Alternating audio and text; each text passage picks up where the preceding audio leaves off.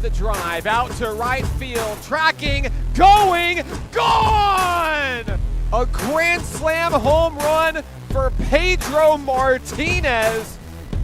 It's 7-0. And there's a liner to left.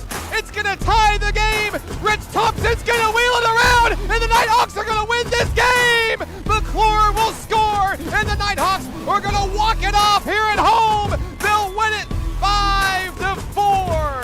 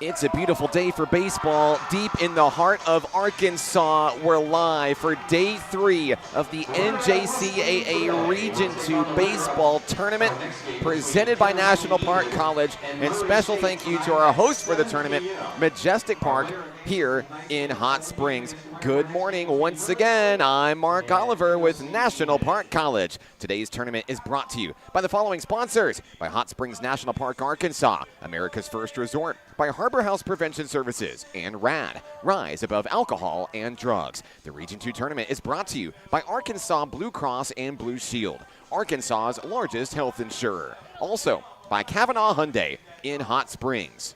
CHI St. Vincent, proudly serving Arkansans since 1888. Special thank you to Levi Hospital, proud sponsor of the Region 2 tournament, as is New Life Church here in Hot Springs.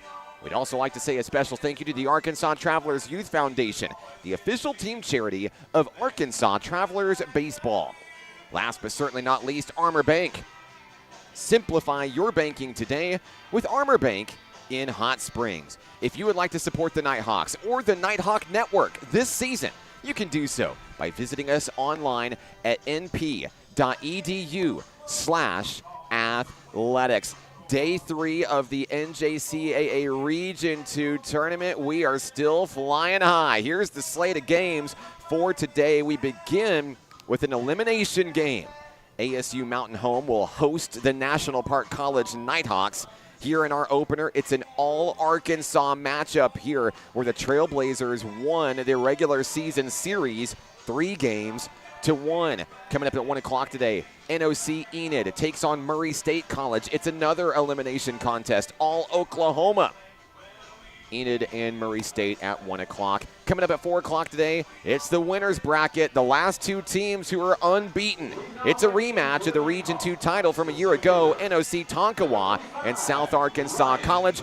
Game 4 will be the winner of this game versus the winner of the Oklahoma elimination game. They'll have to play 2 to stay alive in this tournament today. Taking the hill for ASU Mountain Home, Nicholas Patterson making his second appearance of the tournament. He'll face off against Ryan McClure of Nighthawk Nation. National Park College falling in a heartbreaker yesterday in winners bracket action, falling to South Arkansas College by a final score of 14-4. McClure takes that one down in the dirt ball too quickly. On the leadoff man for Nighthawk Nation, the center fielder in today's game, Ryan McClure. Here's a look at Patterson out on the hill for the Trailblazers. He fires one in and down low. It's a rough start for the Mountain Home Hurler. 3-0 is the count. Here in the first inning, we'll also see Q Walton and Josh Waycaser for National Park College. And that's going to be a 4-pitch walk to start the show. NPC is on the board. McClure heads to first. We did not see Ryan McClure in the series opener against NOC Enid. The Nighthawks won anyway, 4-2. McClure made his triumphant return yesterday against South Ark, but struggled to get on base. No problems here. Next up for Nighthawk Nation, Quaterian Q Walton. The all-region first-team honoree standing in, 1 on, no 1 out, and he's going to send that one over to third on the one-hopper. They'll try to turn 2, but they can only get McClure for the first out of the inning. So Walton will reach on ultimately the fielder's choice there. Second baseman number 3, Josh Waycaser. That'll bring up Josh Waycaser playing second base today for the Nighthawks. Waycaser played second in the opener, that 4-2 win over Enid. First pitch back over to keep a close eye on the speedy Q Walton. A couple of Arkansas rivals going at it to begin today's action. Waycaser is going to take his first pitch, strike 1. Once again, we'd like to welcome all of the fans to the broadcast today. We have shattered all viewing numbers in Nighthawk history throughout the tournament this week. More than 20,000 unique individuals have tuned in over the past couple of days, and we're so glad that you did. Thanks for joining us today. Whether you're a Nighthawk fan or a Trailblazer fan, it does not matter. Let us hear from you. Let us know where you're watching from and who you're excited to see. Waycaser's going to send a deep drive out toward left field and light up the scoreboard. The Nighthawks strike first. Josh Waycaser sends it out of the yard. Touch 'em all, Wacky Waycaser. Walton and Waycaser score on the play, 2-0 NPC. You see the celebration, the big boom on the right side of your screen. Waycaser goes yard.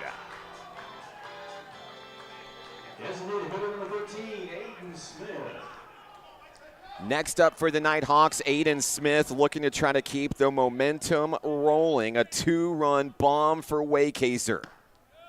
The first 3 Nighthawks have reached base here in the top of the first inning. Aiden Smith, the designated hitter from Nashville, Arkansas, takes his turn. Foul ball, that'll bring things even, 1 apiece.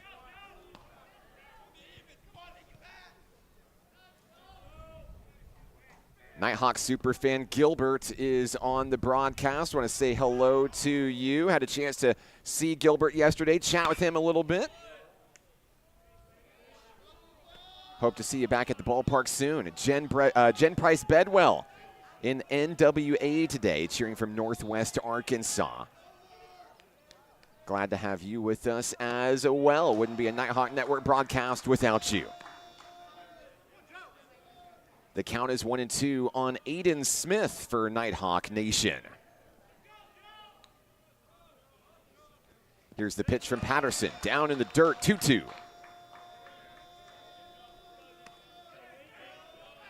Shout outs to Mike Wise over in Virginia. On the road from Virginia to Tennessee today. Glad that we can help break up the drive for you, Mike. Glad to have you. Of course, he's cheering on Dylan Garcia and the Nighthawks. The Nighthawks just added another base runner, Aiden Smith, the 4th consecutive Nighthawk to reach here in the first inning. Man aboard, 1 out. Next up, first baseman Ty Ruby. The left-handed hitter from Greenbrier, Arkansas, checks in. First pitch from Patterson. High pop-up out into shallow center field. Sailing underneath and making the catch is the second baseman, Gabe Flores. 2 down. Right fielder number 27, Dylan Garcia. Next to the plate, Dylan Garcia playing right field today.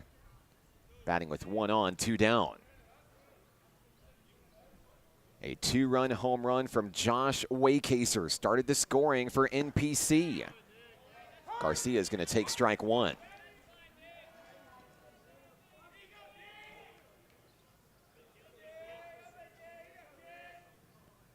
There's a rip over to the shortstop, fielded, flipped to second. Nighthawks retired here in the first, but not before they'll grab the lead. NPC 2, Trailblazers come to bat when we come back on the Nighthawk Network. Basketball is why I rise above alcohol and drugs.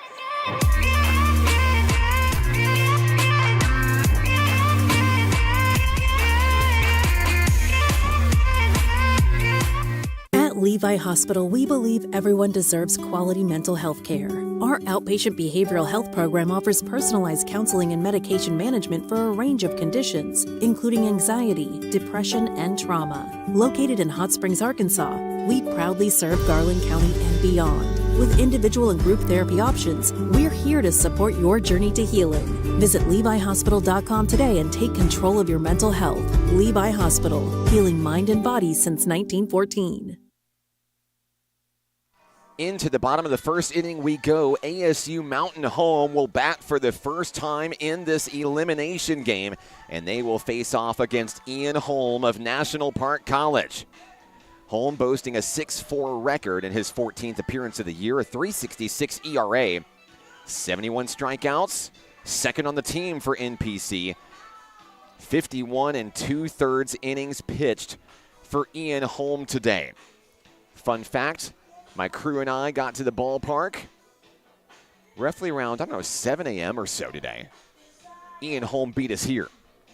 The pitcher was locked in, had his music going, vibing, taking laps around the field, stretching out really, really good. In this elimination game, it could be potentially the final start he has in a Nighthawk uniform.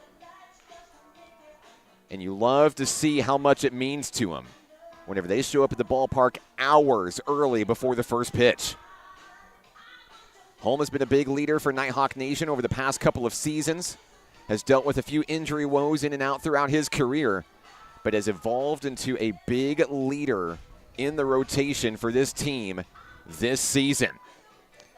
Let's talk a little bit about the Trailblazers here. ASU Mountain Home staved off elimination yesterday, defeating Southeast Arkansas College in an 8-6 thriller. ASU Mountain Home fell behind early against Murray State College in Game 1 of the tournament for the Trailblazers. Was down by as many as 7 runs in that contest, rallied back late, had the tying run at the plate in the 9th inning. And I think it taught us a lot about what this Mountain Home team is capable of here. Their back may be against the wall at times during this tournament. Pressure might be on. Other team might gain some momentum. ASU Mountain Home is not out until the final out. Leading things off, Christian Loera, the shortstop.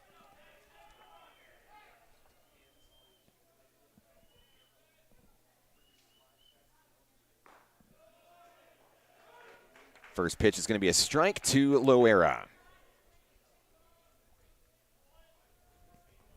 Nighthawks jumped onto the scoreboard with a 2-run Josh Waycaser home run in the top of the first. Ian Holm now throwing 2 quick fireballs there. That's an 82-mile-an-hour fastball. Go ahead and the count 0-2. Here's a look at Holm up on the hill. The pitcher winds and fires, and a 3-pitch strikeout to start the inning. Ian Holm is locked in. Loera headed back to the dugout. Next up for the Trailblazers, Chris Tillery. I know we've got a lot of Nighthawk fans on the broadcast. I know there's Blazers fans out there as well. Hello to Juliana in Altus, Oklahoma today. Let's go Blazers. Thanks for joining us today. Tillery with a check swing there. did not go around. It will be ball one.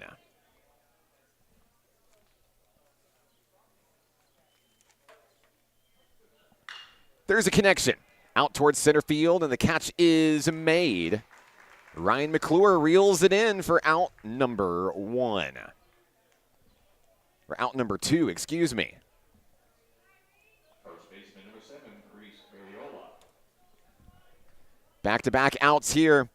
That brings up first baseman Reese Barriola for the Trailblazers. ASU Mountain Home now just trying to avoid going down 1-2-3 here in the first to Ian Holm. First pitch on its way. It's a first pitch strike.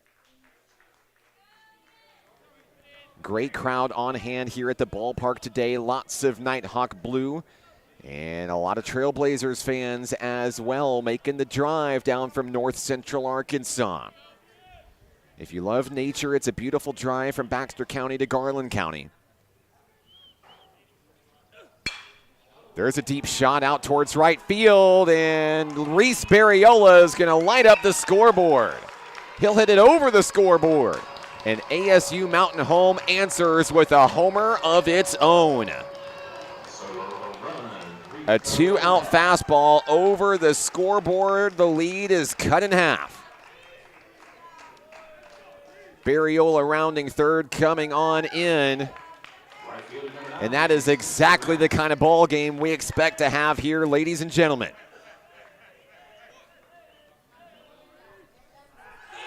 There's a big boom for Barriola. A 1-1 pitch driven high over the Babe Ruth field sign in right field. The next hitter is the right fielder, Spencer Mounts. Mounts represents the tying run in this ball game. Holm delivers. A first pitch strike.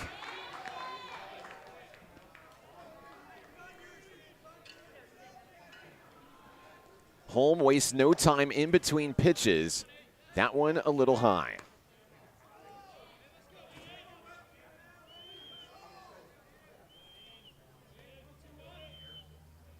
Holm's third pitch of the at-bat. Down low, good job by Jace Denton to reel it in behind home plate. Once a Nighthawk, always a Nighthawk. It's Mr. Pedro Martinez. Pedro, we miss you. Thanks for tuning in, joining us in Dallas today. Ian Holm finds the zone, a 2-2 count, one strike away from taking this game to the second inning. Holm winds and fires. There's the K, his second of the day. We go to the second inning. 2-1 NPC, back in a moment on the Nighthawk Network. We will hold each other up. We will hold each other up. And when the weight's too much to bear, just know in your heart I'll be there. And we will hold each other up. Hold each other up.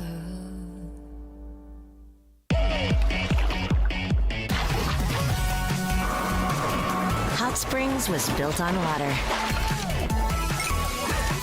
and built to be enjoyed. Hot Springs, Arkansas. Soak it up.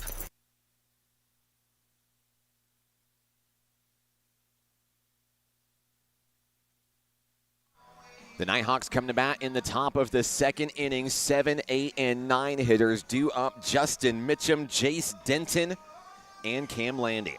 I'm Mark Oliver with National Park College. It's been a fun 2 days going into day 3 of the NJCAA Region 2 tournament. It's our 9th consecutive game of the tournament. And we're looking forward to a great day for baseball here in Hot Springs. Let us know where you're watching from, who you're excited to see. We'd love to give you a shout out today. My man Gordon's on the broadcast in Perth, Australia. Blue skies, a couple of clouds. Yeah. Had a brief rain delay yesterday. No big deal. Cooled things off a little bit. We're excited. Great weather forecasted today. Trey Jordan's on the broadcast cheering on the Blazers today. And Patricia in the NWA. Go ASU Mountain Home. Welcome back, Patricia. Day 3, going strong. Both these Arkansas teams are now fighting for their respective seasons today. In this elimination game, one team will move on and play again later today at 7 p.m. The loser goes home. A 1-0 pitch fouled away for sophomore outfielder Justin Mitchum. Mitchum got his first at-bat of the tournament yesterday. Ian McCracken was due up, decided that he could not go. He's taking a beating out there, to be fair. McCracken pulled, Mitchum pulled out of the dugout, and on the second pitch he saw, blasted a 2-run home run over the right field wall. Those are the kind of stories you love to hear and see in the postseason. Mitchum will have to come back and try it again another time. He strikes out to start the second. Catcher number 7, Jace Denton. That's the first strikeout of the day for the pitcher, Nick Patterson. Now up for the Nighthawks, it's the catcher, Jace Denton.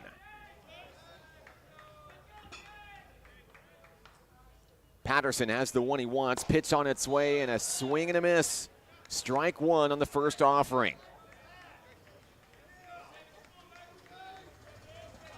Did not see a lot of Jace Denton yesterday for NPC. But when he arrived at the ballpark today, he said, "Coach, I've got to be the guy." Strong sophomore leader for this ball club, the transfer Denton this year. Pitch on its way. Denton's going to take strike two.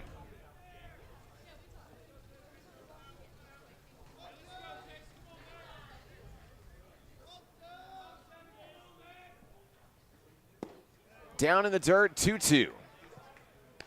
As the ball is returned to Patterson here. The Mountain Home hurler has the one he wants. He'll wind and fire, pop up. Out into right field, Mounts sails underneath and makes the play. 2 down. Nighthawks got on the board in the top of the first on a 2-run homer from Josh Waycaser. Now it's Cam Landy's turn.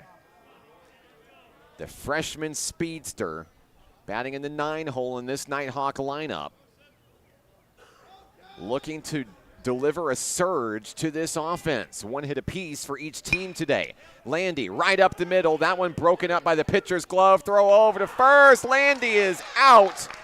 The Nighthawks are down in order here in the second. 1-2-3 goes down NPC. We head to the bottom of the inning. Trailblazers bat next on the Nighthawk Network. The Arkansas Travelers Youth Foundation is the official public charity for the Arkansas Travelers. The Travs Youth Foundation helps kids get outside and play ball by breaking down barriers to participation. With rising costs and limited local opportunities, the obstacles are huge. The ATYF provides grants, college scholarships, and dozens of free community events designed to inspire the love of sports in the next generation. Visit Travs.com under the Community tab to find out how you can help donate, volunteer, and request aid. My name is Sadie, and being a good teammate is why I rise above alcohol and drugs.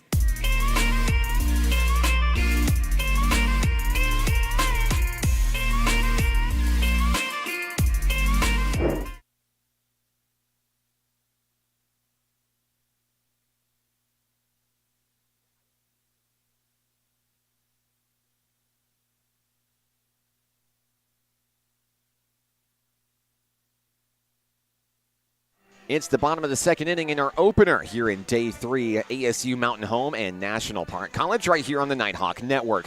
I'm Mark Oliver, Ian Holm back on the hill for Nighthawk Nation.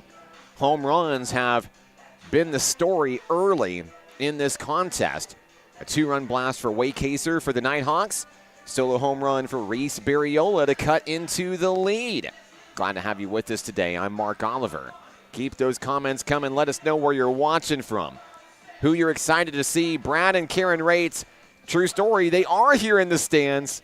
Nighthawks super fans cheering in and watching on the broadcast today. We've seen that a lot all throughout the tournament. Fans will be in the stands, pull out their phone, pull up YouTube for a little bit of extra live commentary, sometimes breaking down some of the situations. We love the dedication First pitch of the at-bat here is in for a strike on the leadoff hitter, Yadiel Canales, the designated hitter.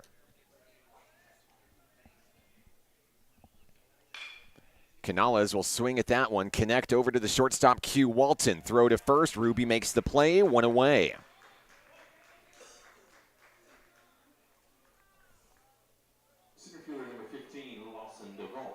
Lawson DeVault steps in next for ASU Mountain Home, the center fielder, representing the tying run in this baseball game. DeVault batting from the left-hand side for the Trailblazers, with gray tops, gray bottoms, and blue letters and numbers today. First pitch to DeVault, ball one.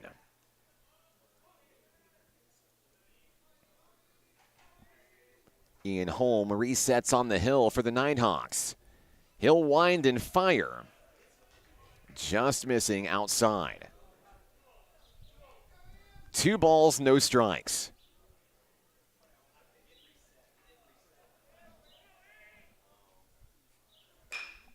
There's a ground ball down the first base line and foul.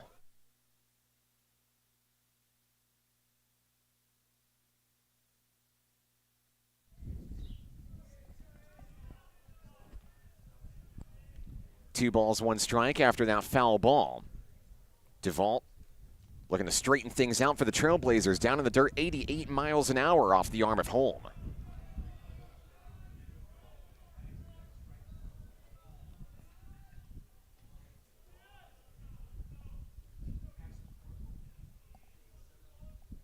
Holm winds and fires.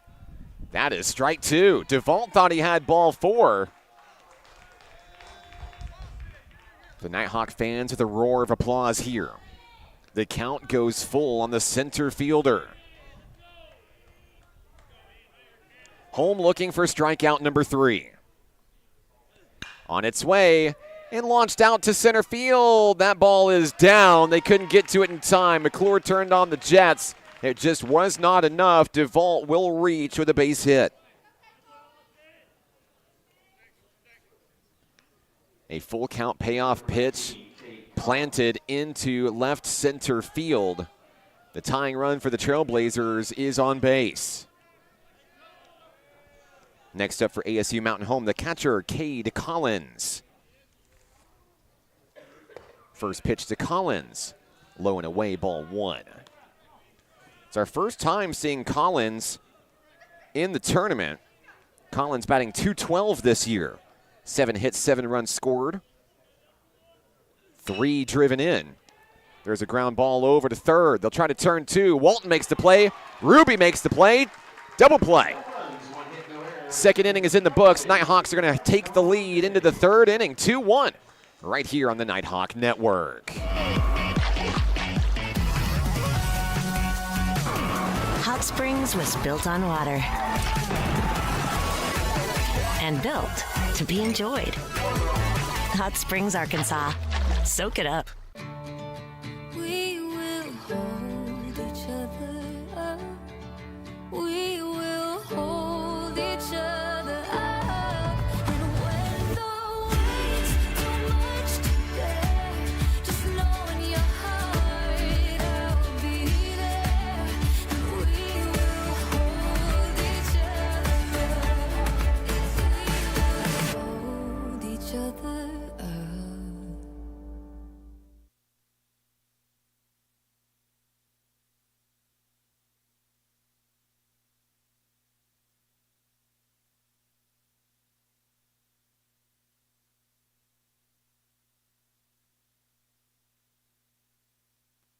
Top of the third inning here at the ballpark. I'm Mark Oliver with National Park College.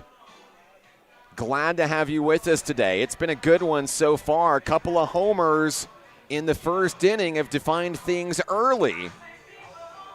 In the bottom of the second inning, or excuse me, in the top of the third inning, the Nighthawks are going to come to bat, looking to extend the lead. Top of the order will begin things. Ryan McClure, Q Walton, Josh Waycaser. All 3 of those young men reached base their first time up.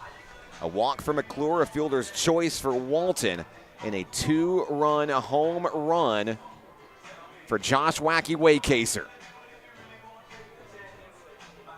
Nicholas Patterson still on the hill for ASU Mountain Home here in the third day of the tournament. Warm-ups complete. We're ready for baseball. The winner of this game will have to play again later tonight at 7 o'clock. The loser goes home. Center fielder number 35, Ryan McClure. Ryan McClure, known as McTexas around these parts, will do everything he can to make sure it's not the boys in blue and white.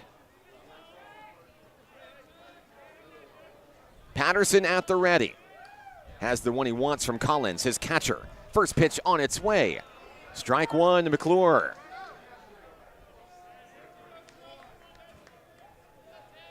Hello to Troy Stager on the broadcast. Hey, Joey had a great game yesterday. A lot of strikeouts, great outing for the freshman in his first postseason appearance. That one fouled away by McClure. Had a chance to talk to Joey after the game, nothing to hang his head at. Future's bright for Joey.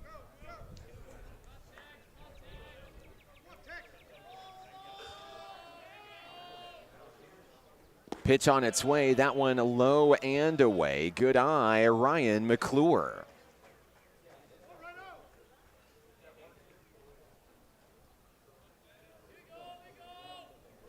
One ball, two strikes on the center fielder. Foul tip, strikeout. McClure down for the first time today. That's the first out of the inning. Shortstop number 2, Q Walton. Second K of the day for Patterson, as that brings up Q Walton to the plate.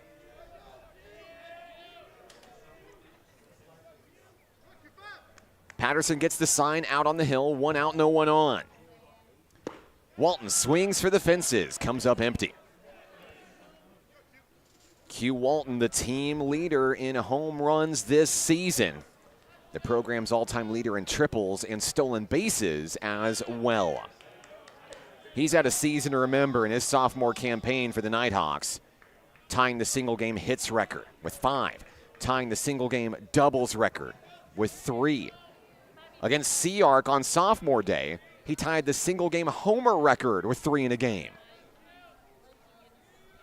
There's not much that 2 can't do. Walton swings through for strike 2. Hello to Brenda Denton on the broadcast, cheering on Jace and the Nighthawks. Hello. Great to see you. That one bounces away. Walton with an even count, 2-2.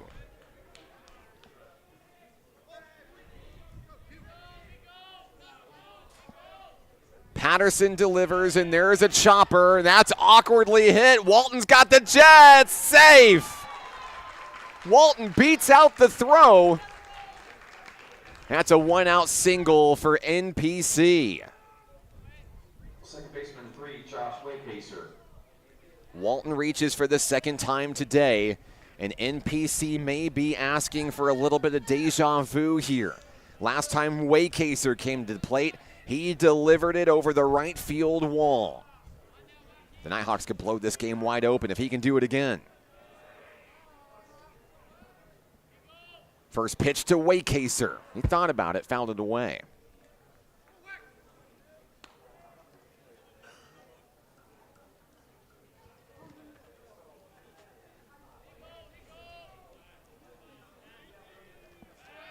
Throw back to first. Everybody just wanting to make sure Q Walton behaves over on the base paths.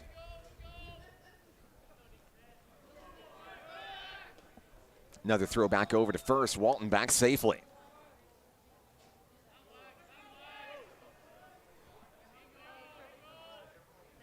Wakehaser with the chopper over to first. That was an awkward hit ball. Walton's going to move to second on the play. Call it a sacrifice, if you will. 2 outs in the inning. Here comes Aiden Smith. The Nighthawks have another run in scoring position. Smith walked. His first time up.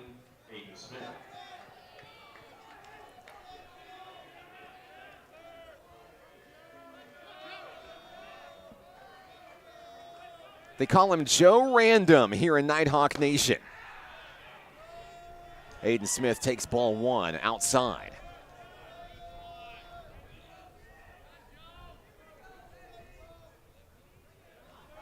It's an affectionate nickname. Everybody has a nickname here at NPC. But we don't have enough time to go through the list of Rich Thompson's small army.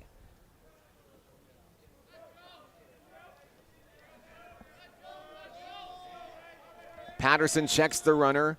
2-0 on its way, ripped over to shortstop, fielded.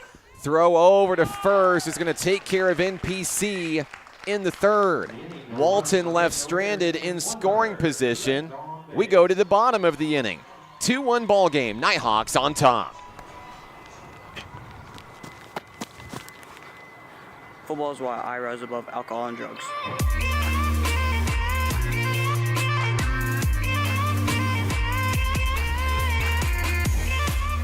The Arkansas Travelers Youth Foundation is the official public charity for the Arkansas Travelers. The Travs Youth Foundation helps kids get outside and play ball by breaking down barriers to participation. With rising costs and limited local opportunities, the obstacles are huge. The ATYF provides grants, college scholarships, and dozens of free community events designed to inspire the love of sports in the next generation. Visit Travs.com under the Community tab to find out how you can help donate, volunteer, and request aid.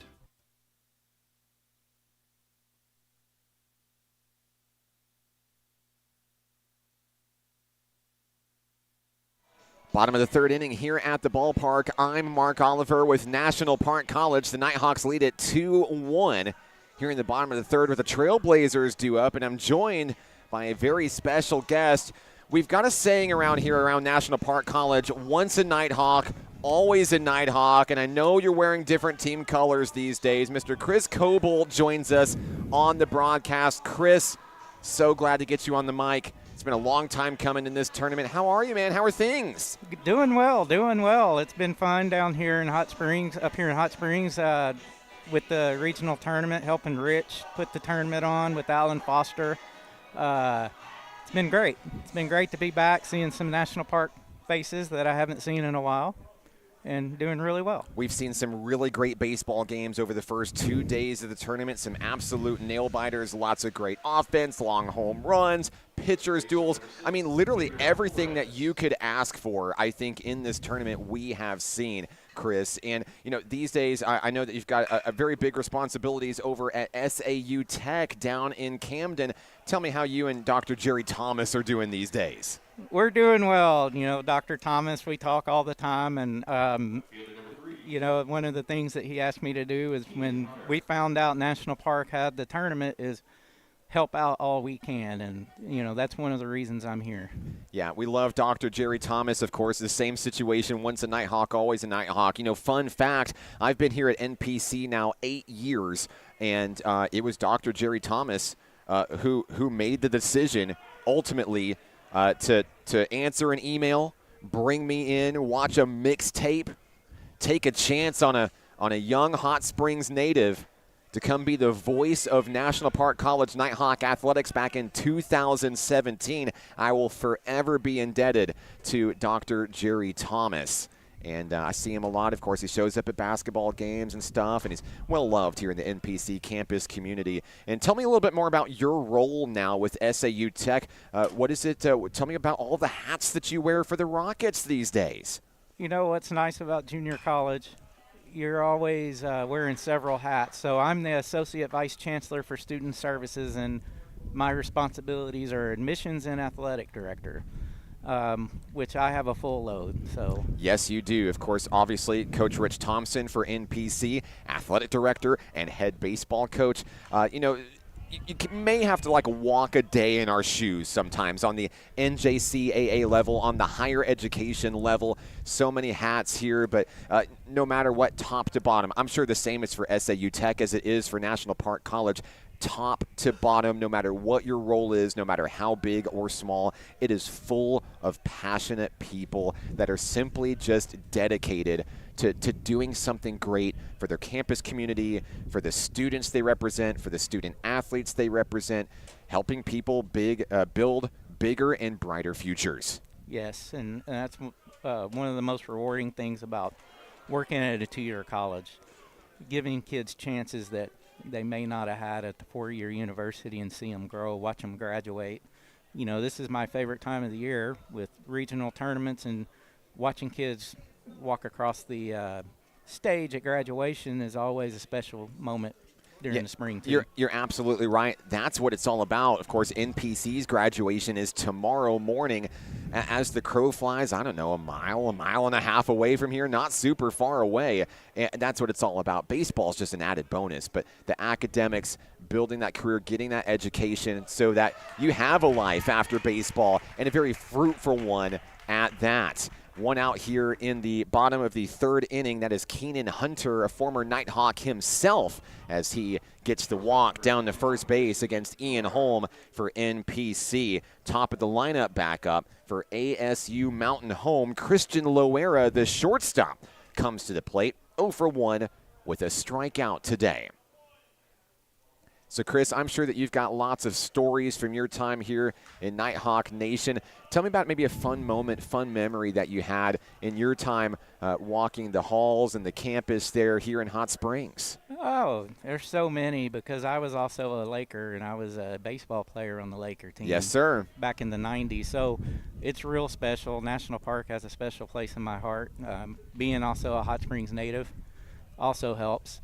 You know, I think I really got excited when Dr. John Hogan wanted to help bring sports back to National Park when he first got on campus. And I think with him and Jason Hudnall and Dr. Thomas and Rich coming in, and there's so many people that had a part in bringing sports back. And then we watched it explode because Dr. Morrison at SAU Tech also was part of that first splash, bringing it back in the state, except, you know, and it's really grown, and it's been exciting, and it's been a lot of fun. And, you know, with the growth of sports, with, you know, SAU Tech having success in basketball early on, and on the women's side, and then National Park winning the national championship, and the women winning the region this year, it's really helped.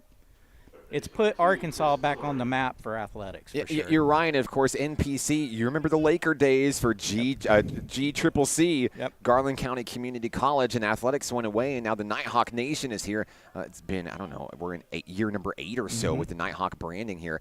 And you have to look at it and be like, man, why did we ever let athletics go? Look how great this has been. Always thankful for Dr. John Hogan and his vision for this college. And now we've got dorms on campus, and a new one coming right around the corner. Redbud Hall will be ready to go this fall, bringing new students in. The construction crews have been all across campus. Just a beautiful, beautiful time to be a Nighthawk here in Hot Springs, and the growth. I hear that, I think, the most out of anybody. You know, a lot of people, I wear Nighthawk gear everywhere I go. My wife is probably sick of it. My wardrobe is literally 2/3 NPC shirts and just various things and stuff. We're, you know, walking around a Walmart or whatever, or sitting down at a restaurant, and people come up, man, I haven't been to NPC in so long. And I took a drive down Mid-America Boulevard, and I can't believe how much this campus has grown. Wow, you guys are doing so many great things right now. We are. Yeah, we are. Yep. Here in the bottom of the third inning, there are 2 outs for ASU Mountain Home. The runner on first is Christian Loera, who reached on a fielder's choice. NPC almost turning a double play ball. Loera able to beat out the throw over to first. 2-2 now on Chris Tillery. Tillery with the ground ball in the left field, and looks like Loera is going to be held up over at second base. 2 on for the Trailblazers. Now the go-ahead run standing on first base as the inning continues. Reese Barriola, the first baseman, hit a solo home run for the Trailblazers, his first time up today. And he does that here. He'll give ASU Mountain Home its first lead of the ball game. So, Chris, you're a baseball guy. Give us a little bit of a history lesson. Now, I believe that there were fields on campus back in the day when the Lakers played. Is that right? Well, we had a practice field when I was at Garland County, and we played a lot of our home games here. So right here at the Boys and Girls Club. At the Boys and Girls Club, when the home plate was shifted the opposite direction. And then we also played some of our home games at Lake Hamilton at the Optimist Park. If I remember correctly, home plate was where the right field corner is now. Is that right? Yes, yes. And a lot of the other fields in Majestic Park are pretty close to where they originally were for the smaller fields. But this one shifted, and it's really nice. It's a beautiful place. Watching them hit that up on the railroad tracks has been pretty fun. Oh, yeah, that's going to be a legendary moment. If you can get to the tracks, you etch yourself in the baseball lore. Yep. Barriola flies out to left field. We're going to take a break, come back in the top of the 4th inning. Don't go anywhere. Nighthawks bat when we come back in just a moment on the Nighthawk Network. What does care look like through the years? From the first memories to the treasured moments. From life's accomplishments to life's challenges. We're here for you, body and mind. Arkansas Blue Cross and Blue Shield has been taking care of families for more than 75 years, providing health insurance and peace of mind with the kind of coverage that ensures your best days are ahead. Take good care, Arkansas.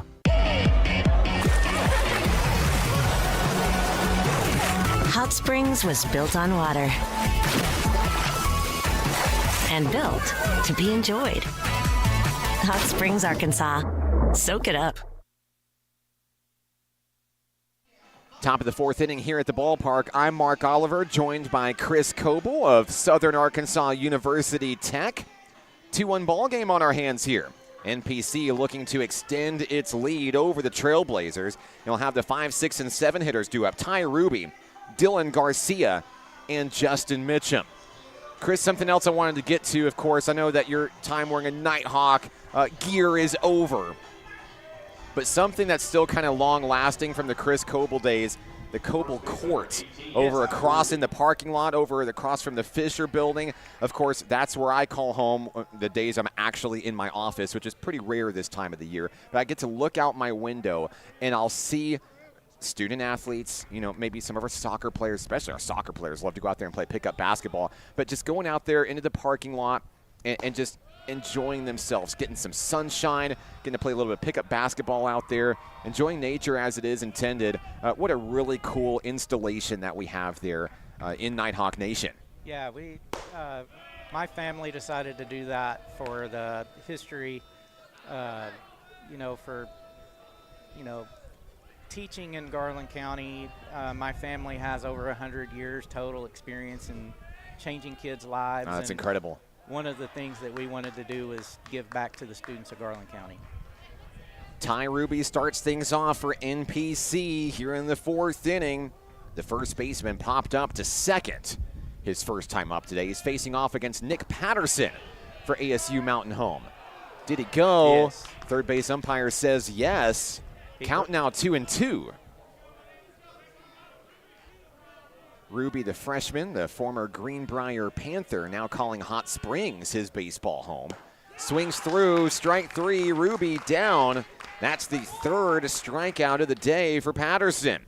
And that's a big one to start the top of the 4th inning here. Now, Chris, what positions did you play when you played as a Laker? I played mostly second, and I pitched some and played outfield.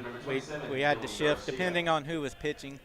And I shifted the outfield a lot as well. Yeah, I started in the outfield as well, and as I got a little bit older, of course, I know some people know my story. I was a small guy. I was really, really small in the baseball field. I was like 5'11", 120. So there was no power coming off of Mark Oliver's swings. But I got moved into second base as well. Played second base my whole varsity career at good old Mountain Pine High School in Garland County. Dylan Garcia is going to fly out to left field there, and a quick 2 outs for NPC. But the reason I ask that is, as a pitcher, and you spend some time on the mound in your days, when you get that first out of the inning, take care of the batter at the plate, don't allow that base runner there, what does that do for the momentum and the mindset when you're there on the hill? There's a lot of pressure on you, right? As the leader out there on the field, taking care of that first batter, what does that really, really mean? What does that really, really feel like to be?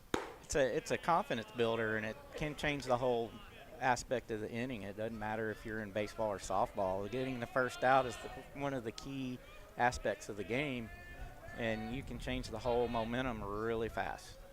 Justin Mitchum is the hitter for Nighthawk Nation. Good eye down in the dirt for the sophomore Benton Panther. As he digs back in, facing off against Patterson here. A 2-1 ball game. 3 hits for the Trailblazers, 2 for the Nighthawks. 2-0 on its way, now 3-0. Mitchum struck out his first time up. And I said then that he tried to make good on it in his second at-bat of the ball game. There's strike one. Mitchum came in and delivered a clutch moment in yesterday's game against South Arkansas College. Coming out of the dugout, pinch hitting and smashing a 2-run homer over the wall. Foul ball in the foul territory. Ball is going to be down on the ground. Nobody can get to it in time, but great effort by the Trailblazer third baseman Chris Tillery to make an attempt there. All right, so the count goes full on Mitchum. 2 outs, no one on for the Nighthawks here.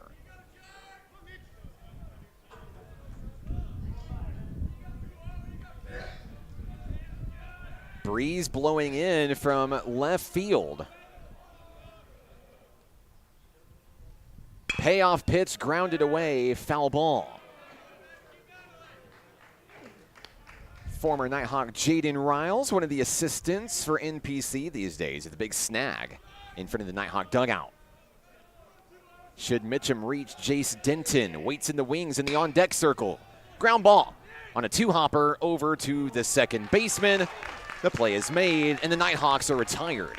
We go to the bottom of the 4th inning at the ballpark, 2-1 NPC. Back in a moment on the Nighthawk Network.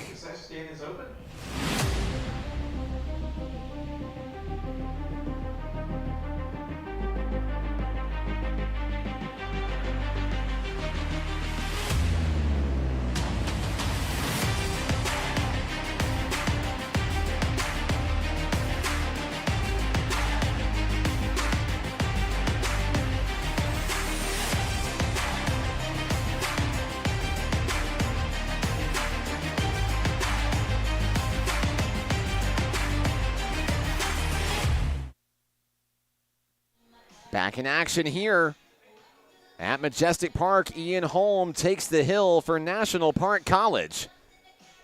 We go to the bottom of the 4th inning here in a nail-biter 2-1 contest. I'm Mark Oliver, joined by Chris Coble of SAU Tech. Chris, tell me maybe about your favorite moment that you've seen in the tournament so far. You know, it's been long days here at the ballpark. Every time I look up, you're standing right there watching the action. We can tell you're a big baseball fan. Tell me about a big moment in any of the games that you saw that you really felt like made a difference so far. Back to the first game with National Park and the collisions into the outfield fence and the dives, the plays. There's been so many great plays, and one thing I like about postseason in this time of year is all the players leave it out on the field, and you might not necessarily see that in the regular season because they want to, save it for the tournament. And the big key hits, the defensive plays have been amazing. It's been a really good tournament. ASU Mountain Home will bat here in the bottom of the 4th inning. It's the right fielder Spencer Mounts, the NJCAA All-Region 2 first-team honoree. Starts things off for the Trailblazers here in the inning. 2-1, number 21, Ian Holm on the hill for the Nighthawks. First pitch of the at-bat on its way. Strike one on the outside edge.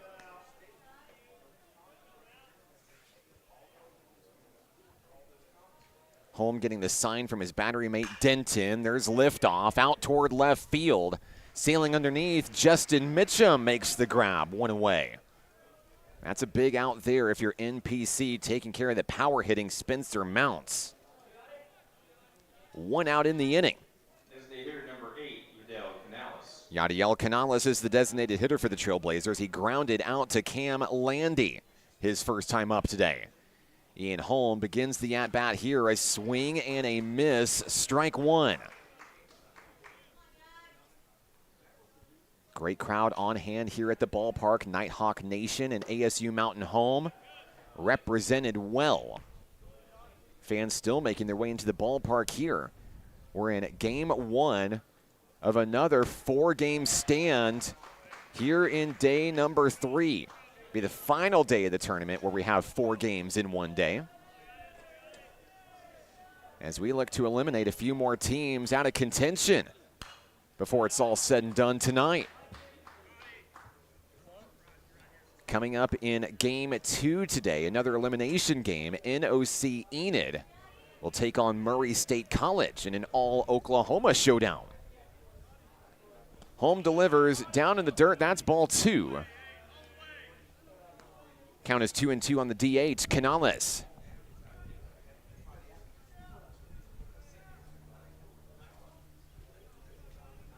Home with a deep breath out on the hill, looking locked in. 2-2 on its way, just below the knees.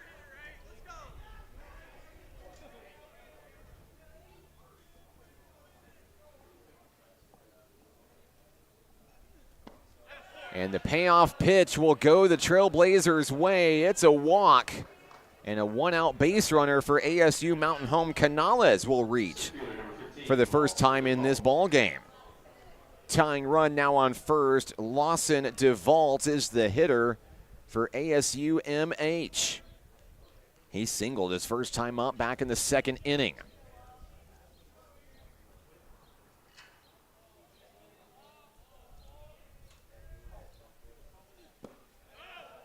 There's a ball down in the dirt, 1-0 to start the count. A look at DeVault as he bats on the left-hand side for the Trailblazers. DeVault came up big for Mountain Home yesterday in the elimination game win over Southeast Arkansas College. That was an 8-6 thriller. As Home misses his target up high, 2 balls, no strikes.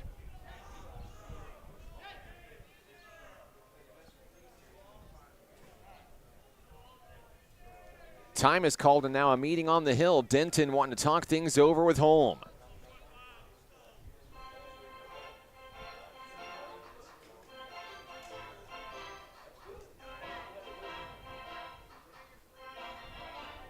Chris, we talked about big moments in the tournament so far this week. I think one of my most exciting moments of the tournament was seeing NOC Enid hitting back-to-back-to-back home runs yesterday. 3 in a row. You ever seen that before? No, not in person. That was amazing. That doesn't happen very often, even in the major leagues. It was a great. It just adds to this great tournament. You know, the things that we've seen. You know, the home run in the first inning landing over the railroad tracks in right field. Oh, yeah. That was an amazing shot. It's tough to do. It's tough to do. Of course, we'll see NOC Enid later on today. Here's a hit by DeVault into right field, 2 aboard for the Trailblazers here.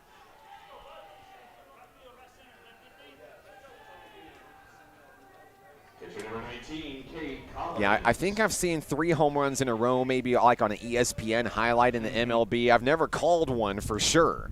Right. And it may be a large part of the reason why the voice, we're struggling a little bit today. We're built for it, man. We are built for it. Game 9 of the tournament. I don't know what I'm going to sound like when this thing is all said and done Saturday or even Sunday. But the fans will just have to listen and tune in.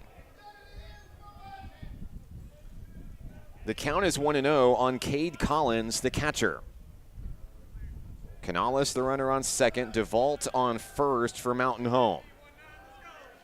2 on base, 1 out, and a quick 2-0 count on the catcher. Collins grounded into a double play his first time up. The Nighthawks are hoping he'll do it again, and he just might. Here's the play at second. Throw over to first. Chris, sometimes you do this so long that you see it coming before it happens. Yes. Double play, inning over. A 2-1 ball game heads to the 5th here on the Nighthawk Network. We'll be right back. Basketball is why I rise above alcohol and drugs.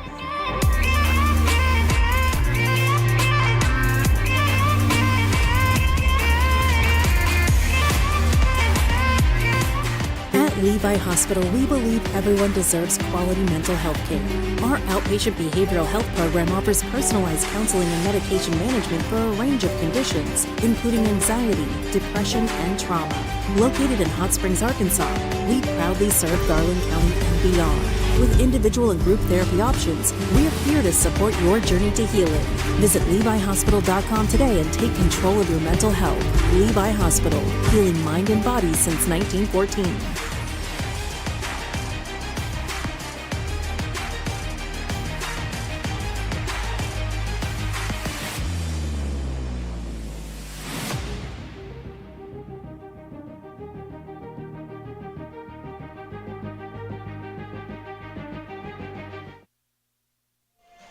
Top of the fifth inning here at the ballpark. I'm Mark Oliver, joined by Chris Coble of Southern Arkansas University Tech.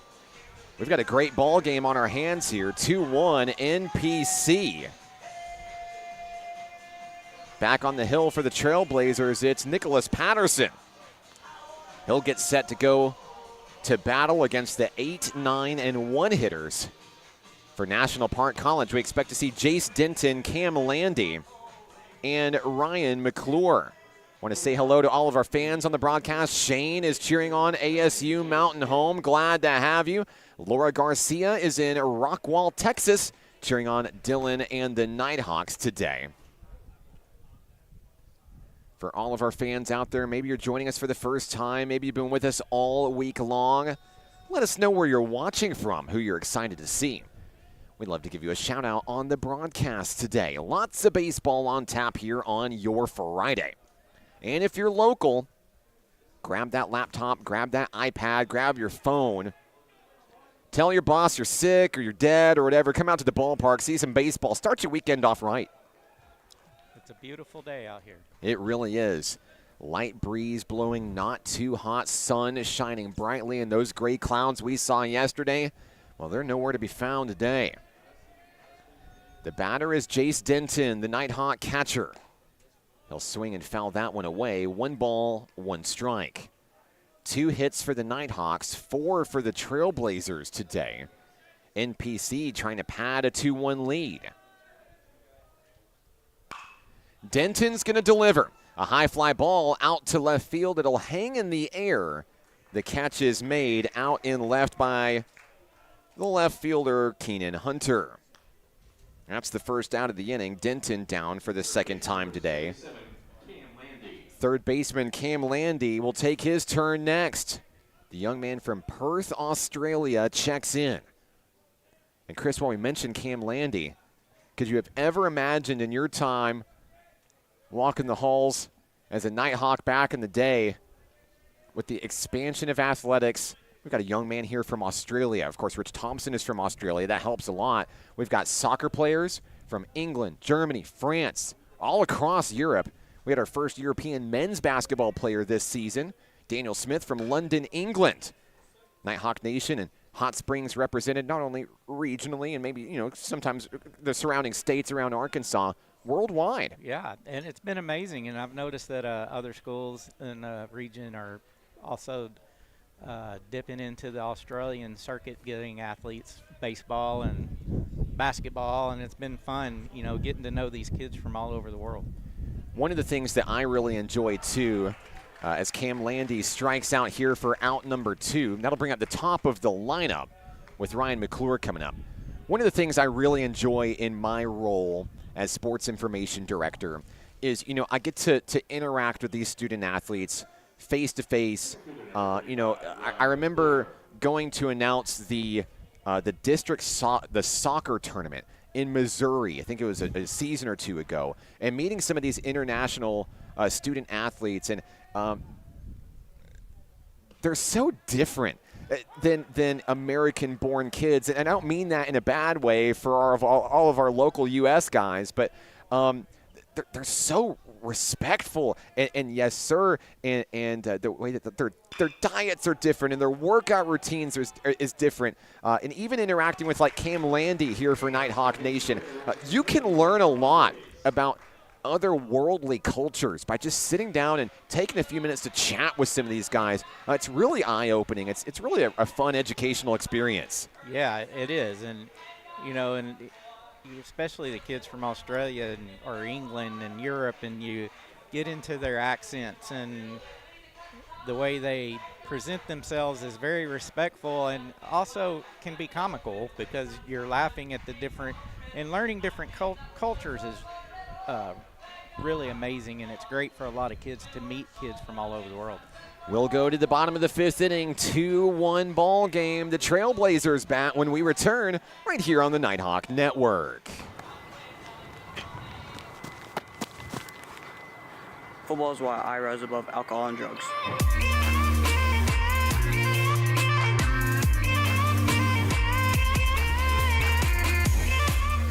The Arkansas Travelers Youth Foundation is the official public charity for the Arkansas Travelers. The Travs Youth Foundation helps kids get outside and play ball by breaking down barriers to participation. With rising costs and limited local opportunities, the obstacles are huge. The ATYF provides grants, college scholarships, and dozens of free community events designed to inspire the love of sports in the next generation. Visit Travs.com under the Community tab to find out how you can help donate, volunteer, and request aid. We've reached the bottom of the 5th inning here at Majestic Park in Hot Springs. Game 1 of our 4-game stand today has National Park College leading ASU Mountain Home by a score of 2-1. I'm rejoined by Chris Coble. Chris, I just looked down at the clock in the corner of my computer screen. It is 11 a.m. We are 1 hour into this contest. We're in the bottom of the 5th? Yeah. Boy, we are moving and grooving today. Yeah, this game is moving great pace. I'll have to say also the Majestic Park's done a really good job this week with the baseball tournament to help everything move smoothly. I'm so glad that you said that, Chris. Look, I could not do – I may be the voice and the face of the broadcast here. There is so much that goes on behind the scenes. It really all begins with a really understanding and patient grounds crew, maintenance crew here at Majestic Park. I asked them to do a lot, and I don't even know if it's part of their job duties or anything like that, but I remember on Wednesday when we came, Tuesday it rained and it poured all night long. In a perfect world, I would have been here while the park was open, set up shop, run the wires and the cords. Couldn't do that. So I asked this crew, I said, is there any way we could get into the park early on Wednesday? And they stepped up and said, yeah, man, we've got you covered. We were here at 6 a.m. running all the cables, all the cords. And I'm telling you, all throughout the day, they stopped by, tapped me on the shoulder. Hey, man, need anything? You good? You good? I could not ask for a better tournament host than Majestic Park here in Hot Springs. It has been an incredible week. Yeah, it's been nice. I've gotten here in the mornings to make sure they don't need help, and to watch all the people. It's like a major league game. All the people that sweeping the stands to taking the trash out. It's fun to watch a big organization run a tournament. Gabriel Flores will begin the bottom of the 5th inning with a walk for ASU Mountain Home. That is the 3rd walk issued by Ian Holm today. That puts the tying run aboard for the Trailblazers here. Keenan Hunter is next for ASU Mountain Home. The left fielder walked his first time up. Hunter in the batter's box here. So he gets set against Ian Holm. First pitch of the at-bat on its way at the shoulders. He gets the strike call. 1 on, no one out for ASU Mountain Home here in this elimination game. There's a throw over to first. And the runner Flores is back safely.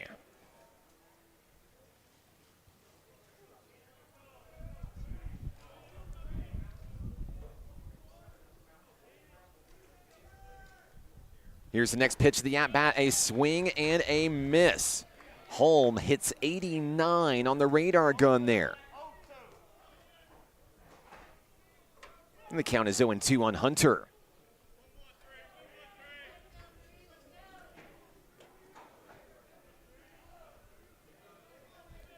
Holm checks the runner, fires home, ball 1.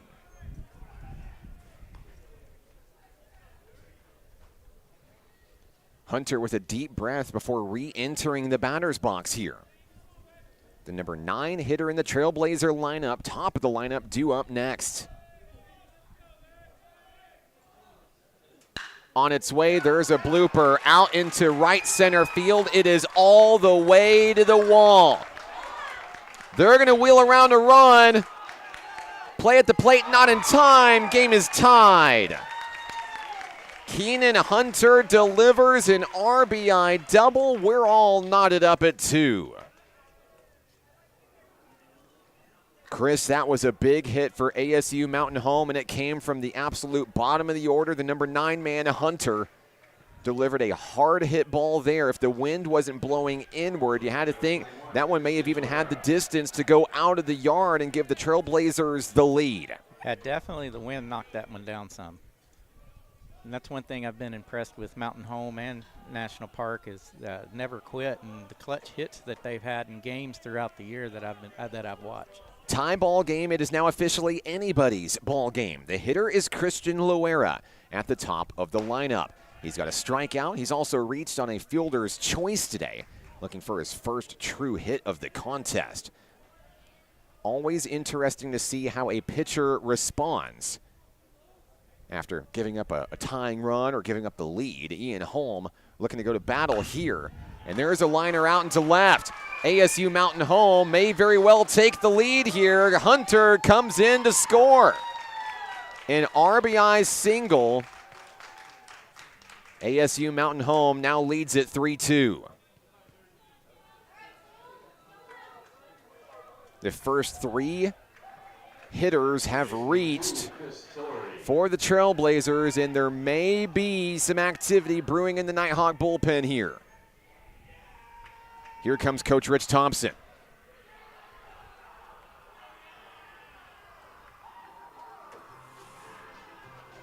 High pressure situation, Chris. Elimination game, obviously. You got to pull out all the stops in this one. How do you think the conversation's going out there on the hill right now? You know, he's probably talking some strategy on pitch count, keeping it simple, trying not to make it hard for the pitcher to have to think through it, but just give him some simple strategies on approaches. And, you know, a lot of times on visits to the mound, it's really to keep the energy high and making sure everybody's on the same page. The next hitter up will be Chris Tillery, the number 2 hitter in the Trailblazers lineup. He is known to swing a mean stick. The Nighthawks saw the Trailblazers 4 times this season. ASU Mountain Home winning the overall season series 3-1. Coach Thompson heads back to the dugout. We're ready to resume baseball here in the bottom of the 5th inning, where ASU Mountain Home has just taken the lead for the first time today. No outs. And there's a runner on first for the Trailblazers. It's Christian Loera. Tillery is 1 for 2 today. Holmes' first pitch on its way, and that's ripped into left field. And it will sail all the way to the corner. And it's going to bounce off the wall. It's bobbled by Mitchum. Loera is going to come in and score. The Trailblazers have now doubled up NPC. It's 4-2. It's ruled an error in left field. The Nighthawks are hoping to stop the bleeding here. In a 3-run bottom of the 5th inning, now 7 hits for the Trailblazers.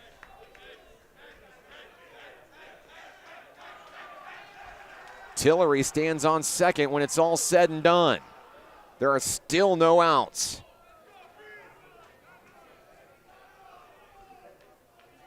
A walk, an RBI double, an RBI single, and another RBI double. And there's a shot into right. The hits keep coming for the Trailblazers.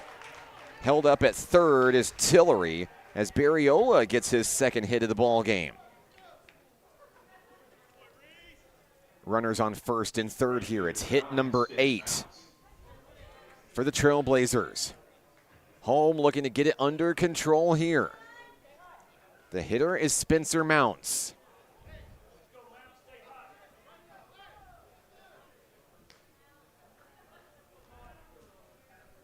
A look at Mounts batting on the left-hand side. Holm fires. Strike 1.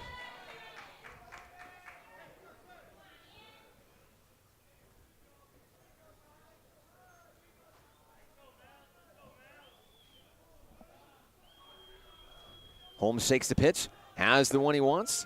On the outside, he'll miss the target at 89 on the radar gun. Great job by Jace Denton, the catcher, to keep it in front of him.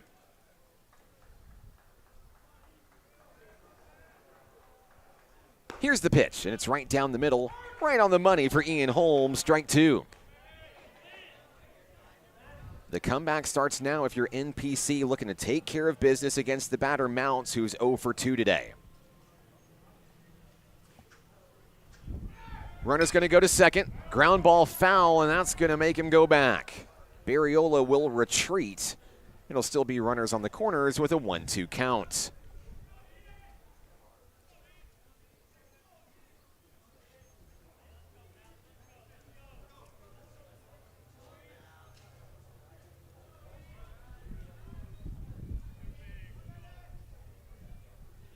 The 1-2 fouled away. Want to say hello to all of Nighthawk Nation. It's Employee Recognition Day at National Park College. Hello, guys. After everything's all said and done today, come by and see us today. Special thank you to Emily Pyland, our Director of Marketing.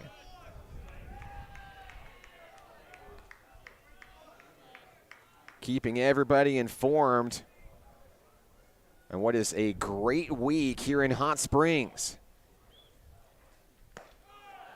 NPC might be looking for a little bit of the energy from the faculty and staff in this one. Down 2 runs in the 5th inning. Runners on the corners. Trailblazers threatening to load the bases. Mounts with a grounder. Foul ball is the call. Everyone's going to reset. Yeah, that went off the top of his foot. That's never a comfortable situation. Want to say hello to Jacob Rutledge in Sand Springs, Oklahoma. Whitney and the family watching in Arlington. Glad to have you, Whitney. Send that energy. High fly ball.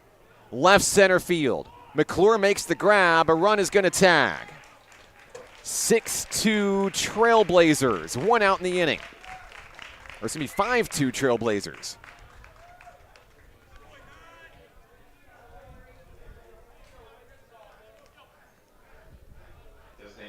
Tillery comes in on the play. Here's Yadiel Canales.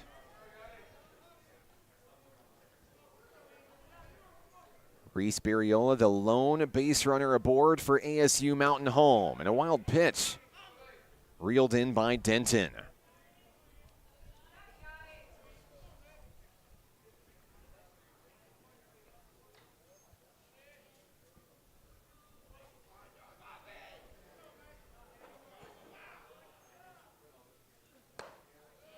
There's a swing and a miss there. Canales coming up empty, count even, 1-1. Want to say hello to Kelly on the broadcast here on Cam, Landy, and the Nighthawks in Perth, Australia. Thank you for allowing Cam to choose NPC. Strike down to second, got him out. Great play. Barriola caught stealing, and that is a huge out to alleviate some of the pressure here in a big inning for ASU Mountain Home. The Trailblazers trailed 2-1 before the bottom of the 5th inning. A 4-run inning has changed the game. The 1-2 popped up in foul territory. I believe that is going to leave the yard. It will. No play for Dylan Garcia in right.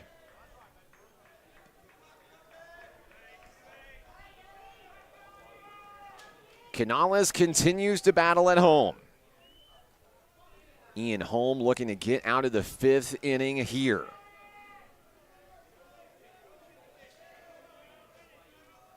One-two pitch. High in the zone, ball 2.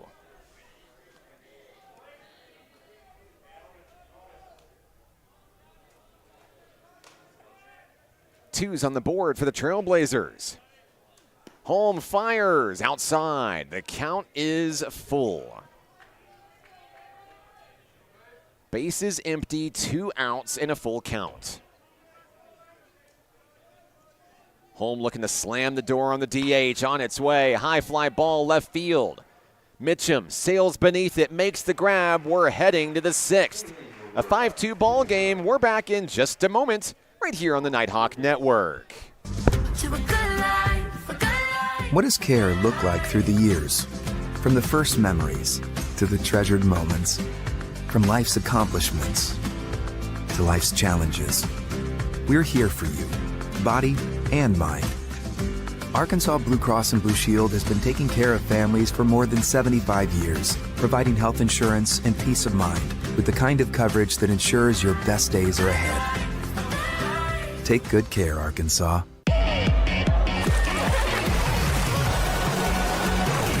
Hot Springs was built on water and built to be enjoyed. Hot Springs, Arkansas. Soak it up.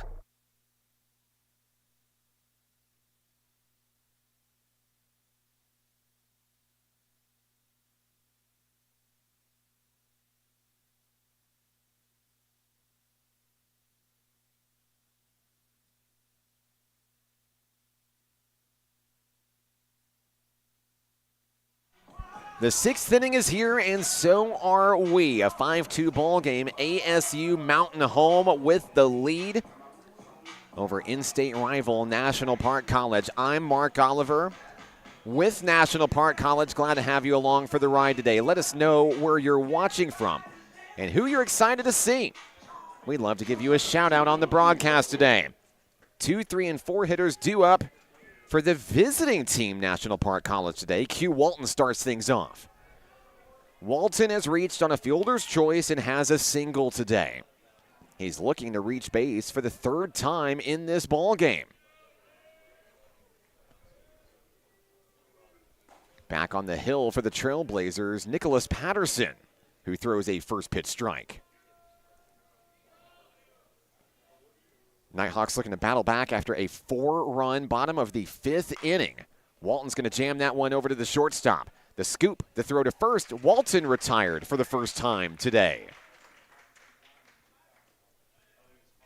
With 1 out in the inning, that brings up the second baseman, Josh Waycaser. Number 3, Josh Waycaser. Waycaser belted a 2-run home run in the top of the 1st inning to give the Nighthawks the lead. But the game has changed now. NPC trying to light up the scoreboard since the 1st inning. A first pitch strike to Josh Wacky Waycaser. Patterson has the one he wants on its way down in the dirt. 1-1 on a good take by Wack.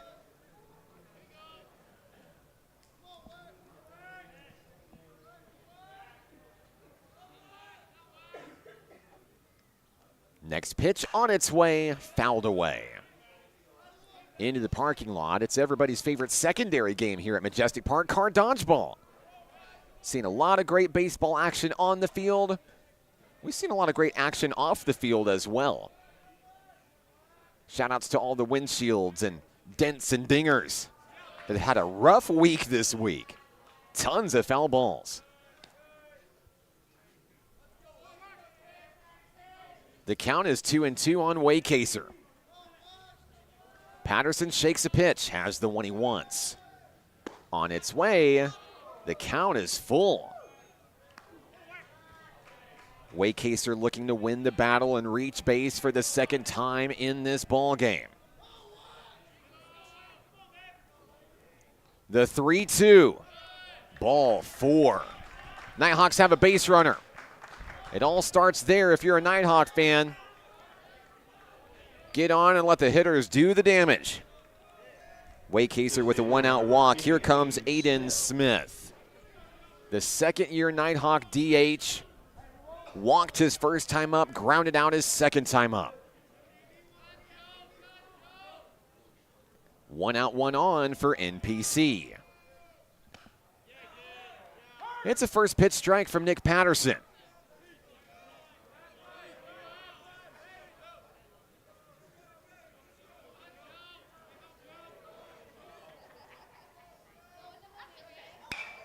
High fly ball fouled away out of play.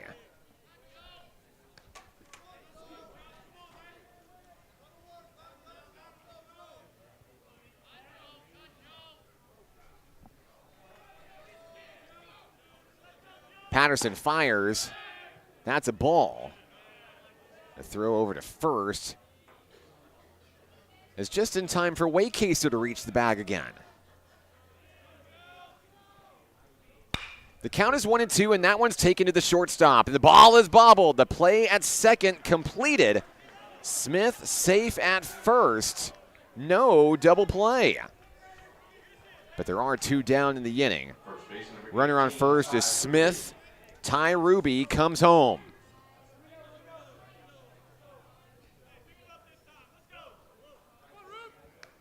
Waycaser retired at second base. Ty Ruby is 0 for 2 in this contest. A flyout and a strikeout. He'll swing at the first pitch he sees, sends it out foul.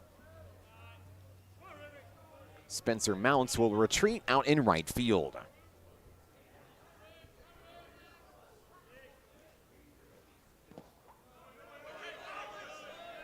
Ball's going to get away from the catcher Collins there. Staying put is Aiden Smith over on first.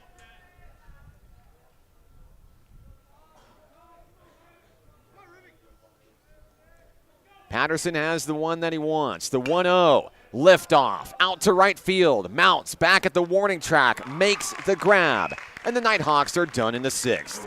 We go to the bottom of the inning. 1 left on for NPC. Mountain Home bats when we come back on the Nighthawk Network. At Levi Hospital, we believe everyone deserves quality mental health care. Our outpatient behavioral health program offers personalized counseling and medication management for a range of conditions, including anxiety, depression, and trauma. Located in Hot Springs, Arkansas, we proudly serve Garland County and beyond. With individual and group therapy options, we're here to support your journey to healing. Visit LeviHospital.com today and take control of your mental health. Levi Hospital, healing mind and body since 1914. Hi, my name is Keziah, and volleyball is why I rise above alcohol and drugs.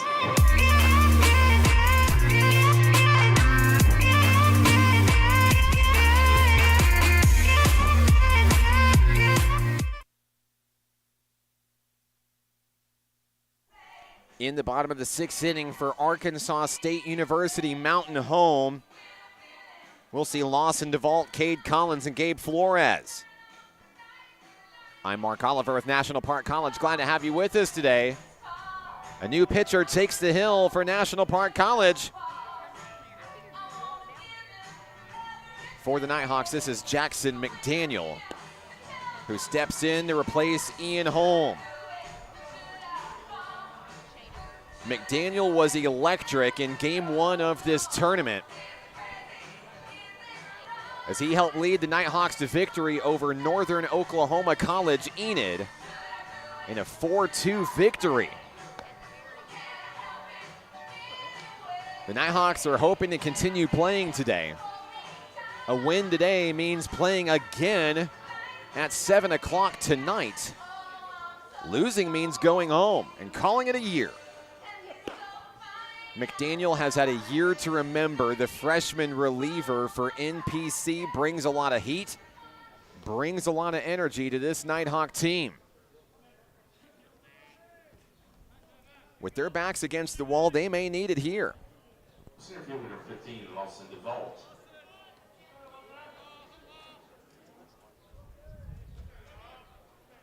Lawson DeVault is the hitter. The center fielder is 2 for 2 with 2 singles. First pitch from J-Mac. Strike 1.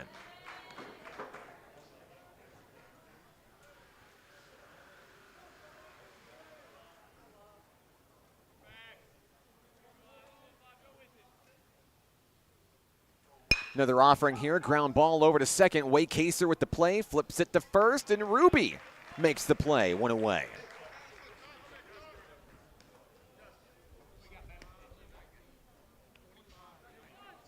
DeVault retired for the first time in this contest. That brings up a pinch hitter for ASU Mountain Home, replacing Cade Collins in the order. We'll get you the new Trailblazer here in just a moment.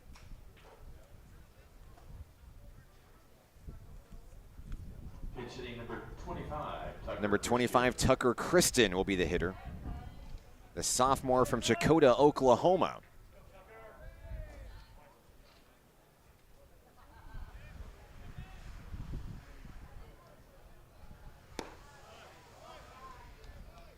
First pitch from Jackson McDaniel, ball 1. We saw Kristen in the first game of the tournament for ASU Mountain Home as the Trailblazers fell to Murray State College in a heartbreaker 9-6. Kristen swings, comes up empty there, count 1-1.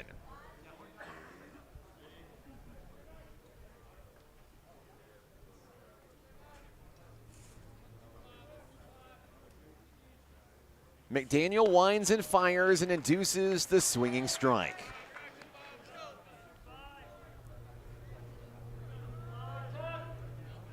Count now 1-2.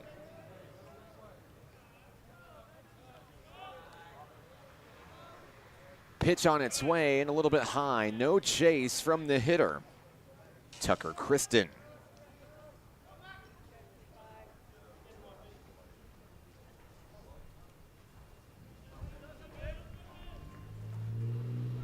McDaniel delivers, and there's a strikeout to start things off here in the 6th inning. A big punch out there for McDaniel, just what the Nighthawks hoped for out of their reliever. Second baseman, number 6, Gabriel Flores. That'll bring up Gabriel Flores. Flores walked and scored in that big 4-run 5th inning for Mountain Home. Flores hoping to do it again. First pitch down in the dirt.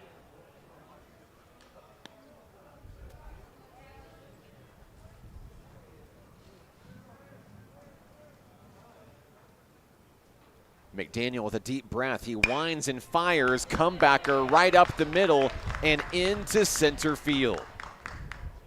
Flores will reach with his first hit of the ball game. It's a 1-out base runner for ASU Mountain Home. Left fielder number 3, Keenan Hunter. Keenan Hunter comes to the dish next for the Trailblazers. Hunter had a big double his last time up, an RBI 2-bagger coming around to score a run. Really coming alive in that 5th inning to turn the tide for the Trailblazers.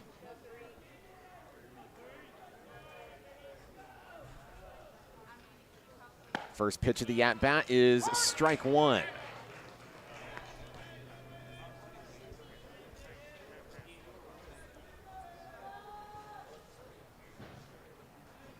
With 2 outs in the bottom of the 6th inning.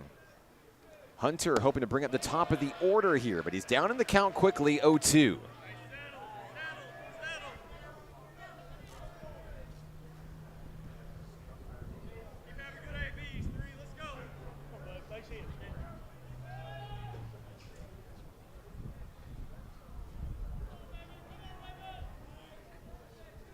McDaniel has the one that he wants. Fouled away.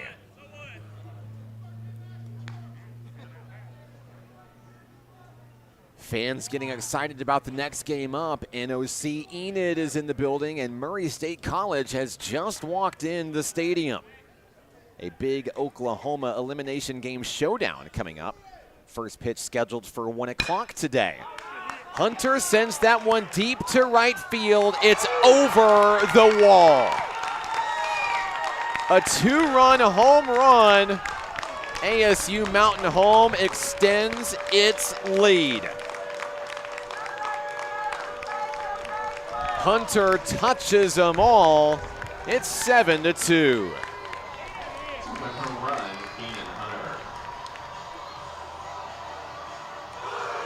No doubt about it, off of the bat, an exclamation point here in the 6th for the Trailblazers.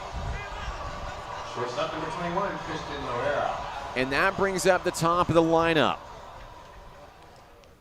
Christian Loera had an RBI single his last time up. He's reached base twice in this one.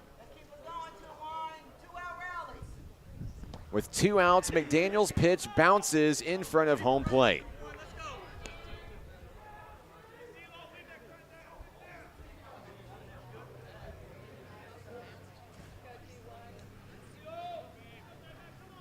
Wind blowing here at the ballpark.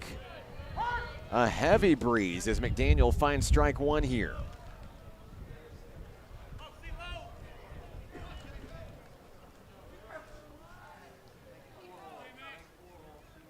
Loera stands in, ready to rock. 1-1 on its way, too low. Ball two.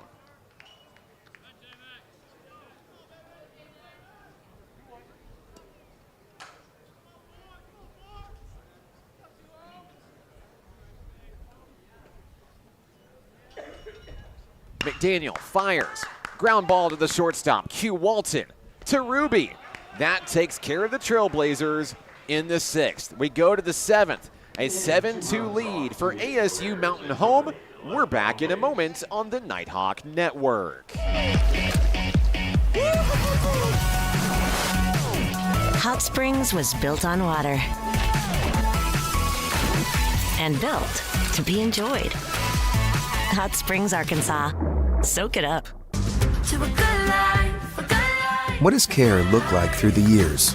From the first memories to the treasured moments. From life's accomplishments to life's challenges. We're here for you, body and mind. Arkansas Blue Cross and Blue Shield has been taking care of families for more than 75 years, providing health insurance and peace of mind with the kind of coverage that ensures your best days are ahead. Take good care, Arkansas. It's the seventh inning here at Majestic Park in Hot Springs, ASU Mountain Home. Trying to stave off elimination and try to retire the unofficial home team of this tournament, National Park College. I'm Mark Oliver. The Nighthawks are going to come to the plate here in the seventh inning, looking for some runs, down 5. Just 2 hits for NPC. Nicholas Patterson remaining on the hill for Mountain Home. It'll be Dylan Garcia, Justin Mitchum, and Jace Denton. The 6, 7, and 8 hitters due up for NPC here in the seventh. Dylan Garcia has been delivering in clutch moments all season long for this team. Looking to be the spark to ignite a comeback fire here in the seventh. Patterson fires. There's a swing and a pop-up. ASU Mountain Home calls for the ball. Barriola makes the play, and Garcia is retired. 1 pitch, 1 out here in the seventh. Next up for the Nighthawks, left fielder Justin Mitchum.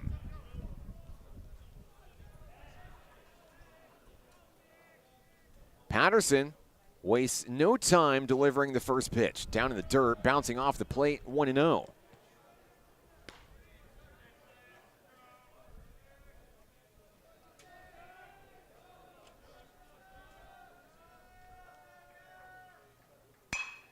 Lift off, out towards left center field. It'll stay in the yard. Trailblazers make the play. Lawson DeVault in center field.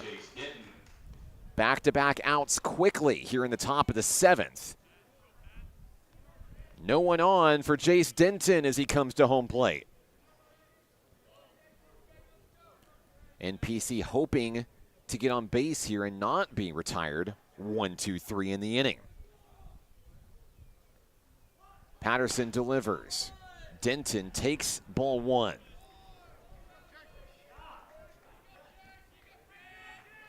The Nighthawks cheering him on from the dugout. Denton looking to deliver a big 2-out single here. Ball is down in the dirt. Good eye by the Nighthawk catcher. Patterson shakes a pitch, has the one he wants. Pitch is on its way. There's a strike down the middle, 2-1.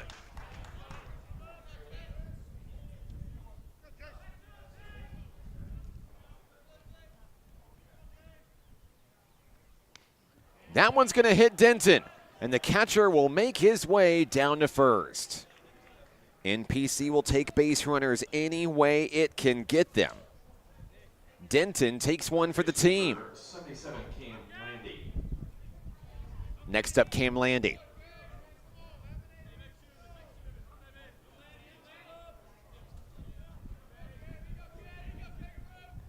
First pitch to Landy. Strike one. Landy 0 for 2 on the day for the Nighthawks. But with a runner on, looking to continue the momentum here for NPC. Swing and a miss.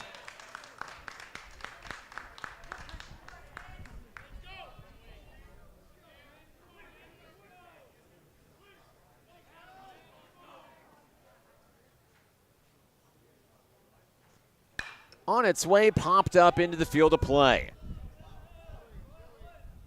The second baseman reels it in, and down go the Nighthawks in the 7th. It's time to stretch here at Majestic Park. We're back in a moment, right here on the Nighthawk Network. Basketball is why I rise above alcohol and drugs.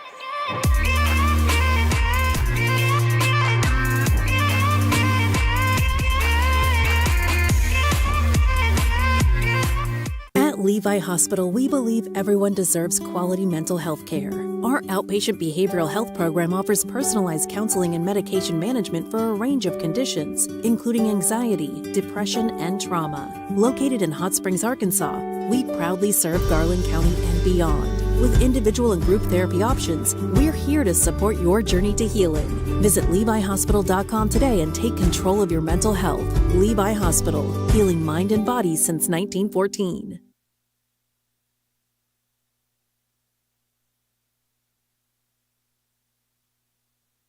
A heavy breeze blows at the ballpark as we go to the bottom of the 7th inning.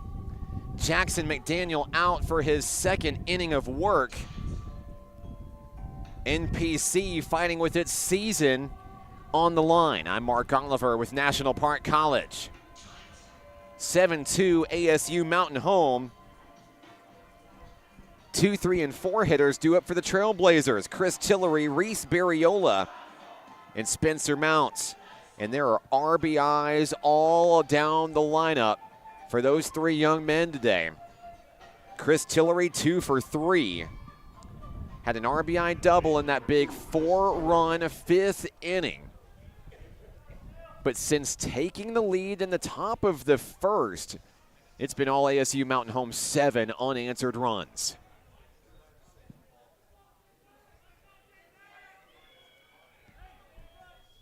McDaniel at the ready. The hitter is Tillery, who fouls it away on the first pitch he sees. Out of play, 0-1.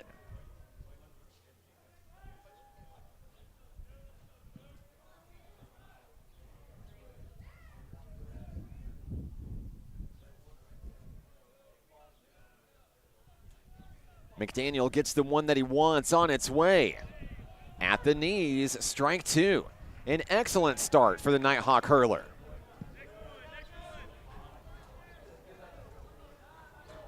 Two strikes on Tillery, who digs back in.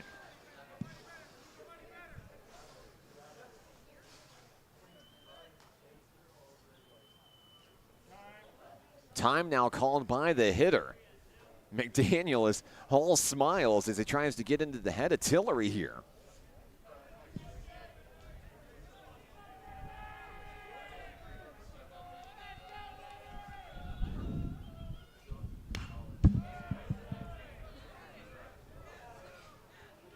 Foul ball back to the screen there. Count 0-2 on Chris Tillery.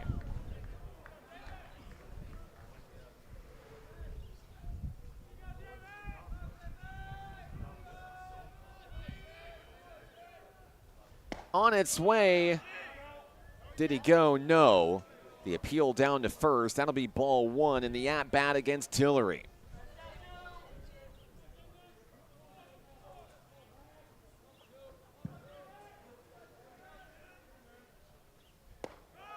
McDaniel misses his target down low, 81-mile-an-hour fastball, 2-2.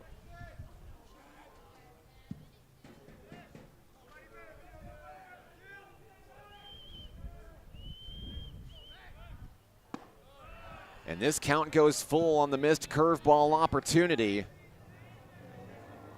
Tillery hoping to lead off and get on base for ASU MH. Full count delivery. Ground ball over to second. Waycaser with the scoop. Throw to first. Ruby makes the play. One away.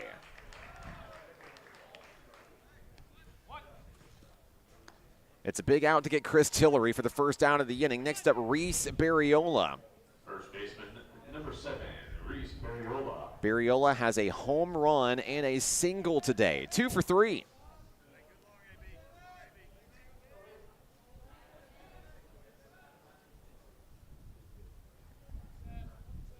Jackson McDaniel has the one he wants. He winds and fires near the shoulders. Ball 1.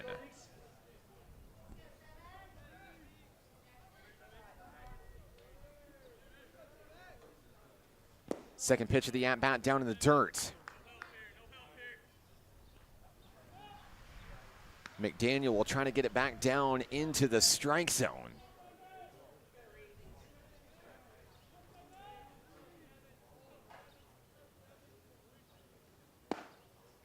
Up and in, ball 3. Barriola threatening now to reach base for the 3rd time today.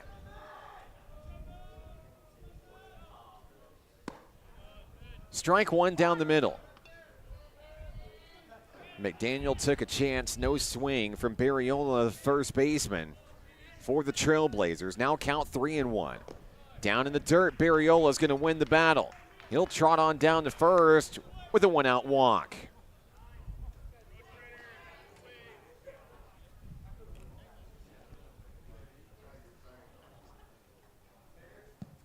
Right fielder number 9, Spencer Mounts. Next up, Spencer Mounts for the Trailblazers. Mounts hitless today, but does have an RBI. We've got a meeting on the mound. Denton out to talk things over with Jackson McDaniel here. Some words of encouragement here, and now Coach Rich Thompson's coming out. We have activity in the Nighthawk bullpen.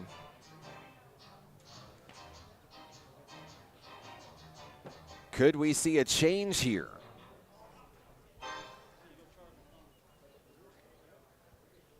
Coach Rich Thompson wanting to talk shop with the boys. Trying to get things back under control here in the 7th. NPC with just 6 offensive outs remaining in the attempt to save its season. The Nighthawks opened tournament play with a 4-2 win over NOC Enid on day 1, but a heartbreaker against a tough team in South Ark yesterday.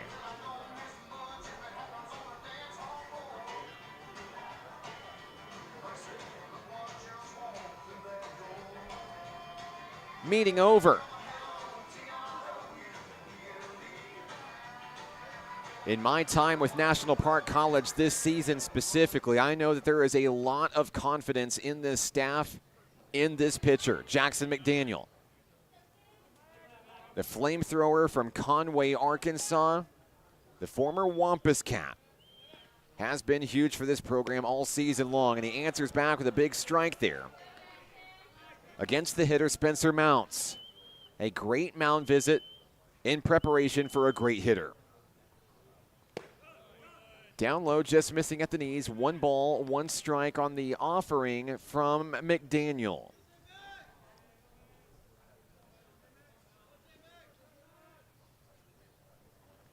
Pitcher delivers, a swinging strike, strike 2.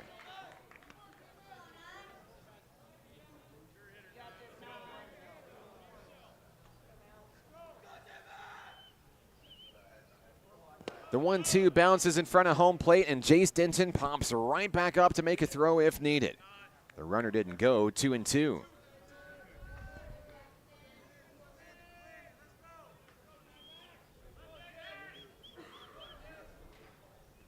Here's the pitch. A drive to second. Waycaser flips to Walton. 1 down, over to Ruby. 2 down, double play. We go to the 8th inning. The Nighthawks trailing by 5. Back in a moment on the Nighthawk Network. We will hold each other up. We will hold each other up. And when the weight's too much to bear, just know in your heart I'll be there.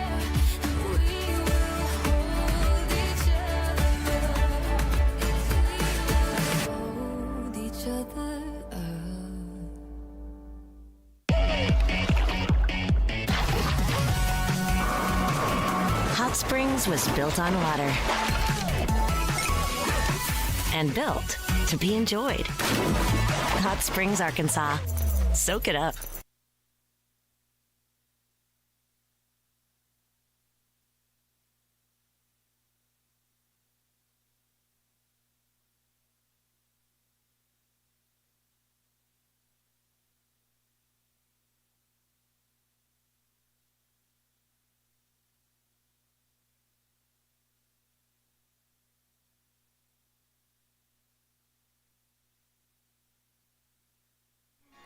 Top of the 8th inning here at the ballpark, Majestic Park.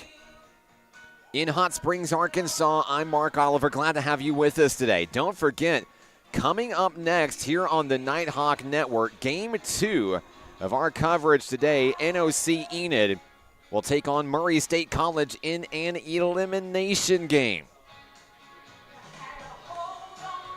National Park College comes to the plate in the 8th.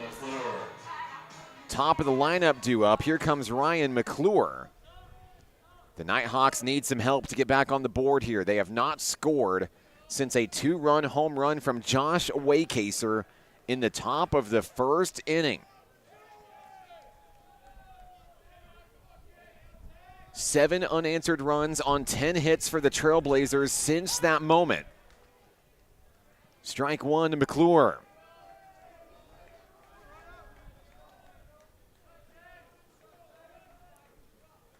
Nicholas Patterson still on the hill for the Trailblazers. McClure takes strike number 2 at the knees.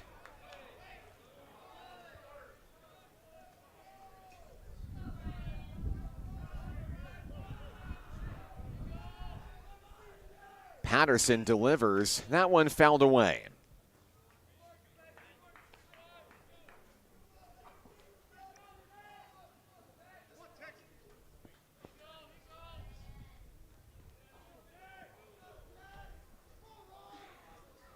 Ryan McTexas McClure at the dish for the Nighthawks. Ground ball.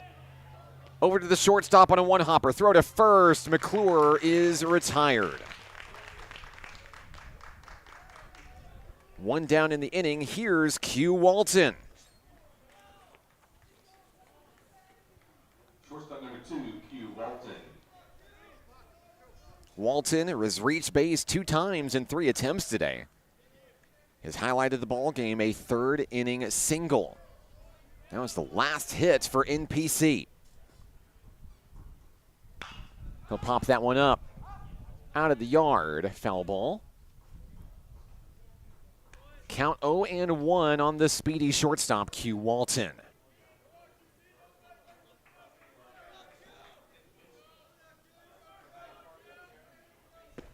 Swing and a miss by the power hitter. Down on strikes quickly as Walton, 0-2.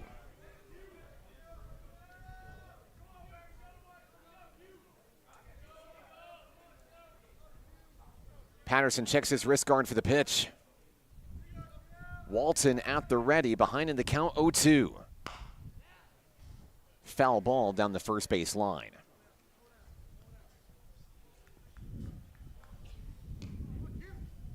The wind continues to blow here at Majestic Park in Hot Springs. Great crowd on hand for day 3 of our NJCAA Region 2 baseball tournament.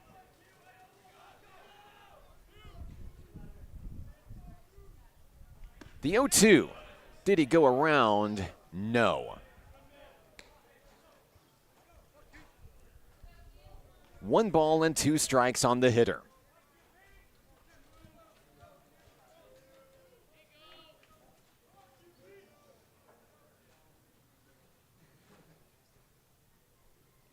On its way, popped up in foul territory, no play to be made. It's off the top of the Nighthawk dugout. Walton continuing the battle for the Nighthawks here.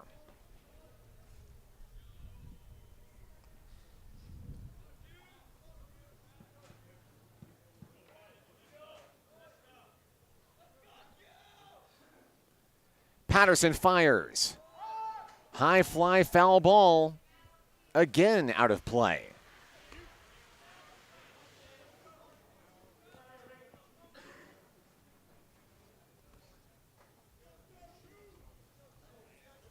Walton fighting to stay alive, trying to help his team stay alive in this tournament. The 1-2 pitch, he got a piece of it for a foul ball.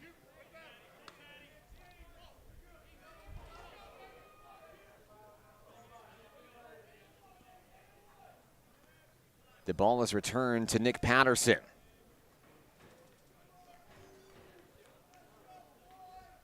One-two delivery misses too high. 2-2.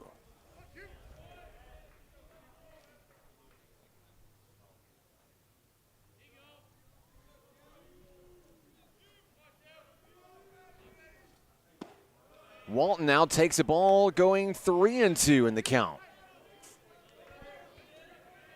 A full count on the shortstop, Quaterian Walton. Big pitch coming here. Deep drive, left field. That ball is dropped. Walton will reach. The left fielder for Mountain Home, Keenan Hunter, had it in his glove and it fell right out. Second baseman 3, Josh Wickaser. Walton will reach, and here comes Josh Waycaser. On the scoreboard, it goes down as the Nighthawks' third hit of the ball game. Walton on base. And that one's going to plunk Waycaser. 2 men on. NPC just needs base runners. They don't care how they get them. A little bit of momentum brewing for NPC here. Walton and Waycaser on. Here comes DH Aiden Smith. Smith has walked once, also reaching on a fielder's choice.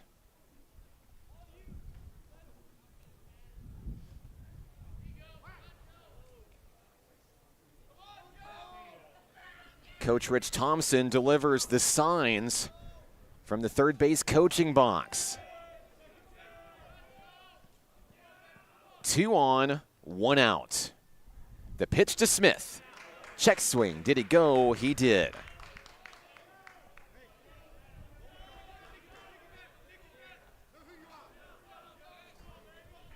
Coach Rich Thompson giving some words of encouragement to his second-year DH, says, know who you are.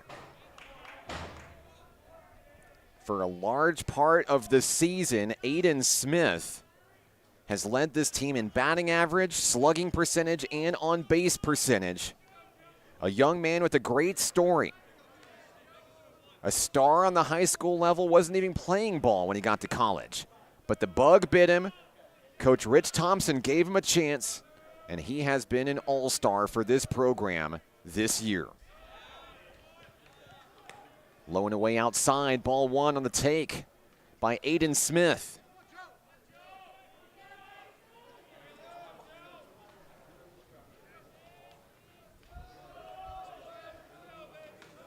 Patterson checks for the pitch here.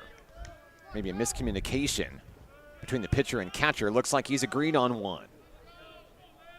2 on for the Nighthawks, 1 out. Smith delivers. It's off the glove. That one is awkwardly handled. Throw to first, not in time. Everyone's safe. The ball gets away. Walton comes in to score. Smith ran as hard as he could. The throw went awry. Runners on the corners. The Nighthawks are back on the board. It's 7-3. Smith will reach on an error.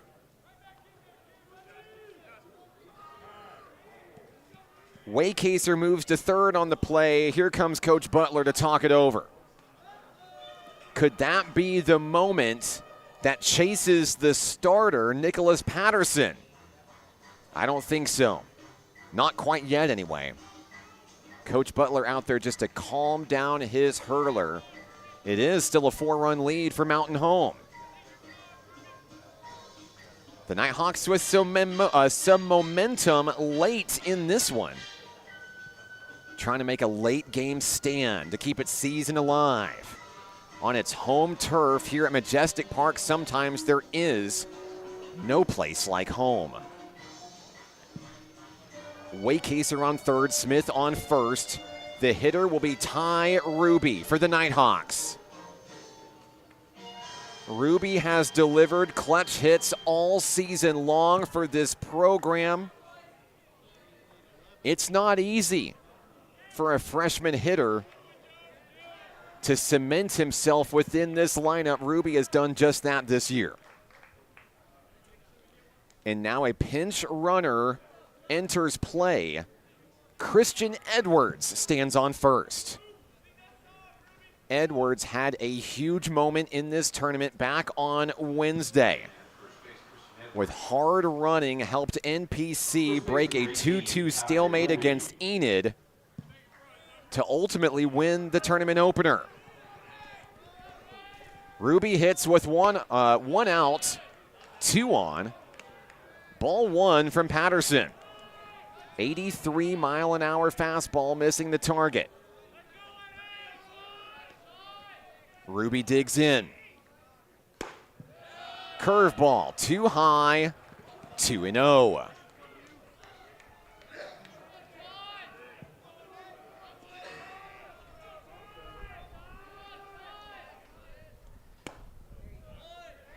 That'll catch the corner for a strike. Well placed by Patterson there. 2 balls, 1 strike.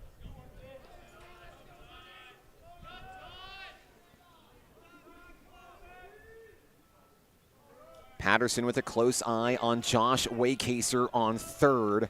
Edwards, the runner, on first. The pitch, fouled away. 2 balls, 2 strikes on Ty Ruby.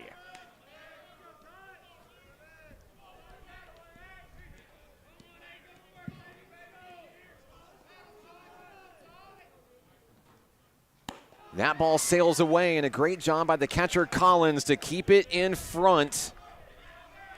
This count is full.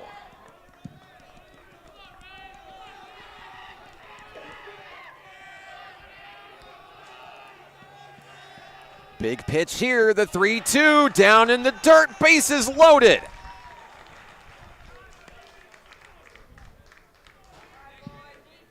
Ducks on the pond, or as we like to say in Nighthawk Nation, Nighthawks in the kettle. And that will be the moment that chases Nicholas Patterson. Hang on, ladies and gentlemen. The tying run is coming to the plate in Justin Mitchum. A new pitcher comes in for the Trailblazers. We'll be right back on the Nighthawk Network. The Arkansas Travelers Youth Foundation is the official public charity for the Arkansas Travelers. The Travs Youth Foundation helps kids get outside and play ball by breaking down barriers to participation. With rising costs and limited local opportunities, the obstacles are huge. The ATYF provides grants, college scholarships, and dozens of free community events designed to inspire the love of sports in the next generation. Visit Travs.com under the Community tab to find out how you can help donate, volunteer, and request aid. My name is Sadie, and being a good teammate is why I rise above alcohol and drugs.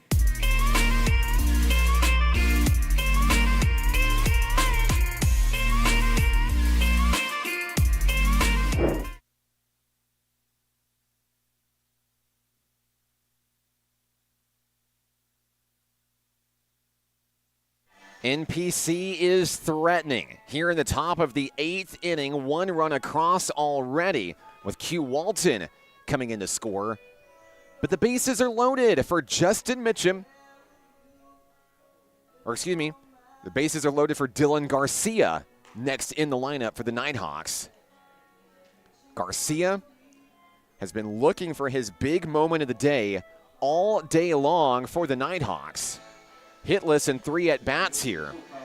Wouldn't be a bad time to get your first one of the contest here. Now pitching for Arkansas State University Mountain Home, number 22, Colin Olivey. The freshman from Cabot, Arkansas, comes in now hoping to just save the day for ASU Mountain Home here. A look at Olivey on the mound for the Trailblazers.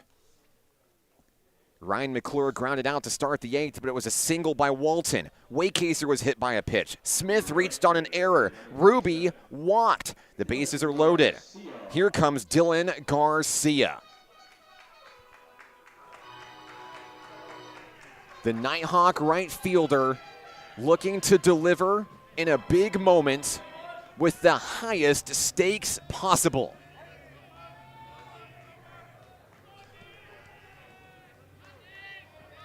Olivia's first pitch, strike one.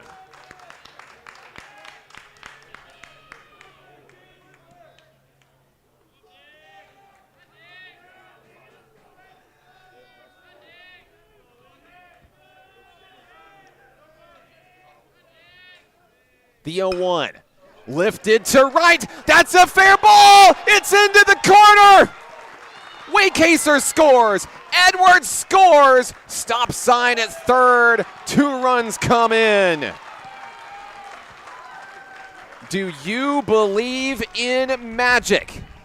It's a 3-run 8th for the Nighthawks. The tying run now standing on second. Dylan Garcia delivers. Fielder number 20, Justin Mitchell.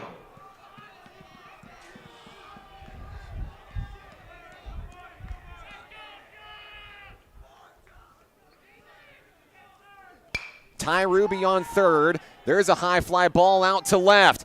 The out is made and no room to tag. That ball was too close to third base. No chances taken by Ruby there. There are 2 outs in the inning. But this is a much more manageable ball game if you're National Park College. The good news for the Nighthawks, the inning's not over yet. Runners on second and third. Here comes Jace Denton. Denton also looking for his first hit today.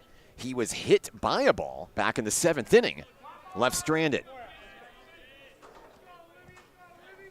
Olivia looking to stop the bleeding here in the 8th for the Trailblazers.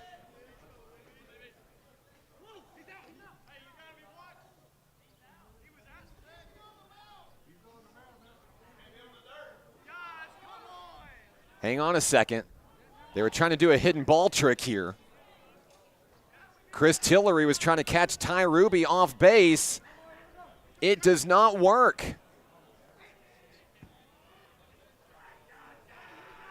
Interesting play there. Denton is the hitter, and he takes strike one.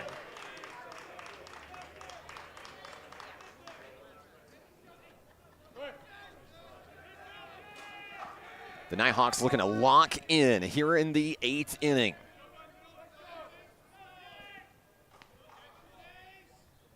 Olivia fires.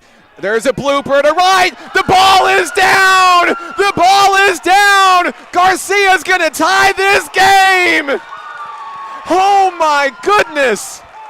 Denton delivers. And Butler has just been tossed for Mountain Home. The momentum of this ball game has just changed drastically. Jace Denton coming into the postseason battling injury concerns. He's had a tough road this year. Coach Butler has just been removed from this game, ejected.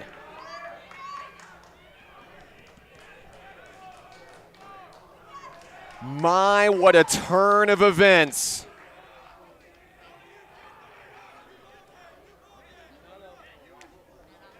Scoring on the play was Ruby and Garcia. The 9th hitter of the inning is Cam Landy.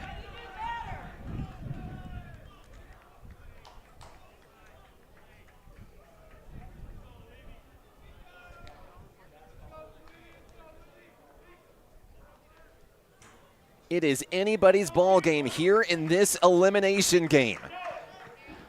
A 5-run lead erased. ASU Mountain Home thought they had the third out on a hidden ball trick. They did not. And the Nighthawks delivered a 2-run single from Jace Denton.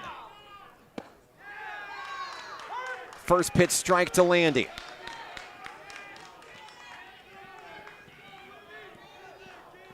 Denton, the lone runner, over on first. Throw over to first, Denton back safely.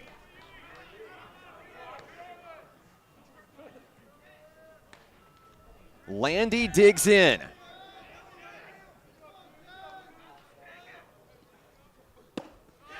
Strike 2.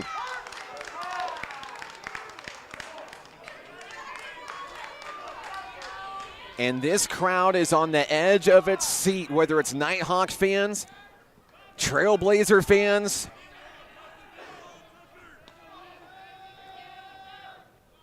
Olivia's 0-2, reeled in by Collins for a ball.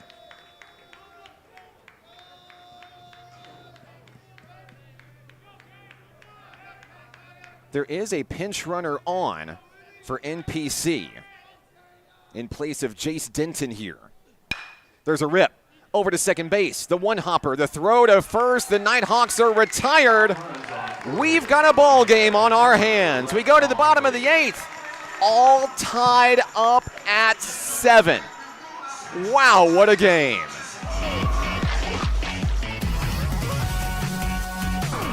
Hot Springs was built on water and built to be enjoyed. Hot Springs, Arkansas. Soak it up. We will hold each other up. We will hold each other up. And when the weight's too much to bear, just know in your heart I'll be there.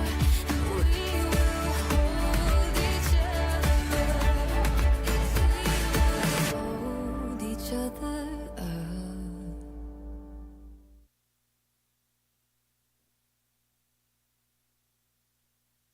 With National Park College's season on the line, Rich Thompson is going to go to his next starter. Brent Davis, the Hot Springs native, the former Lake Hamilton Wolf, will get the nod in a tie ball game in the bottom of the 8th inning. The Nighthawks roar back from behind, 5 runs down to tie it. Q Walton with the single, Wade Kaser with the hit by pitch. Smith reached on an error, a double by Ruby, or excuse me, a walk by Ruby. A 2-run double by Dylan Garcia was really the big firework there. That put things in motion. And NPC, we mentioned it once on the broadcast, we'll mention it again, sometimes there's no place like home. But this game is not over yet. And the Nighthawks have not completely retaken the lead here either. ASU Mountain Home in an elimination game, crunch time, bottom of the 8th. This is the moment, no matter whether it's the Nighthawks or the Trailblazers, who wants it more? This is where legends are made. This is where stories are made. We can't wait to see what happens next. The DH, Yadiel Canales, will lead things off for the Trailblazers. ASU Mountain Home assistant coach Josh Printer now leading the charge with Bailey Butler tossed. Printer's going to try to get his guys in position to regain the lead here. The hurler is Brent Davis. He'll go around at the first one he sees, strike 1. 76-mile-an-hour breaking ball to start the AB. Davis, the freshman, makes his first postseason appearance. Here's the pitch. Down in the dirt. Did he go? No, he didn't. Count even 1-1. Here's a look at Brent Davis as he goes back to the hill. It looks like this guy is locked in. Look at the body language here. He is ready to make a statement. The 1-1 fouled away.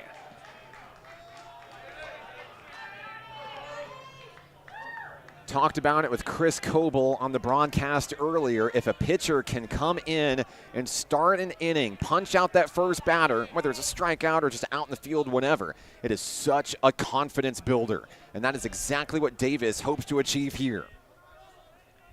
Here's the pitch. Another foul ball.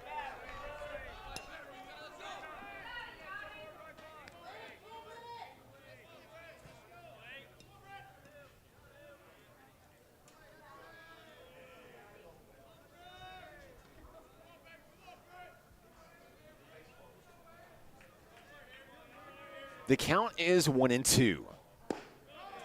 Just below the knees, that curveball dies abruptly, 76 miles an hour. The count is even. Davis gets the one he wants from his catcher, Jace Denton. Pitch on its way, bounces in front of the plate. The count is full on Yadiel Canales.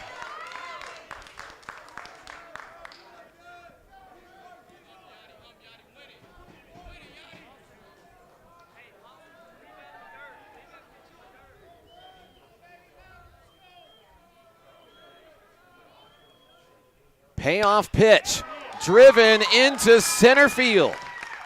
McClure will scoop it up. It's a leadoff hit for the Trailblazers. Center fielder number 15, Lawson DeVault. Man on first brings up the center fielder for the Trailblazers, Lawson DeVault.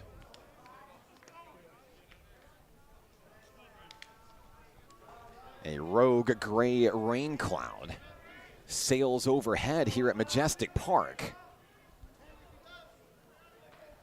ASU Mountain Home has the go-ahead run on base. The hitter is Lawson DeVault. Canales getting his first hit of the ball game, no time better. DeVault is 2 for 3 with a couple of singles.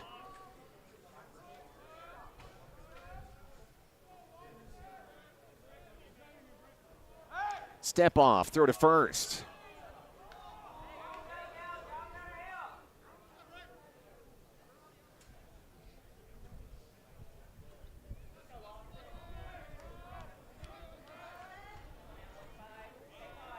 DeVault steps in on the left-hand side.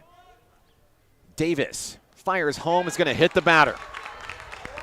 The first two are on for ASU Mountain Home.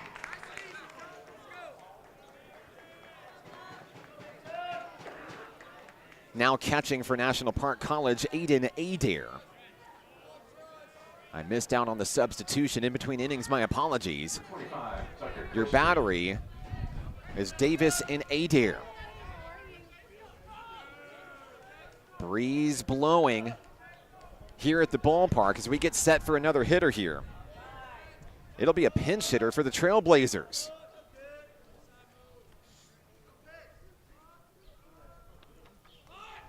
The bunt is popped up out of play by the new Trailblazer hitter, number 25, Tucker Kristen.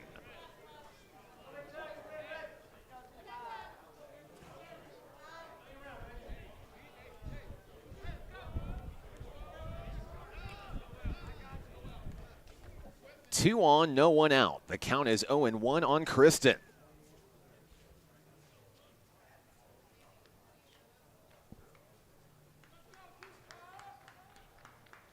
A brief pause in play here.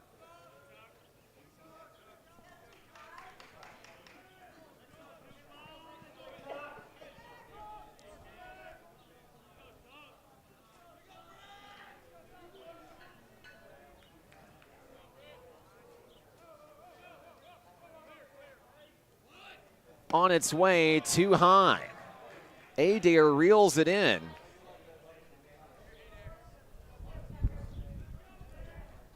pinch running is Chase Dutile for ASU Mountain Home, now on second in place of Yadiel Canales.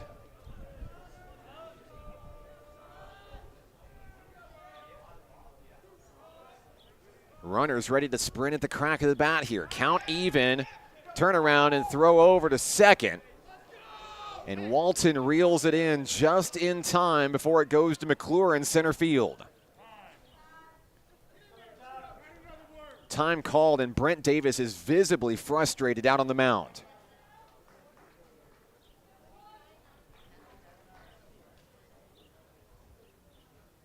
The Nighthawks have allowed the first 2 base runners for ASU Mountain Home here in the bottom of the 8th inning, trying to regain some of that momentum after putting 5 runs on the board in the top of the frame. A reminder, the winner has to play again tonight at 7. The loser closes the books on a season to remember.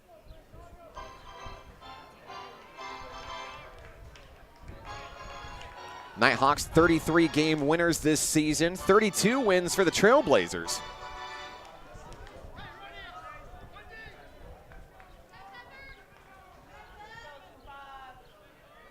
Davis toes the rubber. Here we go.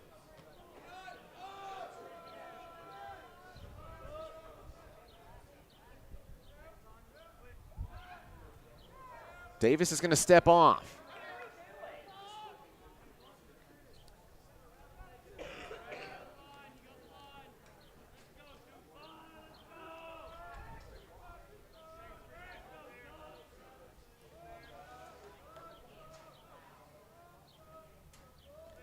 Here's the 1-1, and that's going to hit the batter. Bases loaded, full of Trailblazers.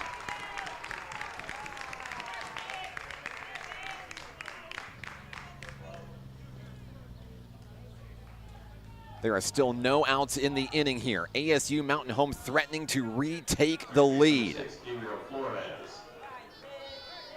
Back-to-back hit batters. The Owls are threatening. Here's Gabe Flores.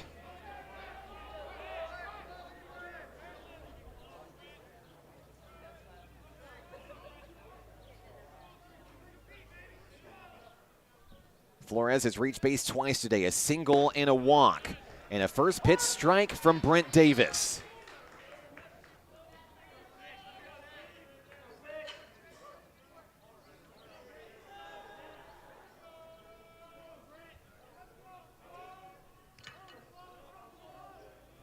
Davis a check of the runner.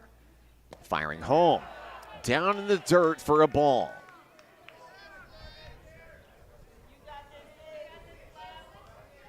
One ball, one strike.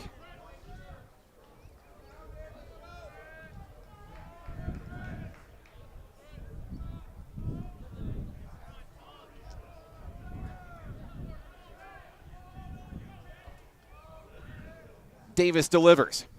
Strike 2 at the knees.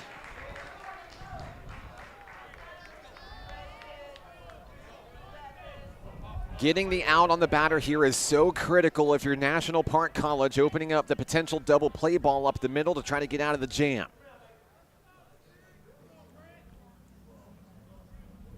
The pitch from Davis. Grounder to short. Walton's going to step on the bag for the force out. A run scores. ASU Mountain Home takes the lead.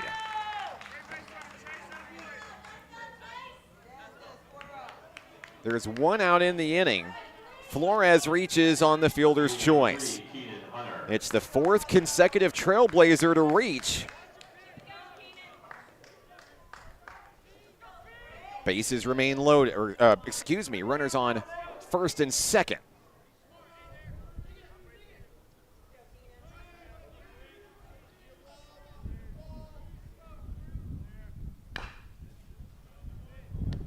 Keenan Hunter, the hitter for Arkansas State University Mountain Home.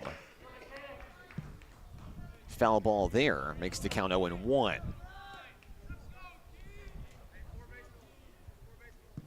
Hunter has had a huge day batting at the bottom of the lineup for the Trailblazers. A walk, an RBI double, and a 2-run home run.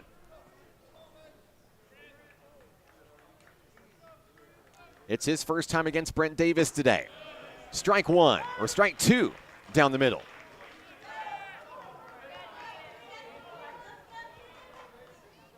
NPC trying to keep this just a 1-run ball game ahead of a do-or-die top of the 9th.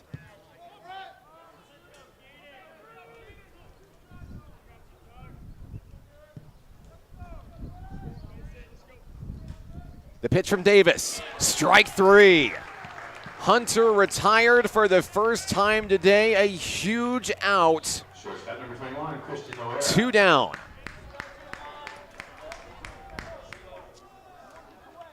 And now it's up to the shortstop, Christian Loera, trying to add insurance runs to the 1-run lead.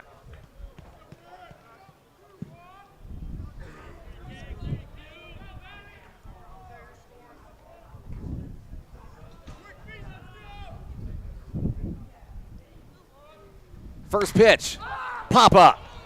Walton calls for the ball. We're going to the 9th. 8-7 Trailblazers back in a moment on the Nighthawk Network. What does care look like through the years? From the first memories to the treasured moments. From life's accomplishments to life's challenges. We're here for you, body and mind.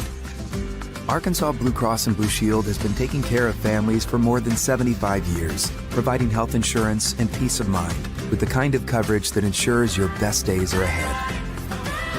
Take good care, Arkansas.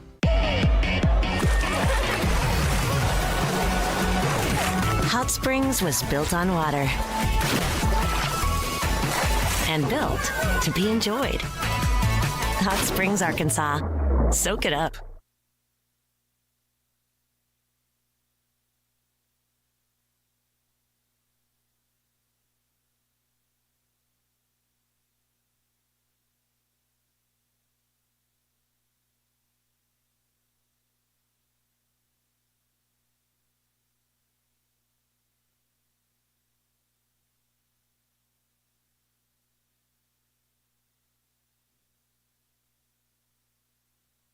We go to the 9th inning here at the ballpark in an instant classic between two Arkansas rivals, Arkansas State University Mountain Home and National Park College. NPC with a 5-run, 8th inning tied this game at 7. ASU Mountain Home answered with 1 run across in the bottom of the frame. The Nighthawks play with their season on the line, down to their final 3 outs potentially. They'll have the top of the order. Ryan McClure, Q Walton, Josh Waycaser.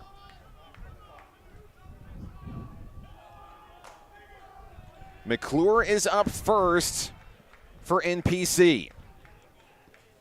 The center fielder steps in. The pitcher is Colin Olivey for the Trailblazers. It's a first pitch strike.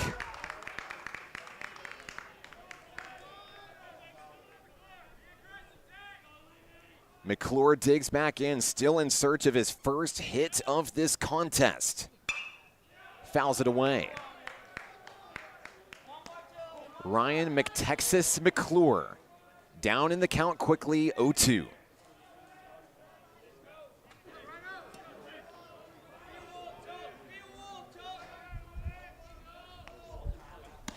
On its way too high, and a good eye by McClure, 1-2.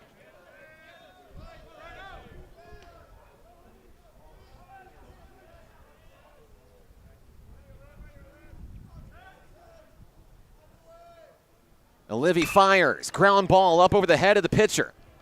Two-hopper, over to first. McClure is retired. 1 out in the inning. Here comes Q Walton.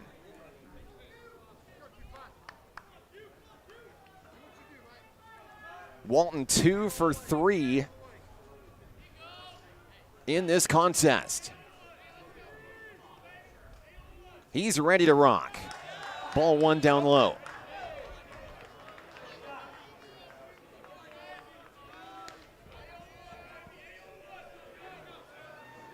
Olivy toes the rubber here. He'll wind and fire. That one missing high and away for ball 2.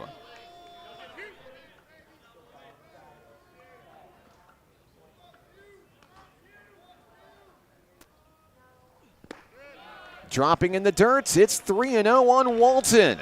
The tying run in this game, now threatening to walk to first.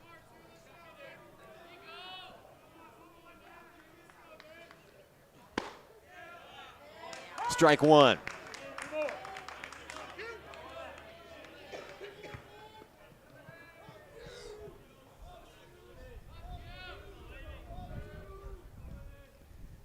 The 3-1 is launched to right center field. That ball is down. It's off the wall. Q's going to stand up at second. Tying run in scoring position.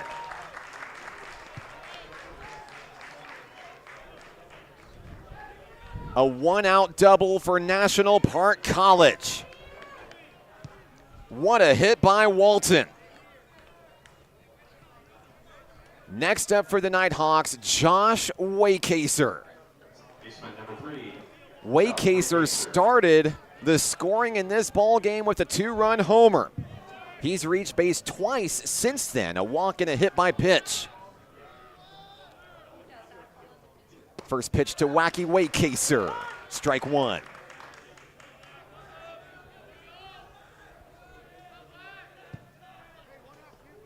Olivy on the mound for the Trailblazers. He takes a deep breath. Ball 1.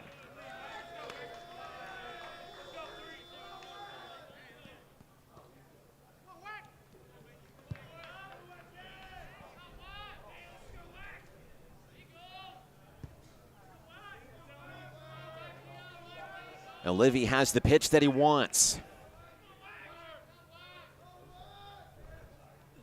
There's a connection up the middle, stepping on the bag a second, no one's there.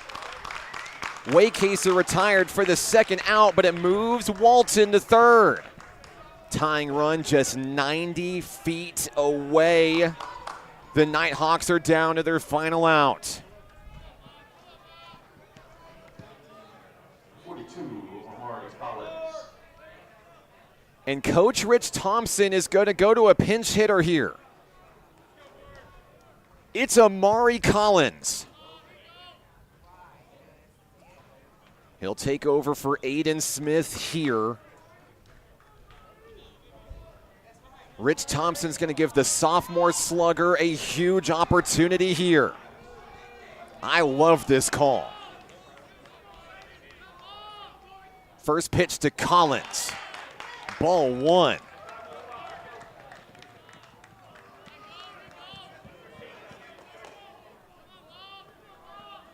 Olivy on the mound. Q Walton at third. 1-1.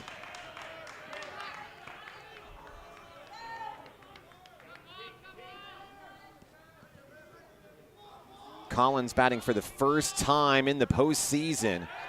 Throw over to third. Collins back to the bag safely. We're going to adjust our camera angle here so that you guys can see the action a little bit better over at third. 1 ball, 1 strike on Amari Collins. On its way, there's a drive into left field. The game is tied. Collins delivers. A pinch hit RBI single.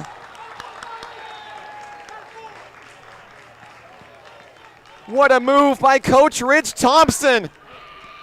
With the season on the line, he put the trust in 42. He delivered.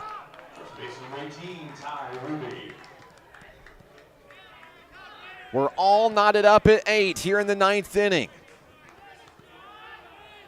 Walton scores. Here's Ty Ruby.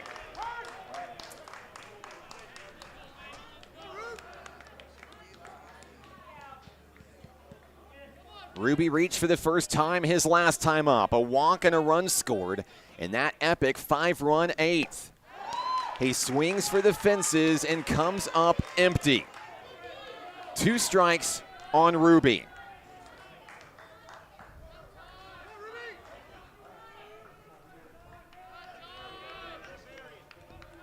Olivia fires, strike 3.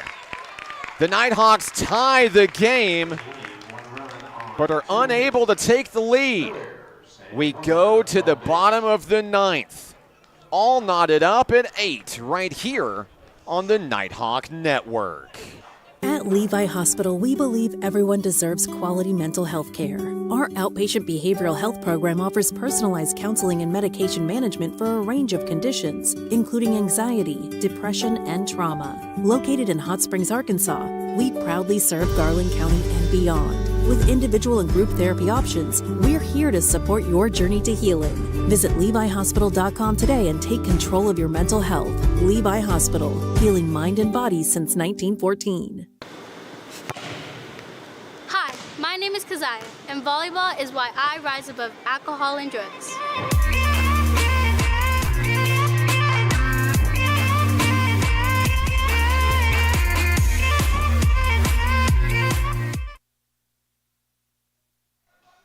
Ladies and gentlemen, it's the bottom of the 9th inning.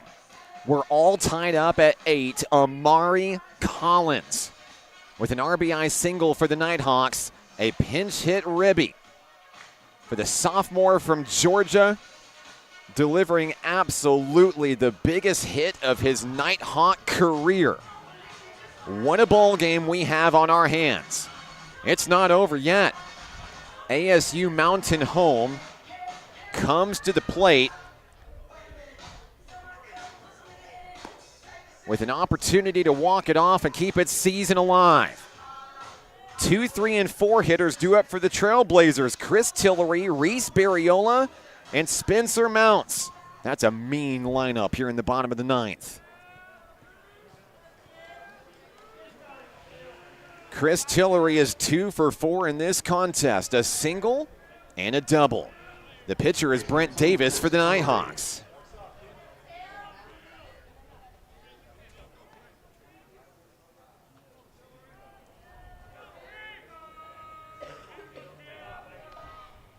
First pitch, curveball, strike 1. So important for Davis to attack the zone early there. He's ahead from the hill.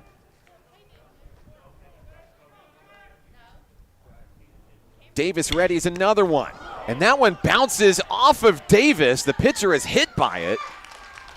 No one could get to it in time. Coach Rich Thompson wants a moment to check on Brent Davis. It ricocheted off the hurler. Athletic trainer Marcus Wyatt out to check on Davis there. Tillery reaches first on the play, representing the potential winning run. Davis looks like he's okay. A potentially scary moment for the Nighthawks there. We'll continue play here. First baseman, number 7, Reese Barriola. The hitter is Reese Barriola for the Trailblazers. Batting on the left-hand side, Barriola with 2 hits and a walk today for ASU Mountain Home.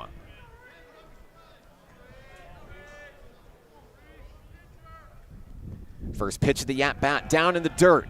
Adair able to control it in front of him, ball 1.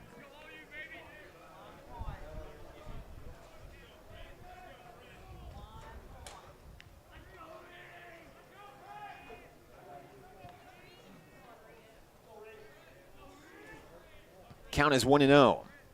Davis with a close eye on Tillery, the runner. Here's the pitch.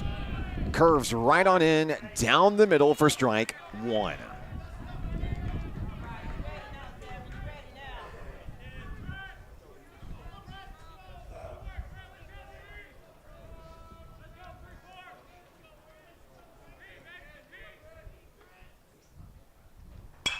One pitch lifted to center field. Ryan McClure sails beneath it and makes the play. 1 out in the bottom of the 9th. And that's a big out, taking out the big bat of Barriola. Another big bat comes to the dish here at Spencer Mounts.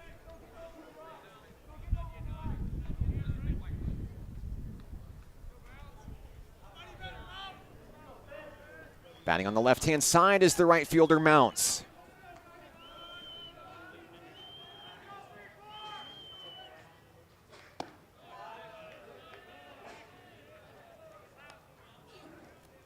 First pitch ball from Brent Davis.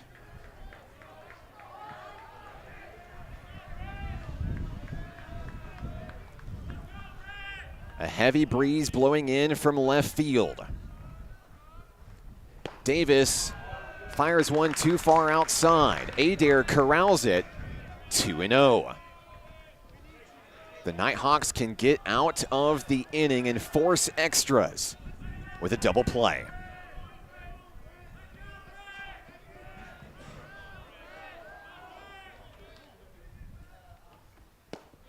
Curveball right down the middle. It's been working well for Brent Davis here. Big first strike of the at-bat. The hitter is Mounts, the all-region first-team honoree.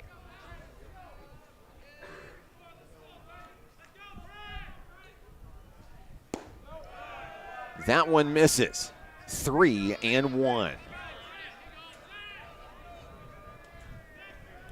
Davis hoping to battle back here.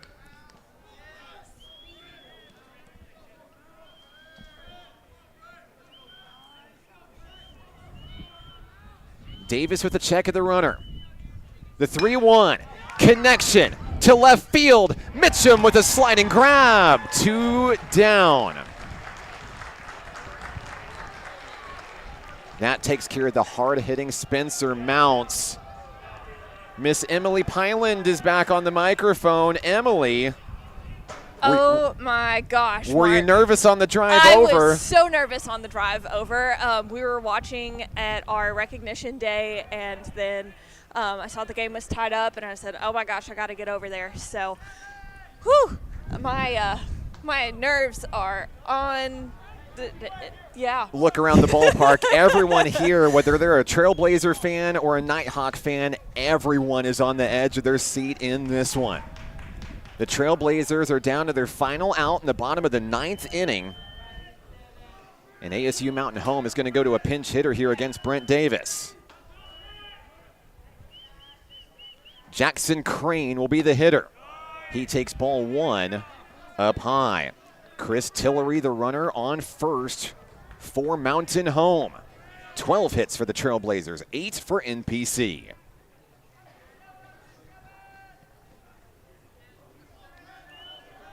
Davis has the one he wants. He fires near the shoulders. That'll be ball 2.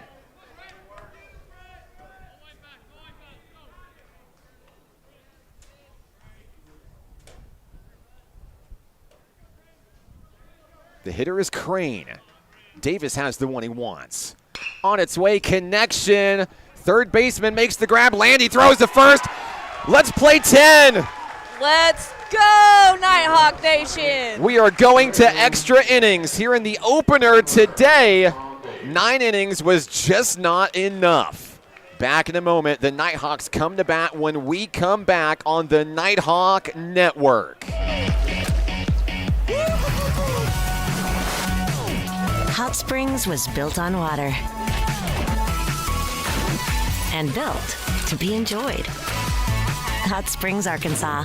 Soak it up. To a good life, a good life. What does care look like through the years? From the first memories to the treasured moments. From life's accomplishments to life's challenges. We're here for you, body and mind. Arkansas Blue Cross and Blue Shield has been taking care of families for more than 75 years, providing health insurance and peace of mind with the kind of coverage that ensures your best days are ahead. Take good care, Arkansas.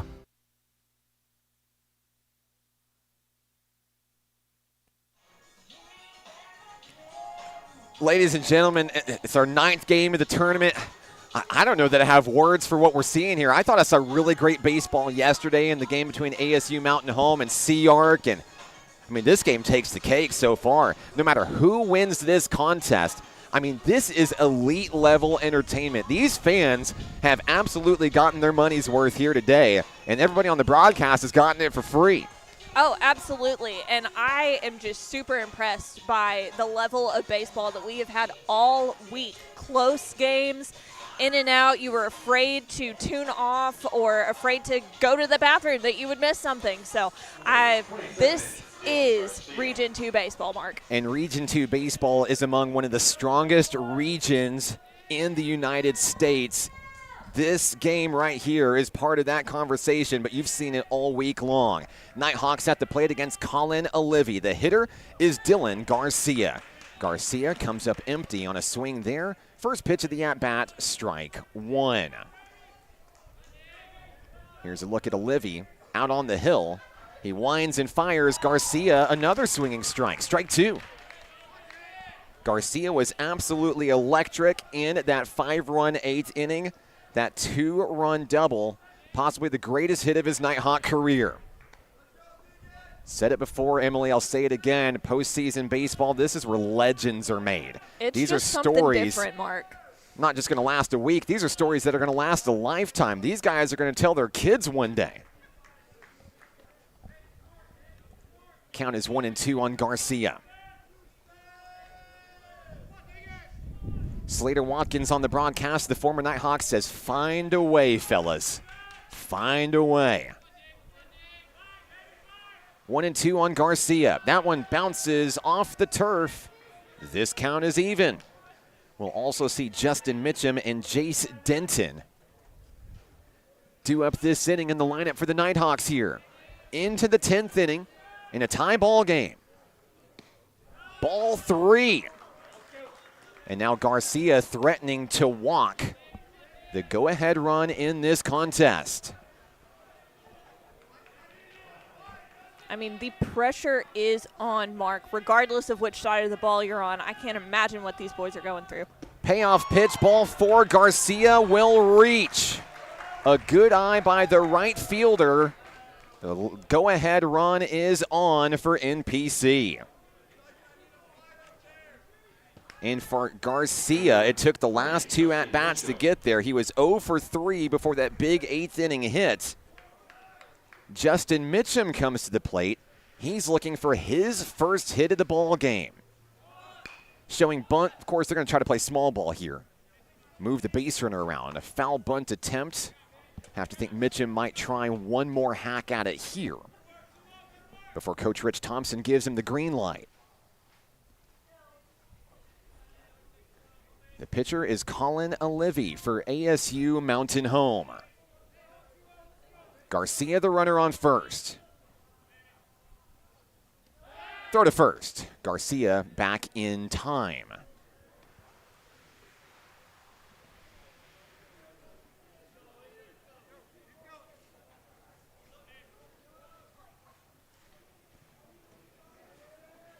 Olivey with a deep breath on the hill. On its way, liftoff, foul ball. Souvenir for one of the many fans in the stands here at Majestic Park today. Day 3 of the NJCAA Region 2 tournament. It's the first extra inning ball game as well.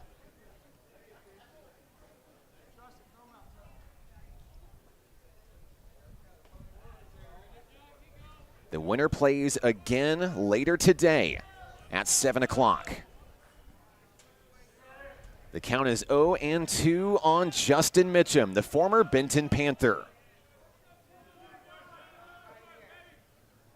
Pitch on its way, low and away, ball 1.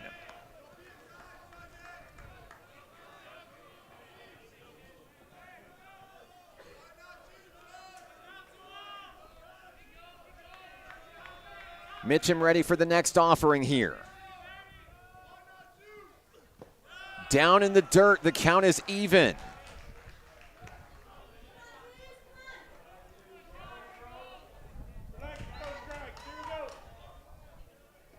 The left-handed left fielder is back into the batter's box.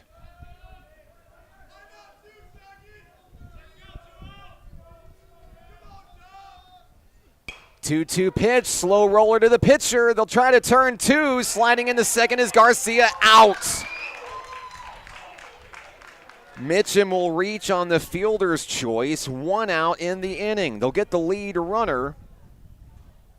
And that'll bring up Aiden Adair, the Nighthawk catcher. It opens up a potential double play ball on a ground ball up the middle. Adair will try to hit it where no one is.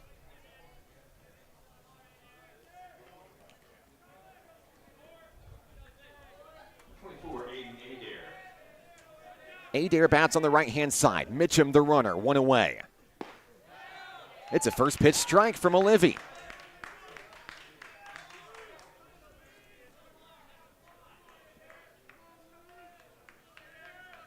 A potential big moment here for the freshman catcher for NPC. Ground ball foul down the third base line.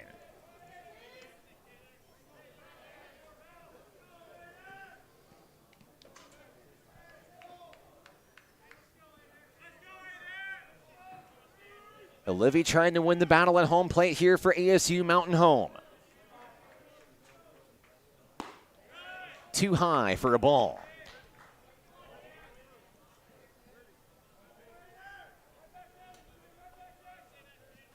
Waiting in the on-deck circle for NPC, Cam Landy at the bottom of the lineup. Mitchum ready to sprint at the crack of the bat. Fouled away.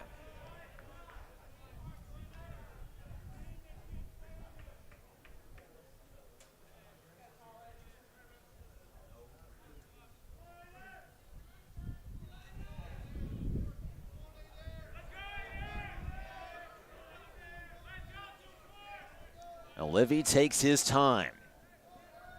The pitcher winds and fires, ball 2. And you hear an animated crowd of Trailblazers fans hoping for a different call there. But it's a ball, 2-2.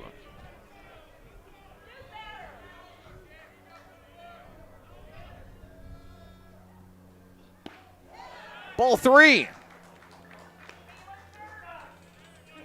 And Emily, if Aiden Adair could get on here and win this battle, it would be big to continue the momentum for NPC. Oh my gosh, would it ever? I can't imagine the pressure. Payoff pitch delivered left field. Hunter makes the grab. 2 down in the inning. A deep shot by Adair, just not enough gas on it. The final out, or the final batter, I should say, here in the top of the 10th is Cam Landy for the Nighthawks. This is do or die right now for these Nighthawks, and we need that momentum. We need a nice, solid base hit. We can do a lot with that. Landy looking to get on base for the first time in this show. Strike 1 on the first pitch from Olivia. 2 outs in the 10th.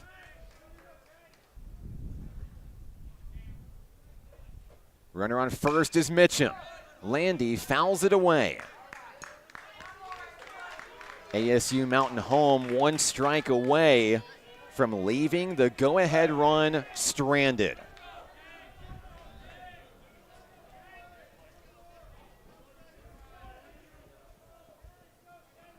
Pressure's on. The pitch to Landy, up the middle, off the bag. The second baseman makes the play. The Nighthawks are retired in the 10th. We go to the bottom of the inning. We're tied 8-8 right here on the Nighthawk Network. Basketball is why I rise above alcohol and drugs.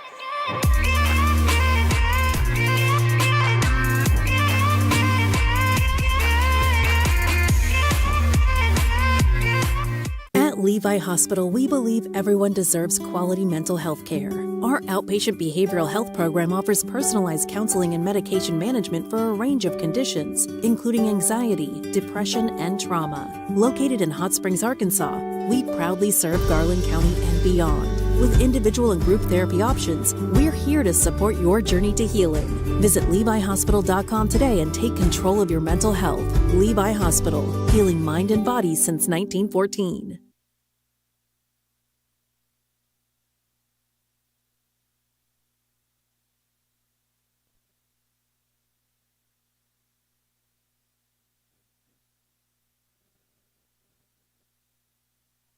It's the bottom of the 10th inning here at the ballpark, Majestic Park, the site of the NJCAA Region 2 tournament. Joined by the Director of Marketing at NPC, Emily Pyland, I'm Mark Oliver. What a ball game. Brief recap for you. NPC started things off with a 2-run home run from Josh Waycaser. ASU Mountain Home answered back with a homer of its own and then went on a rally. 7 unanswered runs for the Trailblazers. It looked like this one might be cruising for a bruising. NPC turned the tables in the top of the 8th with 5 runs across, and it's been a back-and-forth battle ever since. Brent Davis on the hill for National Park College. The first batter will be center fielder Lawson DeVault. The center fielder DeVault is 2 for 3 with a hit by pitch today as well. First pitch from Davis bounces away for ball 1.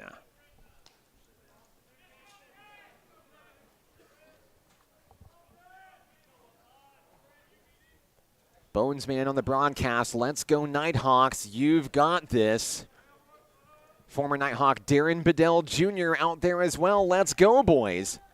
We're feeling all the energy in the live stream chat. There's a strike from Davis to even it up. 1 ball, 1 strike.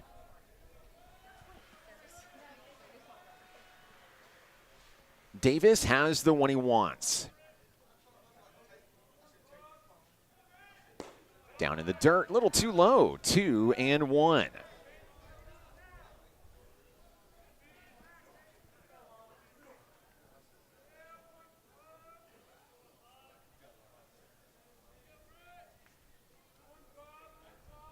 Davis gets the call from his catcher, Aiden Adair. 2-1 on its way. Fouled away.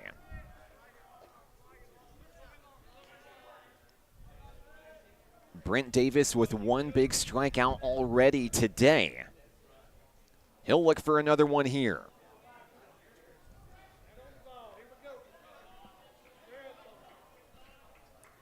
A look at the hitter DeVault here on the left-hand side as he goes to battle against Brent Davis.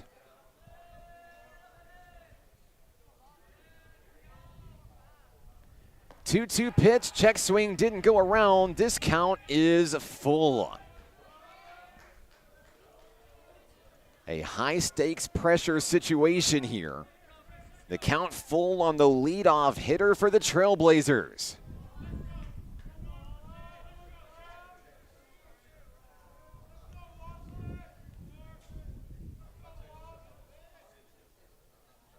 The 3-2, ball 4. Brent Davis cannot believe it. DeVault heads to first.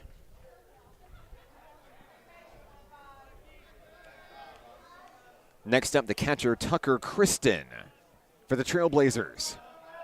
Number 25, Tucker Christian. Kristen was hit by a pitch his last time up in the 8th inning for Mountain Home. He'll try to bring around DeVault from first. First pitch to the catcher. Bunted, down in front of the pitcher. Davis misses it. Everyone's safe. Cam Landy tells the pitcher to shake it off. It'll go down as an error. Kristen on first. Looks like Coach Thompson's going to make his way out to the bump, maybe just to, tell Davis, hey, it's okay, we got this, settle down. Because I know all of them must be feeling that pressure right now. Yeah, Emily, couldn't have said it better myself. Emotions are high right now, and Brent Davis is wearing them on his sleeve right now for everyone in the stadium to see here. We're going to try to get things under wraps. If I'm Coach Thompson, I'm telling these guys, hey, Remember, you earned the right to be here. This is your home crowd watching. They're watching on the live stream. This is your moment. Look at what you've done. NPC could have easily waved the white flag in this ball game. Let's face it, down 5 runs absolutely. late in the game. I mean, it took to the 8th inning. You have, I think at the time you had 5 outs remaining in your season. And they said, you know what, we're not done yet. The definition of battle back and never quit. Yeah, absolutely. Very impressed with this NPC team. Win or lose, that is exactly the kind of impression that Nighthawk Nation wants to leave on everybody watching. The hitter is Gabriel Flores, the second baseman for the Trailblazers. Flores has reached the last 3 times he's come to the plate, and now time called. The assistant coach for the Trailblazers, Josh Printer, serving as acting head coach in this ball game, gets all the runners together to talk shop here on a big situation here. Runners on first and second for Mountain Home, no one out. Flores, the number 8 hitter in the Trailblazer lineup. Steps back to the plate.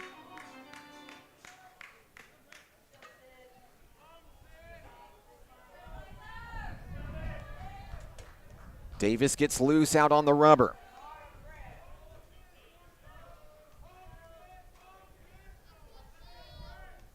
He has the one he wants from Adair. Step off throw to first. Trying to catch Tucker Kristen sleeping. Didn't happen.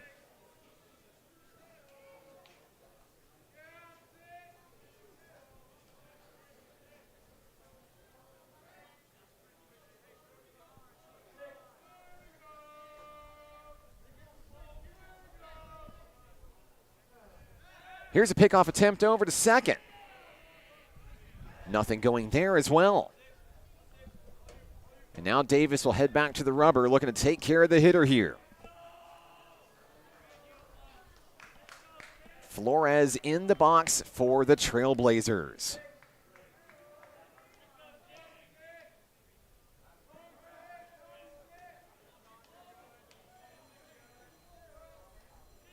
First pitch of the at-bat high for ball 1. Flores showed bunt but pulled away just in time. Davis anticipated the bunt, but it was unable to fool the hitter. Corner infield ready to sprint at the crack of the bat. Ruby at first, Landy at third. Strike 1.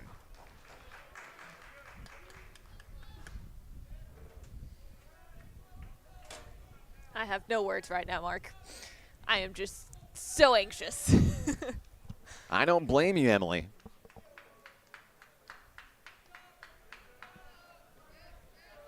Brent Davis on the hill for the Nighthawks. Flores will show bunt once more. That one bounces in the dirt. Adair able to reel it in. 2-1. Props to Adair on that hustle. You know, keeping those wild pitches at bay is going to be the game changer in this inning. Anybody who's ever played the position knows being a catcher is tough. All those squats, all that heavy equipment, jumping up and making a play quickly is not an easy feat. 2-1. There's the bunt right down in front of the pitcher. Davis fields it, throw to third. That'll get the force out for the first out. Heads up play by Cam Landy, knowing the situation. Always nice when you can take off your leadoff, and especially in a situation like this. Leaves runners on first and second, sure. But keeping a runner off that hot corner is paramount. Here's Keenan Hunter. Left fielder number 3, Keenan Hunter. 1 out in the inning. The Nighthawks hoping to turn 2 and take this to the 11th inning. Hunter was punched out for the first time his last time up with a big strikeout from Davis. A heavy breeze blows in toward home plate. Hunter will take strike 1. That was a pretty pitch. You got to lead things off strong if you're the pitcher here in this kind of situation. First pitch strikeout is mandatory. Kristen on second, Flores on first.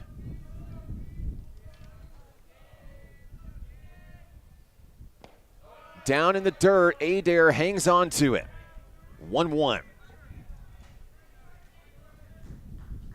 Hunter, the number 9 hitter in the Trailblazer lineup. A couple of big hitters waiting in the wings in the on-deck circle.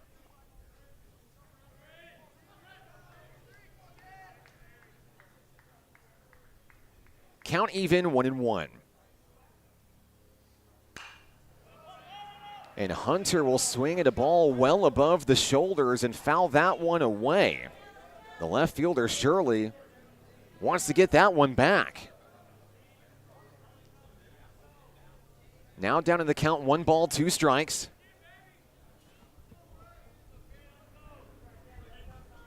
Davis with an opportunity for a punch out here, looking for his second of the game. And it'd be the second time against Hunter.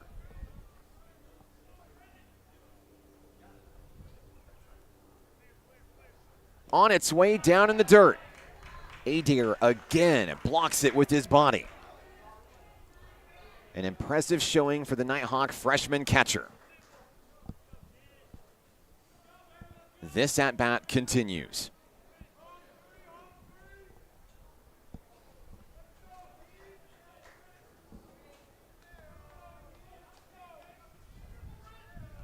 Davis has the one he wants.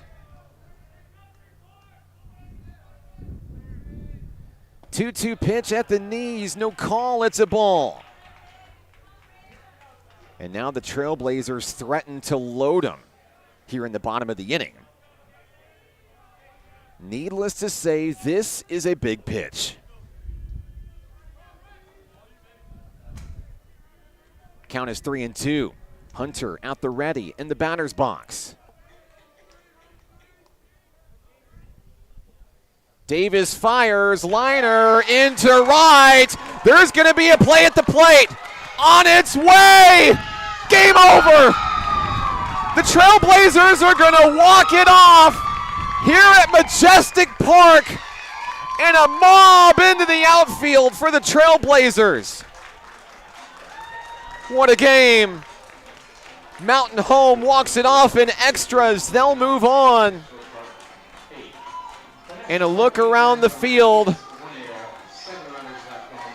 The Nighthawks can't believe it.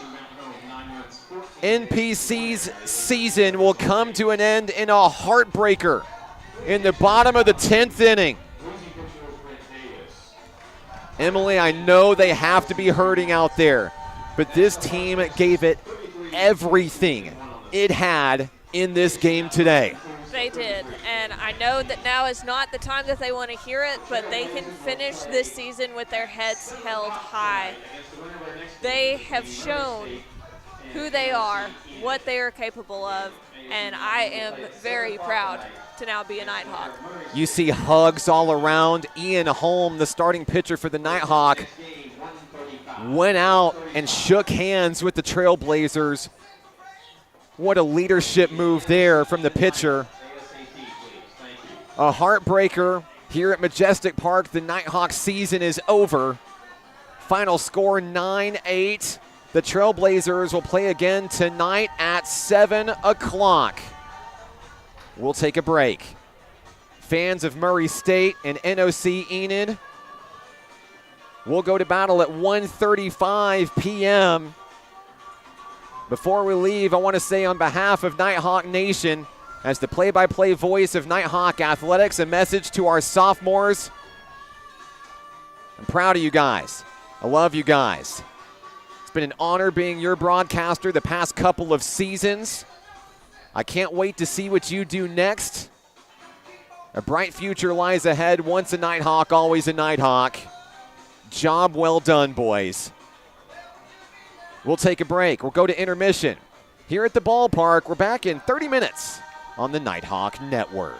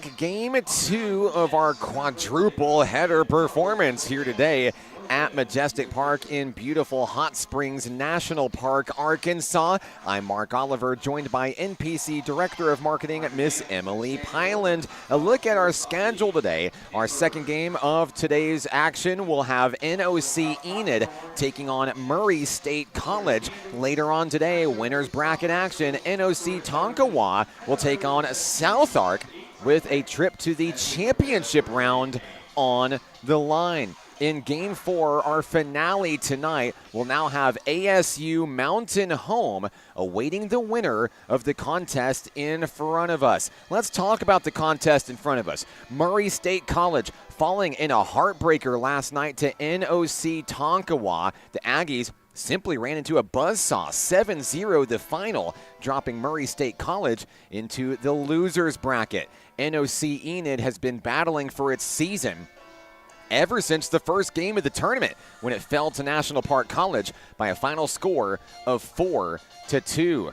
NOC Enid rallying back in a big way yesterday, coming up on a lopsided win, eliminating Carl Albert State College. Now the two teams meet for the first time in the tournament, but these are two teams that know each other all too well. On sophomore day, the final regular season appearance for these teams, it was NOC Enid taking 3 games out of 4 coming into the postseason. So not only do they know each other as rivals, they know each other because that matchup is literally in the rear view mirror coming into today's action.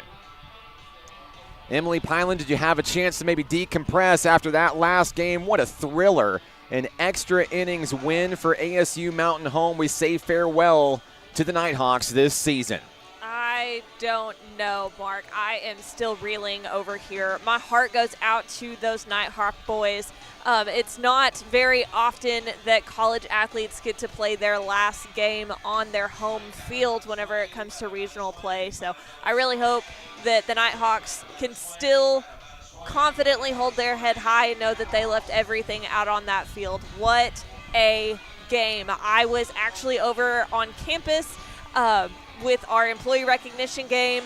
We had it blasted in our conference room, and whenever I saw that we were tied up and I was done with lunch, I booked it over here, made it right as we were in the bottom of the 9th inning, and I have no words. So many great moments there, so many clutch hits, big performances. I know it didn't end the way that the Nighthawks wanted it to. National Park College still grouped up outside of what is now the Murray State College dugout, talking it over. Lots of hugs, lots of high fives, a lot of job well dones. Some of these guys heading on to the next level. We're very excited to be sharing that information with you on Nighthawk Athletics on social media all throughout the summer. It's not the end of the road for a lot of these guys. They will continue playing the game that they love at a new home next season. All right, back to baseball here. We start things off. Gray skies overhead here at Majestic Park. We're crossing our fingers. Rain is in the forecast, but it looks like it's holding off so far. The leadoff hitter for Murray State College is Junho Sun, and on the first pitch that he sees, he'll foul it off, or excuse me, he'll fly out over to third base for the first out of the inning. So 1 pitch, 1 out. And the Aggies will now bring up shortstop Austin Haley.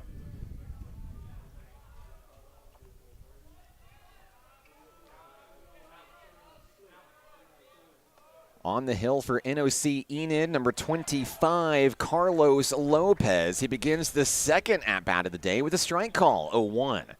The hitter is Austin Haley. Haley, who was the starting pitcher in last night's game against Tonk, also serves as a power-hitting shortstop for the team as well.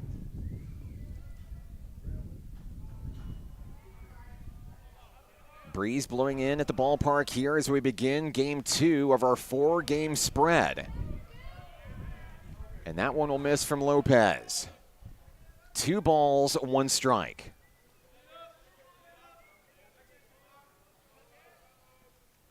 Here's the pitch, and Haley's going to deliver that one over to the shortstop, reeled in for the second out of the inning. A line drive out there, and Lopez in the zone with 2 quick outs against the top 2 hitters for Murray State.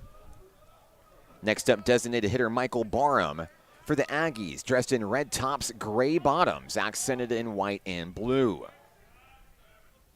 He'll rip at the first one he sees. Over to the shortstop, fielded, throw to first. Down go the Aggies. 1, 2, 3 in the first. We go to the bottom of the inning. No score. Jets coming to bat when we come back right here on the Nighthawk Network. The Arkansas Travelers Youth Foundation is the official public charity for the Arkansas Travelers. The Travs Youth Foundation helps kids get outside and play ball by breaking down barriers to participation. With rising costs and limited local opportunities, the obstacles are huge. The ATYF provides grants, college scholarships, and dozens of free community events designed to inspire the love of sports in the next generation. Visit Travs.com under the Community tab to find out how you can help donate, volunteer, and request aid. My name is Sadie, and being a good teammate is why I rise above alcohol and drugs.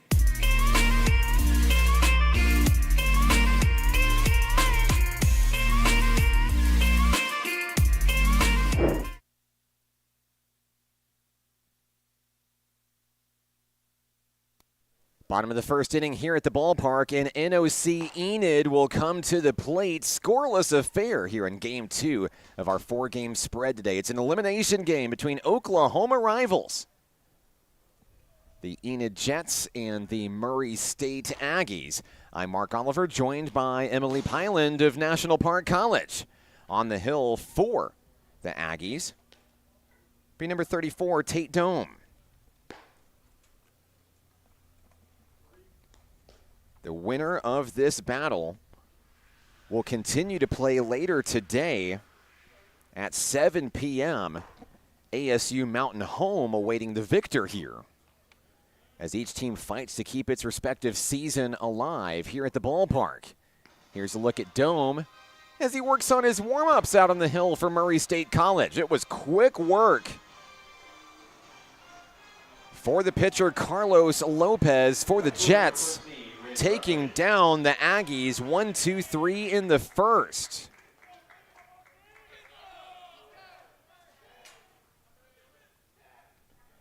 First hitter up for the Jets today, Ren Rutledge, the left fielder. Rutledge has been an absolute force in the lineup in both games that we've seen the Jets so far in this tournament. Rutledge's family in attendance here at the ballpark. Had a great chat with the Rutledge family. The 1-0 drops down low, 2-0.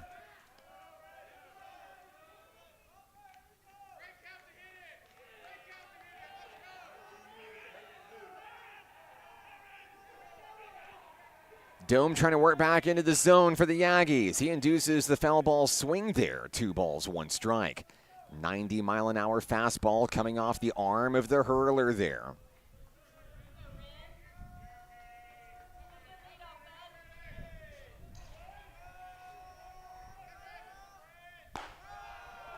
And that ball is high, 3-1.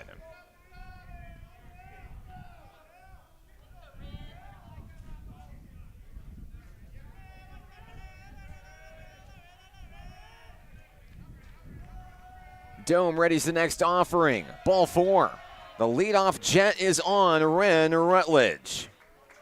Shortstop number 9, Jesse Thomas. Rutledge was big in the tournament opener against NPC back on Wednesday, smacking a 2-run home run. The Jets offense came to party yesterday as they eliminated Carl Albert State College. The next batter up for the Jets, Jesse Ponce, the shortstop.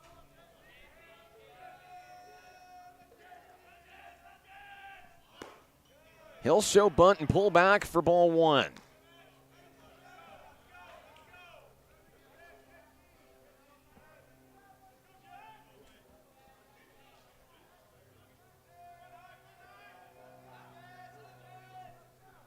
Count is 1-0 on the shortstop, Ponce. Next pitch on its way. There's a rip over to the shortstop. Not in time to turn 2. They'll try to get the play at first. They do.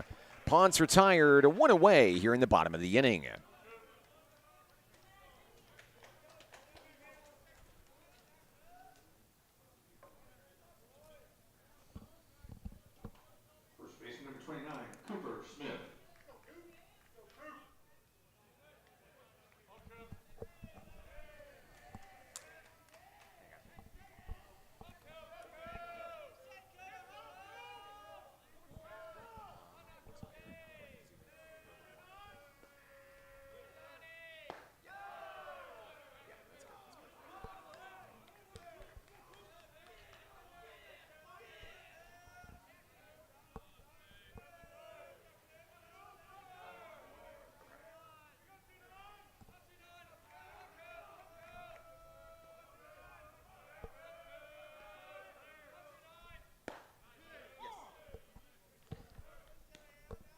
1-1 count.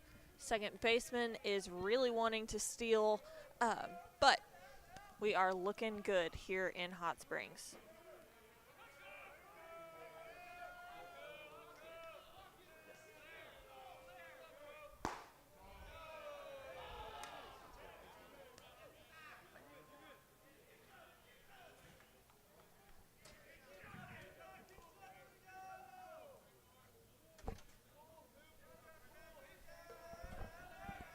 Count is 2 balls, 1 strike on the hitter, Cooper Smith.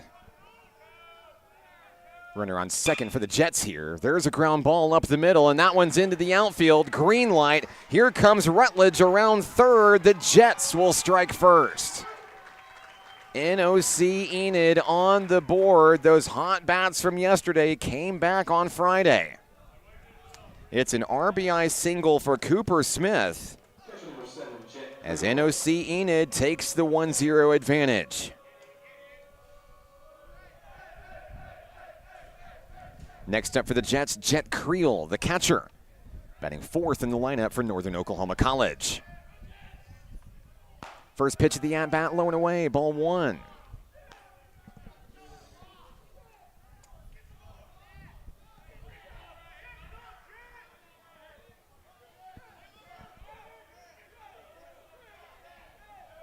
The pitcher, Tate Dome, has the one he wants and induces the foul ball back to the backstop. Count even, 1 ball, 1 strike on Creel.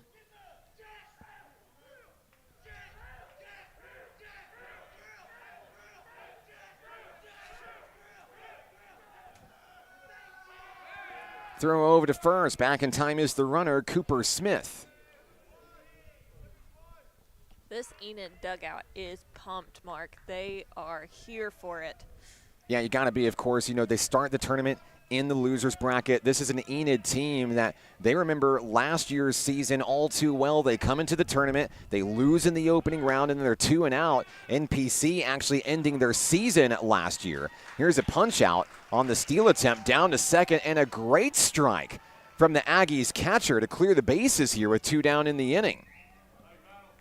But when you start this tournament on the back foot, just like Enid did with that opening loss, you've got to bring the energy the rest of the way, because now your route to the championship is harder than anybody else's in this tournament. The 1-2 outside, good eye, 2 balls, 2 strikes. On the hitter, Jet Creel.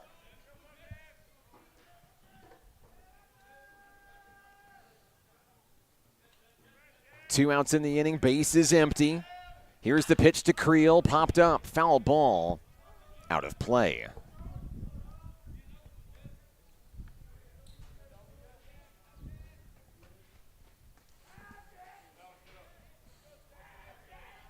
A look at Creel as he steps back into the batter's box here.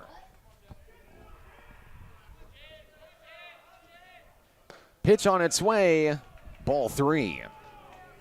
So the count is full on the Jets catcher, Jet Creel.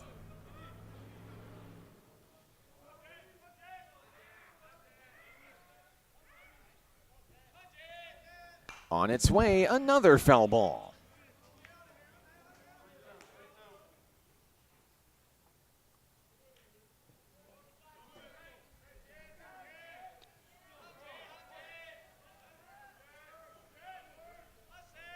Payoff pitch on its way. It jams the hitter. He gets a piece of it. Creel will foul it away toward the Aggie dugout.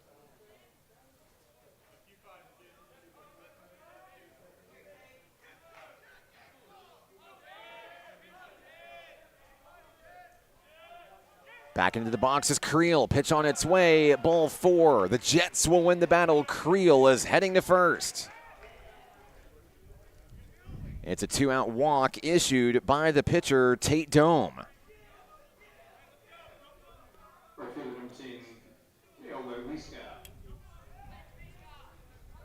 Right fielder Cale Wetwiska comes to the plate for the Jets. Wetwiska had a day to remember yesterday. Starting that home run chain that we saw from the Jets in that win over Carl Albert. Back-to-back-to-back home runs in one of the most exciting moments of the tournament so far. The count is 1-0. Wetwiska takes for strike down in the zone. That'll bring things even.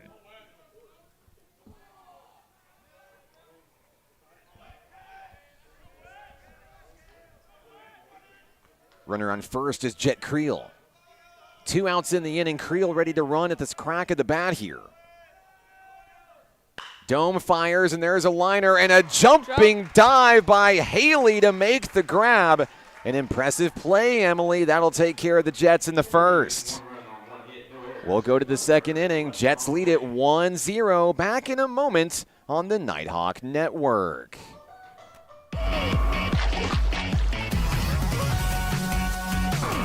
Hot Springs was built on water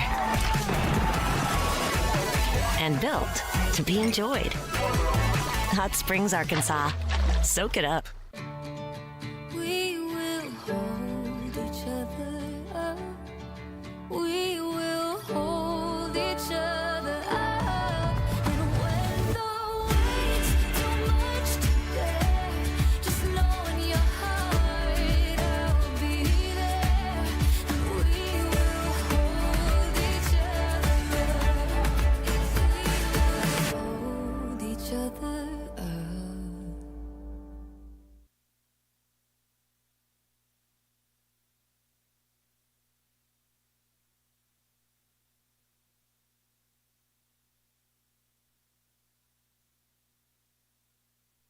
It's the top of the second inning here at the ballpark, Majestic Park, the site of the NJCAA Region 2 tournament.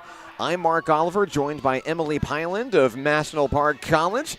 Emily, close-knit ball game here as we go to the second, 1-0 Enid. It is. Anytime that I get to see Oklahoma baseball, I'm always impressed. And these two teams, you know, typically whenever they get into regional play, they just have to go down the road. So this is different for them this year, having to come all the way to Hot Springs. And I think that really, you know, you can tell just by who we have in the audience and hopefully who we have watching at home. Well, I'll tell you this much. We've had a ton of Jets fans here in the stands as well as Aggies fans, and there are a ton of them on the broadcast as well. We'll get to all of your comments here in just a moment, but let us know where you're watching from and who you're excited to see. You can be like Nan Williams, who's watching in Sydney, Australia today, cheering on NOC Enid. Lots of Aussies on the broadcast, and Katie Jones is cheering on Murray State College as the Aggies come to the plate. See, it's just that simple. Just let us know where you're watching from. Doesn't matter which team you're rooting for. We're glad to have you with us. Happy Friday. Hope your weekend is starting off right. For the Enid Jets, the top of the second inning starting off pretty good there. A ground out to start things off. Retired is the hitter Brady Taylor, the right fielder. Next up for the Aggies will be Zach Makarowicz, the left fielder. Makarowicz had a great game in last night's nightcap, but was unable to help to turn the tide against NOC Tonkawa. The Mavericks and the South Ark Stars will go to battle, and the lone winners bracket game remaining. That game will be next at 4 o'clock. The count is 2-0 quickly on Makarowicz. Lopez fires. There's a liner over to third. Scooped up, throw over to first. 2 down in the inning. Murray State College still searching for its first hit of the ball game as we go to the next hitter, Tanner Norman. Norman swings a pretty big stick for the Aggies, dressed in red and gray. Lopez wastes no time getting started here. Here's a chopper, foul ball down the line. The count is 0-1 on Norman. On a cool, breezy day at the ballpark here in Hot Springs. Here's the next pitch. Curveball just missing too high.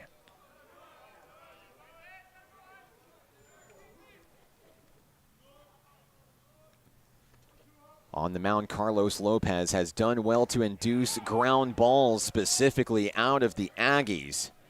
4 consecutive ground outs dating back to the previous inning. He likes to keep his offerings high in the zone. There's a high fly ball, and that just might tie this game. It does. Norman says, hey, put it high in the zone, see what I can do. He's going to touch them all. What a play. All right, so if you're Murray State College, that is a huge momentum builder there. The Aggies certainly frustrated. The hits were just not there last night against Tonkawa. I mentioned it before Norman came to the plate. The first baseman has power hitting potential, and he showed it off on full display there. We're tied.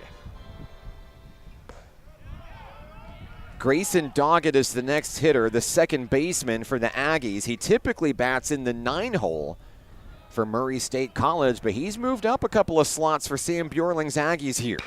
He'll rip that one out in the center field, and it's back-to-back hits. The bats are coming alive for the Aggies here in the second. This is the kind of momentum they needed, Mark. I'm curious to see what they do. 2 outs, continuing this inning.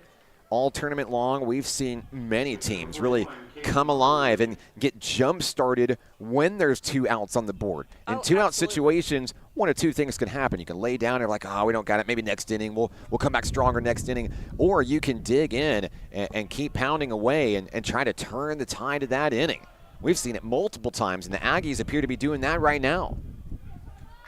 The hitter is Caden Munkerud, the catcher for Murray State College. Doggett the runner on first, 2 outs in the inning. The 1-0 catches the corner of the zone for strike 1. We're even. Munkerud with a deep breath as he steps back into the batter's box for the Aggies. Lopez winds and fires, a swing and a miss.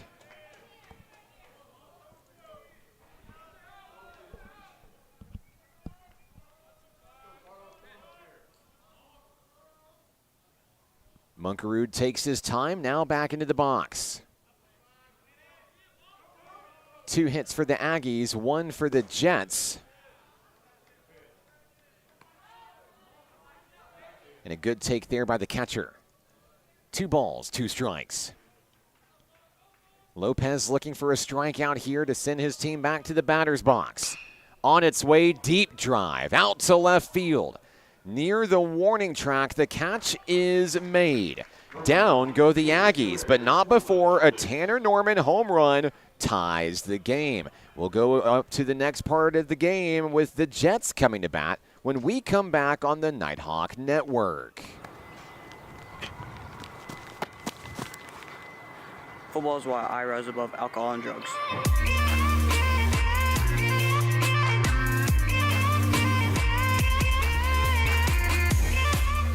The Arkansas Travelers Youth Foundation is the official public charity for the Arkansas Travelers. The Travs Youth Foundation helps kids get outside and play ball by breaking down barriers to participation. With rising costs and limited local opportunities, the obstacles are huge. The ATYF provides grants, college scholarships, and dozens of free community events designed to inspire the love of sports in the next generation. Visit Travs.com under the Community tab to find out how you can help donate, volunteer, and request aid.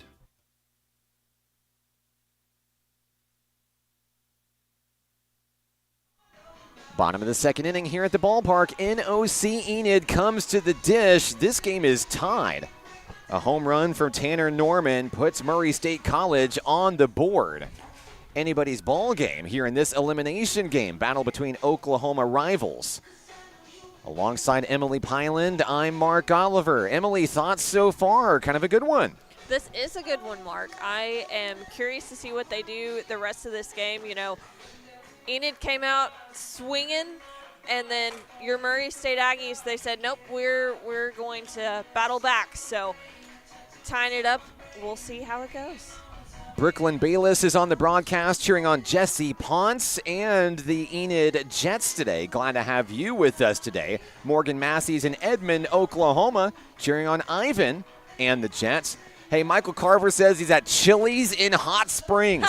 About to come watch the Tonk Boys later on. Hey, get yourself a big meal. We got a big battle coming up in winners action. And Michael, can't wait to see you, man. I know you made a long drive to be here for this contest today. So many more fan comments coming your way. We'll get to them here in just a moment. We're ready to resume play. Here's Noah Smith, the third baseman for NOCE. Back on the hill for Murray State College, it's the pitcher, Tate Dome. Count 0-1 on the leadoff hitter for the Jets.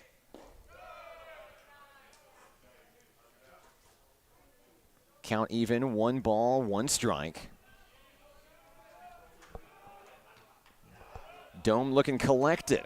Out on the hill as he fires this one here. Comebacker, return to sender. Picked up by the second baseman. That's a deep ball to field. That is a hard throw to make, just not in time. Right up the middle, well hit by Smith. It's a leadoff single for the Jets. That'll bring up DH Logan, a fielder.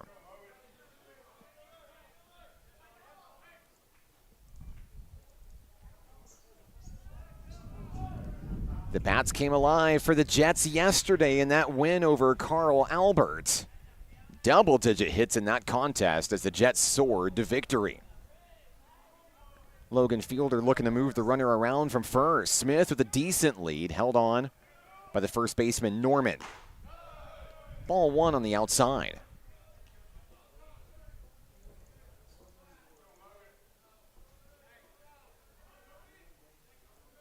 Colton Kuiper on the broadcast, cheering on Murray State College.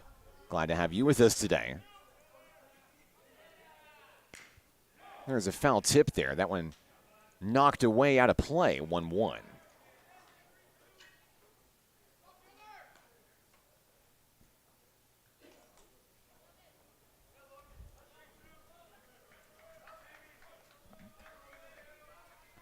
No outs in the inning.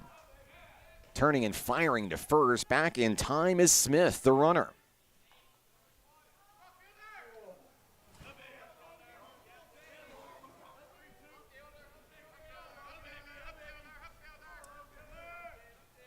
Dome looks to go to work against the hitter here.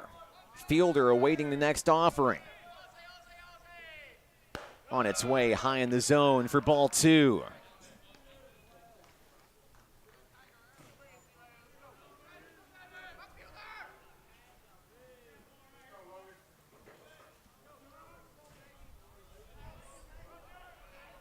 Dome with a deep breath on the mound. Next pitch on its way, and it's a low and away. 3 balls, 1 strike.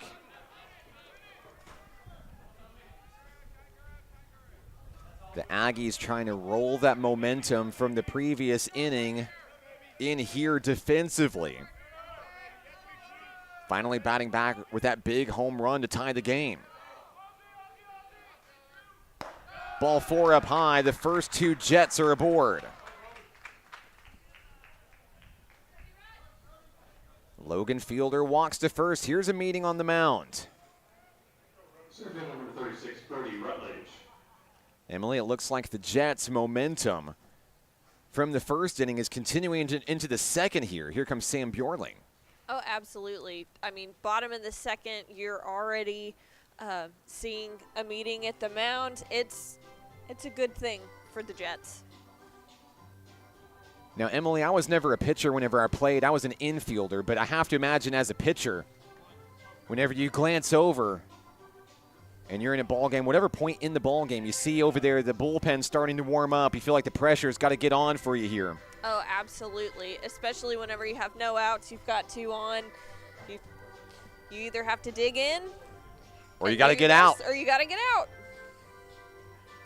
This is a big moment here. Of course, it's an elimination game. The winner moves on. The loser has what I assume will be a very somber trip back to Oklahoma. Murray State College from Tishomingo. Well, and any time that you're in a conference play like this, in tournament play, I mean, how big your bullpen is, or how many pitchers, quality pitchers you have. I mean, it can be do or die in any game. Yeah, I couldn't have said it better myself. Their depth is everything, especially for those pitchers. Especially because everybody comes in and nobody expects to lose game 1 and have to go through the loser's bracket. But when you do, I mean, you've got to buy yourself some more time here. Like the winner of this game, for example, has to play again later tonight. Okay, it's I know in Region 2 play, and maybe this is the saving grace here, is that every single game is a doubleheader, right? It makes for some long days at the ballpark, but it makes sure that these guys are built for situations like this whenever their time is called and they've got to win 2 in a day. Bunt down the third base line. Ball is thrown away. The Jets are going to score we have one. The Jets scoring. 2-1 Enid, retaking the lead after a throwing error in the field. Yikes. Runners in scoring position, no outs. If I'm Enid, I'm feeling really good right now. That was Brody Rutledge. He just wanted to bunt to move things along. No outs in the inning. They were going to play small ball, but sometimes the situation arises that you just step on the gas and keep going. So now Rutledge stands at second for the Jets. Here's Ivan Gomez, the number 9 hitter in the lineup. Runners on second and third for Enid. Still no one out. 1 strike on the hitter. Ground ball, but foul down the third base line. The Aggies hoping to get a big strikeout here to alleviate some of the pressure, try to stop the bleeding early in the second. Dome fires. There's a liner into left. 1 run scores. The stop sign at third. Rutledge will hold tight. It's 3-1.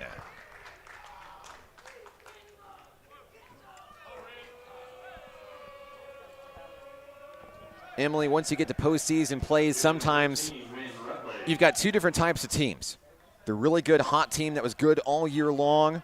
They have the big record to prove it and all the achievements and all the big wins. But sometimes that team, that underdog team with a chip on its shoulder, back against the wall, getting hot at the right time, see it in the MLB all the time.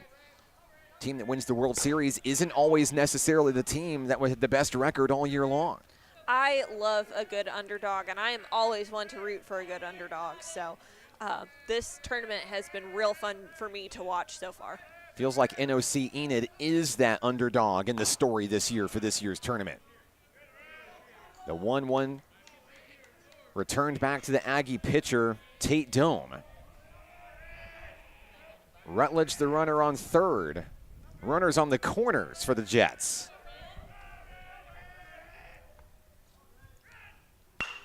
Ren Rutledge is going to send that one into the left, and the hits keep coming. So do the runs. It's 4-1. The Rutledge boys, Emily, I know we had a chance to talk with one of the parents, the Fighting Rutledges.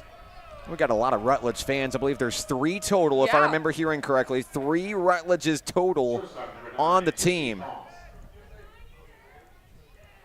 And look, I know what a group of Nighthawks is called. A group of Nighthawks is called a kettle. A group of Lions is called a pride. I don't know what a group of Rutledges is called, but when you got 3 on a team, I feel like you've got to come up with some sort of designation there. Murder of Crows. Yeah, they need a cute little catchy name so that as they continue throughout this tournament, that they are the Fighting Rutledges. I can feel these guys staring at the screen. No, Mark. No, Emily. Fighting We've already got a thing. Don't make a new thing. We already have a thing. It works for us. Here's the 1-0 offering. Showing bunt, pulling back is Jesse Ponce. 3 runs have scored this inning for NOC Enid. And still no outs. Still no outs. Murray State College just looking to get the first one here. Runners on first and second. Ponce pulls back. That's a ball. 2-0.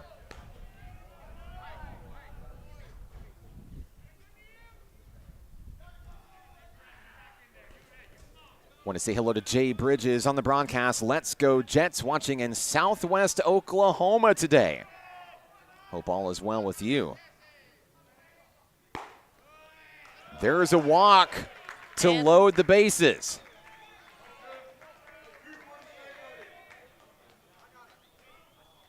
If you're Murray State College, you got to feel like your back's against the wall here. If you're Tate Dome, the hurler, the only thing you can do here is just try to go to battle against the hitter. One-on-one, turn off the scoreboard, turn off the base runners. Just go play baseball. Play catch with your catcher. Just make sure the hitter doesn't hit it. Ponce walks over to first. Ren Rutledge on second. Gomez on third. The hitter is Cooper Smith, who had an RBI base hit his first time up today. Count is 1-0. There's a rip up the middle to the shortstop. Double play ball potentially. Out at second, out at first, 2 down. Another run scores for the Jets. It's 5-1.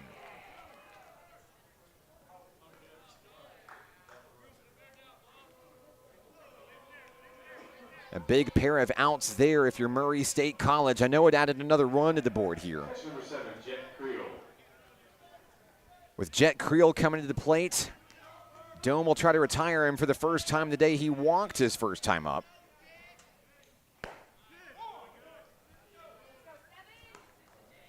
Strike one on the first pitch thrown to Creel.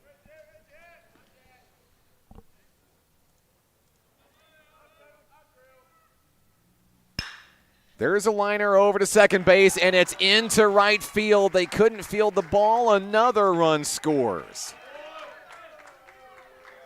The hits keep coming for Enid. It is now a 5-run second inning. Right fielder number 10. You know, if you were Murray State, what are you thinking right now?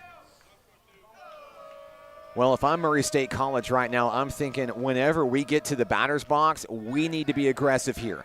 We need to be ahead of the pitcher, swinging at pitches early. We've got to make contact. Now, I know in the situation you're thinking, oh, man, put points on the board as quickly as possible. I don't know that home runs are the answer here. Just getting on base, being smart. Don't swing at pitches outside the zone because Enid is going to challenge you at the plate. Oh, They're absolutely. salivating at the opportunity to return to the hill here. Of course, Carlos Lopez is the real deal. And we've seen it all tournament, Mark. It is the long game. It has to be. It has to be. Think about that Nighthawk game just one game ago. NPC was trailing by 5 runs, looked dead to rights out there on the field. In the 8th inning, everything changed with 5 runs to tie it. A long throw over to first. Safe at first is Wetwiska. He'll stretch it out. He turns on the Jets. I love saying that when the Jets are playing. We've batted around here in the second inning. Noah Smith started this party all off with a single and a run scored. Here comes Sam Bjorling for the Aggies. Pitching change. That'll be it for Dome. Here in the bottom of the second inning, 2 outs. We're back in a moment on the Nighthawk Network. What does care look like through the years? From the first memories to the treasured moments, from life's accomplishments to life's challenges. We're here for you, body and mind. Arkansas Blue Cross and Blue Shield has been taking care of families for more than 75 years, providing health insurance and peace of mind with the kind of coverage that ensures your best days are ahead. Take good care, Arkansas.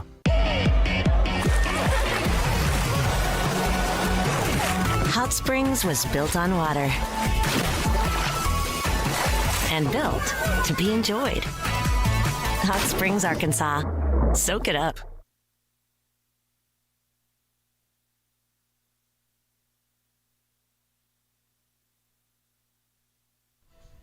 Murray State College will go to a new pitcher here in the bottom of the second inning, going to the bullpen a little bit earlier than expected. And they'll see if they can right the ship here with the new hurler for the Aggies.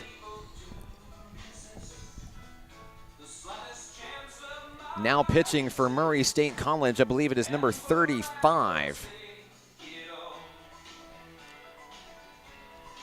Let me see if I can get in there. Emily, I'm gonna be the first to say it here. I have bad eyesight. The so jersey numbers are hard to read for the Aggies. My boy Justin Maybe Wagner, the SID. That's a 3 for sure. 36. We're going to go with 36. Hey, Connor Smeltzer. Sounds about right. He is a right-handed pitcher. All jokes aside, shout-outs to Justin Wagner, the SID for Murray State College, one of the best in the biz. Jersey number's a little hard to read, though. Red on red, it's just not my thing. All right, but Smeltzer is the guy for the Aggies here. Looking to stop the bleeding against NOC Enid. 5, count 'em 5, runs have scored. Here in the bottom of the second inning, we've batted around. Here comes Noah Smith. 35, Noah Smith.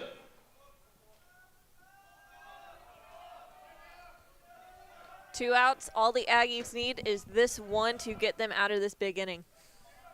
Runner on first is Kale Wetwiska, and there's a blooper into right. Enid is going to send another run home. Play at the plate, sliding in head first. The runner, Jet Creel, will score. You can put in a new pitcher, but these Enid boys are ready. This is a team that just doesn't want to lose today. Absolutely. And when you look at the tournament bracket here, of course, if it is Enid that moves on in this game, they'll have ASU Mountain home next. Enid may very well be one of the most dangerous teams remaining in this tournament. Oh, absolutely. And like you said, Mark, if you lose that first game in the tournament, you are ready. You have something to prove, and you are not giving up that easy. 8 hits to 2. The Jets lead in the H column. They lead 7-1 in the R column as well. Ball 1 on the first pitch thrown. To the next hitter, it's Logan Fielder.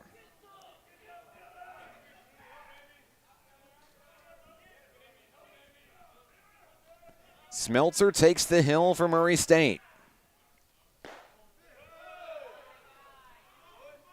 Ball 2 down low in the zone. 2-0.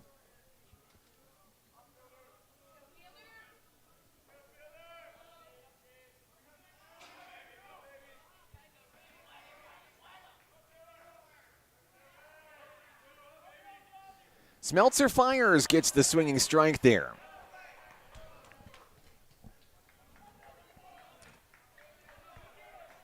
Connor Smeltzer, the sophomore right-hander from Longview, Texas, being brought into this game with a tough task, trying to stop down this red-hot hitting Enid team.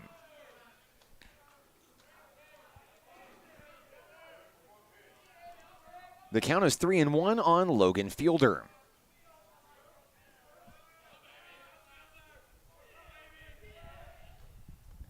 On its way, strike 2. Fielder content with letting the pitcher work for it here, but now with the count full, it's swing away or go back to the dugout.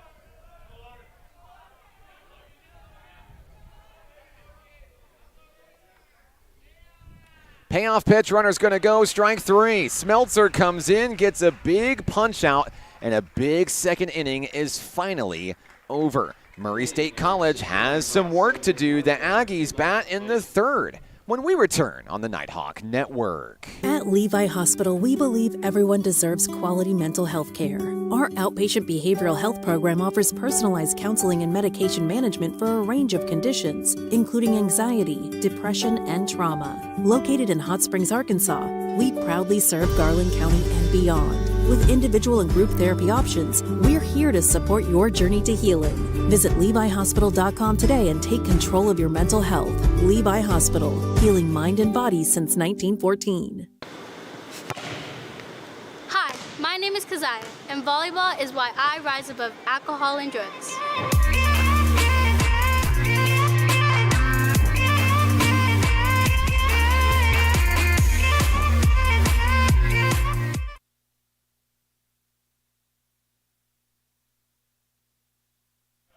It's the third inning. Murray State College comes to the plate. Alongside Emily Pyland of National Park College, I'm Mark Oliver. Glad to have you with us today.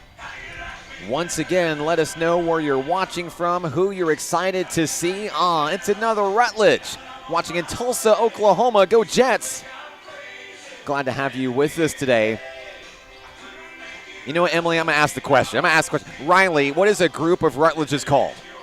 Is it just the Fighting Rutledges? I'm dying to know. And I'm just the kind of person, I won't let this thing go. I just can't. It's not in me. Not built that way. Jets cruising at a high altitude as we go to the third inning. Murray State College looking to battle back from behind.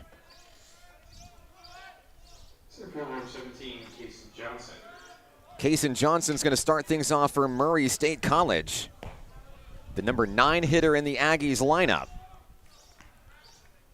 MSC does not have to get all 6 runs here. There is still plenty of time remaining to battle back into this contest, but it would help to chip away.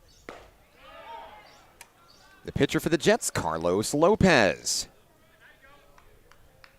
Count even, 1 apiece on Johnson. Got a piece of that one there. Just a little bit ahead of it there.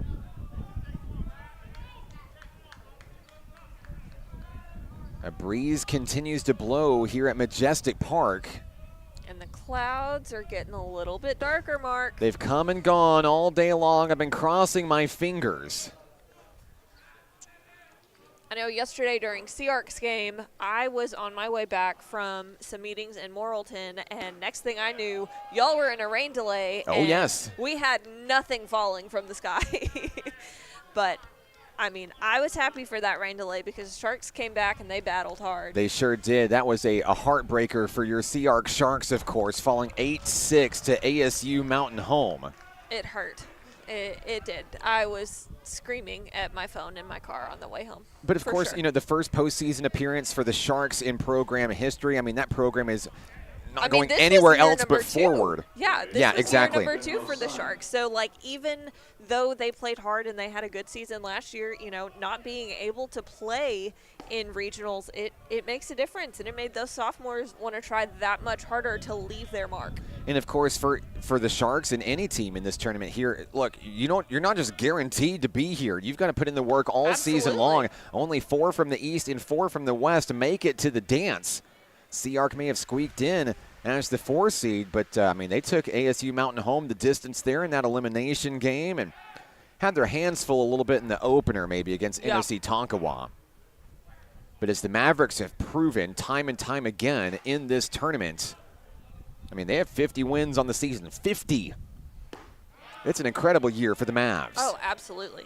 All I know is all eyes are going to be on that matchup scheduled for 4 o'clock today. South Arkansas College in Tonkawa. The only 2 unbeaten teams remaining in this tournament. Someone's got to lose. Well, and with South Ark, you know, the last 2 regionals they've won. Oh, yeah. Yeah, the only Arkansas team to have won a Region 2 tournament, I believe. So it's they have everything going for them right now. Playing in Arkansas, having some of those home field advantage, it's going to be a good matchup. Junho Sun was just plunked by Carlos Lopez. Sun was also hit by a pitch last night as well. Obviously a different team that the Aggies were going against. But Sun's going to take his place down at first base. 2 on for the Aggies. Had quite a few hit by pitches so far this week, and I can't imagine having something come in at, you know, 75, 80, 90 miles an hour. It's been quite a few years since I've played the game. But I remember, I mean, I was kind of a shrimpy guy. I was real small as a speedster for my team, and boy, I know they say, hey, don't rub it, but man, it hurts. Oh, absolutely. You look at the scoreboard on some of these things, we're hitting 90s, mid-90s. Yeah, on the softball side, there's a reason that I stopped playing fast pitch whenever I was a sophomore in high school. Slow pitch is more my game. We don't usually have any kind of like faculty staff softball games at NPC. I think we did one year. I don't know why it never happened again. There's probably a good reason why it doesn't happen. Yeah, I would say somebody's probably going to get hurt. I would say so. I've heard that there's quite a bit of volleyball games going on, and then this year with basketball for Recognition Day, I know I'm missing out on it right now, so I'm sure that it's quite comical seeing some of our fellow colleagues. I bet it's heated, and I bet our comrade Timothy Webb is giving it everything he can. Oh, absolutely. One of the most competitive people I've ever seen in my life. I can't be there today. Obviously, I'm working here at the ballpark, but I just picture potential situations. My mind gets away from me. I just picture Timothy Webb trying to, like, dunk over Darla Thurber. Oh, absolutely. And I'm like, oh, no. There's a ground ball to second. They're going to try to turn 2 here. They do. And they nice got it. Stretch over at first. And that is a big double play to take care of the Aggies there. Murray State College will have a runner on third when it's all said and done. 2 outs in the inning. Designated number 13, Michael Barham. Michael Barham is the hitter for Murray State College. Kaysen Johnson is the runner on third for the Aggies. Barham 0 for 1 in this contest. Emily, if you're Murray State College, even if it's only 1 run across this inning, it feels like that would be a moral victory here at this point in the ball game. Still plenty of innings left. We're only in the 3rd inning here, but chipping away. That's how you get back into this thing. Lopez fires, high fly ball out towards center field. That could be difficult to get to. Center fielder calls for the ball, makes the grab. Brody Rutledge. And that'll take care of the Aggies. They leave a runner at third base. We go into the bottom of the inning. 7-1 Jets back in a moment on the Nighthawk Network.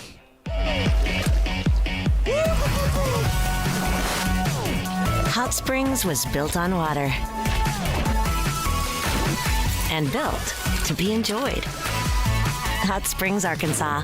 Soak it up. To a good life, a good life. What does care look like through the years? From the first memories to the treasured moments. From life's accomplishments to life's challenges. We're here for you, body and mind. Arkansas Blue Cross and Blue Shield has been taking care of families for more than 75 years, providing health insurance and peace of mind with the kind of coverage that ensures your best days are ahead. Take good care, Arkansas. It's the bottom of the 3rd inning here at the ballpark, Majestic Park in Hot Springs. She's Emily Pyland. I'm Mark Oliver. Emily, I have good news. Okay. Some might even call it really, really great news. Riley responded to me on the broadcast and says, Fighting Rutledges, I guess. Well, it sounds like one of the Mama Rutledges was correct. We just need to take her word for it, and they are the Fighting Rutledges. A group of Rutledges is called the Fighting Rutledges. We're having fun here at the ballpark today. A beautiful day for baseball deep in the heart of Arkansas. We can't say enough about Majestic Park and everything that went on behind the scenes to make this tournament successful. When we think about it, I mean, NOC Enid has hosted this tournament for a large number of years. I mean, it's a staple there in Oklahoma, and then all of a sudden, this thing needed to move. Hot Springs stepped up in a big way. I mean, from the Chamber of Commerce, from Visit Hot Springs, all the way down to the concession stand workers and the maintenance crew here at the ballpark. They jumped at the opportunity. They knew that there would be work. They knew it would be a challenge. We knew it would be a challenge as well. But we said, yes, we can't wait to highlight all the great things that Hot Springs has to offer in this tournament, and of course the viewership, Emily. I know we looked at some of the numbers this morning, and every time I look down at the views, I'm like, oh my goodness. Well, and I can honestly say that our viewership, Mark, is because of how good you are at what you do.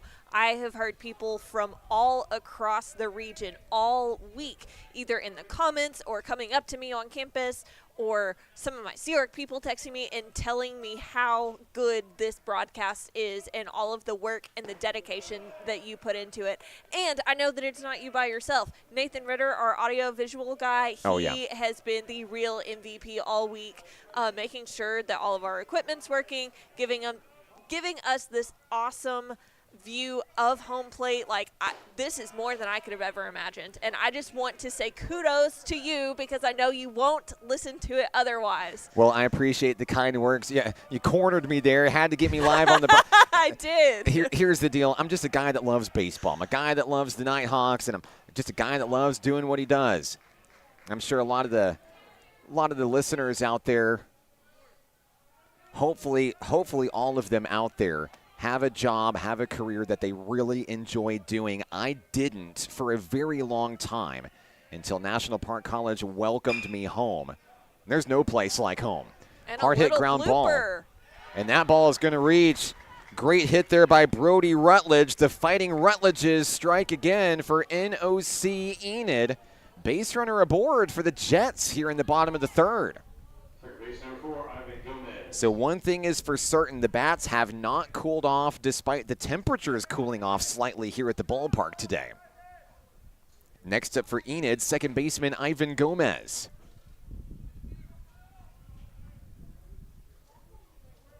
Gomez batting at the bottom of the order for the Jets, dressed in black and gray. Showing bunt, but pulling back in time is the hitter, Gomez.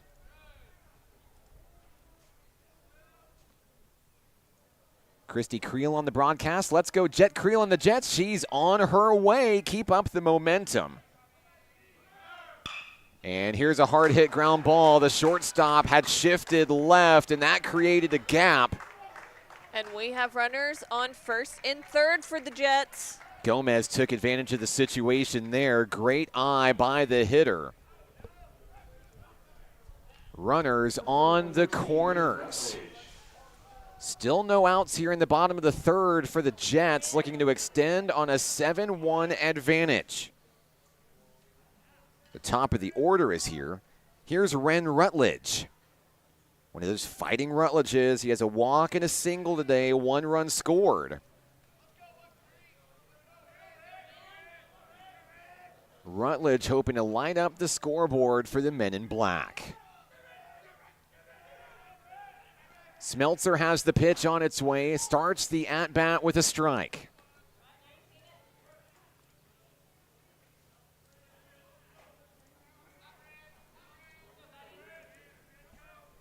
The count is 0-1 on the left fielder.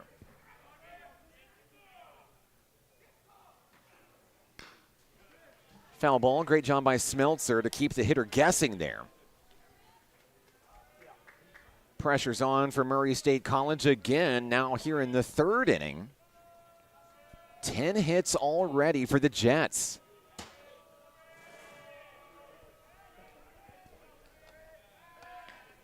Throw over to first, everybody's safe.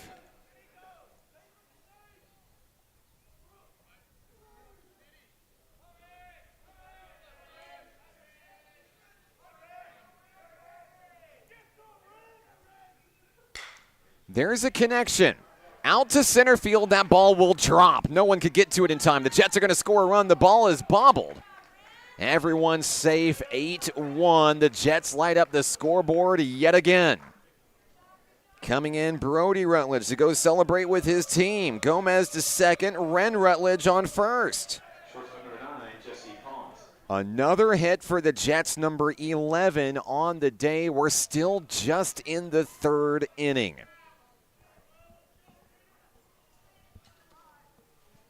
Jesse Ponce is the next hitter for NOC Enid. First pitch ball, good eye by Ponce, high in the zone from Smeltzer.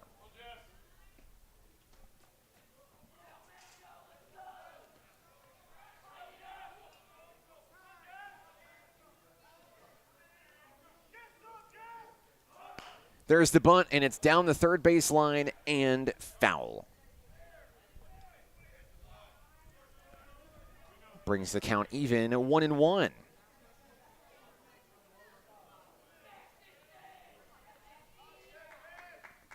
Well, Emily, graduation weekend here at National Park College, and I assume for also a number of our colleges participating in this tournament busy day scheduled at Bank OZK tomorrow, I assume, yes? Oh, absolutely. It is going to start right off the bat, getting there 8 a.m., making sure that all of our photographers are there and ready, making sure that AV is set up, that we are helping students get their regalia, get where they need to be. This will be my first NPC graduation, so I'm really excited to see what all of the Nighthawk grad is about.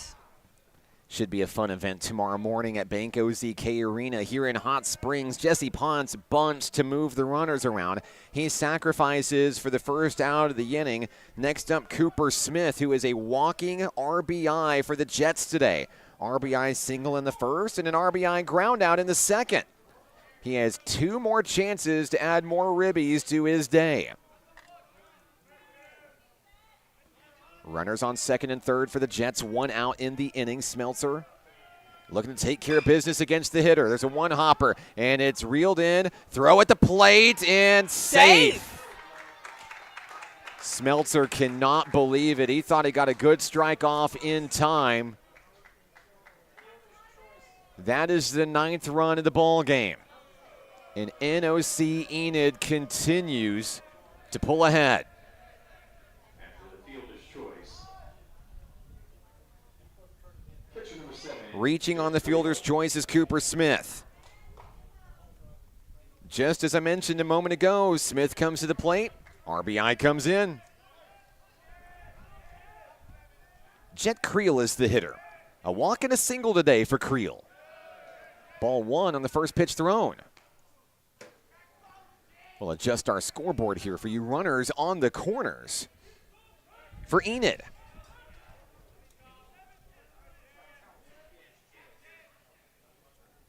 Smeltzer looking to regain control of this baseball game. There's a strike up high. All starts with one pitch, one moment, one out, as the Aggies hope to turn the tide in a lopsided affair.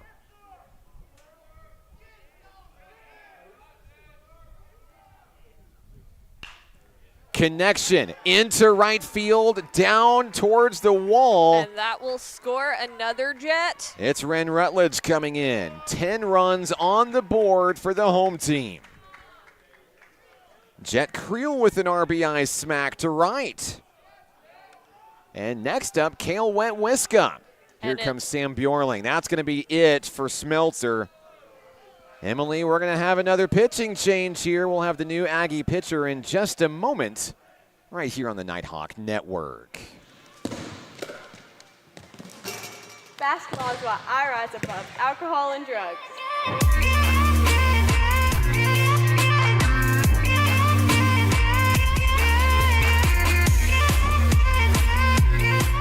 At Levi Hospital, we believe everyone deserves quality mental health care. Our outpatient behavioral health program offers personalized counseling and medication management for a range of conditions, including anxiety, depression, and trauma. Located in Hot Springs, Arkansas, we proudly serve Garland County and beyond. With individual and group therapy options, we're here to support your journey to healing. Visit LeviHospital.com today and take control of your mental health. Levi Hospital, healing mind and body since 1914.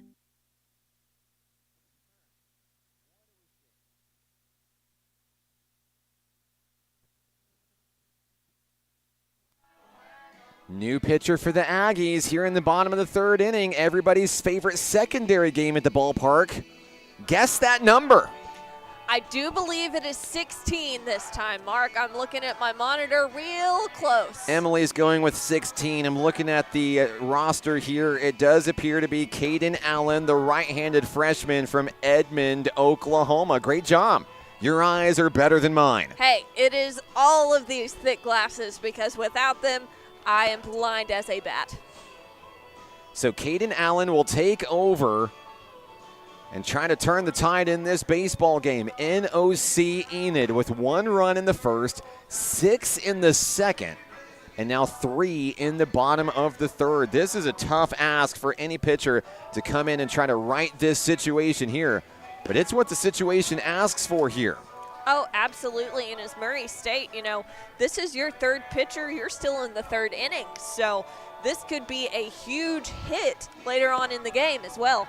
Yeah, I got to go to the bullpen early. Not what you want to do, but Caden Allen has his 10th appearance of the season. He has a 3-1 record this year, a .551 ERA, 18 strikeouts in 16 1/3 innings of work. The mission right now is just to slow down the Jets. Number 16, Caden Allen. Kale Wentwiska is the hitter for Enid. He's 1 for 2 today with a single and a flyout. Got 1 out, runners on the corners. I mean, if you're Enid, you're still looking real good right now. Enid wanting to take the lead and never look back in this one. Not saying they're looking ahead to Mountain Home quite yet, but they know that's who's up next if they can get this one in the books with a win. On 3rd base is Cooper Smith. Jet Creel on 1st. Whiska fouled away the first pitch that he saw. 0-1 the count. Allen trying to throw another strike here. He checks the runner, fires home, and a slider. Misses the target, 79 miles an hour.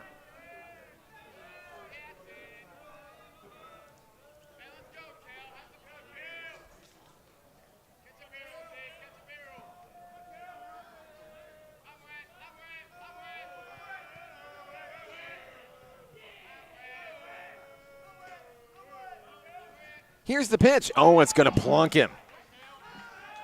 And just like that, bases are loaded for the Jets. Whiska will head on down to first.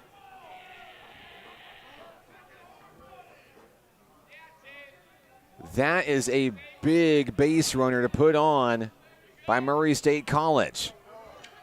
It's not necessarily panic time, not necessarily doom and gloom. Of course, a double play ball up the middle can still end the threat if you're Murray. Noah Smith is the hitter. He's 2 for 2. 2 base hits and 1 run scored. The first pitch, strike 1. Great job by Allen. When you plunk a hitter, it's one of the worst things you can do as a pitcher, but you answer right back with a strike throw and you're right back into it mentally.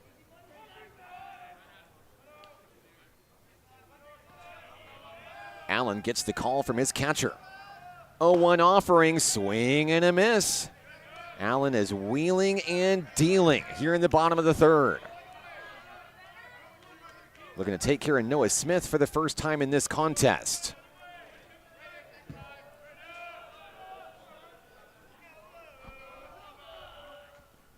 On its way, slider outside. That'll be ball 1. Count is 1-2.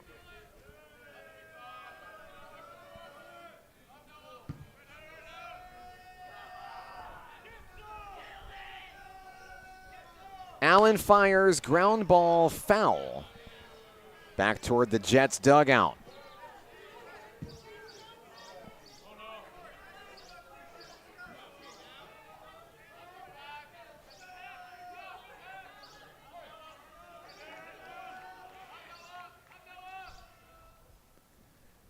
Strike 3, Allen wins the battle. And perhaps maybe even has some parting words for the hitter as Noah Smith takes the slow trot back to the dugout here. 2 down in the inning. Emily, that is a huge out if you're Murray State College. Oh, absolutely. You've got to build momentum any way you can, but when you get a strikeout with the bases loaded, that's huge. Smith retired for the first time today. Now it's Logan Fielder. A first pitch strike from Allen.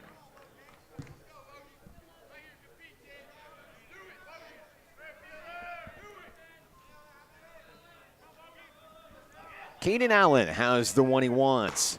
On its way, strike 2, 90 miles an hour. I think Allen's starting to get into his rhythm there on the mound. Yeah, I think he's really settling in, and that's exactly what Sam Bjorling was hoping for, the head coach of the Aggies. There's a ball off target, no chase from the hitter. Allen had a pitch to work with here. Fielder looking to put it in play and add to the lead. Slider down low. Ball 2.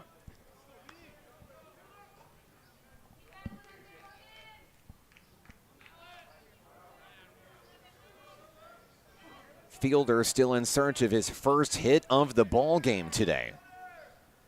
2-2 down in the dirt. There are no bases open. This is a big pitch right here for Murray State. It's already a 9-run deficit. Don't want to add another one. It's already hard enough as it is. Runners are going to go. 3-2 pitch launched deep to left field. This one's going to stay in the yard. Catch made. We'll go to the 4th inning. Enid on top, 10-1. Back in a moment on the Nighthawk Network. We will hold each other up. We will hold each other up.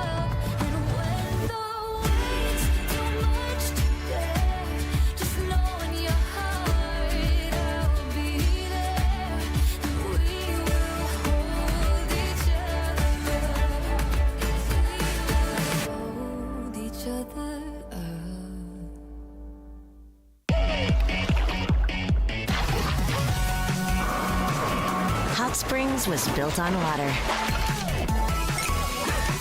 and built to be enjoyed. Hot Springs, Arkansas. Soak it up.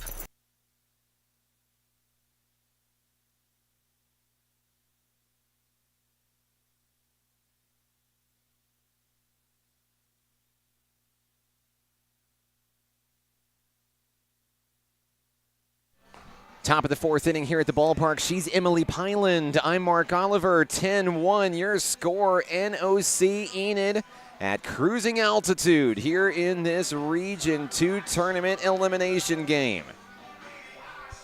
Glad to have you with us along for the ride today. Rhett's on the broadcast, and look, Rhett, if you need a loan, man, just say so. I wish I had a quarter every time I heard the commenter say Rutledge.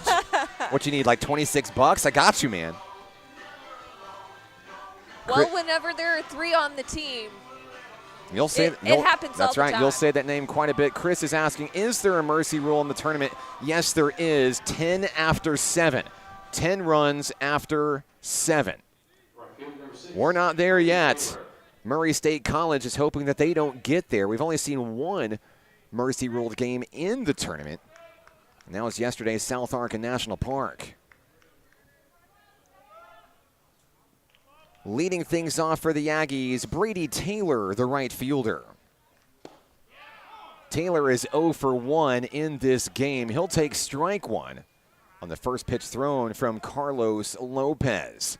Lopez back on the hill, and he had himself quite the break out there in the bullpen since the last time we saw him in the top of the third inning. Looking and feeling rested, Lopez back to the hill. Count is 1-1 on Taylor.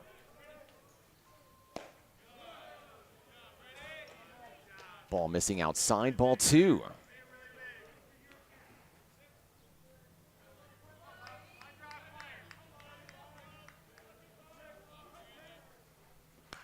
There's a curveball. Got the best of the hitter there. 82 on the radar gun. Fouled back to the screen.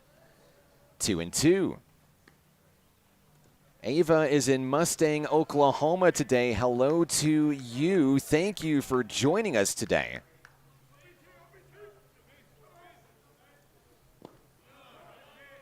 Ball 3 down in the dirt. Taylor hoping to reach. Murray State College just looking for base runners. Putting the leadoff man on in the top of the fourth would be a good start. Lopez shakes a pitch, has the one that he wants. Payoff pitch on its way, up and in, ball 4. Taylor wins the battle. He'll reach base for the first time today. Next up, left fielder Zach Makarowicz. Left fielder, number 14, Zach Zakarowicz. Makarowicz grounded out to third base his first time up today. Just 2 hits for the Aggies up to this point of the ball game. The Jets giving Carlos Lopez an early Christmas present with a 9-run lead. There's a pitch right down in the zone, right on the money, strike 1.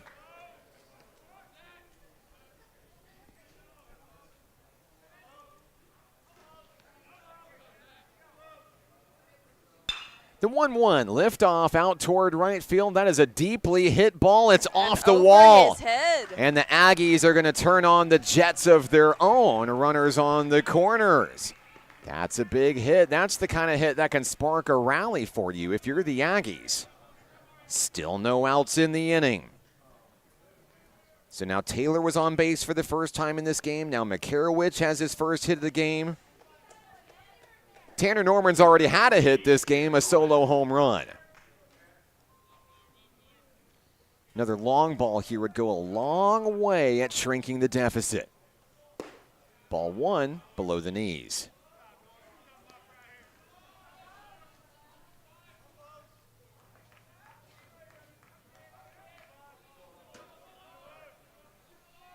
Lopez turns and fires to first. Runner back in time, Makarowicz.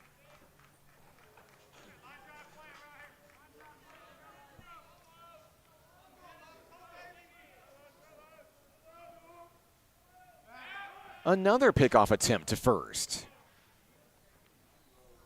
Not a whole lot of oomph on those throws there, Emily. I don't think it's an actual true pickoff attempt. Yeah, I think it might just be a little bit of stalling. Mental mind games here. Trying to get into the head of the runner. Pitch on its way right down the middle, a strike there. You know, a lot of the time, a pickoff attempt to first can also be perceived as, I don't really want to deal with this hitter right now. Yep. So when you answer back with a strike there, it says, no, man, I'm still in control. And he is still focused on that first base runner. That first base runner is Zach Makarowicz. The Jets are trying to make sure the Aggies don't put a second run in scoring position.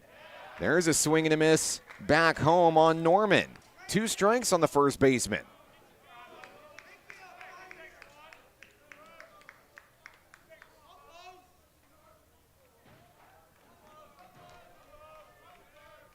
One-two pitch on its way, down in the dirt.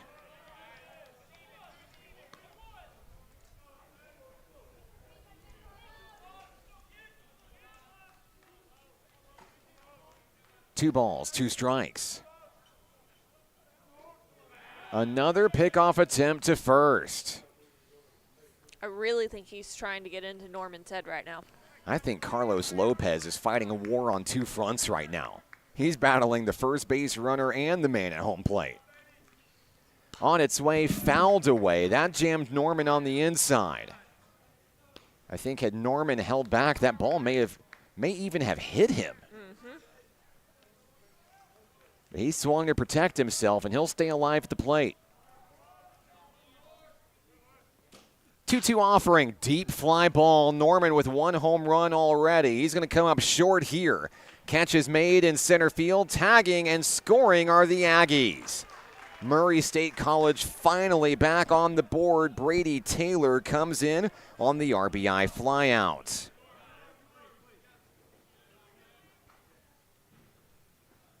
The comeback starts now if you're Murray State. And now you see the Jets coming out. They may be it for Carlos Lopez today.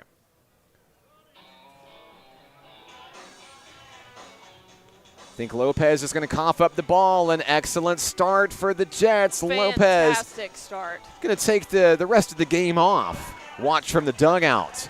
Pitching change. Back in a moment here in the top of the 4th on the Nighthawk Network.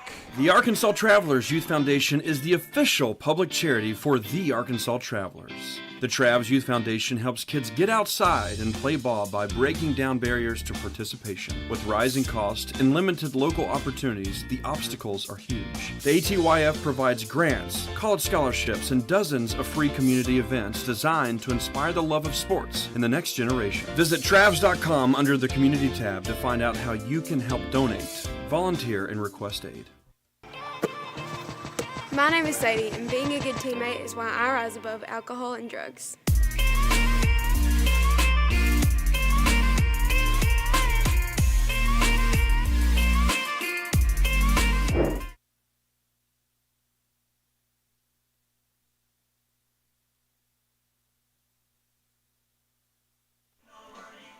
The new pitcher for Northern Oklahoma College, Enid. It's going to be number 33 for the Jets. Number 33, Ty Pinkman.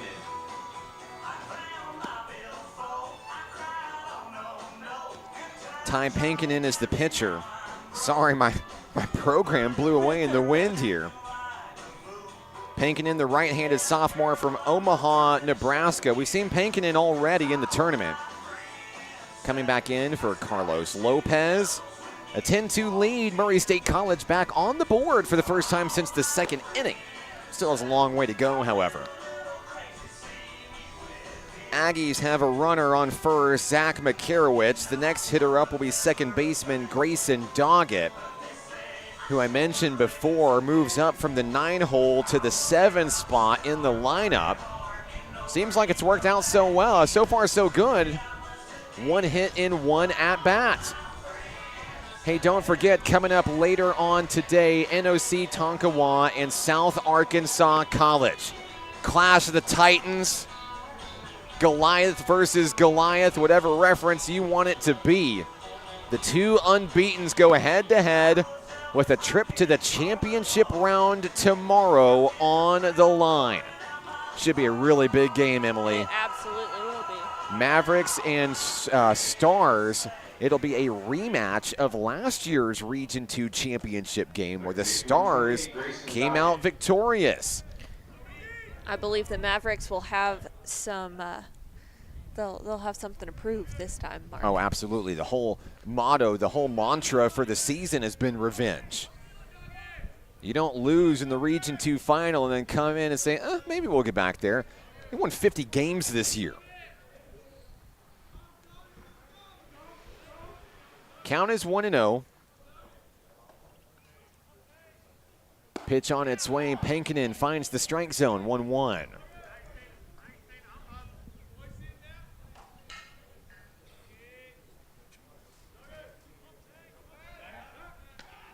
Throw over to first. Runner back in time. Makarowicz for the Aggies.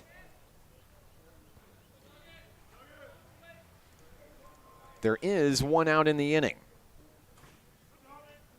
Pankinen delivers in a moonshot. If it was fair. Foul ball lands over in Hank Aaron Field beside us.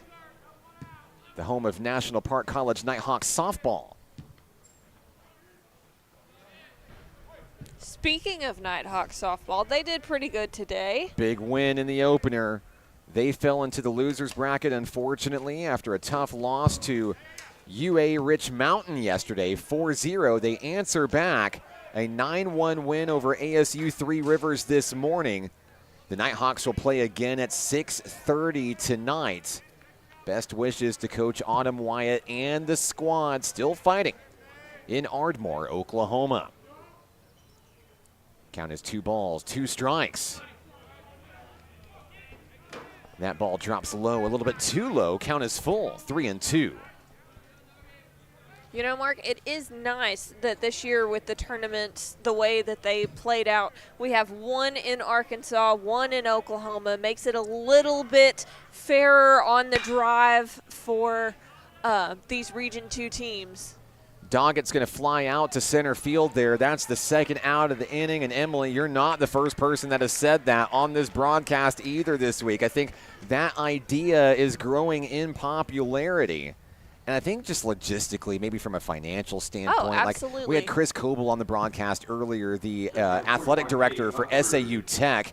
And, you know, whenever if the tournament is in the same place every year, you know, for the other state, whether it's Oklahoma or if it's Arkansas, I mean, that means that you're always traveling a longer distance. You know, fuel costs and bus rides, you're going to pay the driver, and you got the hotel cost and the food cost. There's a lot of expenses. And, of course, one of the biggest things also, and maybe one of the biggest hindrances, no matter, you know, which state we're talking about, but here's the deal. Baseball and softball comes at the tail end of the school year, of the financial year. Most fiscal years rotate July 1st. Oh, yeah, your budget's gone by that point. I mean, we're talking about community colleges here. And while they are great and the talent level is fantastic, and honestly, a really good opportunity to jumpstart your education. A lot of the times it's a lot cheaper than a 4-year university right out of the bat after high school, but the budgets are not always there. And by the end of the year, you know, maybe, I don't know, maybe your soccer team had to travel to Missouri for the postseason. Maybe your basketball team had to go Missouri for the postseason. You know, having to go out of state, all these trips. In order to be the best, you have to play the best. In order to play the best, sometimes you have to travel. Look, here's the deal. It might make it a little bit easier if there's that rotation and not so financially hard on either state each year. Well, and think of the tourism opportunity. Not only is this big for the city of Hot Springs, but it's big for Majestic Park. You know, they have a lot of tournaments throughout the summer. I know whenever we'll be here tomorrow with the games, there's going to be some other tournaments going on at the same time. Oh, yes. And, of course, I know that most of the viewers out there, they've either maybe never been to Majestic Park before. Maybe this is their first introduction to it here. There's a ground ball over to shortstop, and that ball is not going to get to first base in time. The Aggies are going to score a run here. Makarowicz finally brought home for the 3rd run of the ball game. 10-3 on a hard hit ball by Caden Munkerud. The catcher aboard for the Aggies. Man on with 2 outs in the inning. So Murray State College slowly starting to chip away. We talked about that as well. That was kind of the game plan coming in. Don't got to get them all at once, but now it's just a 7-run ball game instead of a 9-run lead. You talked about Majestic Park, of course, and my previous thought was everybody watching the broadcast here is for college baseball too, but there's so much more that goes on here behind the scenes.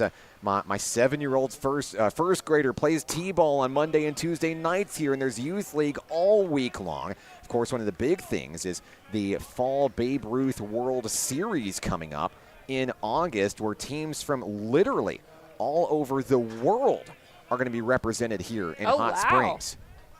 It's turned into quite the baseball hub here in the Spa City. Of course, Emily, I know that you're not a Hot Springs native, but I know you're still kind of learning. There's a rich baseball history here in the Spa City. Some of the greats, of course, it's called Babe Ruth Field for a reason. Babe Ruth and the Yankees used to play here for spring training way back in the day. Oh, yes. That's impressive. Ball ripped into the center fielder. The Aggies' hits keep coming. Now with runners on first and second, 2 outs. Another rally here from a team with 2 outs on the scoreboard. We've said that many times in this tournament. Oh, yeah, so I have to continue the thought here now, of course. Once I get started talking, I can't stop. But everybody on the broadcast already knows that by now. Day 3 of ASMR Mark Oliver speech. I don't know.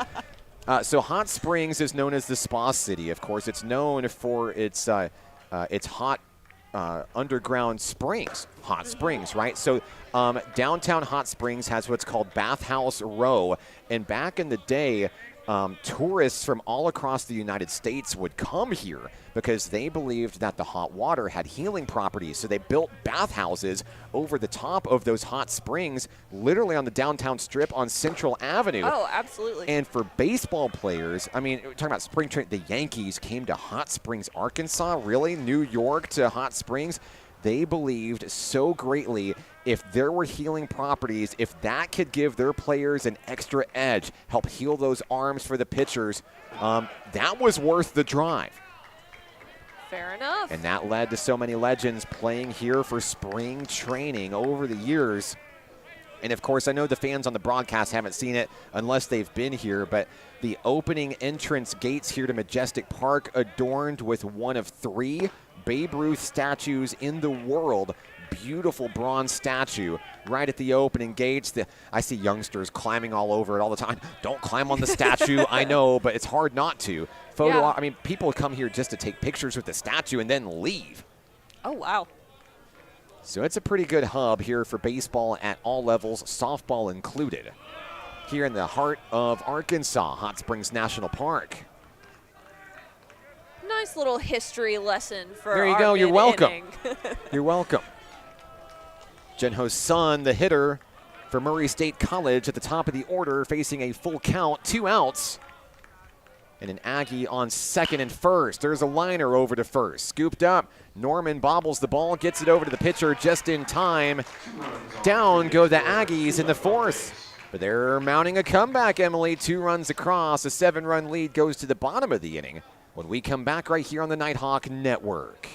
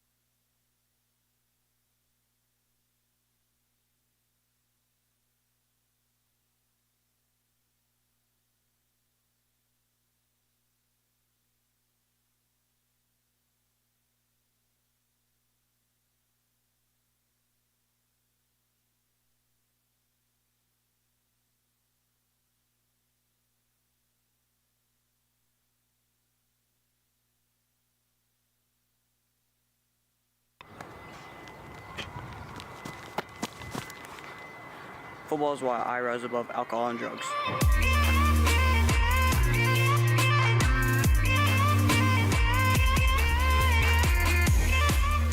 The Arkansas Travelers Youth Foundation is the official public charity for the Arkansas Travelers. The Travs Youth Foundation helps kids get outside and play ball by breaking down barriers to participation. With rising costs and limited local opportunities, the obstacles are huge. The ATYF provides grants, college scholarships, and dozens of free community events designed to inspire the love of sports in the next generation. Visit Travs.com under the Community tab to find out how you can help donate, volunteer, and request aid.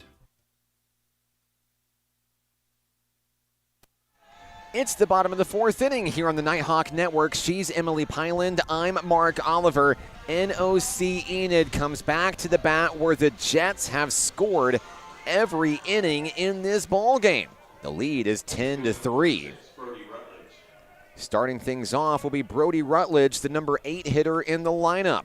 Center fielder enjoying a great day at the plate with a single, a double, and 2 runs scored. There I said Rutledge again, and now I technically said Rutledge again. Well, you can't get out of it. Rhett, your check is in the mail. That's like 75 cents right there. Love all the interaction with our fans on the broadcast. We're so sorry that you guys could not make it here, but that's why we're here for you. Every single pitch, every single moment, all tournament long. Count is 1-1 on the batter for Enid. Saved him a quarter, see that? Rutledge with a smack over to the first baseman. Backed up by the second baseman. Play at first, he's safe. Brody Rutledge turns on the Jets. It's his 3rd hit of the ball game. That's a big way to start the inning if you're Enid. Bottom of the 4th inning, man aboard against the reliever, Caden Allen for the Aggies. Next up, another young man who's reached base every time he's come to the plate today. It's Ivan Gomez. 13 hits for the Jets already. We're only in the 4th inning. Allen fires. There's the bunt pulling back. 87 on the radar gun. That one came in quick. I mean, you only have a split second to make a decision. Are you going to commit or are you going to back up out of the way? Gomez said, not my time. Gets out of the way before it hits him.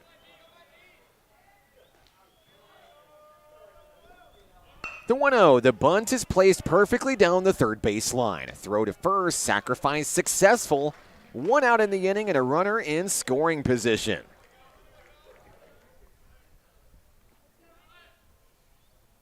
Gomez retired for the first time in this contest, and now we go to the top of the lineup where another Rutledge comes to the plate, Ren Rutledge. Ren walked in the first and singled in the 2nd and 4th inning respectively. Came in to score a run twice today, 2 of the 10 for Enid.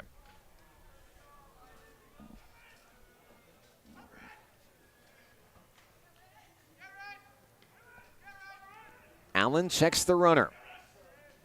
On its way, ball 1.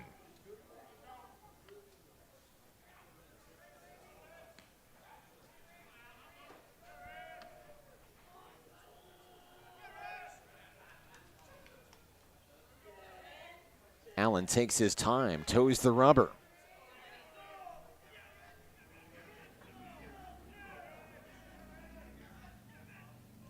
The pitch is on its way, and it's right down the middle for a strike. Allen took a chance, trying to catch the hitter napping. No swing there.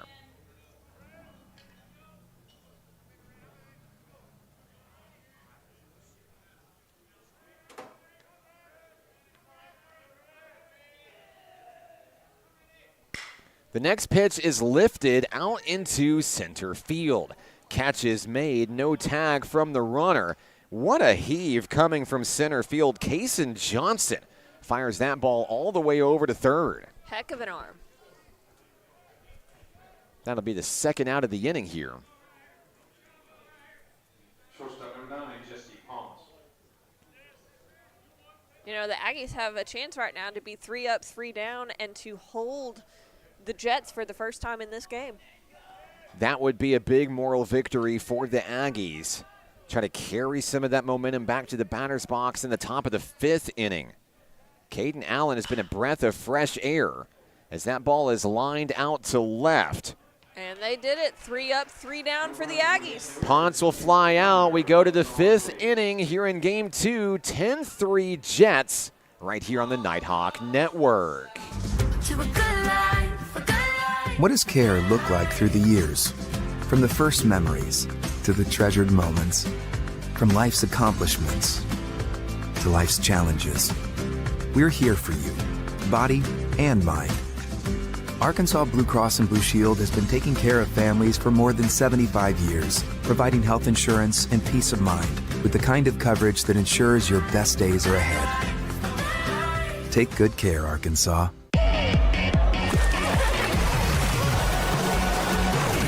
Hot Springs was built on water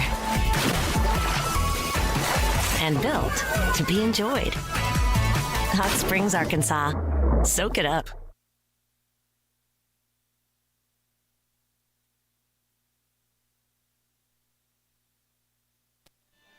It's the 5th inning here at the ballpark, Majestic Park in beautiful Hot Springs National Park, Arkansas. Alongside Director of Marketing Emily Pyland with National Park College, I'm Mark Oliver. All right, so the Aggies have held the Enid Jets at bay for the first time today. You see that goose egg up on the scoreboard there in the bottom of the 4th inning. The Aggies hoping to ride that momentum back to what would ultimately be the biggest comeback we've seen in this tournament so far.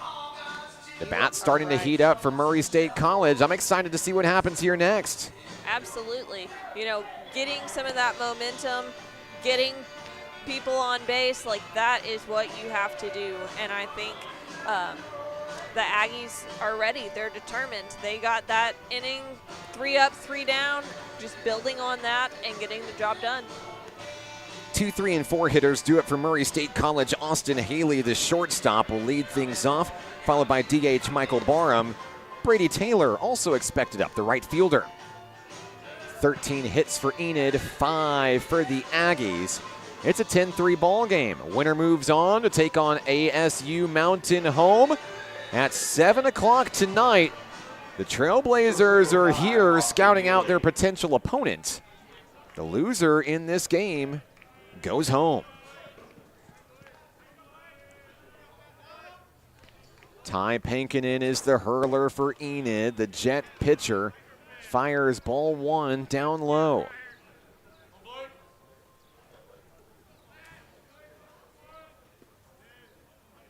Austin Haley is 0 for 2 in this contest.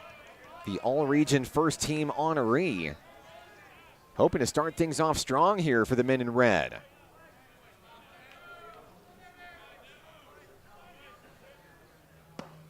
There's a pitch right down the middle.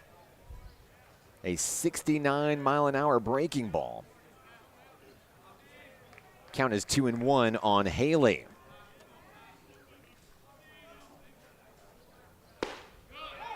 Strike 2 at the shoulders. Haley wasn't thinking that he would get the strike call there. Count goes even. Pankinen's looking for a leadoff strikeout here. Pitch on its way down in the dirt. The count is full.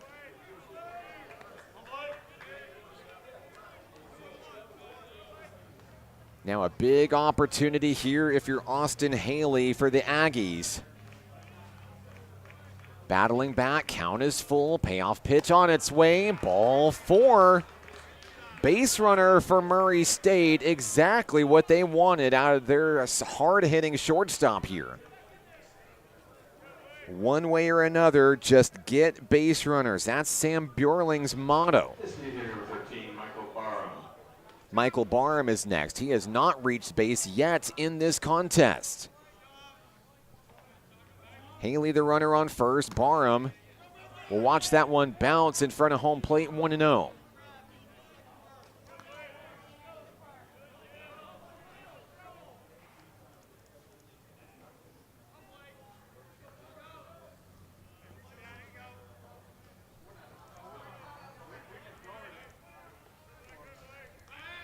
Throw over to first. Runner back in time. Austin Haley safe at the bag.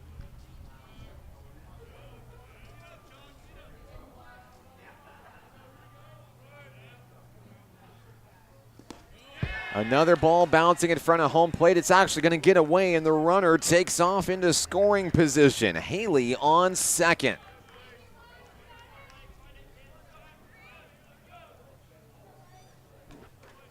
Haley now within striking distance if Barham can put it in play. Murray State College hoping to score for the second consecutive inning. On its way, Barham swings for the fences. He comes up empty.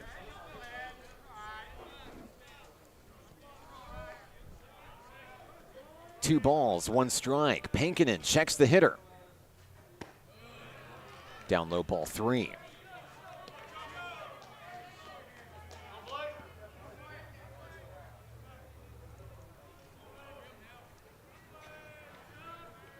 Haley with a decent lead at second. Ball 4. 2 men on for Murray State College.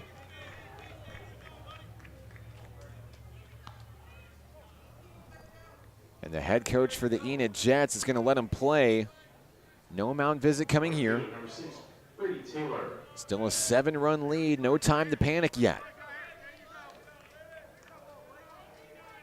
Barham reaches for the first time in this contest. Now both Haley and Barham are on base for the first time. Runners on first and second. High ball inside on Brady Taylor. Taylor walked and scored as part of that 2-run 4th inning for the Aggies.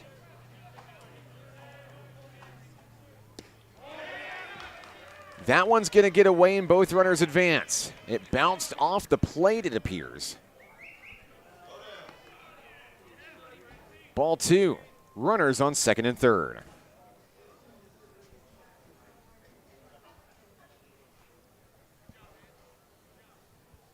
And it looks like the Jets head coach is going to make a trip to the mound. Sometimes you speak it into an existence Exactly. there, Emily.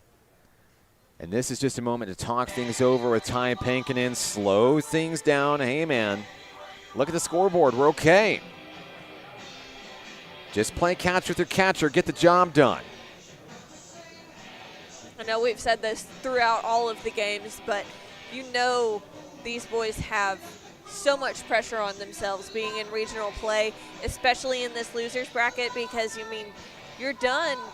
You're done. And you're not ready for it to be over here. Nobody is, but especially this Enid Ball Club. Last year, they're hosting the tournament on their home turf. Exactly. They lose game 1, and then the Nighthawks end their season, and they never really felt like they had a chance to get off the ground in the tournament. So that defines your whole season, and I know for the sophomores it was such a heartbreaker last year for the Jets, but that freshman class that became sophomores this year, reinvigorated, that defines your whole season. You've got that chip on your shoulder. Every single thing you do, every single late night in the batting cage, every single extra rep that you take, extra lap that you take, everything matters building up for this moment. And then they come to the tournament and they lose game 1. And it's not in their hometown. Yeah, it's been an Enid for so many years. This feels like a fish out of water situation here. That win yesterday over Carl Albert State College put some wind back into the sails. And now trying to hold on and eliminate another team here in the tournament, Murray State College. The count is 3-2 on the hitter, Brady Taylor. Pankinen fires. There's a grounder, foul. I know we got a lot of Tonk Maverick fans on the broadcast. Your boys are here, gearing up for Game 3 of our 4-game stand today.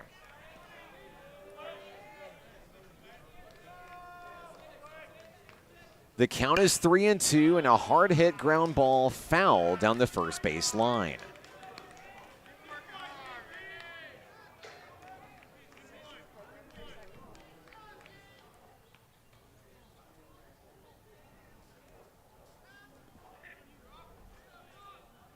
The count remains full on the Aggie hitter, Brady Taylor. 2 walks started off this inning for Enid. Ball 4.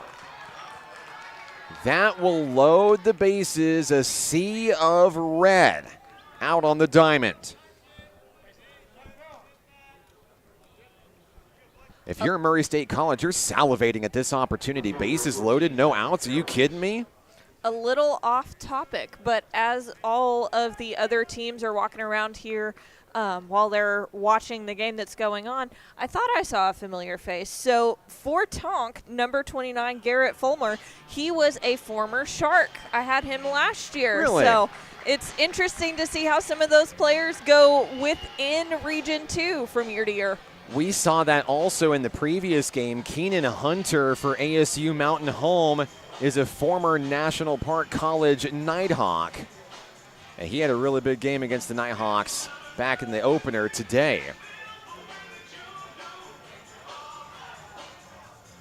Yeah, a little fun fact there. So NOC Enid, another mound visit here, and I believe that may be it for Pankinen today.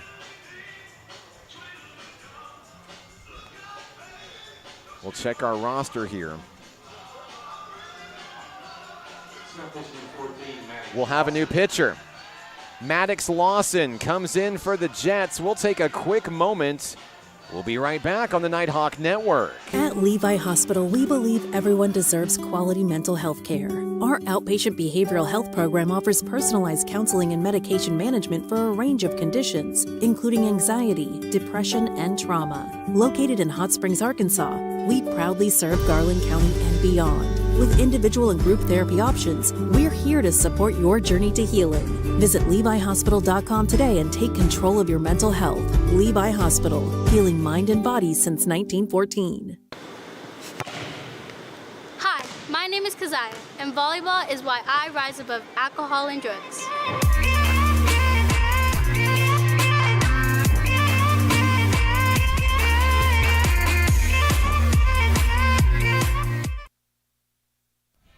The third pitcher of the ball game for NOC Enid is Maddox Lawson. Lawson, the freshman right-handed pitcher from Mustang, Oklahoma. Murray State College is threatening in this one, trailing by as many as 9 runs in this ball game. There's no outs. Bases loaded for Sam Bjorling's Aggies. 3 walks to start the top of the 5th inning. Haley, Barham, and Taylor. Ty Pankinen simply ran out of gas out on the hill. And now it'll be up to Lawson to try to limit the damage, maybe even prevent the damage here. The hitter is Zach Makarowicz, who singled his last time up, scoring a run in the 4th.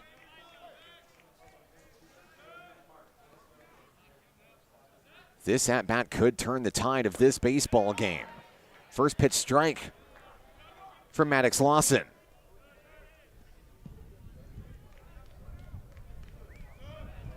Breeze blowing in from left field. Some dark skies overhead, hoping the rain stays away. The slider sails away 1-1. 72 miles an hour off the arm of Lawson.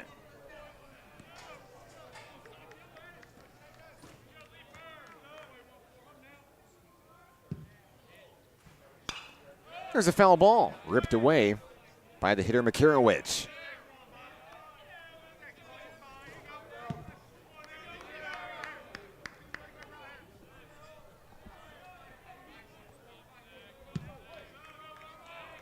Makarowicz hoping to straighten it out and light up the scoreboard for Murray State. Ball 2 down low. 2 balls, 2 strikes.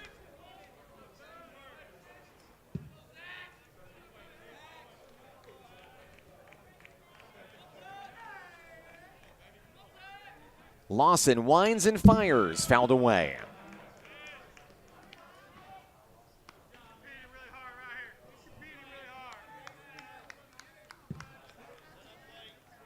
The at-bat continues here with Makarowicz looking to put it in play.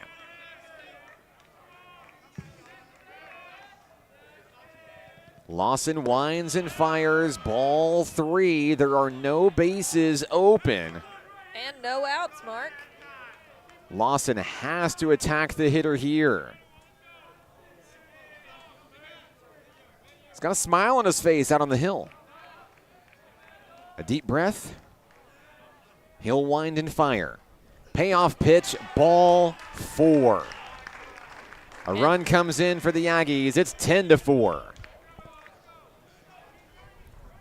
Little by little, these Aggies are battling back. Doesn't matter how you get on base, just that you get on. Can't raise the white flag. We've seen it so many times in this tournament. ASU Mountain Home trying to make a big stand against Murray State when those two teams played. Sea-Ark rallying back against Mountain Home yesterday. National Park with a 5-run 8th inning. It's never over till it's over. Foul ball in the first pitch thrown to the next hitter, Tanner Norman. Norman 1 for 2 with the home run and an RBI flyout. Norman loves to bat with base runners on. Down low, that pitch just dies right before home plate. 1 ball, 1 strike.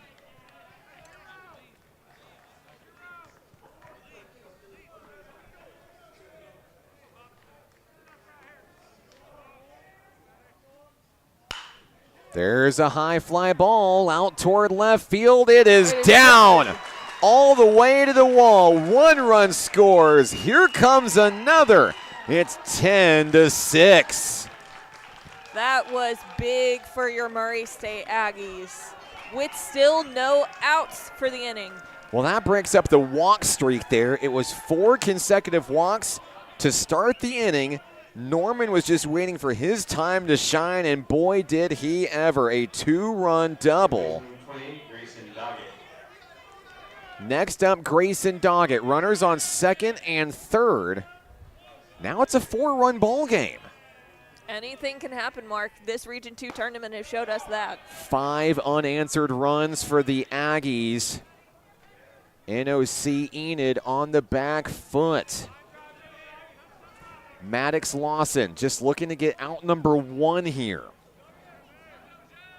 Doggett 1 for 2 today with a base hit. There's one right up the middle. Backhand throw to first. A run's going to score. RBI sacrifice from Doggett.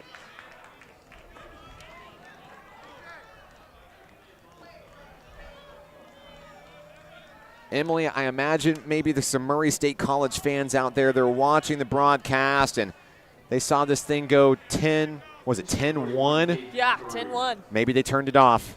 Maybe they turned it off and said, I can't watch, I can't. Elimination game, it's over. Yep. It's over. They're probably getting that text right now, turn on YouTube. Hey, I mean, whenever the Sharks were playing yesterday, I went into Trader Joe's. We were down like, I think 2 or 3. Came back out and it was a tie ball game. Same thing with NPC this morning. We were in our employee recognition day. We were down by quite a bit. They switched on to a different event, and then midway through our employee bingo, our VP of administration ran up to the mic and said, oh my gosh, guys, put it back on. We've got a tie ball game. So you never know what's going to happen in this tournament. Yeah, shout outs to Kelly Embry, one of the biggest supporters of the Nighthawk Network. Here's a rip up the middle to the shortstop. Enid fires over to first and takes care of the Aggies. Or excuse me, that'd be out number 2. My apologies. The 8th run of the ball game comes across. We have a 2-run ball game, Mark. It is anyone's game right now in the 5th. My bad. Caden Munkerud with an RBI ground out there. Caden Johnson will be the hitter at the bottom of the lineup. Murray State College is within 2. He swings for the fences. What a moment for these Aggies hitters here. 7 unanswered runs. Got to remember, Enid scored in the first 3 runs of this ballgame. I think they had 13 hits through the first 3 innings. There's a liner out to right, inning over, but not before the Aggies score 5 runs. We've got a ball game on our hands. Don't go anywhere. And if you know an Aggie fan, tell them to get back on YouTube. We're back in a moment on the Nighthawk Network. Hot Springs was built on water and built to be enjoyed. Hot Springs, Arkansas. Soak it up. To a good life, a good life. What does care look like through the years? From the first memories to the treasured moments, from life's accomplishments to life's challenges. We're here for you, body and mind.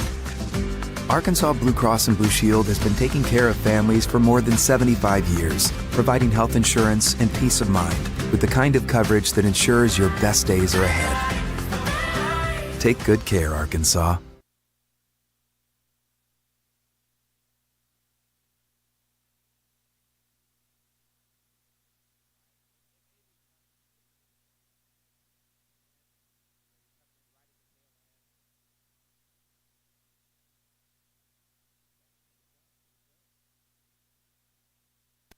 It's the bottom of the 5th inning. If you're an NOC Enid fan and maybe you turned the broadcast off thinking, hey, man, it's over, we're good. I'll come back at 7, see what's going on tonight whenever they play Mountain Home. Wait a minute. We've got a ball game on our hands here. A 5-run 5th inning for the Murray State College Aggies. And just like we had in the previous game today, I mean, some really good ball games here in the tournament. Extra inning affair, ASU Mountain Home and National Park College, a walk-off win for the Trailblazers. The Aggies have all the. Oh yeah. I mean, we're going to be thinking about that one all off season, no doubt about it. But I think the Nighthawks are going to bounce back strong. Oh yeah. In the fall of 2025. First pitch of the at-bat here to NOC Enid. The hitter is number 29, Cooper Smith. Smith has driven in 3 runs today. Going to be hard to do when he's the leadoff man here. Reaching base 2 times in 3 attempts. Count is 0-1. That ball down in the dirt to even it up.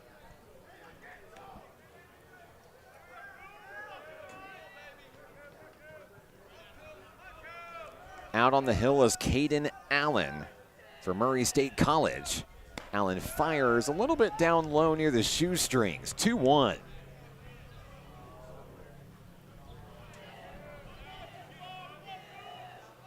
These stands are starting to fill up, Mark. I know we have a lot of, let's see, looks like we got quite a bit of maroon. Okay. We've got obviously some blue for your Murray State. Yes. And I can't really see what's in front of me, but it looks like some more maroon. So we have a lot of South Ark fans. Oh! Hard hit ground ball, hard hit fly ball from Cooper Smith. It is not caught out in right field. Right Smith over the head. Going to start things off with a double here in the bottom of the 5th. And if you are Enid and maybe you're feeling a little bit nervous, that is the best way to answer what Murray State College just did. A leadoff double for Cooper Smith. He reaches base for the 3rd time today, an extra base hit. That brings up Jet Creel. Creel has been the definition of consistency. So we go to the bottom of the 5th inning, a walk and 2 singles, driving in 1 run already. 14 hits for Enid. And the first pitch he sees will be taken out to center. The catch is made. That was Kaysen Johnson making the grab. 1 out in the inning for the Jets. Number 10, Kale Wetwiska. So the right fielder slash pitcher, Cale Wetwiska, takes his turn. Singling in the 2nd, was hit by a pitch in the 4th. But what we saw yesterday with his 3-run home run, he has the ability to send it out of the yard. First pitch from Allen, down in the dirt.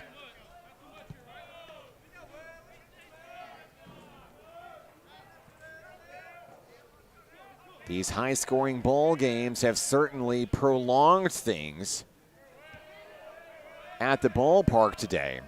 If you're just joining us for Mavericks and Stars, it might be a minute. 4 o'clock first pitch. I'm going to tell you right now, it's not happening. Not happening. It's not happening. Looks like it's going to be another long night. Most likely. Where else would you rather be on a Friday night? Exactly. But you have had some long days so far this week for this tournament. About what time have you gotten home at night? Roughly around midnight the past 2 nights. Yeah. Yeah, you don't have to worry about making it in Monday or Tuesday. You've got your boss's permission right Hey, here. Christmas came early. Perfect. Count is 3-0 on the hitter, Wet Whiska for NOC Enid. Caden Allen looking to battle back in the count here. On its way, it's going to hit him.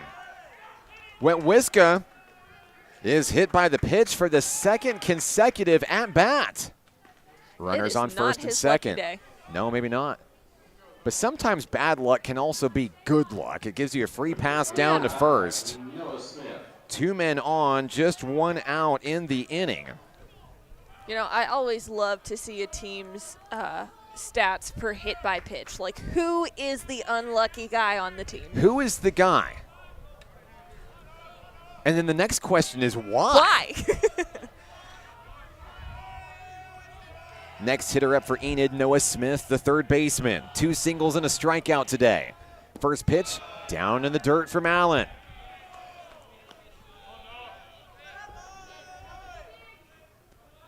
One out in the inning. Murray State College could get out of the jam with a double play ball.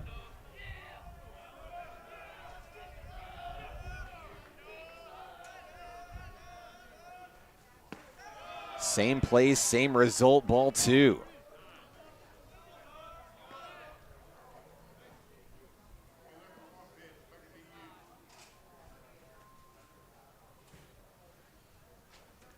Want to say hello to Justin on the broadcast, watching in Magnolia, Texas. It's the family of a future Murray State College Aggie.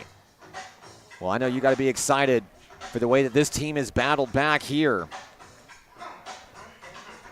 It's been an excellent ball game here in game 2 of our quadruple header today here at the ballpark. Meeting on the mound for Murray State College here. There is activity inside the Aggie bullpen. Could Caden Allen's days be numbered? Allen remains in for now. But this is an elimination game. Don't forget. Whoever loses has a long drive back to Oklahoma tonight. And from a coaching perspective, too, also a lot to think about, too. I know it's something that just, like, rests on your mind. Like, it'll be a sleepless night because you'll lay there in bed and be like, should have pulled him here. Should have left him in longer. Ooh, and hit with a pitch. Not another one. Another one. Noah Smith heads down to first. Yikes. Bases loaded, 1 out. That's going to be it for Allen. Yep. Here comes Bjorling, the long walk to the mound. We're going to have a pitching change. We'll have the new Aggie pitcher when we come back right here on the Nighthawk Network. Basketball is why I rise above alcohol and drugs.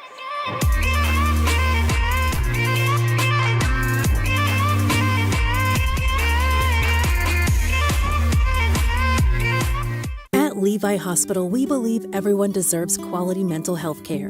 Our outpatient behavioral health program offers personalized counseling and medication management for a range of conditions, including anxiety, depression, and trauma. Located in Hot Springs, Arkansas, we proudly serve Garland County and beyond. With individual and group therapy options, we're here to support your journey to healing. Visit LeviHospital.com today and take control of your mental health. Levi Hospital, healing mind and body since 1914.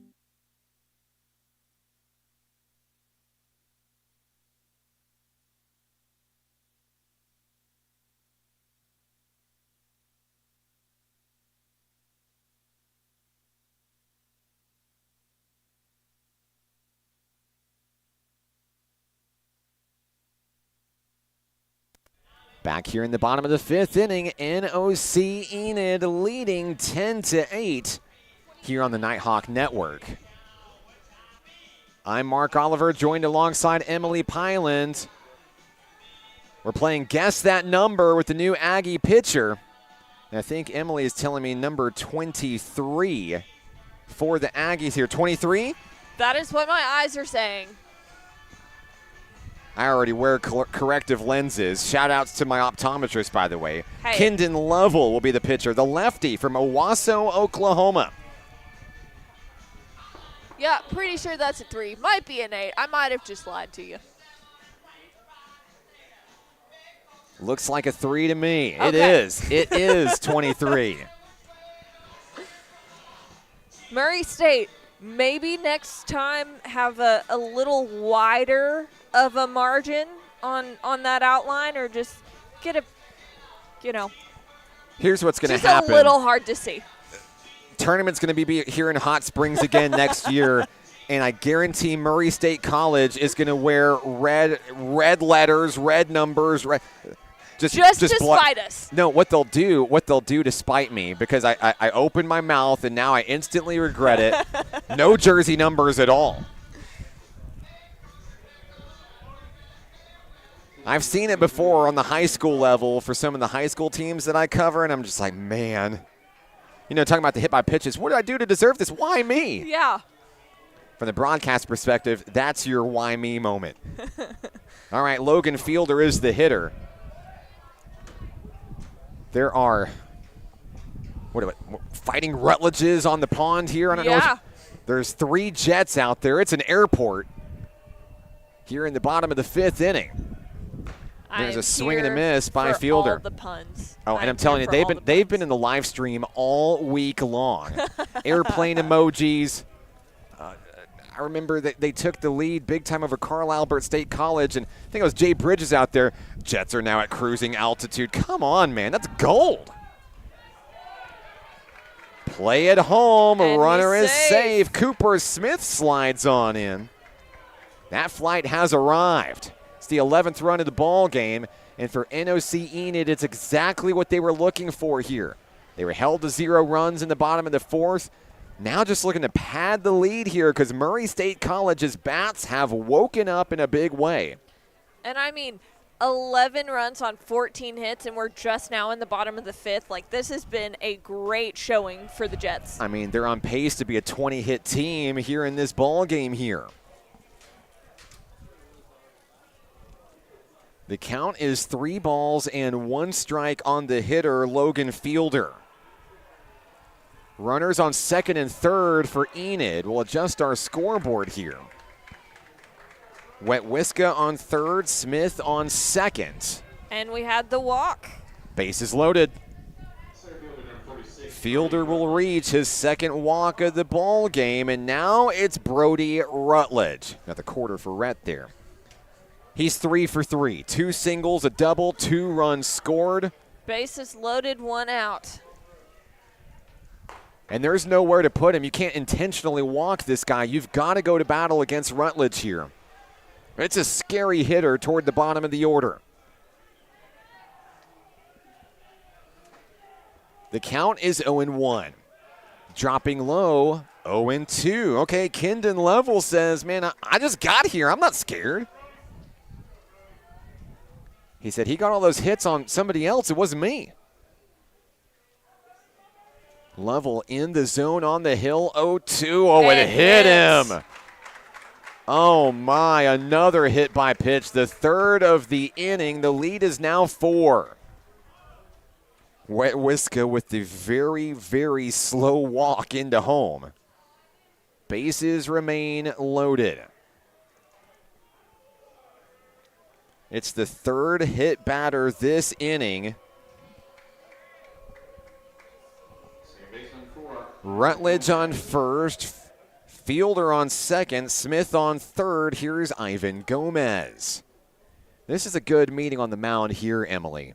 Got to get things under control, of course. I know Lovell just joined the fray here. But Murray State College pulled within 2 runs before the bottom of the 5th inning. Oh, and this game definitely is not over. They do not want to see that advantage grow larger for NOC Enid here. It's a 2-run bottom of the 5th already for the Jets. Gomez has reached twice in this ball game. First pitch ripped up the middle, backhand by the second baseman. They flip to second, 1 out. Safe at first. Noah Smith will score. 2 outs in the inning. Enid leads it 13-8. I think we have another Rutledge up to bat. You're correct. It's Ren Rutledge. And looks like Mama Rutledge is down here ready to get her video as well. Well, the Fighting Rutledges have been huge assets for the Enid Jets today. Ren Rutledge with a walk and 2 singles, 2 runs scored. Runners on the corners here for the Jets. 2 outs. 5-run lead. Kindon level and the Aggies just trying to stop the bleeding here. Pitch on its way up and in. Nearly hit him, 2-0.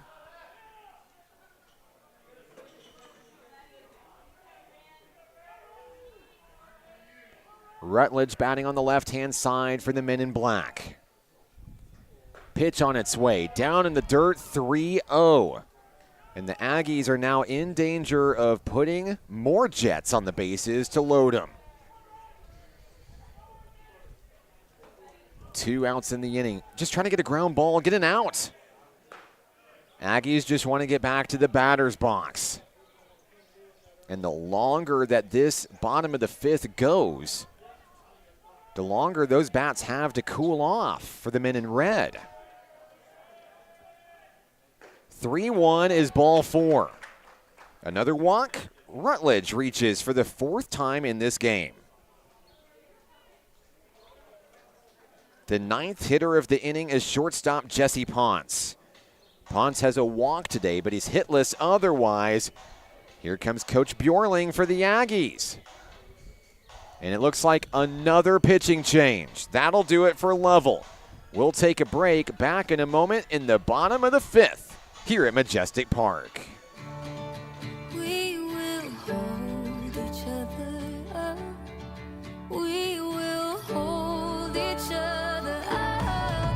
And when the weight's too much to bear, just know in your heart I'll be there. And we will hold each other up.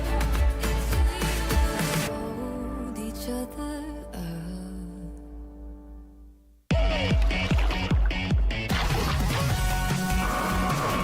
Hot Springs was built on water and built to be enjoyed. Hot Springs, Arkansas. Soak it up.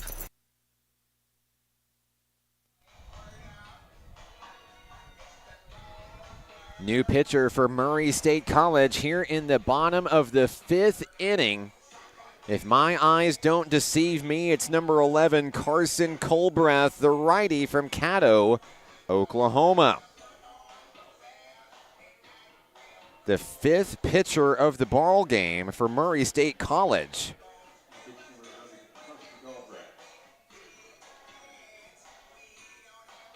Colbreth will come in and try to slow things down for the Jets. It's a 3-run bottom of the 5th inning. Emily, we mentioned it before, 7 unanswered runs from Murray State College. Well, the answer is here. It is. 3 runs for the Jets now to boost that lead back up a little bit. With bases loaded now. Yeah, bases loaded, big situation, 2 outs in the inning.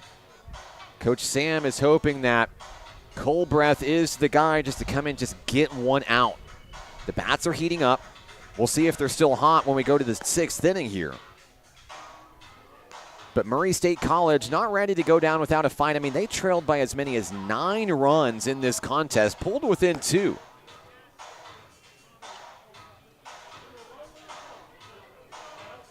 You know, Mark, I think that's really been the hallmark of this tournament so far, is not giving up, battling back, even when there is such a big deficit. We've seen it in game after game this week. And these Region 2 teams, they know how to play. Yeah, and of course with the 8 teams that made it to the tournament, I mean, as a reminder, nobody got in for free. Nobody got a free pass or an automatic bid to the postseason. They had to work for it all season long. The hard work and the end product of many late nights, long BPs, weather delays and schedule changes and cold nights. And here at Majestic Park, really cold nights in January and February. That ball is fouled away, a quick 0-2. On the hitter, I believe, is Jesse Ponce for the Enid Jets, the 9th hitter in the bottom of the 5th inning. Ponce looking for his first hit today. Swings and misses, comes up empty. A strikeout for Colbreth. The 5th inning finally over. We go to the 6th, the 5-run lead for the Jets. Back in a moment on the Nighthawk Network. The Arkansas Travelers Youth Foundation is the official public charity for the Arkansas Travelers. The Travs Youth Foundation helps kids get outside and play ball by breaking down barriers to participation. With rising costs and limited local opportunities, the obstacles are huge. The ATYF provides grants, college scholarships, and dozens of free community events designed to inspire the love of sports in the next generation. Visit Travs.com under the Community tab to find out how you can help donate, volunteer, and request aid. My name is Sadie, and being a good teammate is why I rise above alcohol and drugs.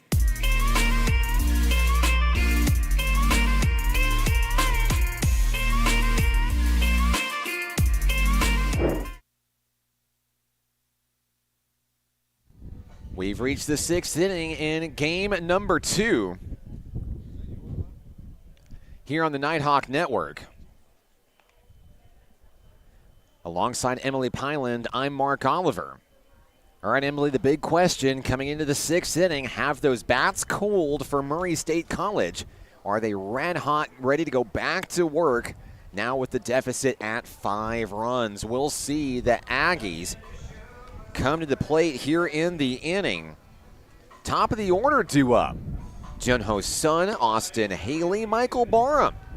All 3 of those young men have gotten on base today.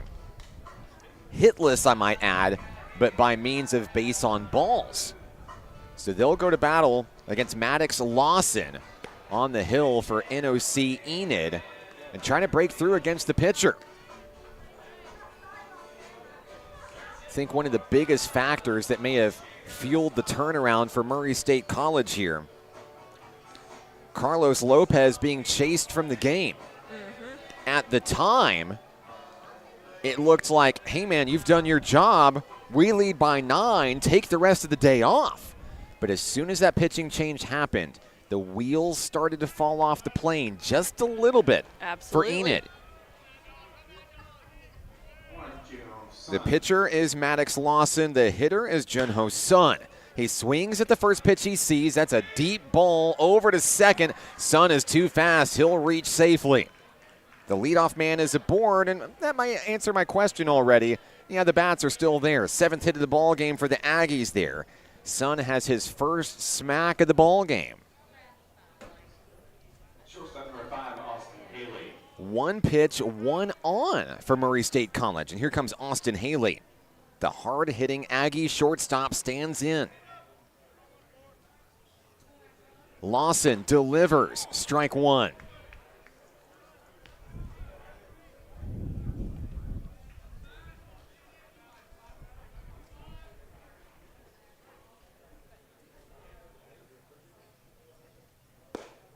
Next pitch in for a strike, well-placed, 83-mile-an-hour fastball just nicking the corner of the zone.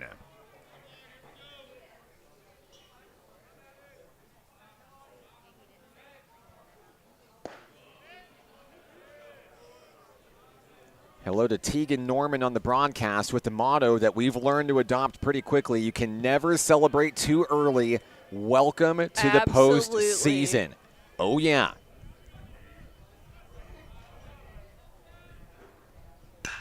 There's a rip over to the shortstop. Stepping on the bag and firing to first. Double play. That will take the Aggies off the bases. Big play there for the Jets. I mean, that's huge for the Jets there. All right, Emily, we were talking about catchphrases earlier. The fans on the live stream are going to give us some ideas out there. How about this one? Jets, we don't move. Jets, safe on the runway. Safe on the runway for sure. And I don't know who baseball fan is, but I know he wants to give Red another quarter here. Rutledge on the runway. Now that's a good one. If they haven't used that before this season, I think we should trademark right here. High fly ball to right field. Hang on, this ball is down. The Aggies are going to get a 2-out base runner here. Michael Barham comes up, puts it in the corner where no one was. biggest plays of the game this tournament have come with 2 outs. And it seems like they always trend towards that right-hand corner, especially today. Now, a meteorologist would tell me that's because the wind is blowing the ball that way, Mark. That might be a little bit of common sense. Kind of a bigger breeze there, kind of coming in from left field. Not as many homers today as we saw yesterday, just in general. Yeah. All right, so the Aggies down 2 outs, but maybe not out here in the top of the 6th inning. Count is 0-1 on the next hitter, Brady Taylor.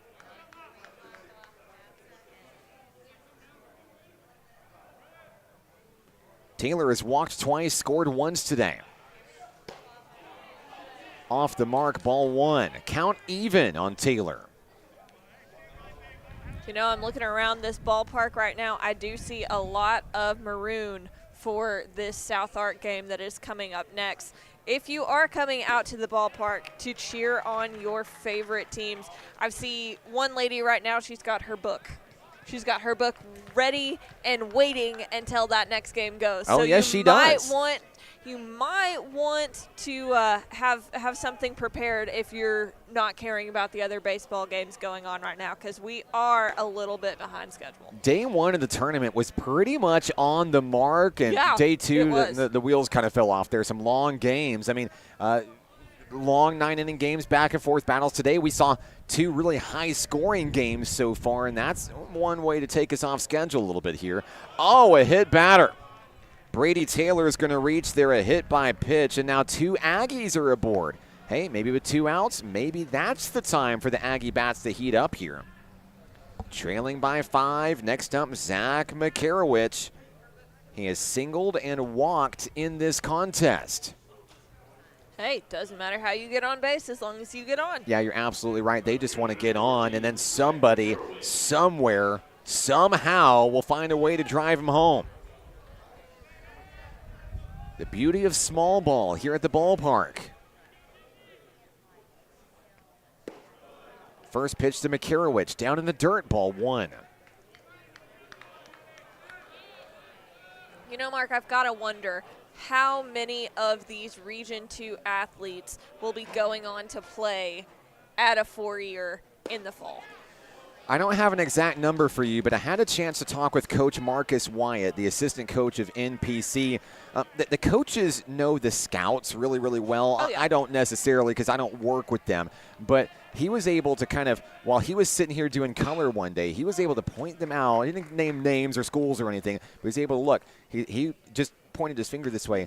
13, 14 guys out here, 14 guys and girls out here. Oh, yeah, scouting, I saw a lot. Shopping. Looking for the guys to represent them at the next level.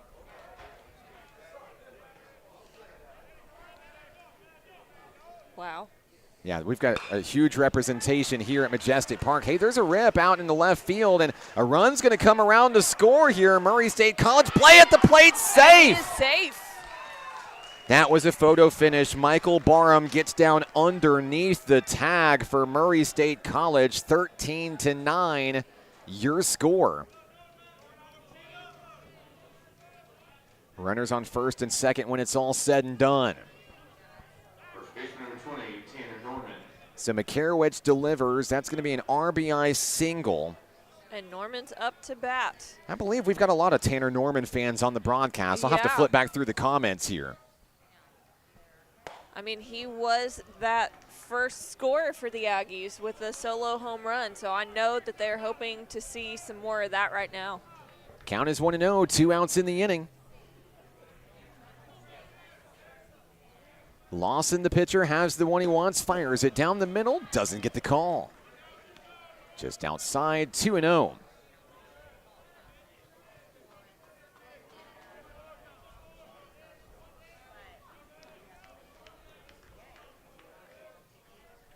Lawson fires. Norman's going to take that one, now 3-0.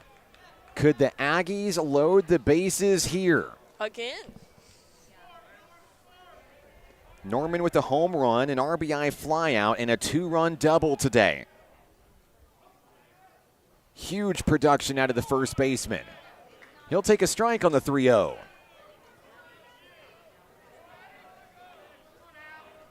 The Jets are hoping to stop the Aggies in their tracks.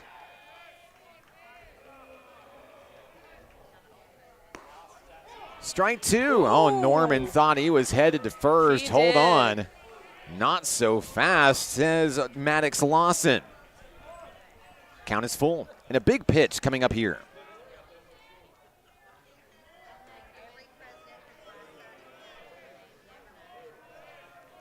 With 2 outs and 2 on. Payoff pitch on its way. Deep fly ball to left. In the park it stays. The catch is made. We go to the bottom of the inning. Murray State College adds a run. Chipping away. It's 13-9. Back in a moment on the Nighthawk Network. Hot Springs was built on water and built to be enjoyed. Hot Springs, Arkansas. Soak it up.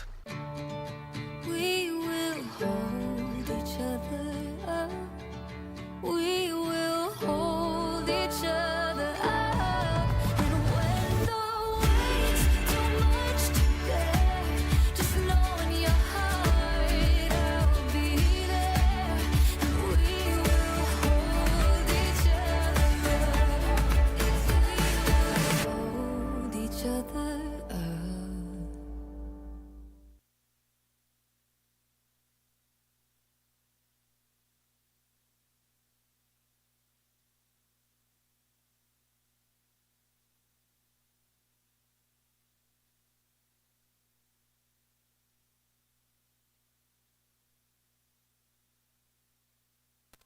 Bottom of the 6th inning here at the ballpark, 13-9. NOC Enid will come to home plate to try to bat its way back into the advantage here, add some more runs to the lead. All right, Emily, the Jets fans out there, they're ready to party here. Oh, boy. How about turning on the afterburners on a big run? Okay, okay.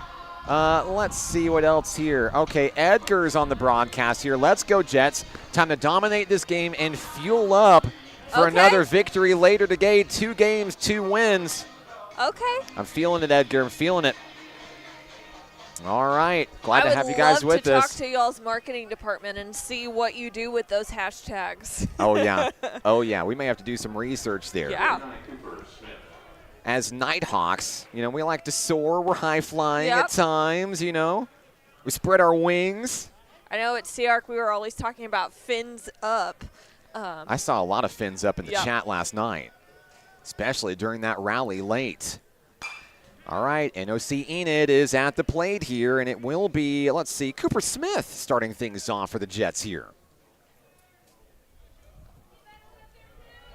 The Jets were able to plate 3 runs in the bottom of the 5th inning. Smith just went around and struck out, went around a little bit too far for out number 1 there. Smith retired on the strikeout. Carson Colbreth. Hey, dating back to the previous inning, now it's 2 in a row for Colbreth. Wow. Here's Jet Creel now. Creel reached base the first 3 times up, but flew out the last time up.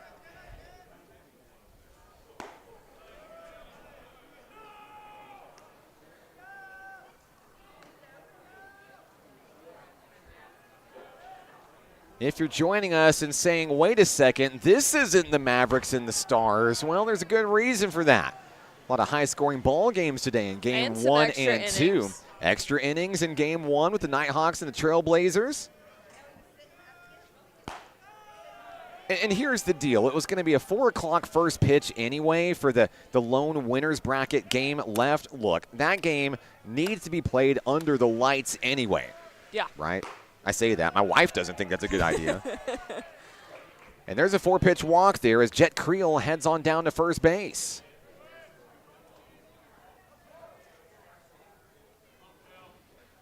Next up for the Enid Jets, Cale Wetwiska.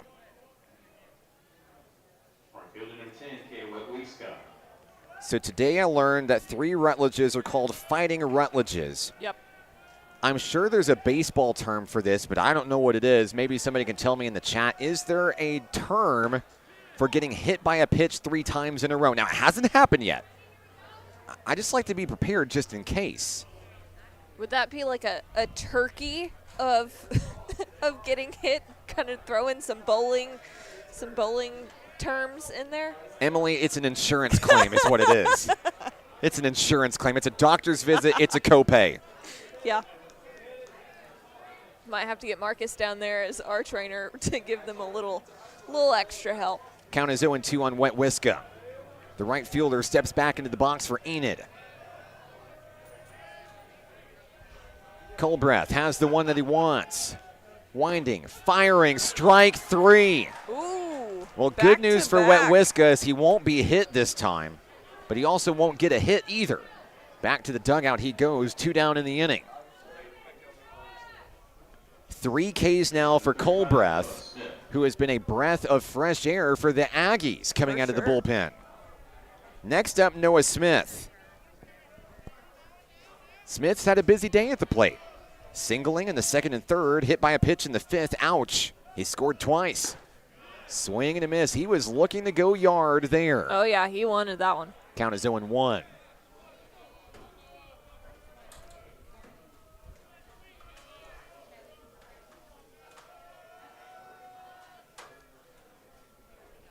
Next pitch on its way. That one's going to get away. Runner's going to take off here. Now into scoring position is the base runner, Jet Creel. Creel has the speed. If this ball is put in play, that could be run number 14. 1-1 on Noah Smith.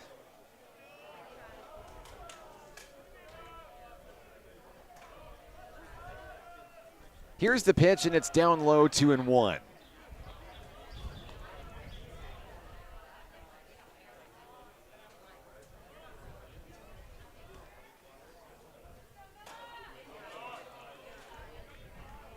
Back into the box is Smith, ready to rock for the Jets. Pitch on its way, strike 2. Well placed by Colbreth. 90-mile-an-hour fastball on the outer edge.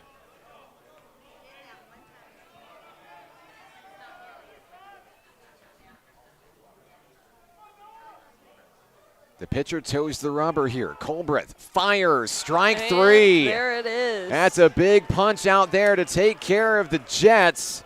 Murray State College comes to bat as we go to the 7th, right here on the Nighthawk Network. Football is why I rise above alcohol and drugs.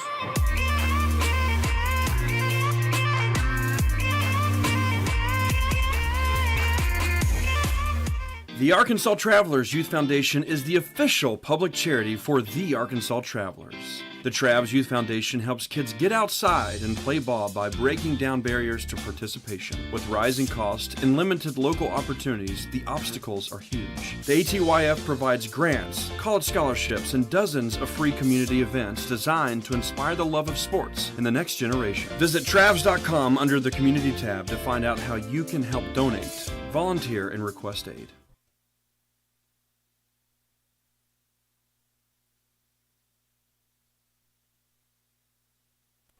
It's the 7th inning here in game number 2. NOC Enid trying to hang on over the Murray State College Aggies. I'm Mark Oliver with National Park College.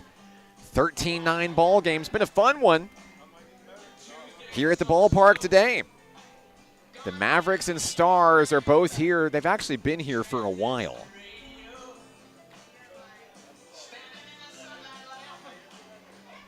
And they're just sitting down and vibing, getting mentally ready for this ball game today. Of course, also still here in the ballpark today is Arkansas State University Mountain Home. The Trailblazers are here.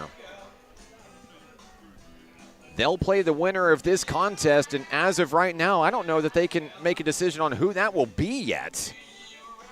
I think the top of the 7th inning will play a large part in telling that story here. Rejoined by Miss Emily Pyland of National Park College.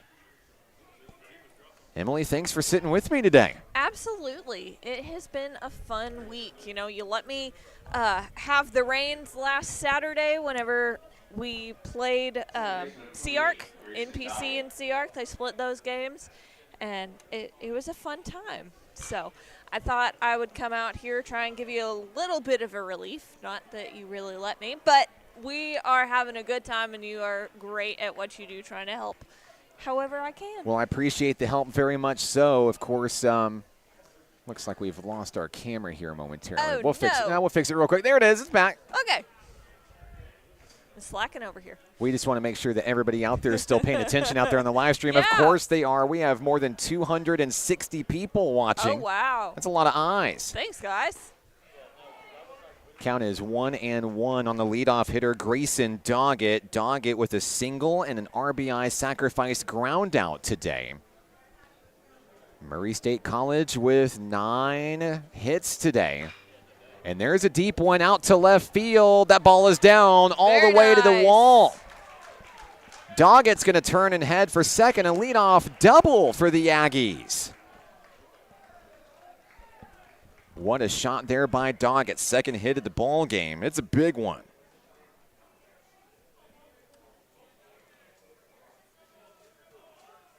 All right, next up for Murray State College, the number 8 hitter, Caden Munkerud, the catcher. Munkerud is still in search of his first hit of the day. He has 1 RBI on a ground out. First pitch in, ball 1.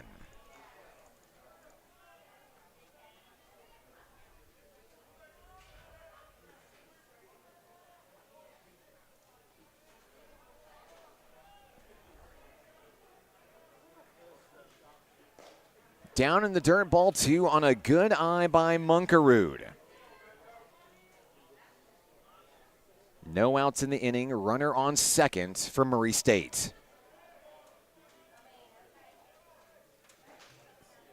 There's the pitch. Ooh, it nearly hit him. Munkerud ducks out of the way, ball 3. And could the Aggies place the first 2 hitters aboard? It would be some really great production out of the 7 and 8 hitters in the lineup here. The 3-0 is in for strike 1. Maddox Lawson finding his sweet spot there, looking to battle back from the hill.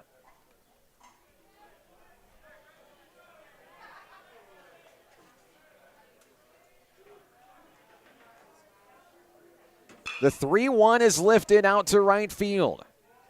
Trailing and making the catch is the right fielder, Cale Wetwiska, 1 away. Aggies advance to third with a runner in scoring position. Good tag this there. Could be good. Very good tag for the Aggies. Of course, you miss all the opportunities that you don't take. Murray State College fighting, clawing, trying to get back into this ball game here. The hitter is Kaysen Johnson, who reached base once way back in the 3rd inning of today's battle.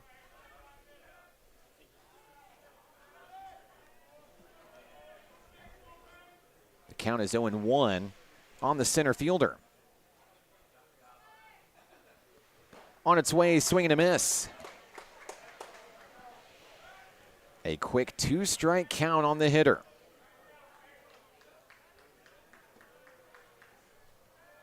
Johnson digs back in.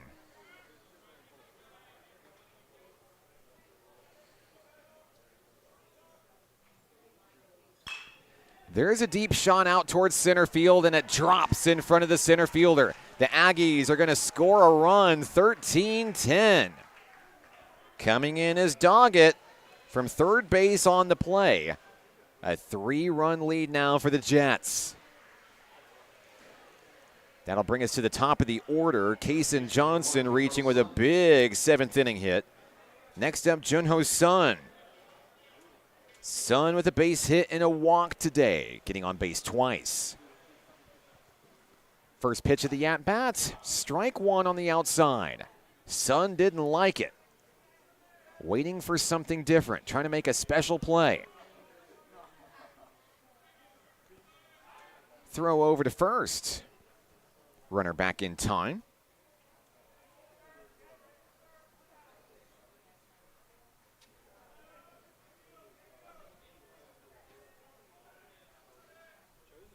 The pitch comes in, it's fouled away by Sun. It jams the third baseman. Behind in the count 0-2.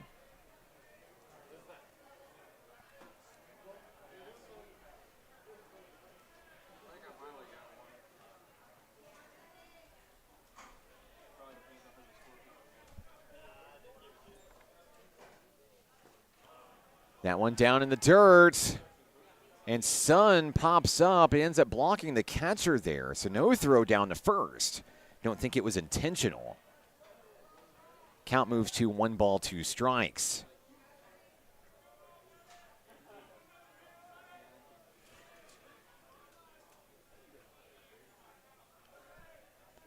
Sun looking for back-to-back hits dating back to the 6th inning for the Aggies.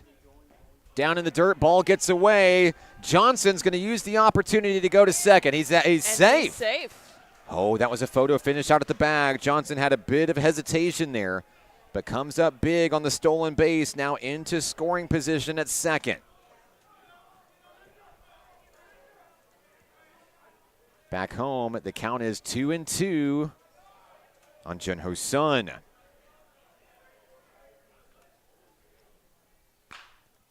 Ooh, there's a moonshot, fouled away. Into the parking lot it goes. You know, Mark, I feel really bad for the people that park this close. Oh, you yeah. might have a nice walk to the gates, but you also might have an insurance claim by the time it's over with. Yeah, we've seen quite a few doozies this week at the ballpark, to say the least. Ball 3 on Sun there to bring the count full. I like to jokingly call it car dodgeball. We should get T-shirts made. You know, from a marketing perspective, it's a really good idea for us to maybe get a windshield repair company. Yeah. You know, thoughts for just the next athletic year. There's a ground ball over to second, throw over to first. Sun is retired. It moves the runner around, though. Kaysen Johnson lands on third. Shortstop number 5, Austin Haley. With 2 outs in the inning for the Aggies, here comes Austin Haley. The shortstop is hitless in this ball game, has a walk and a run scored. No time better than the present if you need a hit. Count is 1-0 on the all-region honoree.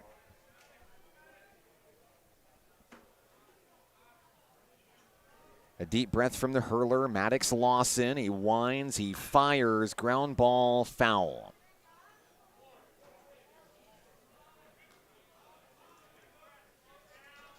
One ball, 1 strike.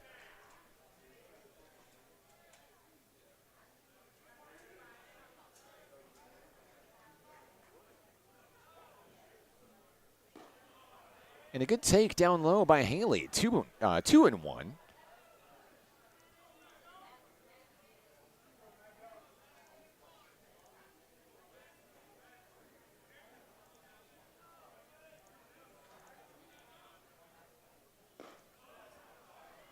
And ball 3 on a good eye by Haley.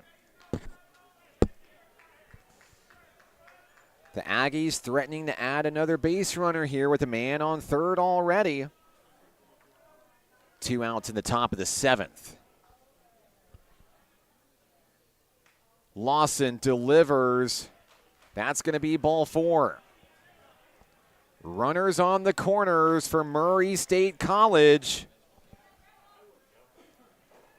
And Emily, that means that Michael Barham comes to the plate representing the tying run in this ball game. This is big for Murray State. You know, coming from a 10-1 deficit at the beginning of the game, they have battled back little by little in and out of each inning, and this could be it. Barham has generated some momentum in previous at-bats, walking in the 5th, a double in the 6th. With 2 outs, he takes the ball in the dirt and 1-0. The runner on third is Kaysen Johnson. Austin Haley on first.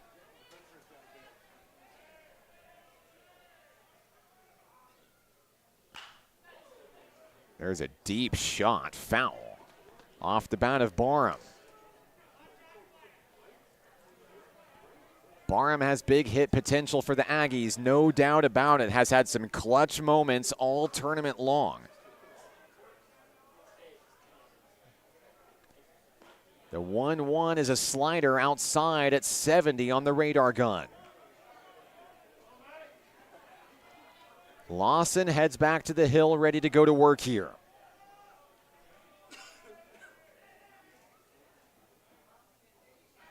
Throw over to first. That ball reeled in by Cooper Smith, excuse me, for NOC Enid.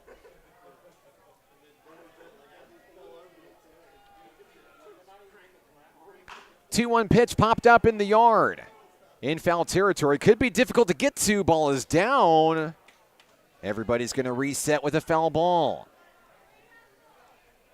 So the Aggies will stay alive here in the 7th. Michael Barham's going to get another chance here.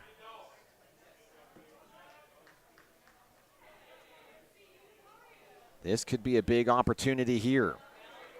Murray State College has scored in 4 straight innings.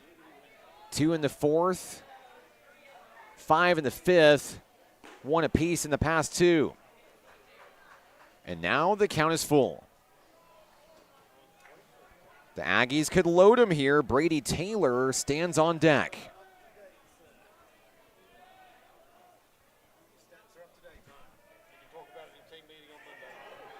The ball is thrown away on the pickoff attempt over to first. An Aggie run comes in. Yikes.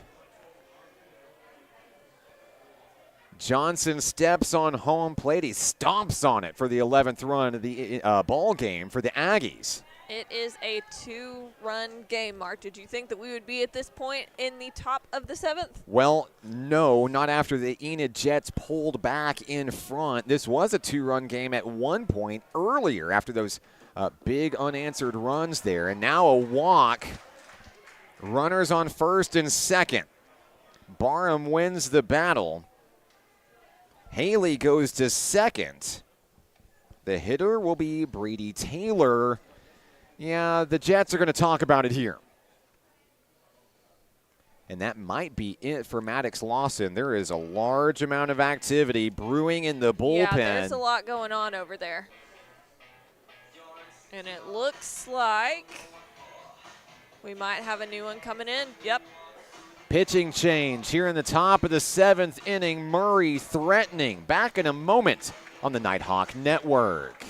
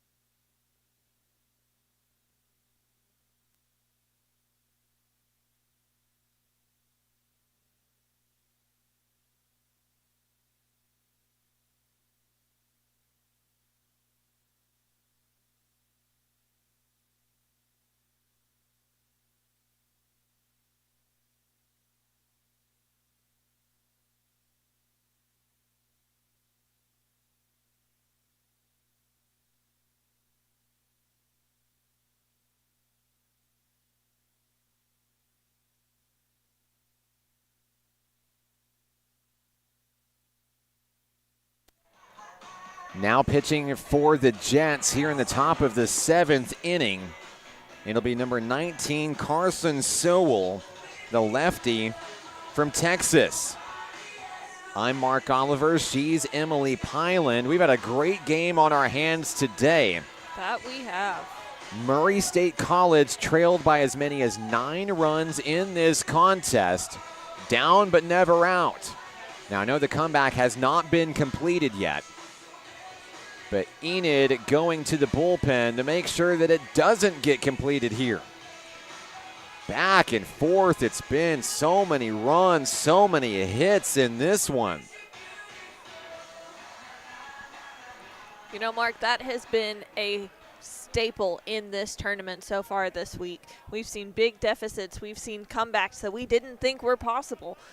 We've had extra inning games, and we've only had one mercy rule game. So, like, everything that we have seen this week has been close baseball at the top of their performance. Yeah, elite baseball, to say the least. All right, the Aggies run brings up the right fielder, Brady Taylor.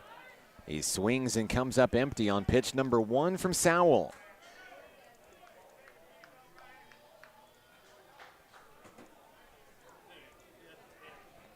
Count is 0-1 on the right fielder. He's walked twice, hit by a pitch once. He is the 7th hitter for the Aggies here in the 7th. Ground ball up the middle. Stepping on the bag, that takes care of the Aggies. It's a 2-run ball game.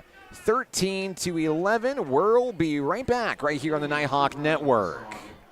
At Levi Hospital, we believe everyone deserves quality mental health care. Our outpatient behavioral health program offers personalized counseling and medication management for a range of conditions, including anxiety, depression, and trauma. Located in Hot Springs, Arkansas, we proudly serve Garland County and beyond. With individual and group therapy options, we're here to support your journey to healing. Visit LeviHospital.com today and take control of your mental health. Levi Hospital, healing mind and body since 1914. Hi, my name is Keziah, and volleyball is why I rise above alcohol and drugs.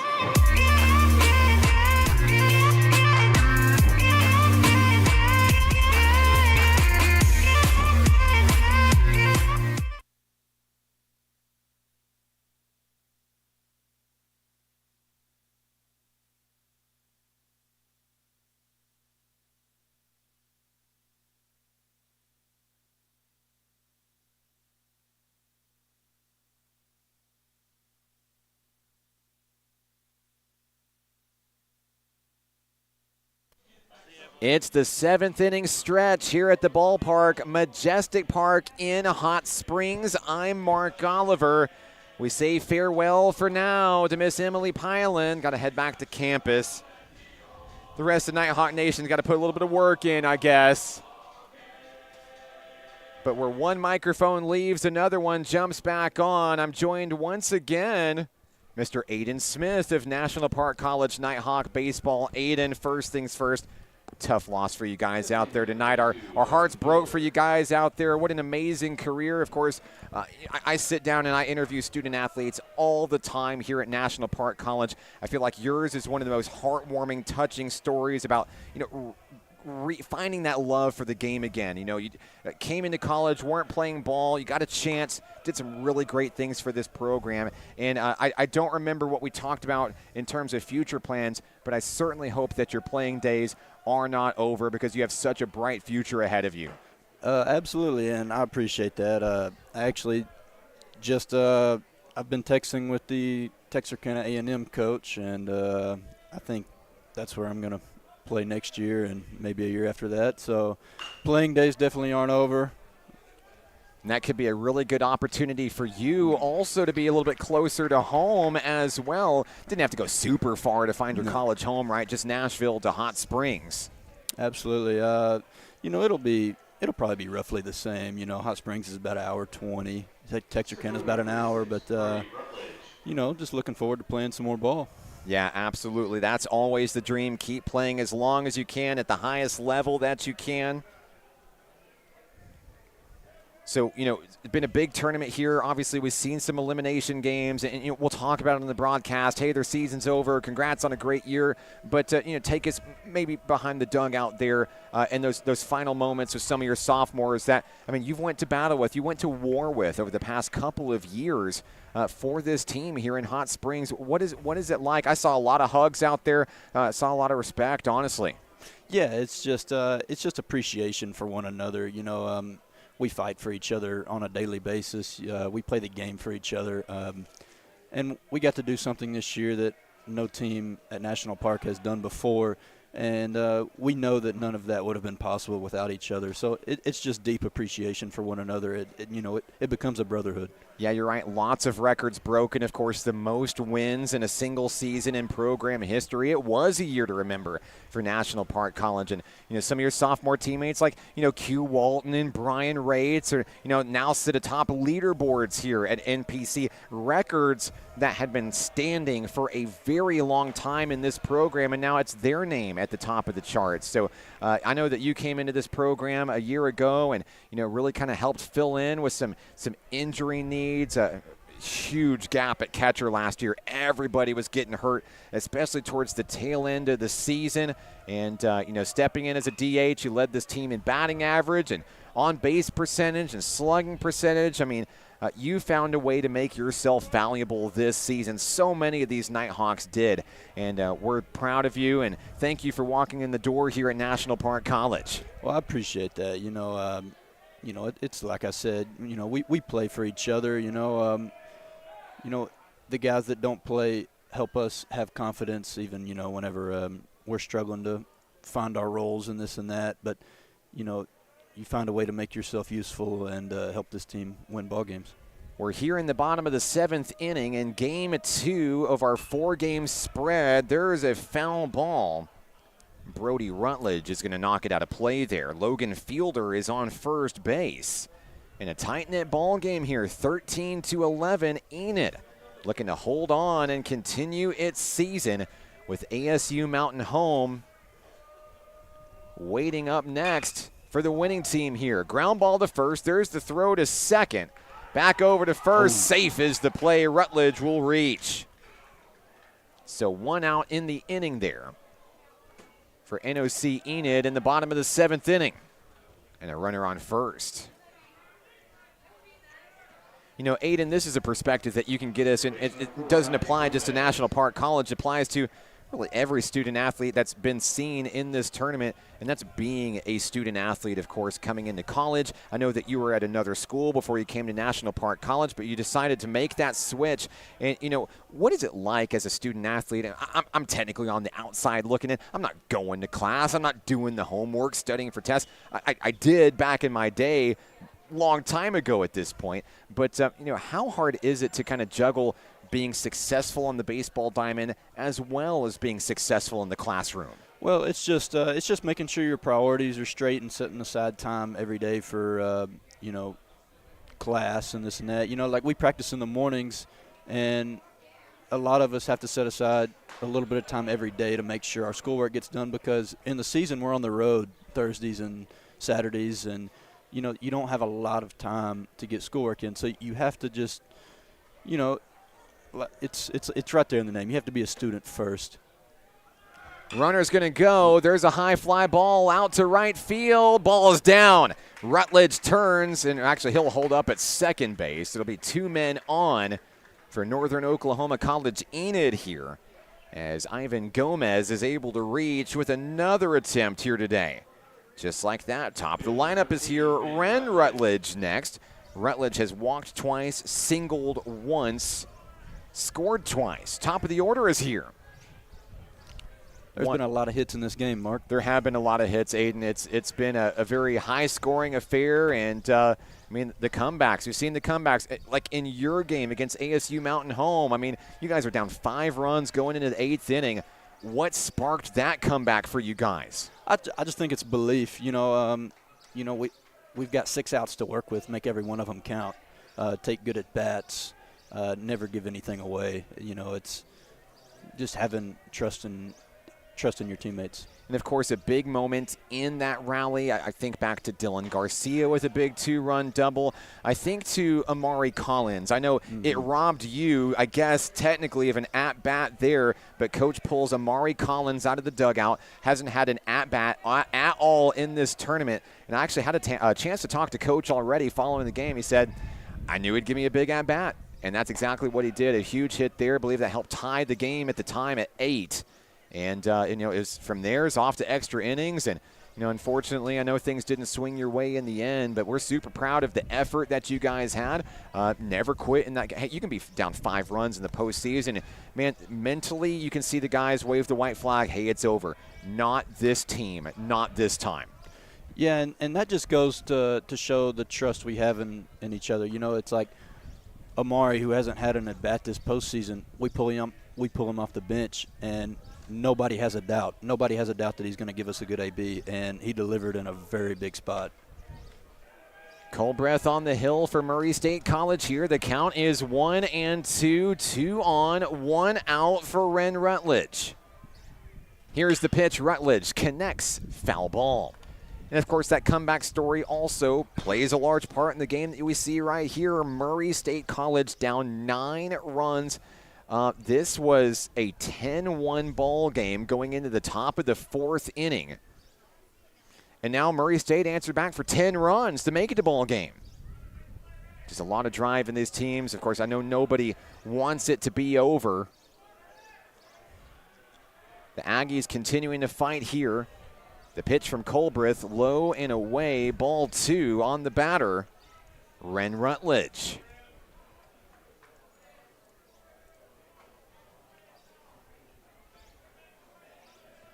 Rutledge batting on the left-hand side for the Jets here, who have 16 hits in this contest. There's a big one. Rutledge is going to send it over the Babe Ruth scoreboard. It's a 3-run big home run for Ren Rutledge. And that will blow up the lead there. It is 16-11. The Jets are flying high. Rutledge is going to touch them all, and they are ready to celebrate. A 3-run blast in the bottom of the 7th.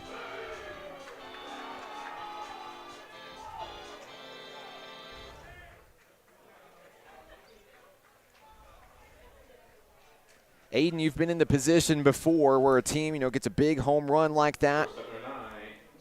What do you do to try to bounce back mentally from that? What's the key to try to get the train back on the tracks? And hey, we still got time. There's still outs. There's still opportunities to get this game back under control. Yeah, and I was just going to make the comment, like, if you're Murray, you've been trailing all game. You've been fighting to get back into the game, and something like that happens, a gut punch. The biggest question is, hey, we've rebounded all game. Now, can we go into the 8th inning and do it again? And that's what they've got to figure out when they get back in the dugout is how do we rebound again? The hitter is Jesse Ponce, the shortstop for the Enid Jets, who have been fighting for their season really since game 1 whenever they fell to the National Park College Nighthawks in the tournament opener, that 10 a.m. game on Wednesday. There's a base hit. Ponce has his first hit of the day. Couldn't have come at a better time for the Jets. Man aboard, still just 1 out. And now a meeting on the mound. The Aggies want to talk about it here. Next up for the Jets, Cooper Smith, who has a single, a double, 3 RBI on the day. Smith loves batting with base runners on the path. The lead is 5, 16-11. It's the most runs scored by any team in the tournament this week. 18 hits for the Jets.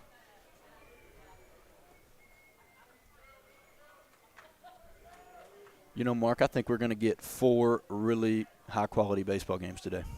Yeah, I think so too. And, I had a chance to, talk to some of the various coaches that are involved in this tournament. As another liner heads out into right field. Hang on, Ponce turns from second, heads to third, and he'll stand up with runners on the corners. Another big hit there. Cooper Smith delivers. But as I was saying, had a chance to talk to some of the coaches out there, and some of the coaches feel maybe slightly disrespected by the NJCAA as a whole coming into this tournament. NOC Tonkawa is the only nationally ranked team this season, ranked number 15, and of course they're a good squad. They just won their 50th game of the season last night in a win over Murray State College, but only 15th in the nation. The only nationally ranked team coming in. You play in this region, you know what it's like, and we've seen a ton of baseball games in this region. Now the viewers know what it's like. I mean, this is some elite level baseball. This is a difficult region to win. Yeah, it kind of amazes me how South Ark isn't ranked. They're a really good squad. They're a complete squad. And I bet there's a lot of Stars fans on the broadcast that agree with that comment exactly. 2-time reigning champs, been to the World Series 2 times in a row representing this region. But sometimes that disrespect can also be turned into good, fueling the team, that chip on the shoulder. Yeah, when you get the scouting report on South Ark, you look at some of their pitchers and then you look at their hitters and you're like, man, how does this team lose? Yeah. It's pretty wild. I think we saw yesterday they had like 4 or 5 guys hitting over 400, and I know they've got 3 or 4 arms that are 90 plus. just every time they go out. It's hard to do, too, because it's such a long season, right? So many games. And, guys can be so streaky at the plate and fall into slumps and stuff, but there's just these guys on each of these teams that we've seen in this tournament that just continue time and time again to find ways to be successful. High fly ball popped up out of the yard. Jet Creel will reset at home plate. Count remains 0-2 on Creel. Creel has reached 4 times in 5 attempts here. 2 walks, 2 singles, 1 run driven in. A 5-run lead for the Jets here in the 7th. Colbreth has the one that he wants on its way, and a deep shot foul out of play.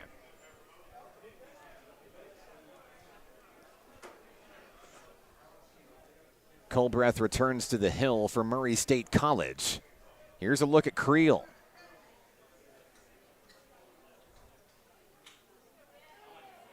Pickoff attempt over at first, back to the bag in time, Cooper Smith. I'll tell you what worries me, Mark, is whatever team wins this game, they have to play Mountain home here after a while, and this game has been a long one, and it's been an endurance test already. You're right. It's different if it's that the first game, right? Because Mountain Home also has to play 2 games today, but that breaks a little bit longer, and this game going on longer, that's only going to help the Trailblazers here. The ball gets lost by the catcher. Enid pounces all over it. Jesse Ponce comes in to score run number 17 on the contest. Unfortunate break there for Murray State College. The lead is 6. But you're right. Mountain Home waiting the winner of this game here. They'll get 1 game in between as a breather here, but not as much time. It is a bit of a disadvantage. Absolutely. And, I don't know exactly, but this has to be the longest game of the tournament so far. I mean, yeah, at this point, probably so. Yeah, 17-11, both teams in double digits in scoring here. A lot of pitching changes, a lot of just changes in momentum in general. We've had 2 really long ones. Of course, you guys had the first extra inning game of the tournament as well.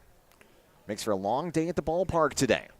Yeah, and once you get in this losers bracket, if your pitching isn't deep, you're going to have a hard time. And I'm wondering if these squads, I don't know if maybe some of their pitchers just had some rough outings, but I wonder if they're running into a situation where they're not as deep in the bullpen as some others. Yeah, I think about that as well. Looking ahead to the 7 o'clock game, ASU Mountain Home. Patterson went really, really long.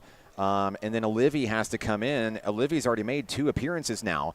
Is Skylar Tingler ready to rock for another game on short rest? Without that depth there, it might require your ace to come back in earlier than expected when you fall to that loser's bracket sooner than expected. So, yeah, it's these games, especially, the 7 o'clock one tonight and really even game 1 tomorrow at 3 o'clock. I mean, it's all about who has gas left in the tank because it has been a long week already for all of these teams in the tournament. The 2-2 comes in, now 3-2. The count is full on the hitter, Jet Creel. Maybe Murray's not having as tough a time as I thought because this guy on the mound's 88-89 right now. Yeah, and Colbreth has thrown quite a few pitches at this point in relief. He is the 5th pitcher for Murray State College in this contest. Ground ball up the middle. Fielded by the shortstop, throw to first, out number 2. A big out there if you're Murray State College, looking to stop the bleeding here in the 7th. So Creel retired. That'll bring up Cale Wentwiska. Wentwiska with a single and 2 hit pitches. If you're Murray, if you can prevent Enid from scoring this run with 2 outs right here, then you have a chance when you get back into the dugout to go, hey, let's recoup and let's rebound right here. Yeah, I think you absolutely have to. I mean, a 6-run deficit is tough enough as it is. Now with the clock turned on, you've only got 6 offensive outs remaining potentially in your season. Crunch time. Count is 0-1 on Wentwiska. He'll take another strike there, 0-2. And this is a big pitch here if you're Murray. You know, what stings is giving up 2-out runs, and what stings even more is if you give up an 0-2 hit right here. You've got to make a quality pitch right here and get out of this inning. Wetwiska in the box, ready to rock. Pitch. Oh, it hit him. Another hit batter for Enid today. They've been taking a beating out there in the batter's box. But specifically for Wetwiska because it's his third time being plunked today.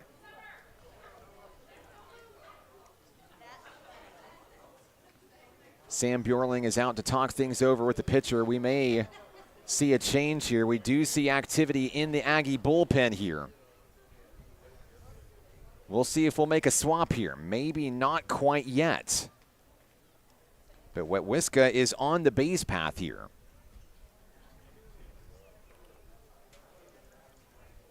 Two outs in the inning for Enid, who leads at 17-11.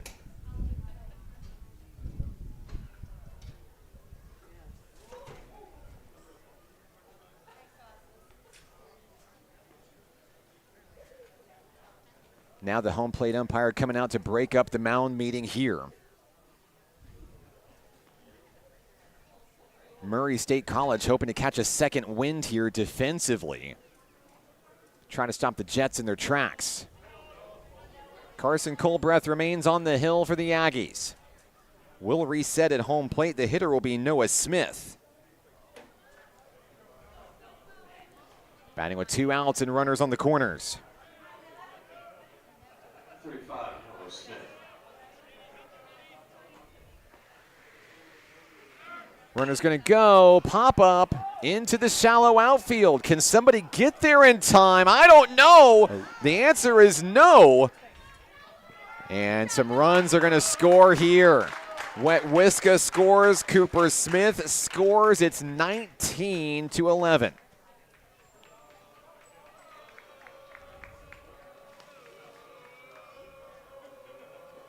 That's a gut punch. You make a good pitch, you get a good result, but just unfortunately was hit where nobody was.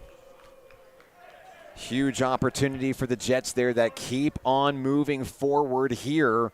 The hitter is now Logan Fielder. And we've batted around here in the bottom of the 7th inning. First pitch strike.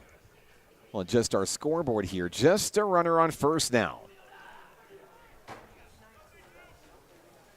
That hit will put 20 hits on the board for Enid. An impressive performance today.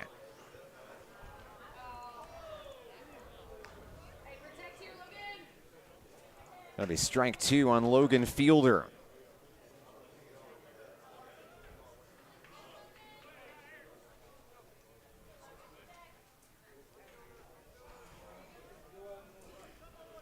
Colbreth has the one that he wants. He'll aim and fire, ground ball, slow roller over to first. They'll flip to the pitcher in time. Down go the Jets. It's a 6-run bottom of the 7th inning. We go to the 8th. 19-11, Enid flying high. Back in a moment on the Nighthawk Network. Hot Springs was built on water and built to be enjoyed. Hot Springs, Arkansas. Soak it up. What does care look like through the years? From the first memories to the treasured moments. From life's accomplishments to life's challenges. We're here for you, body and mind. Arkansas Blue Cross and Blue Shield has been taking care of families for more than 75 years, providing health insurance and peace of mind with the kind of coverage that ensures your best days are ahead. Take good care, Arkansas.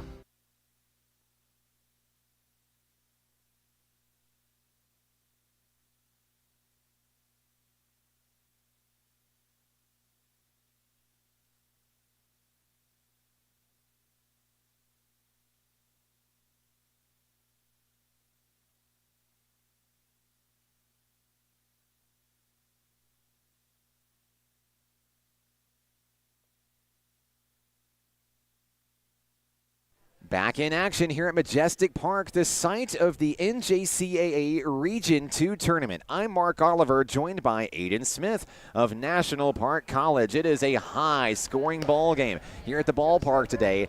19 runs on 20 hits for the NOC Enid Jets. But now it's Murray State College's turn. Coming to the 8th inning. Time may start to run out on the Aggies here, but as long as there are outs left to get, the Aggies are still in the fight. Pitching once again for Enid, number 19, Carson Sowell. He'll go to battle against Murray State College here. I believe it'll be the 5, 6, and 7 hitters due up. It is Zach McCarowicz, Tanner Norman, Grayson Doggett. McCarowicz leads things off, has a couple of hits today. He'll take strike one on the first pitch from Sowell.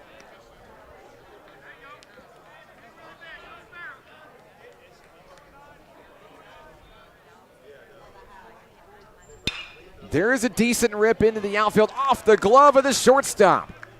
And Aiden, I don't know what it is about Murray State College, but they will just not go down quietly here. The bats remain hot. A huge, hard hit over to shortstop and a man aboard.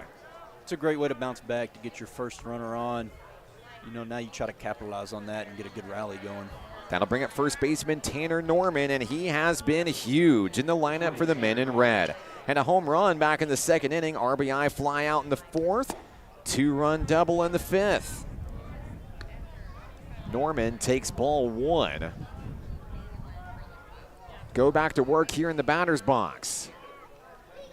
Sowell has the one that he wants. He winds, he fires. Check swing, I believe is going to be a strike one call.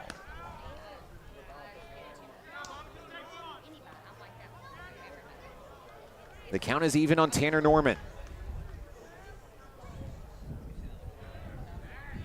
And a step off, throw to first. Norman on your screen here, batting on the left-hand side. The first baseman looking to put it in play and chip away at an 8-run deficit. On its way too high.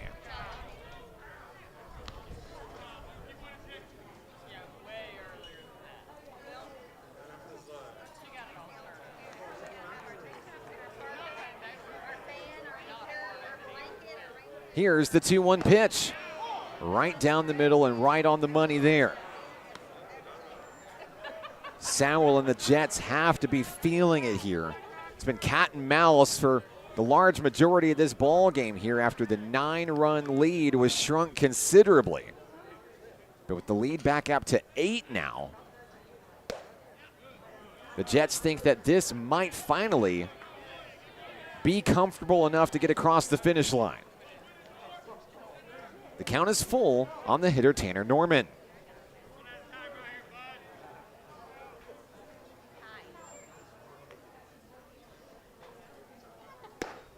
Check swing went around. Norman down on strikes. A big first out of the inning for Murray State College. Number 28, Grayson Doggett. The next hitter up is Grayson Doggett, the second baseman. Had a single in the second. RBI ground out in the fifth, and he doubled and scored in the 7th inning. Doggett steps into the batter's box for Murray State College. 1 on, 1 out. First pitch of the at-bat on its way. That'll be strike one.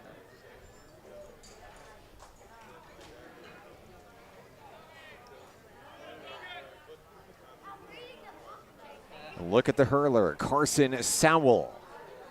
On its way, check swing, did he go? Yes, he did.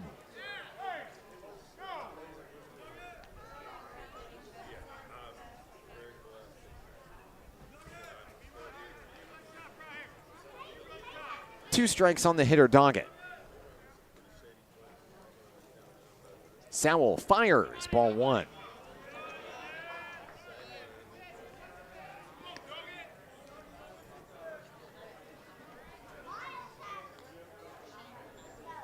Doggett looking to put it in play for the 3rd time today.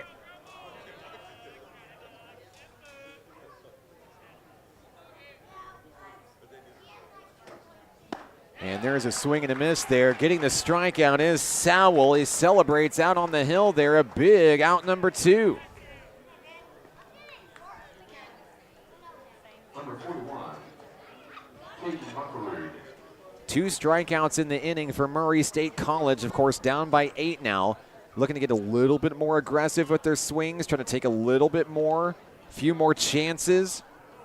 Next up, catcher Caden Munkerud, who's hitless today.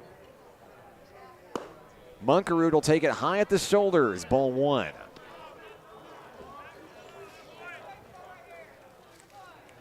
If Enid can hold Murray to a scoreless inning here, it would be huge after going up 8 in the previous inning. It'd put them in a really nice spot going into the 9th.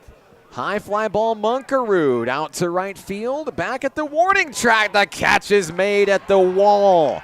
That takes care of the Aggies in the 8th. We go to the bottom of the inning where NOC Enid will bat, we assume, for the last time in this ball game. We'll find out when we come back right here on the Nighthawk Network. Basketball is why I rise above alcohol and drugs.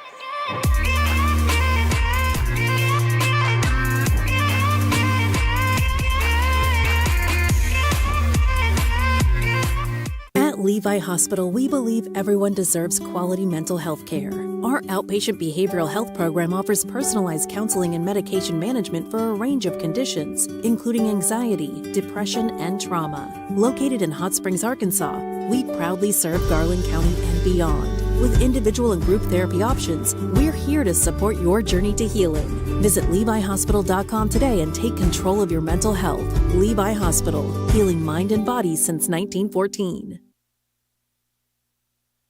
Bottom of the 8th inning here at the ballpark. He's Aiden Smith with National Park College Nighthawk Baseball. I'm Mark Oliver. Glad to have you with us today. I know our Maverick and South Ark fans are still on the broadcast like, yo, tick-tock, it's 5 o'clock. We're getting there. A lot of runs scored in this game. What are you going to do about it? It's been fun, 19-11. 30 total runs in this ball game, 32 total hits. Back on the mound is Carson Colbreth for Murray State College, hoping to keep its season alive. But the deficit is still 8 runs. And now NOC Enid is going to see if they can add a few more to the board.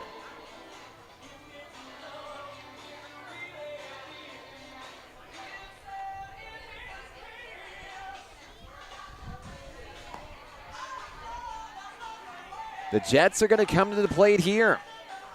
Leading things off will be Brody Rutledge for Enid.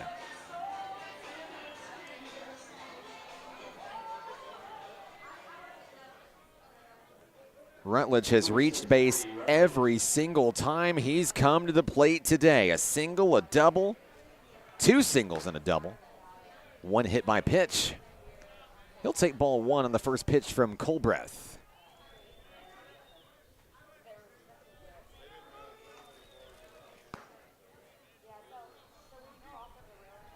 Ball up high in the zone, 2-0 quickly.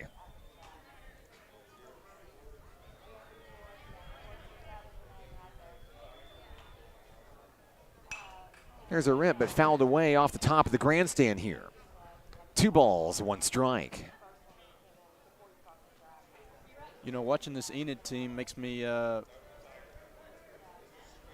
just think how good a job Brian Rates did in game 1 to hold this team to 2 runs. Exactly, because they come back, they lay the runs on Carl Albert State College. They eliminate the Vikings. They're now in command to eliminate the Aggies here, being one of 2 Oklahoma teams remaining. But you're right, only 2 runs in that ball game. And when you even break it down further, it was a 2-run home run to get those runs on the board there.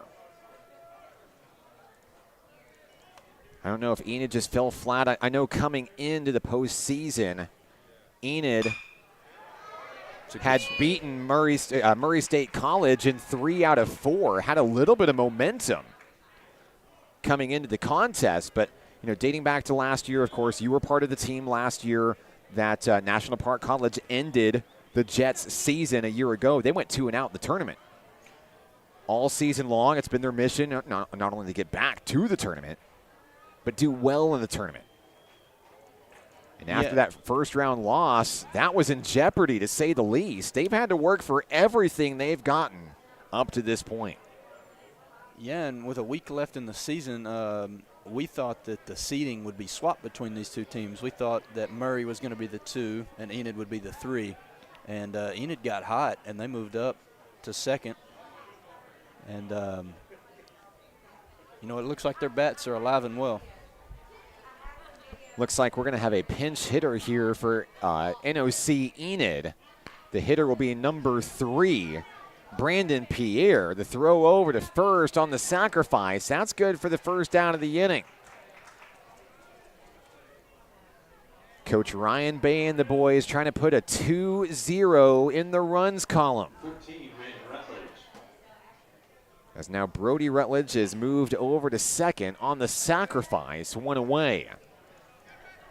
Back to the top of the lineup is Ren Rutledge. Rutledge had a home run his last time out. Throw back over to second. Brody Rutledge back safely. Rutledge with 3 hits in this game. 2 singles and a homer. Culbreth fires high in the zone. Ball 1 on the first pitch of the at-bat.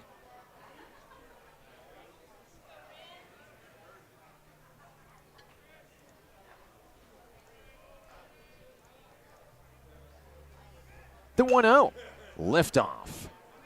Foul ball. Is that a playable ball? Yes. The answer is yes. The catch is made in foul territory. Junho's son makes the grab, and there's 2 down in the inning. Props to Murray State College. That's a big out there, taking care of Ren Rutledge. With 2 outs, it brings up Jesse Ponce. Ponce got his first hit of the ball game an inning ago. Pitch on its way, ripped up the middle, and that one's picked up by the shortstop. Throw to first, and the bottom of the 8th is in the books. A do-or-die top of the 9th is on its way when we come back right here on the Nighthawk Network. We will hold each other up. We will hold each other up. And when the weight's too much to bear, just know in your heart I'll be there. And we will hold each other up. We will hold each other up.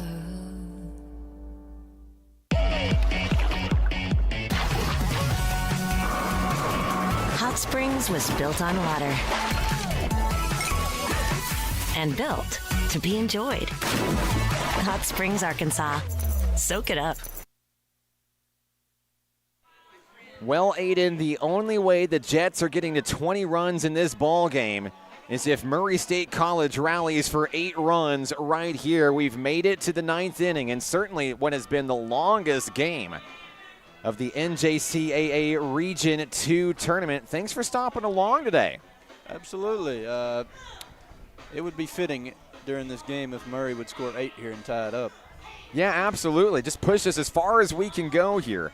I mean, it has been great baseball pretty much all tournament long here. So many great moments here and there for each team that made the dance this year. Back out on the hill for NOC Enid.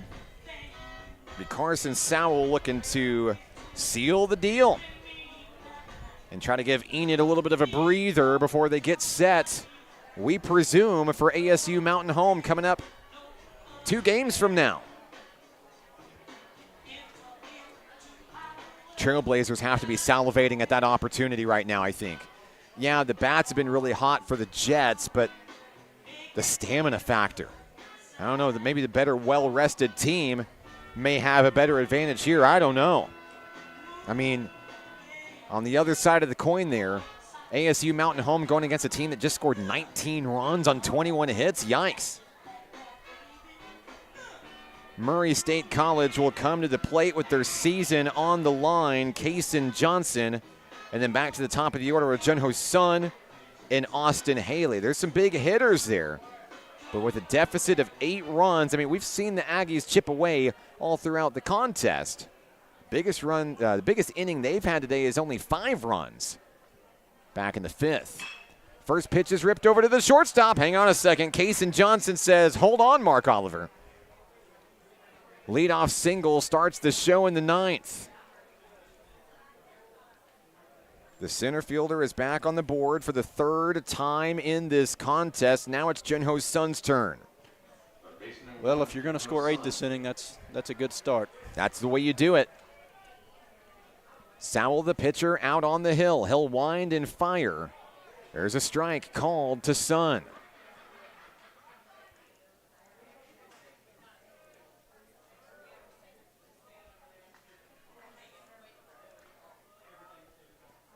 The 0-1 off the pitcher's mound. The ball is bobbled. Sun still retired.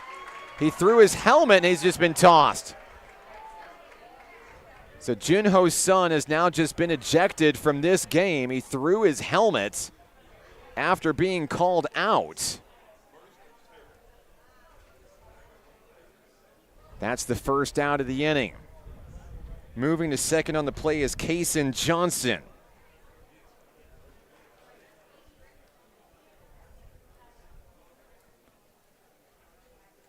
The next hitter up is Austin Haley for the Aggies.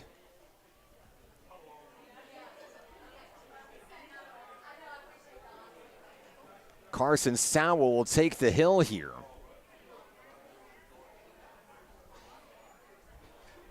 But with the ejection, Sun will be asked to leave the game. Headed the bus early here in the 9th.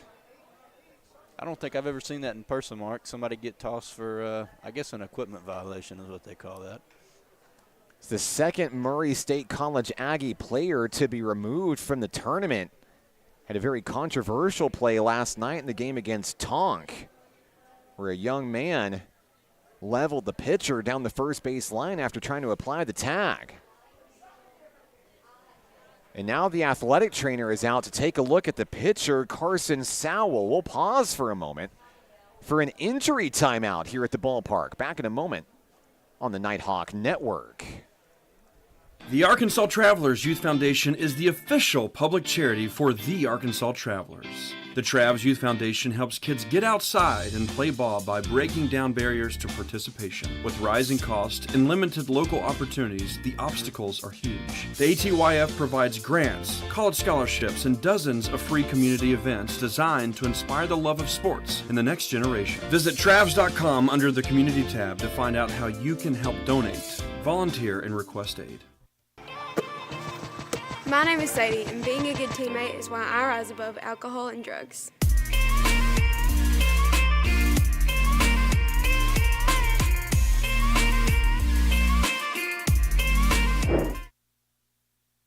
Back here in the bottom of the 9th inning, he's Aiden Smith. I'm Mark Oliver. NOC Enid trying to put the finishing touches on a big elimination game win and trying to send home their second opponent of the year. They eliminated Carl Albert State College yesterday. Looking to send the Aggies back to Tishomingo here. A pop-up from Haley out into the outfield. The catch is made. Austin Haley was retired, and there's 2 outs in the 9th. Murray State College is down to its final out of the season. The hitter is the designated hitter, Michael Barham. Barham has reached base in each of his last 3 at-bats. 2 walks and a double. Barham bats on the right-hand side. Sowell on the mound. Pitch on its way down in the dirt.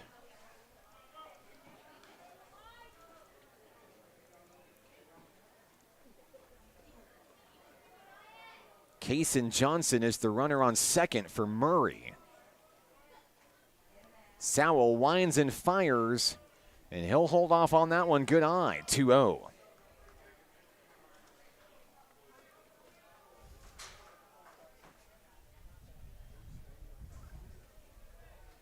Barham looking to put it in play.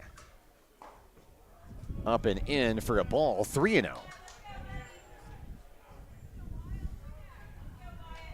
And the Aggies are hoping for a 2-out rally.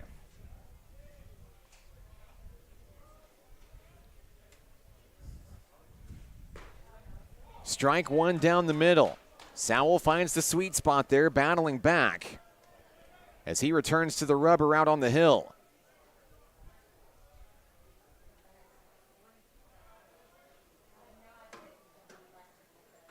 Here's the 3-1. That ball's going to get away. It will be ball 4. The runner's going to advance on the pass ball there. Johnson to third. So it's runners on the corners for Murray State College. Barham reaches. And Brady Taylor is the next man up. Taylor reached base 3 times in this contest. 2 walks and a hit by pitch.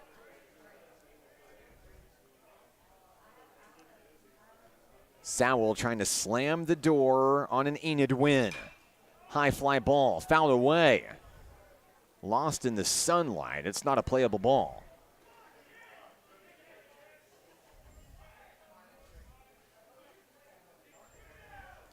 And thanks to all the fans out there, yes, you're right. The new pitcher for NOC Enid is Wyatt Rutledge. They're all out there.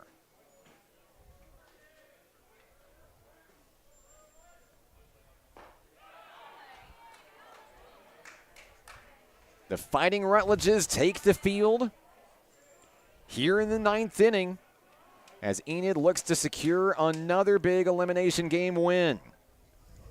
Murray State College is down to its final strike. The pitch to Taylor, high and away outside.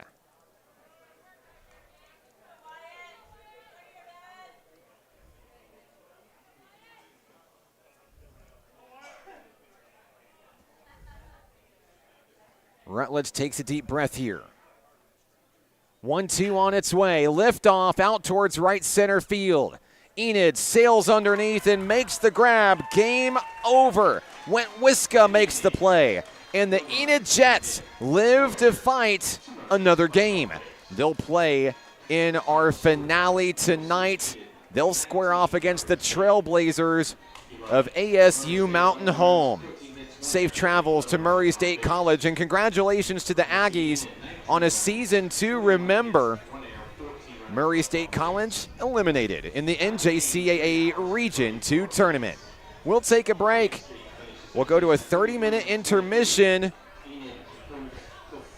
And the winner's bracket showdown coming your way next. Finally, about an hour and 45 minutes behind schedule, but it's okay. I think it'll be as good as advertised. Aiden Smith, thank you for joining me on the broadcast this afternoon. Yes, Best sir. of luck to the bright future that lies ahead for you as well. Enjoy the games today. Absolutely, thank you. I'm Mark Oliver. We'll be back in 30 minutes for the Stars and Mavericks right here on the Nighthawk Network.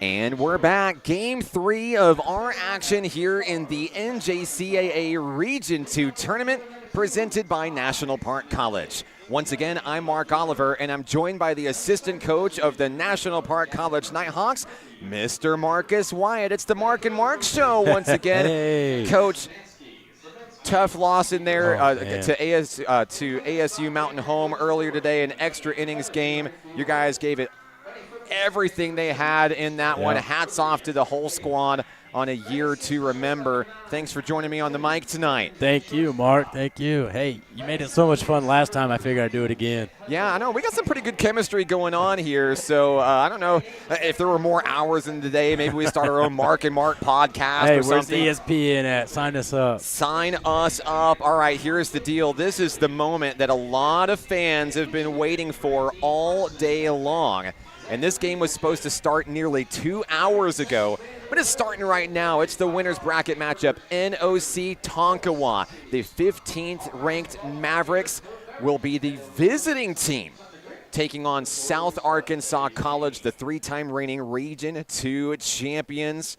This is a huge contest here. Of course, the final 2 unbeaten teams in this tournament. It also so happens to be a rematch of last year's Region 2 title game.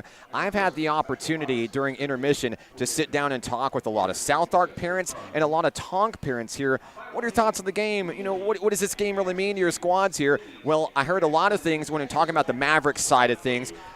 Revenge. Revenge is on tap for Tonk in this game. They were right there in the mix. And, of course, South Ark comes in, and as the defending champs, I mean, they are the team to beat in the tournament. It's their tournament to lose just by the history that they've had in such a young program. South Ark has not been around that long on the baseball diamond, but the success that they've had has been incredible. And of course, now you have the number 1 seed in Oklahoma versus the number 1 seed in Arkansas. A trip to the championship game is now on the line for a big matchup tomorrow. So yeah, a lot of the Tonk fans say, hey, revenge. You know, we felt like we could have had that game. We were so close, so we used that to characterize and define our whole season leading up to this point. And look what Tonk has done. 50 wins in a season, got number 50 last night. And we saw that game against Murray State College, and the Aggies were just struggling to get hits on the board, just get on base, let alone try to put runs up there. And it was like a slow burner there. Like Tonk led it 2-0 for so long in the contest, and Logan Taylor was just nearly impossible to hit. I think only 2 hits in the contest, if I remember correctly, for Murray State College. And then finally the runs would start chipping in, and the lead would grow, and the lead would grow. Before you knew it, it was 7-0 at the end of it, and Tonk had number 50 in the win column this year. Of course, Murray State College just ended its season moments ago. A hard-fought battle against NOC Enid. I mean, the Aggies were down by 9 runs in that contest, and I mean, for all intents and purposes, maybe dead to rights. They could have waved the white flag, and I think nobody would have blamed the team there. But that's not what Sam Bjorling's Aggies do. And they roar back. They pull within 2 a couple of times, but Enid just had the hits, had the runs. They scored 19 runs in that ball game. Big matchup as they have ASU Mountain Home later on tonight. But for South Arkansas College, this is defending what they feel is rightfully theirs. I mean, they've run the gauntlet, a 20-4 record in Region 2 play coming into this tournament, and big wins. They're taking out Southeast Arkansas College. They defeated the Nighthawks yesterday as well by 10 runs, a 10-run run rule victory there for the Stars. And, you know, they feel like that they have not really tapped into their bullpen that much. This should be either, and I don't even know, maybe I'll get your perspective on this, Mark. This is a clash of the Titans. This is Goliath versus Goliath. And so many people asked me on the side, well, I mean, you're the Nighthawk announcer, so you can give an objective opinion. Who you got? Who you think's the better team here?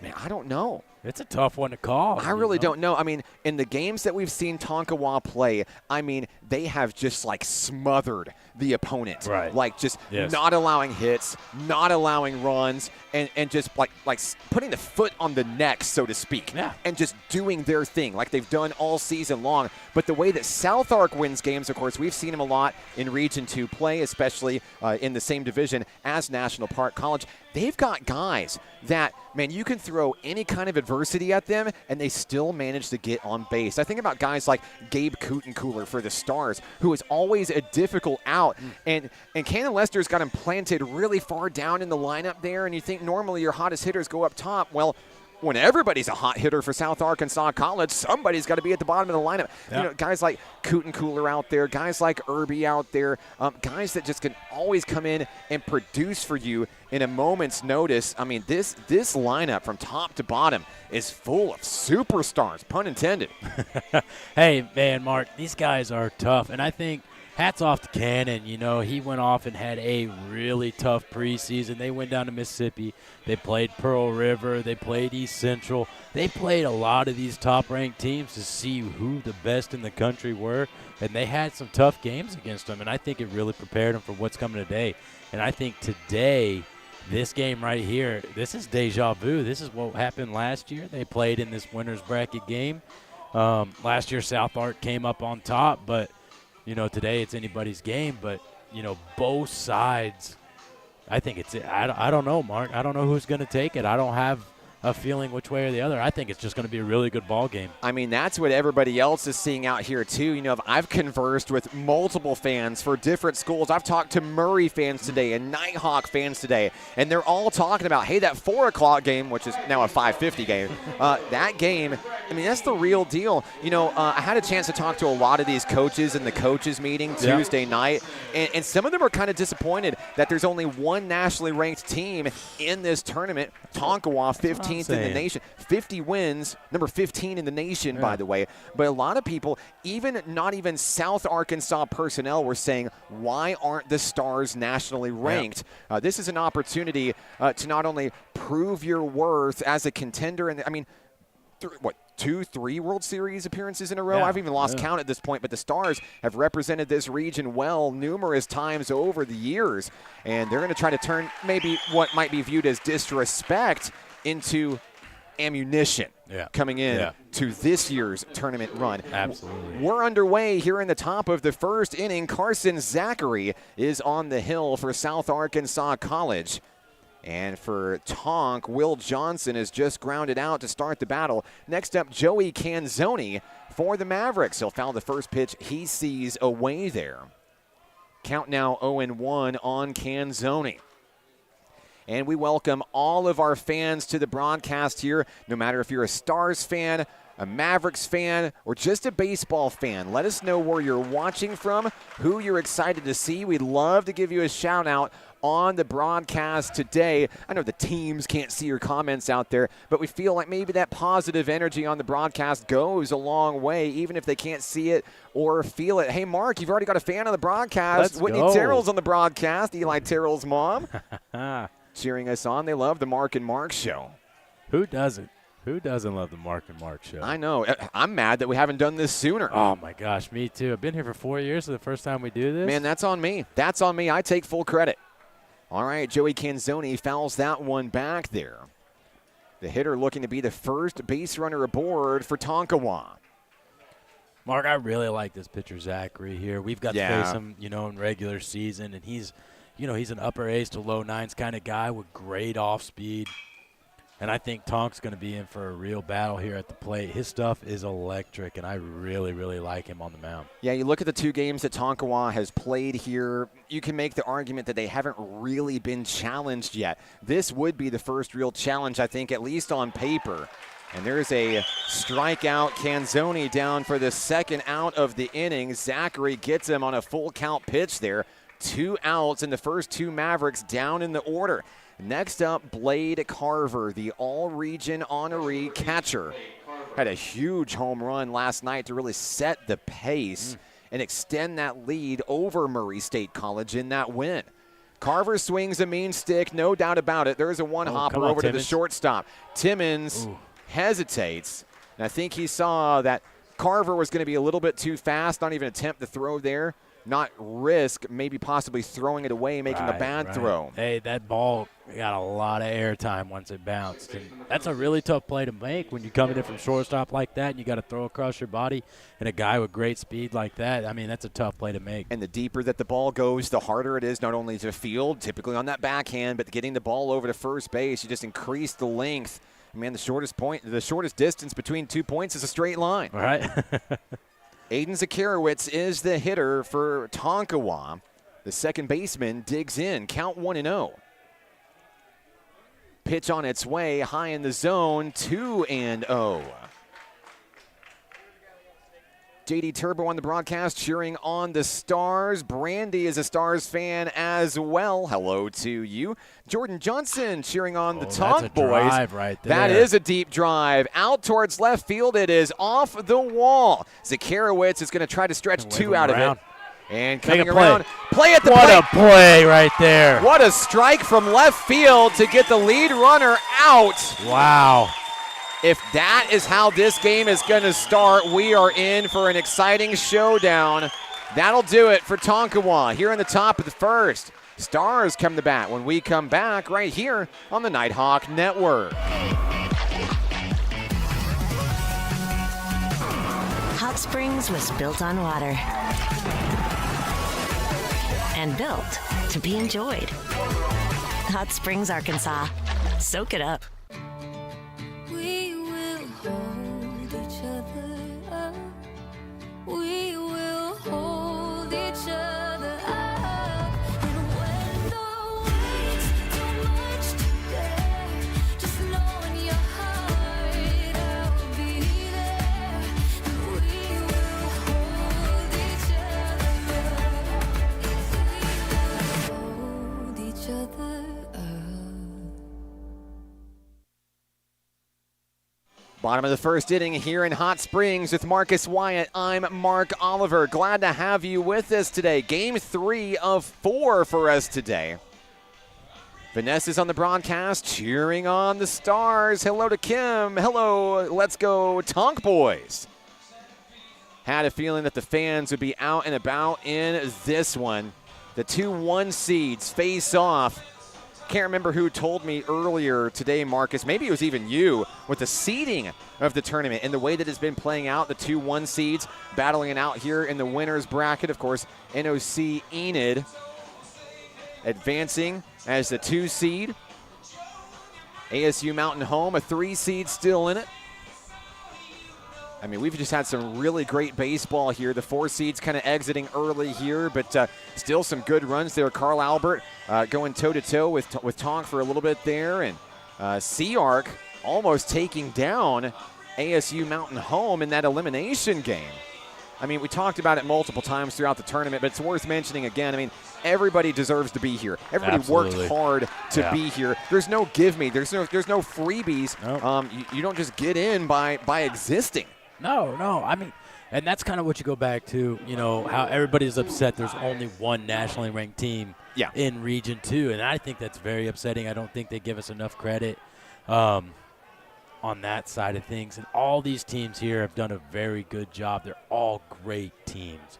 The Stars look to shine brightly here in the bottom of the first inning. Braden Cooch is the pitcher for the Mavericks. Leading things off, Ty Simonelli, the left fielder. Simonelli went yard multiple times in that win over the Nighthawks yesterday. Don't remind me, Mark. Don't remind me. They still haven't landed yet. Man. You know, I saw in that Enid game, there was one home run that was hit. No, I'm sorry, it was by a Murray State hitter. There was a Murray State Aggies home run that went over the scoreboard up over the railroad tracks. And I was watching up on the railroad tracks back behind us there in the back of the field. They were looking for that home run for like 3 straight innings. I don't know if they ever found it. That is a long ways. I mean, it really is. The viewers can't tell when they're watching, but that is a long ways. And it's over a creek also. There's a creek that's right behind the outfield wall there. You got a creek, you got trees, you got a railroad track. It's an adventure to go find that thing. Yeah, it's pretty cool whenever the train comes by as well. Derek Phillips tells me that it's only on Wednesdays that the train comes through, apparently. Hey, Wednesdays around noon. Yeah, so we missed it already if you didn't see it in day one of the tournament here. Simonelli facing a 2-1 count against Cooch, the pitcher, on its way on the outside. Now strike two. Hey, that's smart. That's smart. They're working this guy outside. And I can speak from experience. If you throw a fastball into this guy, you will be on an adventure trying to go find it. The pitcher has the one he wants. Simonelli shows bunt, ready to pull back and slash. Yes, did he go around? Yes, I think he did. Simonelli is going to strike out to start the show. Mark, it looks like they've done their scouting report. Oh, definitely. Yeah, they've with the pitch selection and the placement there, they know what Simonelli likes, and they made sure to avoid all of those places. Next up, Gavin Murphy, who will serve as the team's designated hitter in today's game. Hitter. Oh, yeah. Murphy, another one of those guys where, like, how do you get this guy out? There's a liner over to first base, and maybe Tonkawa is going to show us the answer here. Kind of like that. Ground out right there, 3-1. That's the second out of the inning. They need to kind of slow his momentum right here. Oh, yeah, he's in the zone. Simonelli and Murphy now both retired just like that. Here's Justin Szymanski, the first baseman. Had a chance to meet Justin's parents before the start of the game. They made the trip up from Louisiana to come see him. They knew this one was going to be a big one. 2 outs, no one on. Pitcher fires. There's a drive out in the right field. Szymanski doing Szymanski things. He's 97 off the bat. It's like he knew it was coming. He was ready and on time for that one. So it's a 2-out base hit for South Arkansas College. Szymanski on first. That brings up Ian McCubbin, the right fielder. The all-region honoree steps in for the Stars, wearing some pretty stylish uniforms, I might add here, the gold and maroon. McCubbin steps in, looking to bat around Justin Szymanski. First pitch of the at-bat, a swing and a miss. McCubbin starting out aggressive here. Because why not? Expecting a fastball, got a breaking ball instead.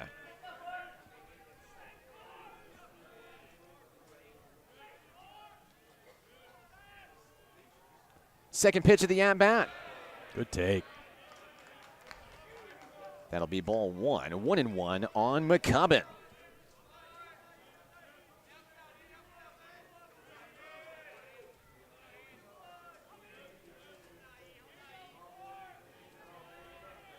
Cooch takes his time in between pitches. Now the 1-1 on its way. Drive. That's a double right Deep there. shot to left field, off the wall. No, an awkward bounce. They're going to wave a run home.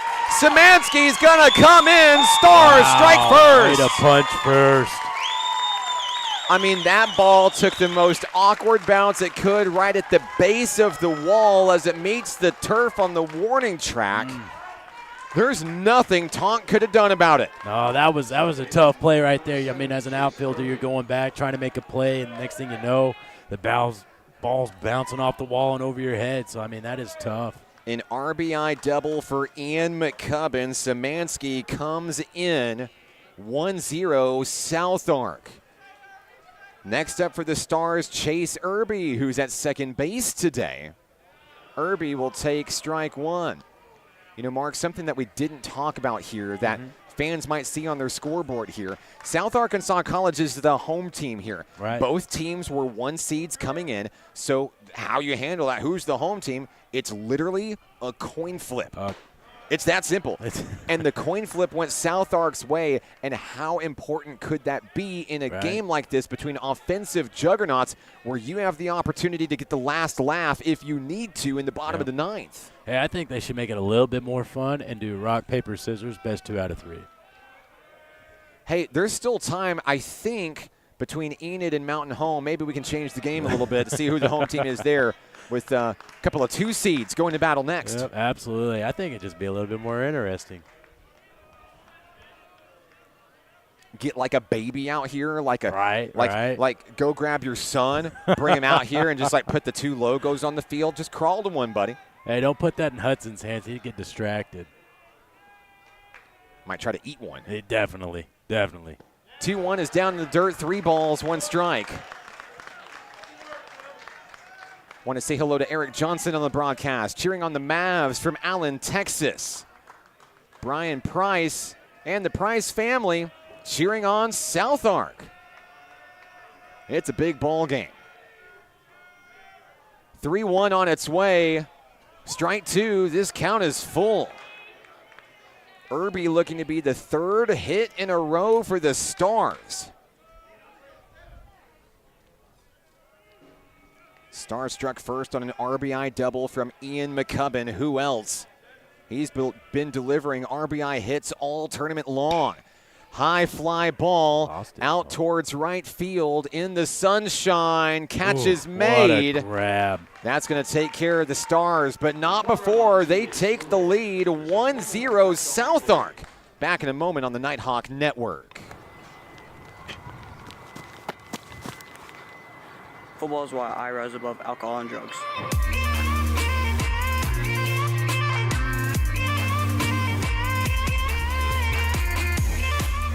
The Arkansas Travelers Youth Foundation is the official public charity for the Arkansas Travelers. The Travs Youth Foundation helps kids get outside and play ball by breaking down barriers to participation. With rising costs and limited local opportunities, the obstacles are huge. The ATYF provides grants, college scholarships, and dozens of free community events designed to inspire the love of sports in the next generation. Visit Travs.com under the Community tab to find out how you can help donate, volunteer, and request aid.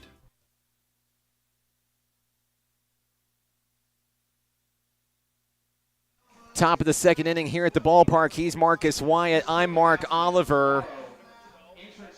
Sun shining brightly. The stands are full. South Ark and Tonkawa going to battle here in the lone winners bracket remaining. The last 2 undefeated teams in the tournament. The winner moves on to the championship round tomorrow. I mean, the stakes couldn't be higher, Coach. Oh, man, I tell you.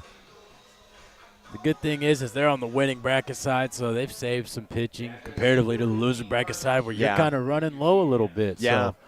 I think about teams like Enid who had sent to the losers bracket literally after the first game of the tournament. And, boy, they've battled hard. And what a dark horse in the tournament here are the Enid Jets. And great play. With 1 pitch, there's 1 out here as the Tonkawa Mavericks' Carson Taylor retired. Yeah, it's just a tough road. Once you get in the loser's bracket, I mean, if you want to win the whole thing, you got to win 6 games straight if you lose the first one, and that's a tough road. That's a lot of pitching you have to go through, and you just ask a lot of your guys, hey, you're dealing with some soreness, dealing with some pain. You just got to tough it out and kind of go out there and give it all for your team. Next up for the Mavericks, Bodie Mauser, the designated hitter. Looking to get on base for the visiting team, Tonkawa. Oh. And he will. He'll send that one into right field on an absolute laser. Be a one-out single. Time to react to that one. That ball was touched. It came back on a mission. Now a base runner aboard with 1 out in the inning. Next up for the Mavericks, Jaden Boyce, the right fielder. He'll swing at the first pitch he sees, and a liner over to third. Did he make that grab? I don't think so. Foul ball is the call. We'll have a reset at home plate here. Count 0-1 on Boyce.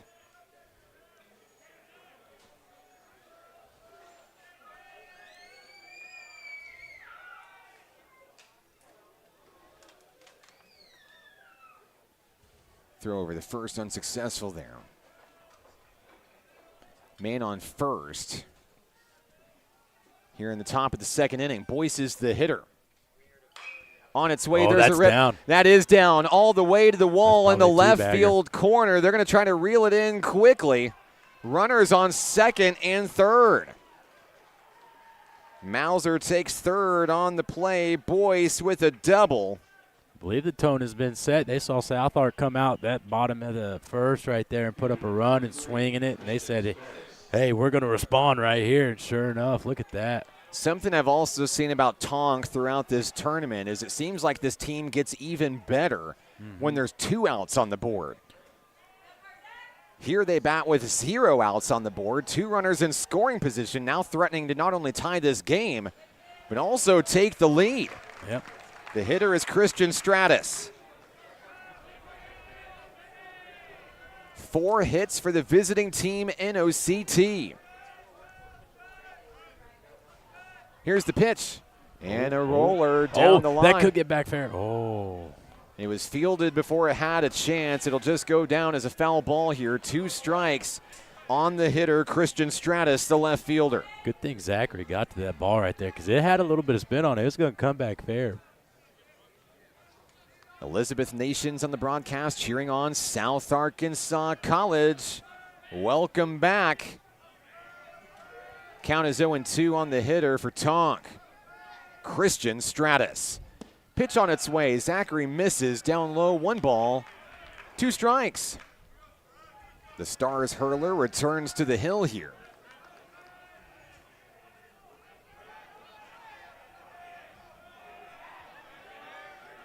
One-two pitch on its way. Check swing down low did not go. 2-2. Great discipline right here by the hitter. To lay off that right there, I'll tell you what, Mark, I would swing 10 out of 10 times on that pitch. Yeah, I feel you on that one. Zachary has the one he wants on its way. Swing and a miss, and a big strikeout there. 2 down in the inning. Stratus retired by way of the strikeout. Next up, center fielder Eric Harper. Harper boasts a really big bat from that 9-hole in the lineup. There's a rip out in the right field. Ball is down. Mavs are going to tie the game. No, they're going to give him the stop sign over at third, and it is the right call. The right fielder for the Stars, Ian McCubbin, got that ball in quickly, but we're all knotted up. That 1-run lead did not last long. Well done by Harper to go in there and do a job, get the guy in. You got 2 outs. You just got to, get it done at the plate, get your guy in. To Harper's credit, I was going to say really nice things about him, but he didn't give me time. But here's the deal. Teams traditionally in the past used to put weak hitters down at the bottom of the lineup. You don't see that anymore. Nope. The Nighthawks have Cam Landy there at the bottom of the lineup in the 9, a speedster who can get on base consistently, and then the top of the lineup's here, and you already have an asset on base. I mean, it's an interesting way that the game has really changed with the way that lineup cards are created. Yeah, basically, I mean, you need a guy that can roll it over. If you're going to have a 9-hole, you want somebody that can get it back to the stronger part of the lineup. And where do you want to be in your lineup? You want to be at the top. So why not put another number 1 at the number 9 spot and get it back to the top of the lineup? Will Johnson is the batter for Tonkawa. And now a stolen base on defensive indifference there. Harper takes second. Boyce is the runner on third. Harper on second. A 1-1 count with 2 outs. The pitch to Johnson, fouled away.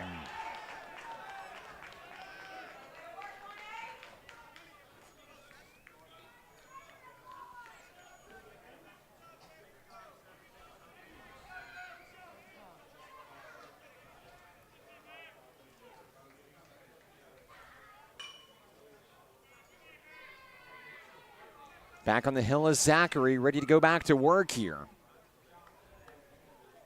The hitter still walking it off. Will Johnson. I mean, he has been a huge asset at the top of the lineup for Tonk all season long. He's going to step back in, a little bit less than 100%, I presume. Go to battle here against Zachary. 1-2 pitch. Deep drive, center field. It is down and it got past him, Mark. 2 Mavericks are going to score. They do not hesitate. Here's the green light. He's going to take third, and he's going to make third. Great job, kid. Great job. Will John, after fouling it off of his foot, mind you, he still has the energy to turn that hit into 3. The grit about these Tonk boys, man. I mean, that's not going to feel good. You're fouling it off your foot. Your foot's going numb. It hurts. And then all of a sudden just a poke one in the outfield. Next thing you know, South Ark misplays it, and it gets to the fence, and you're on third base. Way to leg it out, kid.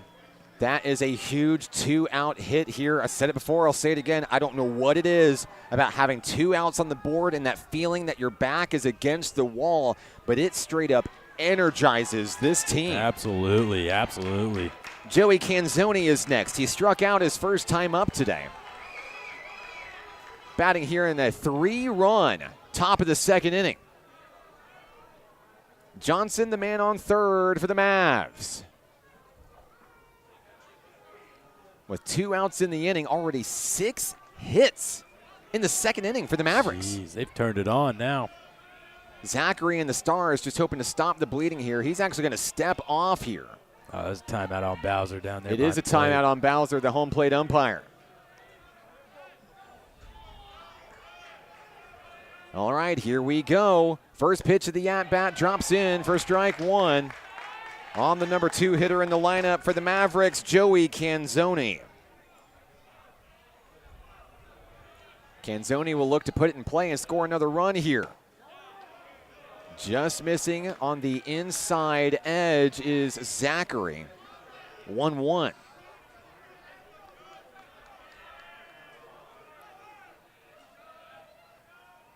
Here's the pitch, swing and a miss. Great pitch. 88 miles an hour on the gun.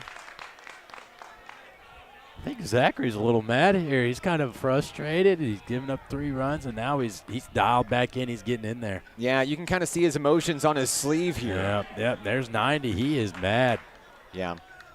And sometimes it takes getting mad. Right. Like, my son's only 11, but the thing that drives my son to be better when he's on the field or on the basketball court, he's got to get a little mad. It's funny. Brings out the dog in you, you know? The thing is, it makes you so frustrated as a coach. You know, like, why couldn't you just do that without getting mad? Now here he is mad, and he's just chunking it. Well, maybe a little bit too mad because he's just hit Canzoni with the pitch, and now another runner on for the Mavericks. The inning will continue. Yeah, I think Coach Dow's going to head out there and settle him down a little bit. Yeah, and this is probably a good move here. Blade Carver is next for the Mavericks, and I mean, he's a tough at-bat no matter when he comes or what situation it is. But this situation is 2 on, 2 out. You've got to make sure you're back under control here. And I think I think it's postseason kind of getting to you a little bit, you know? Yeah. The emotions fly high. Things are, going your way 1 second. And how many times have we seen it today where it's going your way and the next thing you know, it's not going your way? So many times. For so many teams, the momentum, the trajectory changing at a whim. One big hit, one big pitch, or sometimes just a really long at-bat with a lot of foul balls, increasing that pitch count and just taking the wind out of the sails of the rhythm. Here's Blade Carver, who got a base hit his first time up today. Runners on the corners for Tonkawa. First pitch from Zachary is a strike. There you go. Way to get in there, kid. I mean, and that makes it a successful mound visit as well because your message was received. Yeah. Dow did a good job. He calmed him back down. He's back in the zone now. The count is 0-1. Zachary delivers. Good job. Foul ball, and now you've got one of the biggest hitters in the entire region down on the back foot, down on strikes. Yep. I don't know what pitcher going to call here, but I'd probably call something in the dirt if I was them. Give him a chase, or even see if he bites on the chase pitch. Well, when you are behind in the count 0-2, you feel like your back's against the wall. Got to take a chance. Got to protect the plate, right? Pitch on its way. There it is right there. Got behind it, fouled it away. Yep. I mean, great off speed. I would have liked seeing it in a different location, maybe down a little bit more, but that was a great pitch right there. Carver's going to try to straighten it out here. 2 outs. 2 on in the second inning. Tonkawa leads at 3-1. There it was. Swing and a miss and a big strikeout for Zachary. How about that to win the battle? Just a little bit. In the half inning, we go to the bottom of the inning. The Stars have some work to do, trailing by 2 right here on the Nighthawk Network.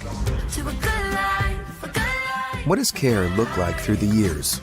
From the first memories to the treasured moments. From life's accomplishments to life's challenges, we're here for you, body and mind. Arkansas Blue Cross and Blue Shield has been taking care of families for more than 75 years, providing health insurance and peace of mind with the kind of coverage that ensures your best days are ahead. Take good care, Arkansas.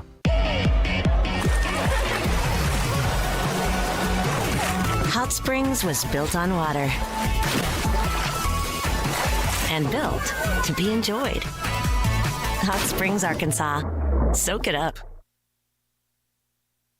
It's the bottom of the second inning, and the Stars trail for the first time in this contest. With Marcus Wyatt of National Park College, I'm Mark Oliver. Glad to have you with us today. Count 'em, 6 hits for the Tonkawa Mavericks. And Cooch goes back to the hill for the Mavs, trying to protect a 2-run lead. Due up for South Ark. Here in the inning, we'll see Alan Timmons, Jet Hudnall, and Kenner Lauterbach, the 6, 7, and 8 hitters for our friends from El Dorado. Great game already so far. Lots of action early. And a back and forth feel to it here. Yeah. And fans continue to make their way into the stands. You know, maybe they've been watching from all across town on the Nighthawk Network. I see a lot of local faces coming in and, getting off work. It's finally the weekend, and happy Mother's Day weekend, by the way, to all of our mothers out there. Thank you, mothers.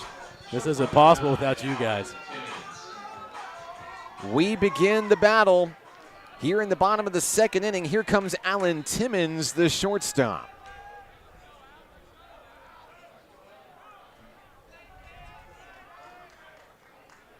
Timmons looking to start strong against Braden Cooch, the pitcher for Tonkawa.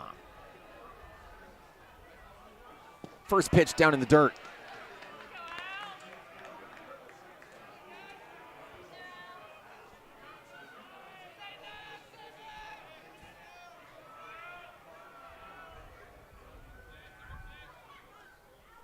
He'll wind and fire. Second ball is, just a little bit away from the plate there. 83 mile an hour. Ball 2. Just a bit outside. He'll look to go back to the mound to correct things here. Good eyes so far for Alan Timmons.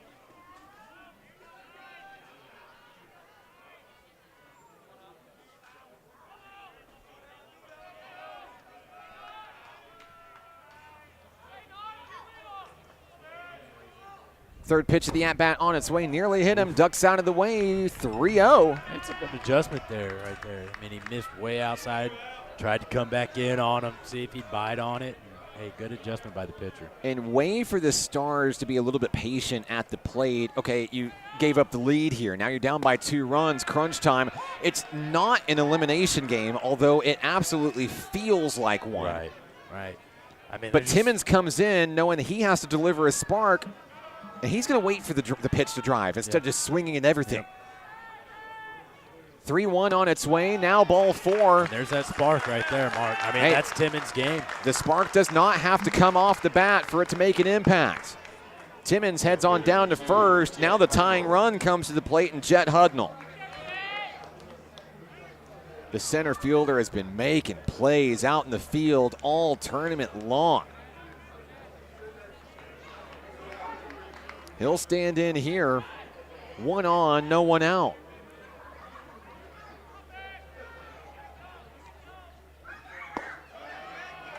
That ball is low and away for ball 1.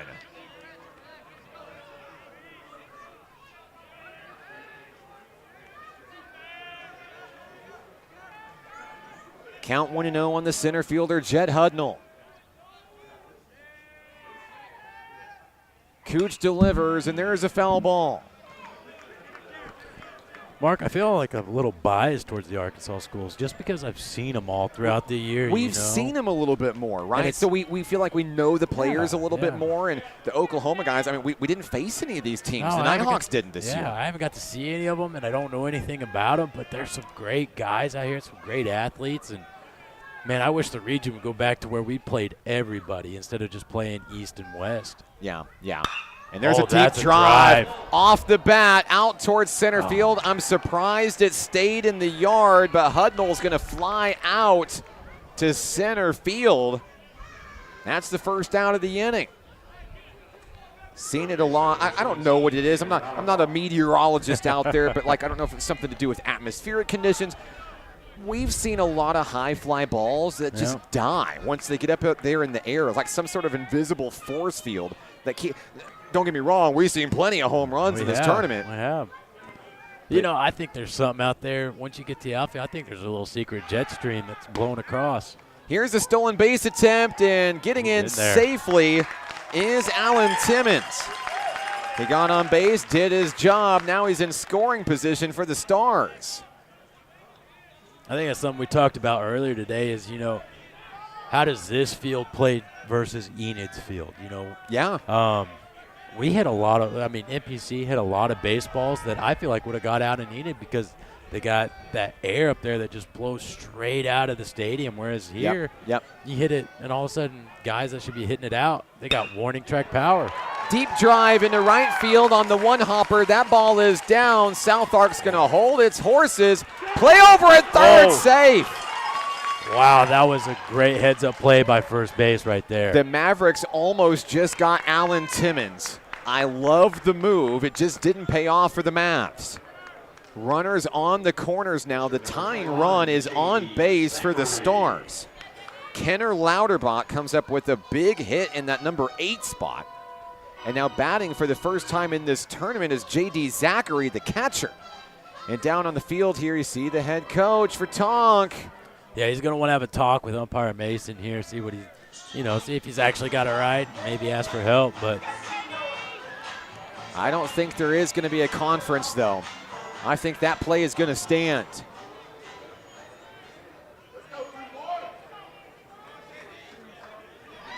The hitter is J.D. Zachary, batting for the first time in this tournament. On the mound for the Mavericks, Braden Cooch.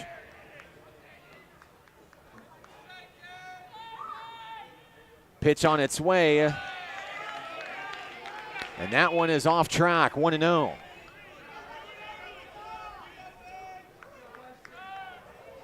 Now time is called, and the Mavericks want a moment with their pitcher.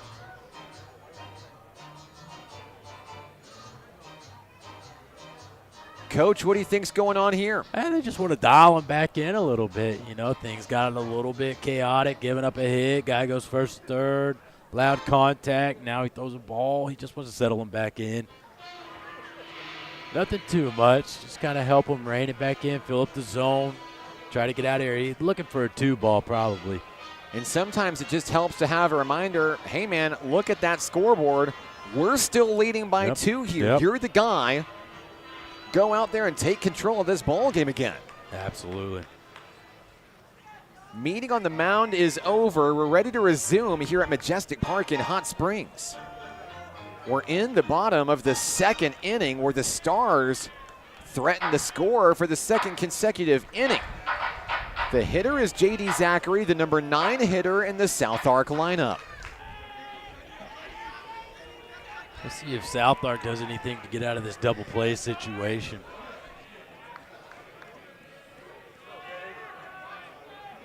The 1-0 pitch right down the middle. Good visit by Coach, reining him back in. Yeah, absolutely. Paid off in dividends there. That strike is so important for roping this batter back in.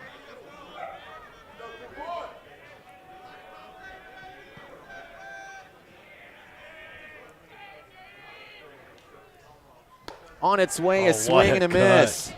He was trying to put that one out of here. And he tells Coach, hey, man, my bad. I was just trying to make a move. Count now 1-2. Hey, Lester respects that. That's their game. Their game is to swing as hard as they can and put the ball out of here.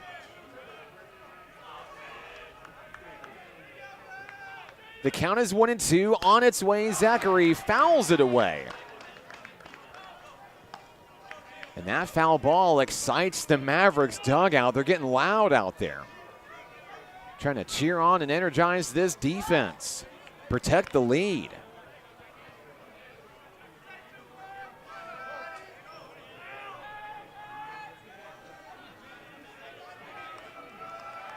Cooch gets set on the rubber. On its way.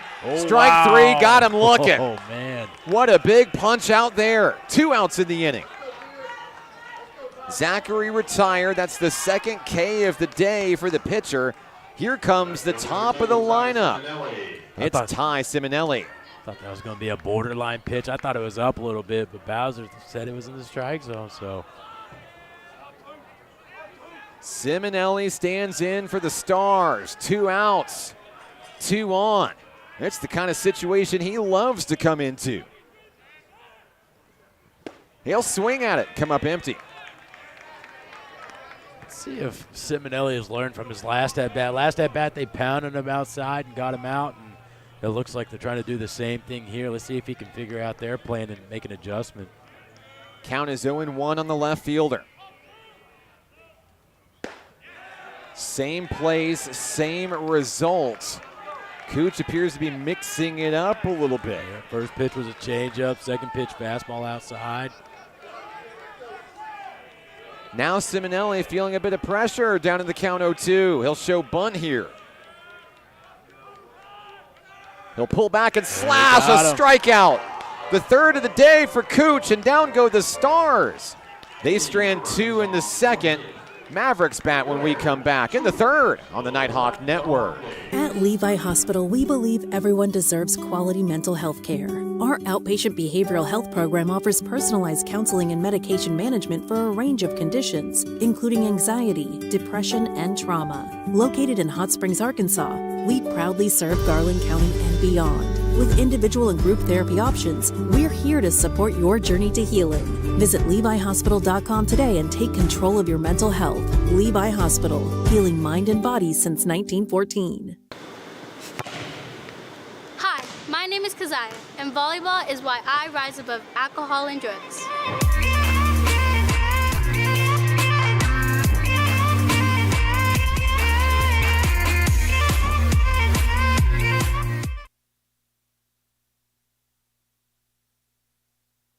The third inning is here in our winner's bracket showdown here.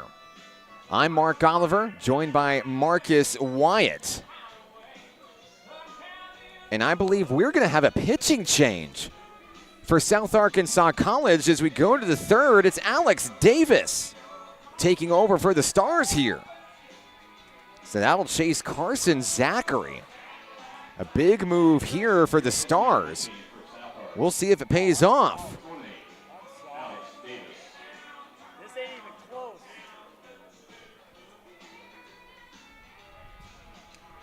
Great crowd on hand here at the ballpark in the NJCAA Region 2 tournament. Rejoined by Marcus Wyatt of National Park College. Coach, the Stars are going to the bullpen. Here in the third, it's Alex Davis out on the mound. Interesting choice here. Perhaps something happened that we did not see off screen.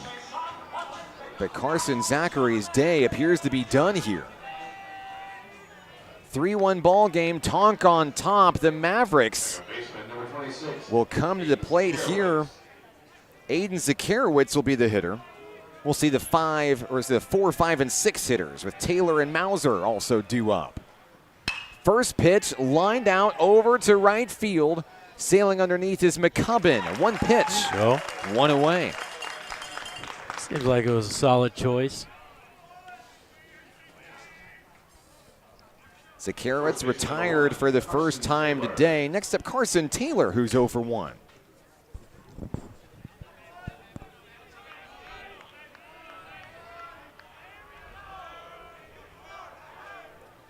Taylor awaiting the first pitch on its way and fouled away into the parking lot. And that was a doozy, Marcus. I don't know, someone's ride just took a beating out there. Everybody looks over the top. Was that me? Was that me? I can tell you who it wasn't. It definitely wasn't mine. It definitely wasn't me. Ground ball over to second. Routine play.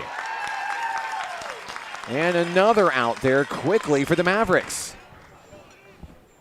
Down goes Carson Taylor for the second time today. Here comes Bodie Mauser. Number 19, Bodie Mauser. Mauser singled and scored in that 3-run top of the second inning earlier in this game. See him here on your screen. Pitch on its way. Strike one. That was well located on the other third right there. Yeah, Mauser thought that was a ball, ducked away from it. Hey, think about Alex. He's got a little bit of run to him, little cut action. He's going to try to paint it in the exact same spot. Comes up empty. It's kind of funky, from the left arm angle. Yeah, it is. He's kind of cutting it across. I mean, he's a tough at-bat. The count is 1-1. On its way, there's a drive and a connection out toward right field. McCubbin sails underneath. And if you blinked, you missed it. The Mavericks are done in the third. 1, 2, 3. Down goes Tonk. The Stars bat when we return on the Nighthawk Network. Hot Springs was built on water and built to be enjoyed. Hot Springs, Arkansas. Soak it up. What does care look like through the years? From the first memories to the treasured moments, from life's accomplishments to life's challenges. We're here for you, body and mind. Arkansas Blue Cross and Blue Shield has been taking care of families for more than 75 years, providing health insurance and peace of mind with the kind of coverage that ensures your best days are ahead. Take good care, Arkansas.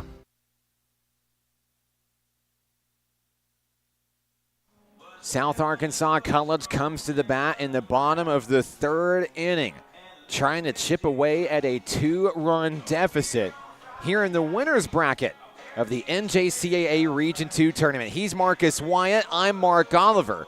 Cooch back on the mound for Tonkawa. Coach, you mentioned maybe we're not as familiar with the Oklahoma boys. We didn't see them in regular season play this year, so I'm a numbers guy, and I'm always studying numbers and stat sheets and analytics. That only really tells half of the story. So, it's all really based on first impressions as well, and really getting to see these Oklahoma teams specifically. I mean, I've been really impressed with the level of play.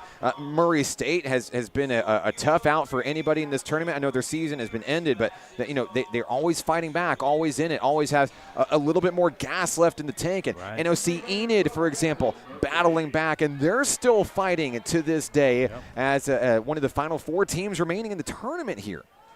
Yeah, I mean, these Oklahoma schools absolutely have a lot of grit about them. I mean, they just do not want to go down quietly. And I don't know if they have something to prove either. First time the tournament's in Arkansas. They want to make sure they're well represented. Had a chance to talk with numerous people today. And, of course, they're not pointing fingers or, giving names out there. But the truth is there are a large number of college scouts in this building. There's a large number of pro scouts in this building as well. Absolutely. There's a lot of eyes on this tournament here in Hot Springs, specifically watching this game here.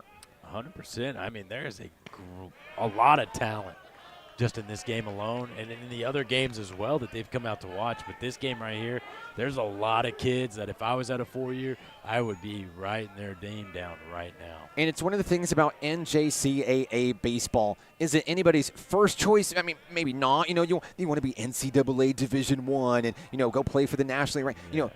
They want the spotlight. They want to be seen. That's the real goal of wanting to play for one of those bigger university schools. They want to be seen because everybody wants to get to the big show. Everybody wants to get to where head coach Rich Thompson has been, the MLB. But once you run the circuit, once you really take a look behind the curtain, you see that there is a lot of good talent here in junior college baseball, and so many of them still get that opportunity to go to the 4-year school. But now they have the experience beneath their wings as well. They didn't just go and join the 4-year and sit as a redshirt for a year and ride the bench and have to fight for an opportunity against an established guy. This is proven track records that coaches know what they're getting already. Yeah, a lot of these guys are either kickbacks from another school or they're freshmen straight out of high school that need some work. I mean, there's a reason why all these guys are here, and they need the at-bats. They need the innings to pitch to kind of develop their game so that they can go on to that 4-year level and be helpful to that 4-year program. And that's why I love JUCO so much. There's just so much baseball, so many games, and so many chances for you just to develop. So Gavin Murphy walks to start off the bottom of the third for South Arkansas College. The hitter is Justin Szymanski, who's 1 for 1 with a single and a score today. Szymanski with a good take up high, ball 1 to start the AB. Szymanski represents the tying run in this game. Just 3 hits for the Stars. But as we've seen, that can change with one swing. Szymanski with a takedown low, 1-1.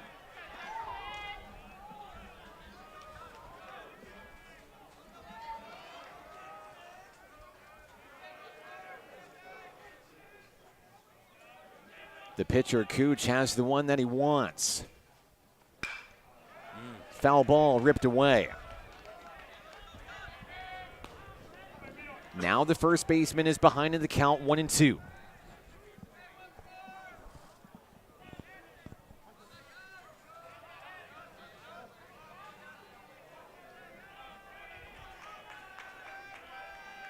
A deep breath from the hurler. The pitch is on its way. Strike 3, and Szymanski is down looking. Szymanski disagrees with that call right there. That is a huge punch out for the Mavericks there against one of the top hitters in all of Region 2 play. But right behind him is another big stick, Ian McCubbin. McCubbin with an RBI double. He brought in Szymanski back in that first inning for the Stars when the Stars took the lead. Can McCubbin bring in another run here? Ooh. Well, not quite. He's hit by the pitch. McCubbin will take his base.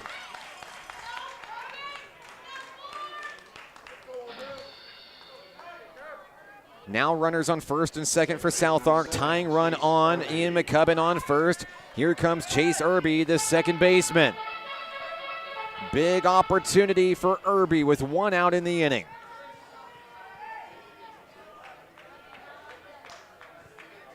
Cooch looking to shake it off, feeling some of the pressure perhaps. First pitch to Irby. Ball 1. Just a tad low.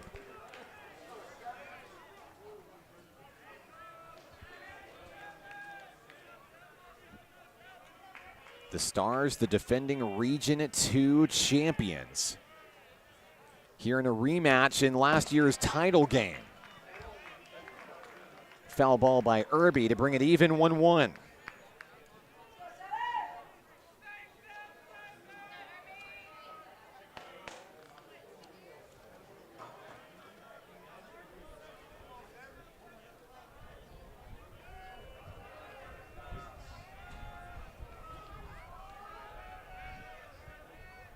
The 1-1 offering. Great Irby pitch. takes strike 2.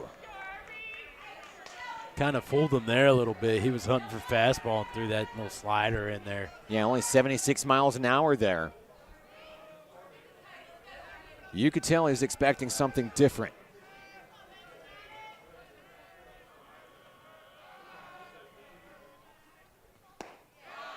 Down low and a good eye by the infielder. 2-2.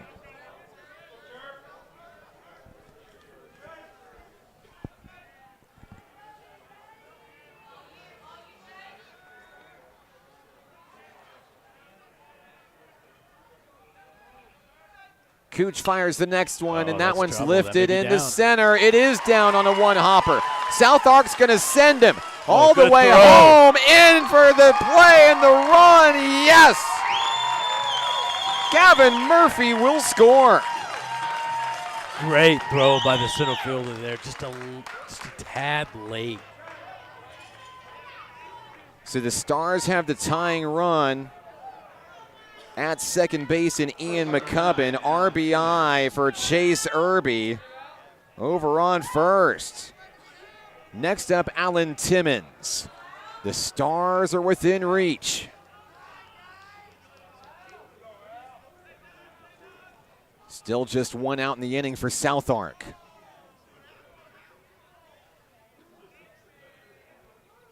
Timmons with the rip into right field. Over on third, back to the bag quickly.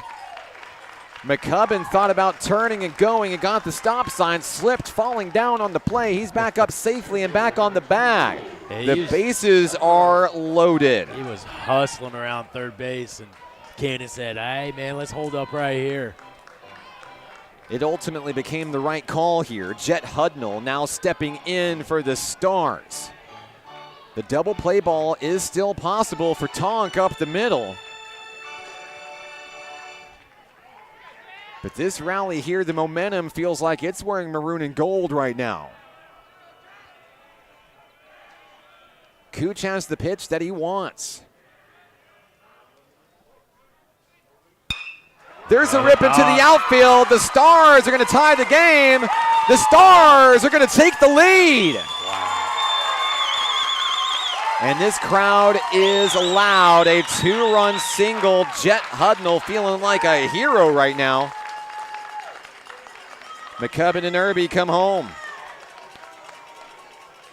It is a 3-run bottom of the third, and South Ark has turned the tables.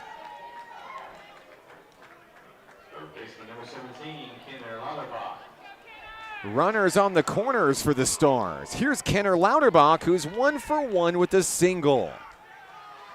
6 hits now for the Stars.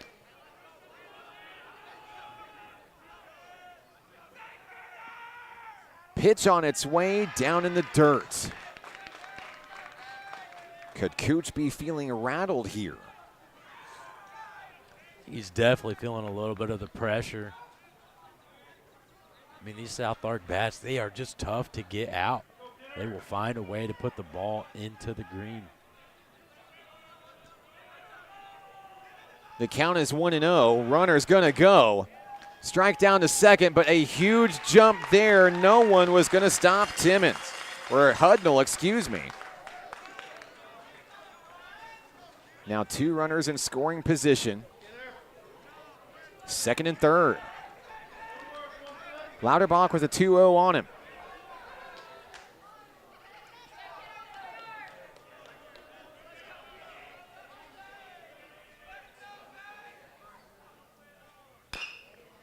Ground ball, foul.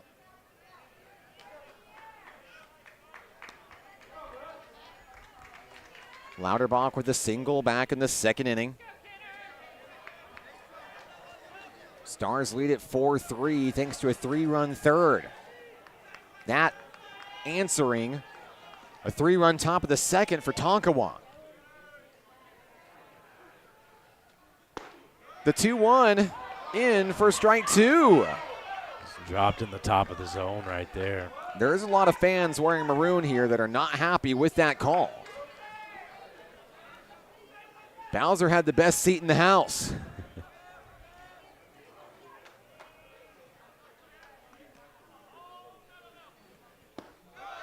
Ball 3.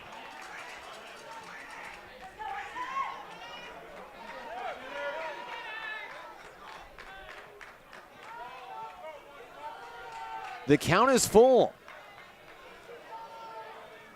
Lauterbach looking to keep the rally rolling here with still just 1 out in the inning.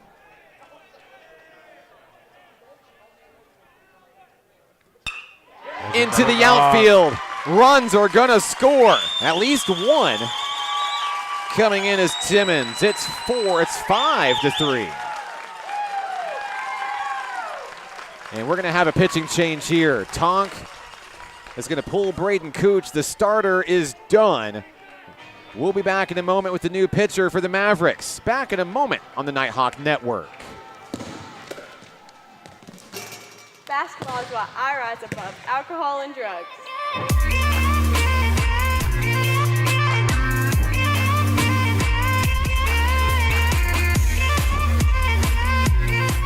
At Levi Hospital, we believe everyone deserves quality mental health care.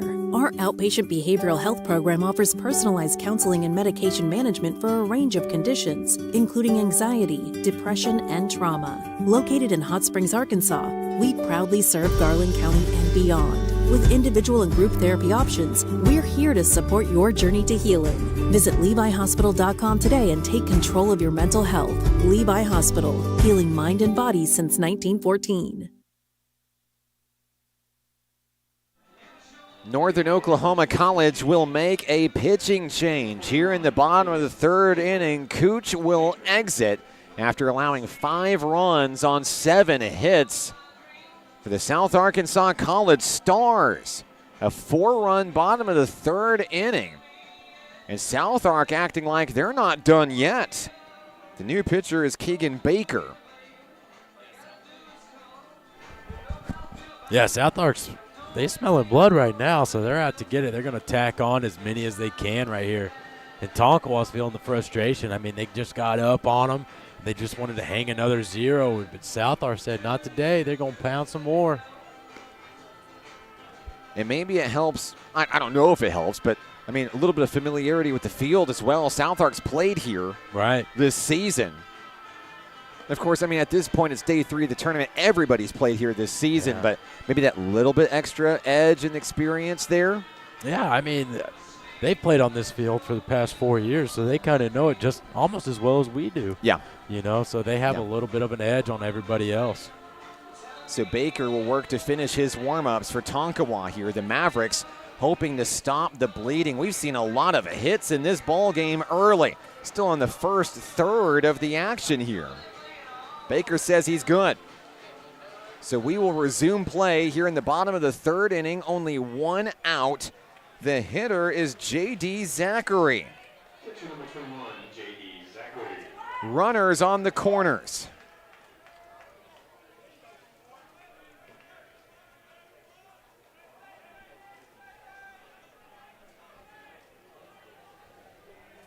Zachary struck out his first time up.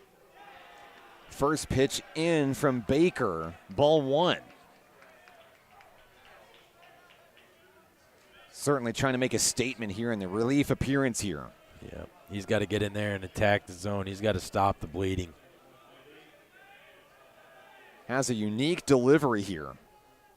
1-0 on its way. The bunt is down perfectly, and the Stars score quickly. Hudnall had a huge jump on it. It's 6-3.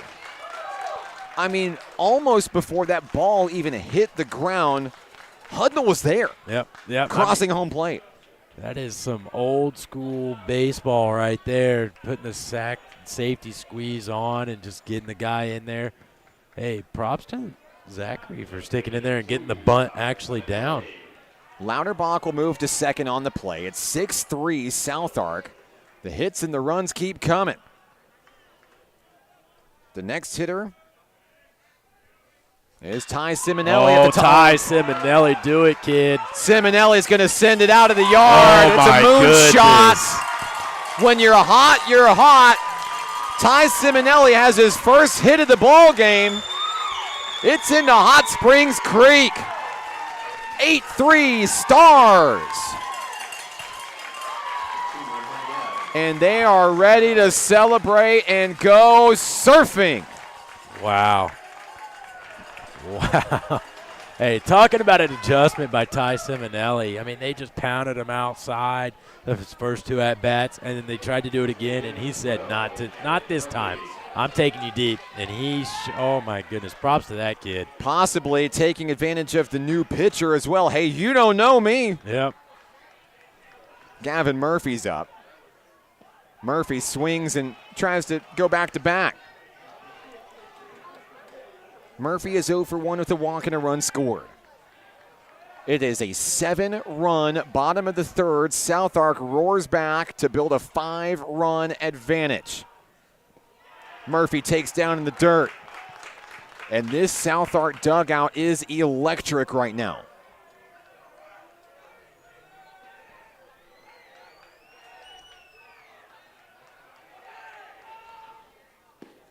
Down in the dirt, ball 2. Mark, that Simonelli home run was the 6th South Ark home run of this postseason. Good grief. They are crushing the I know ball. Simonelli hit, I think, 2 against the Nighthawks yesterday. His third. He has half their home runs this postseason play. Yeah. There's a reason he bats at the top of the order. Count is 3-1 on Gavin Murphy, the designated hitter in tonight's game.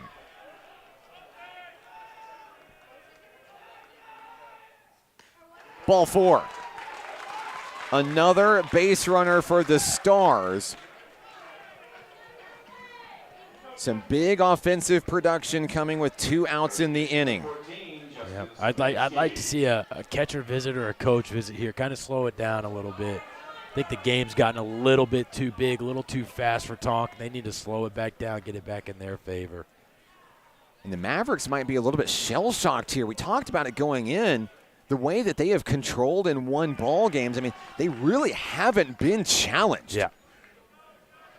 I mean, they played good teams, but you haven't played South Ark. And South Ark is a good team, and they'll pour it on. If they smell blood, they're just going to keep attacking. Here's Justin Szymanski at home plate. Szymanski's 1 for 2 with a base hit and a strikeout. 1 run scored. Down in the dirt, ball 2. Baker looking to try to bring it up a little bit.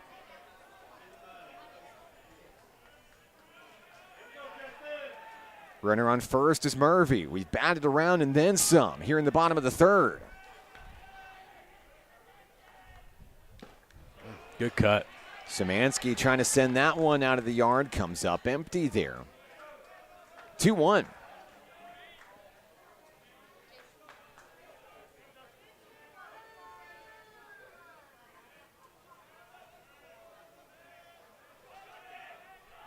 The pitcher, Baker, has the one he wants.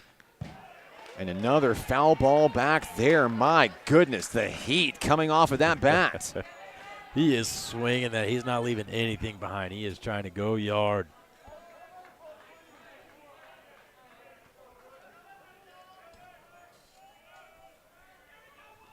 Twos on the board for the Stars here.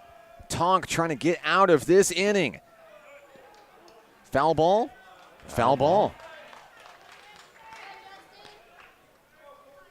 Szymanski stays alive there, making contact.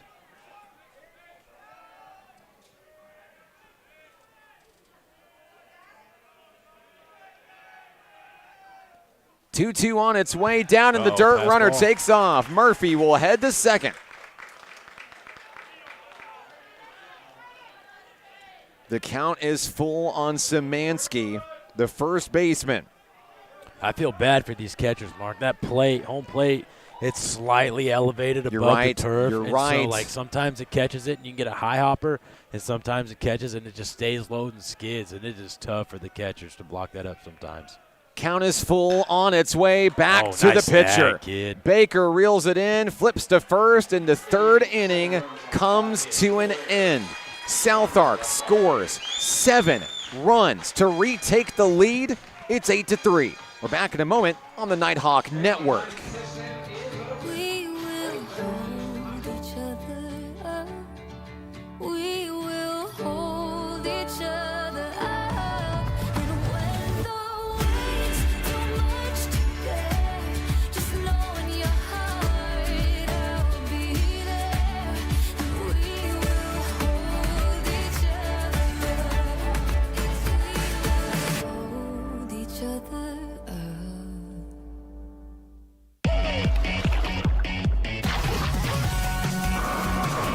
Hot Springs was built on water and built to be enjoyed. Hot Springs, Arkansas. Soak it up.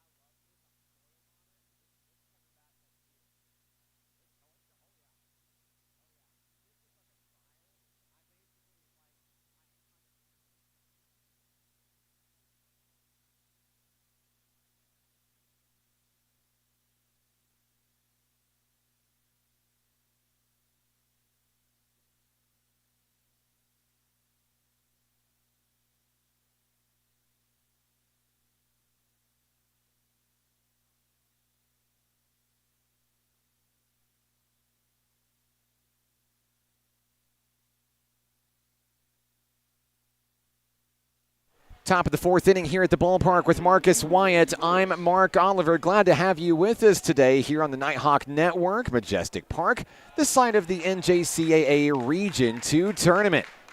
Shout-outs to all our Stars fans and our Mavericks fans tuning in tonight. We've got a great ball game on our hands here in the winner's bracket action. NOC Tonkawa at the plate here. Be Jaden Boyce starting things off in the fourth inning, down to 5 runs. I know it feels like an uphill battle here, but I mean, the way that this Mavericks team is able to also put offense in play and run production here, I mean, it still doesn't feel like a safe lead to me. It's not, and it is very important that South Ark puts up a 0 here. I mean, you just went out. Your offense put up 7 runs, give you a little bit of a cushion. You got to go put up a 0 here and stop the Tonk momentum. 2-2 the count on the leadoff hitter, Jaden Boyce, the right fielder. He has a double already in action today. Alex Davis fires, ground ball, foul down the third base line.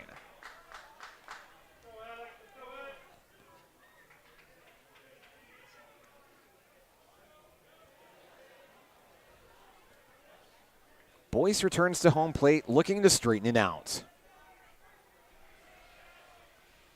Davis delivers. High fly ball out to left. Back near the warning track, the catch is made. Simonelli with the grab, 1 away.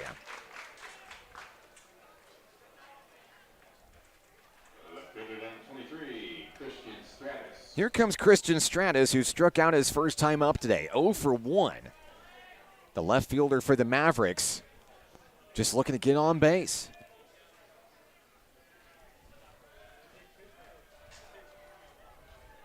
The pitcher, Alex Davis, has the one he wants.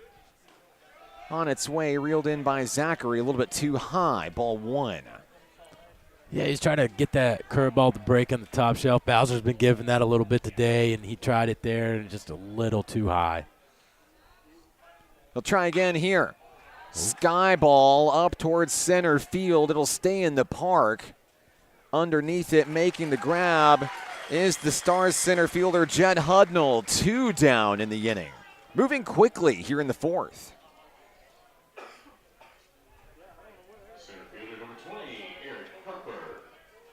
Vanessa is on the broadcast, a little excited about how the Stars put 7 runs on the board. That's how you do it, she says. Now the hitter is Eric Harper. A dangerous hitter at the bottom of the lineup for the Mavericks this season. 0-1 on its way, fouled away, 0-2. It's got him down fast. Hey, if you're Tonk, you got to take some pitches here. You got to see him work a little bit, and you know he hasn't thrown a lot of pitches this inning. You know, so he really you want to give your hasn't. pitcher a break. You want to make this guy work. Swing and a miss. It's not going to happen here. Nope. Top of the 4th is in the books. The Stars take an 8-3 lead to the bottom of the inning when we come back right here on the Nighthawk Network. The Arkansas Travelers Youth Foundation is the official public charity for the Arkansas Travelers. The Travs Youth Foundation helps kids get outside and play ball by breaking down barriers to participation. With rising costs and limited local opportunities, the obstacles are huge. The ATYF provides grants, college scholarships, and dozens of free community events designed to inspire the love of sports in the next generation. Visit Travs.com under the Community tab to find out how you can help donate, volunteer, and request aid. My name is Sadie, and being a good teammate is why I rise above alcohol and drugs.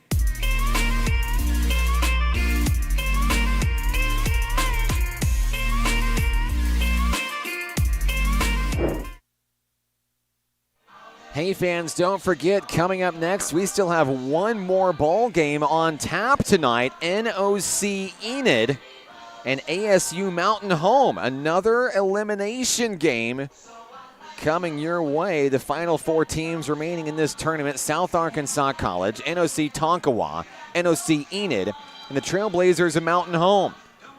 He's Marcus Wyatt. I'm Mark Oliver. I know that Game 4 was scheduled to begin at 7 o'clock. Well, it's 7 o'clock right now. It's not happening. Hey, that's probably our fault, Mark. I mean, we decided we want to have a little bit of fight in us today and kind of set things behind schedule. Extra innings affair, and then in Game 2, NOC Enid scores 19 runs on 21 hits. Yeah. Murray State had 11 in the loss. I mean, 30 total runs there. That was, according to Troy Mitchell, I believe it was 3 hours and 40 minutes. That's a long baseball game. All right, so the Stars come to bat. Here's Ian McCubbin to begin the bottom of the 4th inning. The pitcher is Kagan Baker. First pitch, McCubbin takes down low. McCubbin with an RBI double and a walk And a run scored. Count 1-0 on the Stars right fielder. There's a rip out towards right field. Oh, my goodness. It hit something out there. That shipping container probably has a lot of dents in it, Mark. Oh, yes. Count is 1-1 after the foul ball.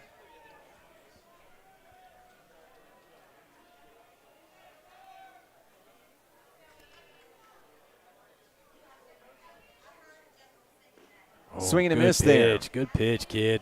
Got the best of McCubbin there. 1 ball, 2 strikes now on the slugger. Here's Keegan Baker.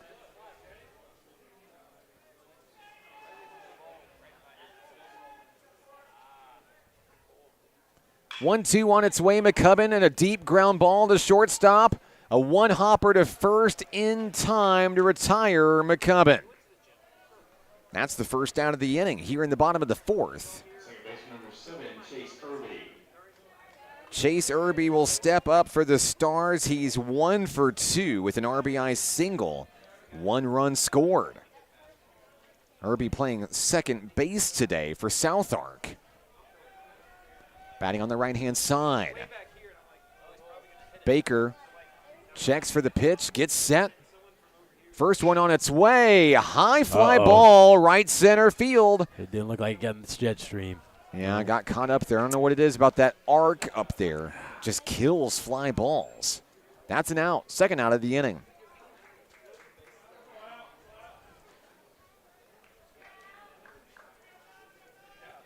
It's been a very quick 4th inning so far. Alan Timmons is next. Shortstop number 9, Alan Timmons.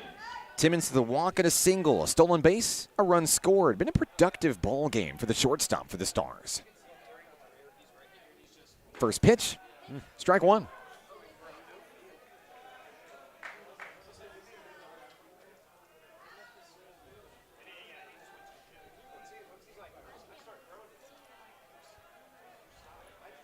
Next one on its way, foul ball.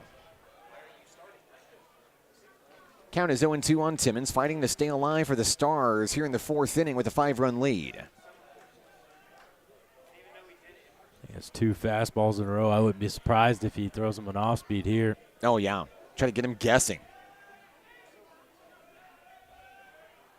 There it is. And he saw it coming. He's going to lift that one to center field. Catch is made on the run. Getting it done is Eric Harper. 4th inning is gone. We go to the 5th, 8-3, right here on the Nighthawk Network. Hot Springs was built on water and built to be enjoyed. Hot Springs, Arkansas. Soak it up. We will hold each other up. We will hold each other up. And when the weight's too much to bear, just know in your heart I'll be there. And we will hold each other up. Hold each other up.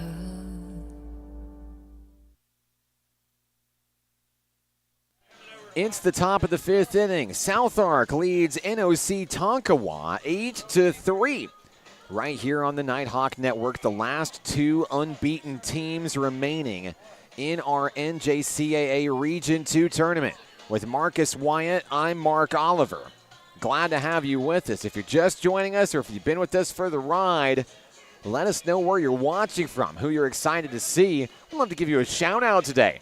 And hey, maybe you're waiting for ASU Mountain Home. Maybe you're waiting for the Enid Jets to come back for, like, I don't know, what, game 4? How many games the Jets played this tournament? Oh, my gosh, so many.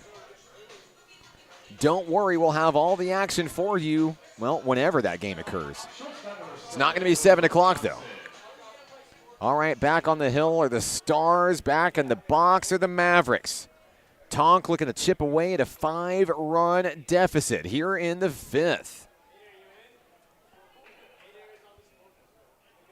Top of the lineup is here. It's Will Johnson, who walked back in the 2nd inning, his only time reaching base so far today. First pitch ball. That one missing from Alex Davis.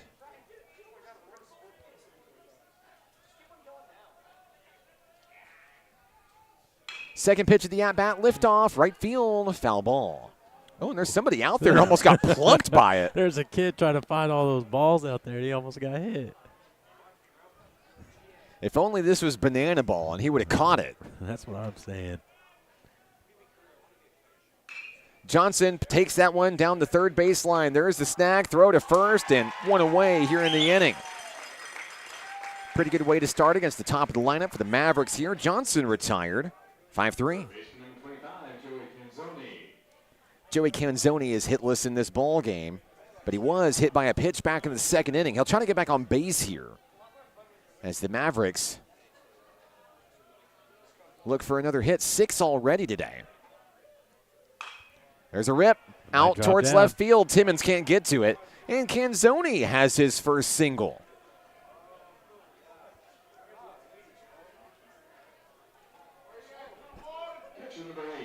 With Canzoni on first, that brings up Blade Carver, the hard-hitting catcher who's 1 for 2 today. A single in the first and a strikeout in the second for Blade.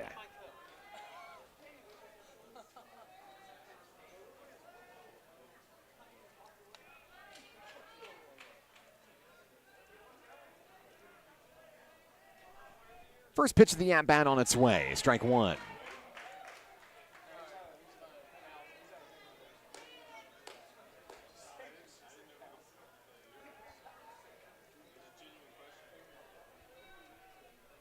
Davis has the one he wants on its way, just missing on the outside edge. I thought that one was going to sneak in there, Mark. 1 ball, 1 strike, 1 out, 1 on. Canzoni is the runner. Carver gets set back. You saw him get ready to drive that thing. Got behind it for strike 2 on the foul ball.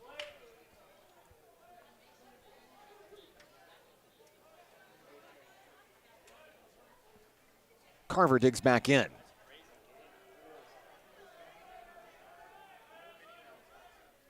One-two on its way, another foul ball.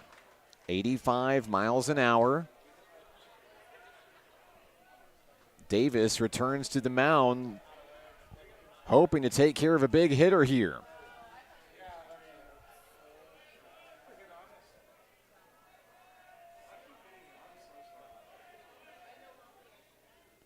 Swing and a miss. That's a big strikeout there. 2 outs in the inning. Carver down on strikes for the second time tonight. Very uncharacteristic night for the catcher there. Next up, Aiden Zakarowicz. Zakarowicz is 1 for 2 with the double, dating back to the first inning. I like what the pitching staff did there. They brought the eye level up, threw a lot of fastballs, 3 fastballs in a row up in the zone, and then they dropped that sweeping slider in there, get him to back foot him, and that was just beautifully done. I remember whenever Carson Zachary was pulled out of this game for South Ark, I was like, wait, what? Alex Davis comes in. I mean, I think it was only the second inning, maybe the beginning of the third. I can't remember. He only threw 38 pitches. And I'm like, what's going on here? So, immediately I start going, maybe something's up with Zachary. I don't know. I don't have any status updates for our Stars fans out there, but something obviously changed in the dugout or something with Zachary, but Davis comes in. I mean, and this isn't a situation where talk's already hot. They got 3 runs up on the board. It's a deficit for the Stars. I mean, Davis has shined brightly here since coming in relief. It makes Cannon Lester look like an absolute genius. Hey, the man's smart, but I think what happened was Zachary was starting to give up a little bit of hard hits, and even the outs were kind of hard, right? They weren't soft contact. They were loud outs, and I think they wanted to change the pace of the game a little bit. And Davis has come in, and he's done great since. Hey, there's a reason he's a coach, and I am not. He's been to the World Series a few times. I'm going to go ahead and trust he knows what he's doing. Absolutely. Count is 3-1 on the hitter, Zakarowicz. Runner on first, Canzoni.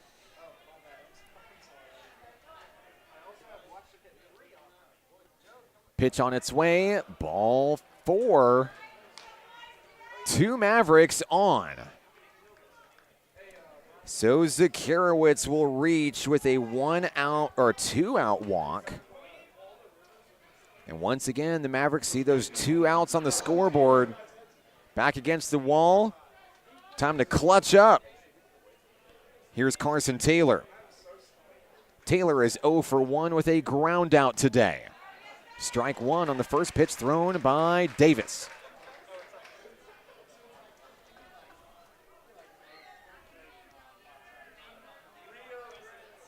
Pickoff attempt to second, not in time.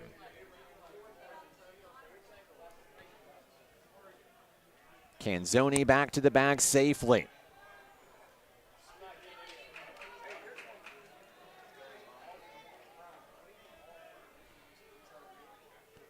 Next pitch is on its way. Ground ball over to third. The scoop, the throw to first, and the Mavericks are retired in the fifth. Into the bottom of the inning we go. It's an 8-3 ball game. Stars bat next on the Nighthawk Network. What does care look like through the years? From the first memories to the treasured moments. From life's accomplishments to life's challenges. We're here for you, body and mind. Arkansas Blue Cross and Blue Shield has been taking care of families for more than 75 years, providing health insurance and peace of mind with the kind of coverage that ensures your best days are ahead. Take good care, Arkansas.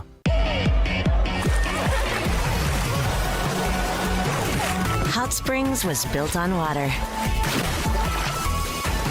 and built to be enjoyed. Hot Springs, Arkansas. Soak it up. Bottom of the fifth inning here at Majestic Park in our winner's bracket game. South Arkansas College and Tonkawa going to battle here. The Stars hot off of a 7-run third inning, controlling this game around the midway point, at least for now. 8 hits for the Stars, 7 for the Mavericks. But since scoring 3 runs in the top of the second, the bats appear to have fizzled out, at least for now, for the Mavericks here. Coach, what's Tonkawa got to do to get back on the scoreboard here? Yeah, I think, first of all, they got to throw up a zero here. They got to shut South Ark out in this bottom half of the inning, and then they got to go back into the dugout with the momentum, and they got to go back to their approach. They got to start hitting line drives, taking good at-bats, swinging at good pitches, and kind of disrupt the South Ark pitching staff. South Ark comes to the plate here in the bottom of the inning. Jet Hudnall will be the hitter. The center fielder is 1 for 2. A 2-run single his last time up. Count is 1-0 on Hudnall, who's made a number of great plays out in the outfield today. The pitcher is Keegan Baker. Foul ball. Hudnall going to try to walk that one off there. 1-1.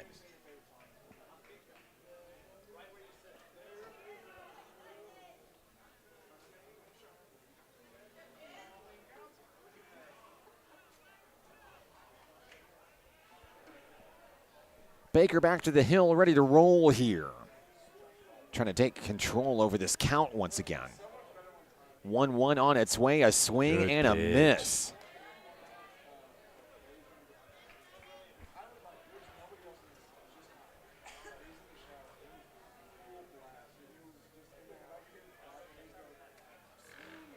Here's the 1-2. Down in the dirt. A good eye by the hitter.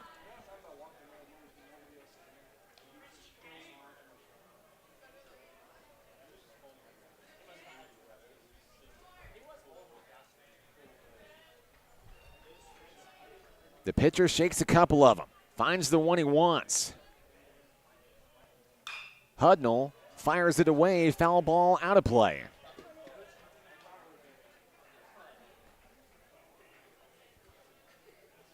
Also due up this inning for the Stars, Kenner Lauterbach and J.D. Zachary.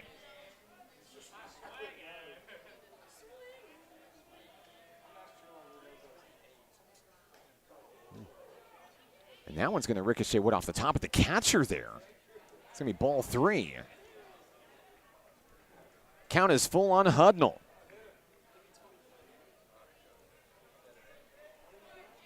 Tried to go with that high and in fastball there, but just slightly missed his mark. Payoff pitch is going to hit him on the shoulder. Hudnall's going to take his base. The leadoff man aboard for South Ark in the 5th. It was the right idea, just wrong execution. He threw that high and in fastball, and then he wanted to spin something off of it. He just couldn't land that curveball for a strike. Hudnall makes his way down to first. Kenner Lauterbach will take his turn. Lauterbach trying to get back on base after a hit in the second inning. The third baseman digs in for the Stars. First pitch of the at-bat, fouled away. Still no outs in the inning here in the fifth for the Stars of South Arkansas College. Located in southwest Arkansas in El Dorado.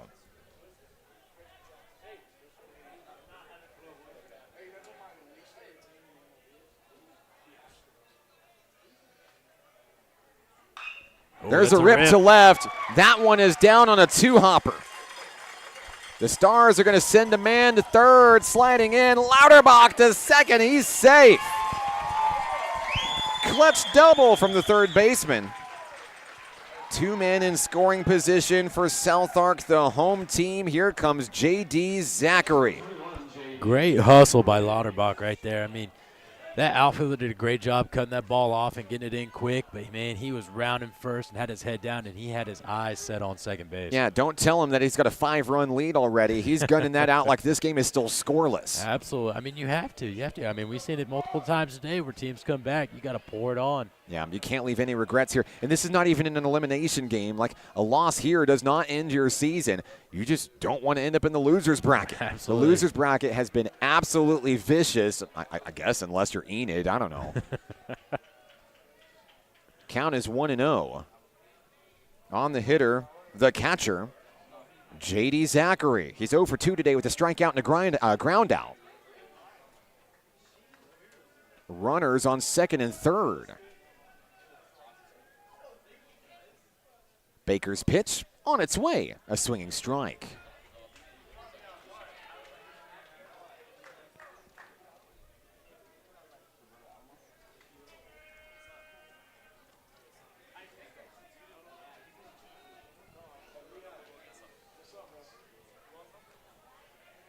Zachary awaits the next offering here. He shows bunt.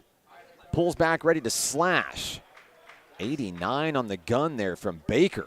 And he is chunking it right now. No outs in the inning. 2 Stars on board. Perhaps Baker's feeling the pressure here. Showing bunt.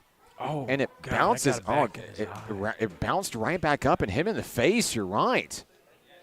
Zachary wipes it off. His body language indicates maybe it was a glancing blow.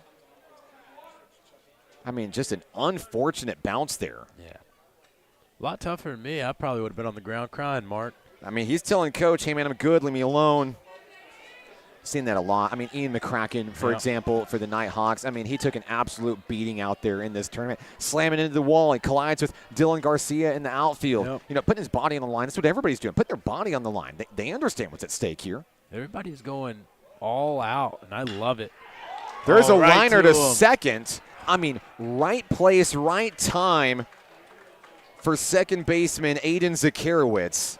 It's like he could see the future. Yeah.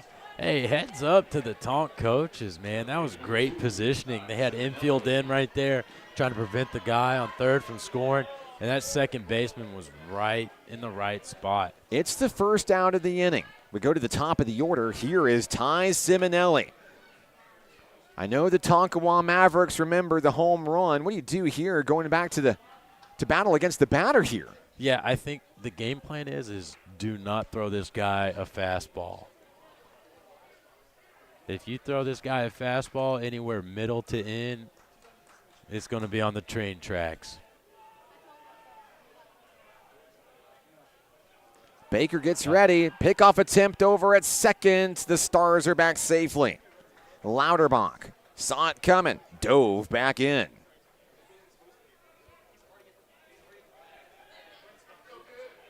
Count 1-0.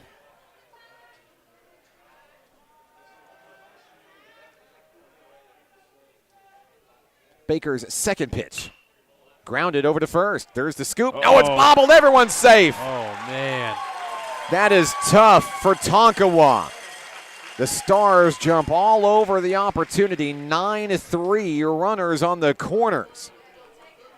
They got exactly what they wanted. They wanted weak contact, a ground ball, and they got it. And unfortunate that they just couldn't execute the play. Carson Taylor was unable to come up with it there. He will be charged with the error. Over at first base, here's Gavin Murphy for the Stars. Runner's going to go. Simonelli's not even going to slide here. He saw that throw pulled the infielder in. Big gamble there. Now the Stars shining brightly here in the bottom of the fifth. Still just one out. Murphy with 2 walks today. He's looking for that first big hit, though. Swing and a miss. It's not going to happen there. 1-2.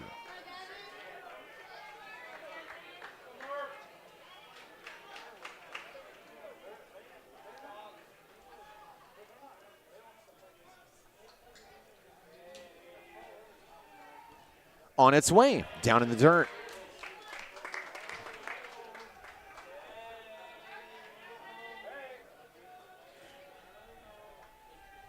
Gavin Murphy's family in attendance in the stands tonight. Had an opportunity to meet Mom.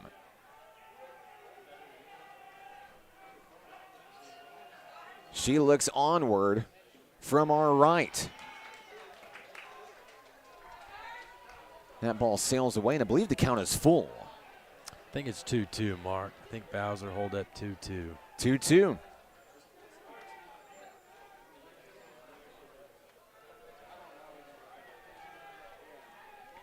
Baker's pitch. Missing its target. Count is full now.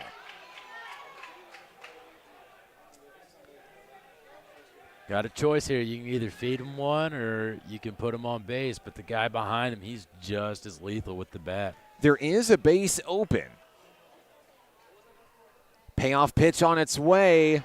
That hit him. Oh, man. Murphy heads to first. Simonelli to second. Lauterbach to third.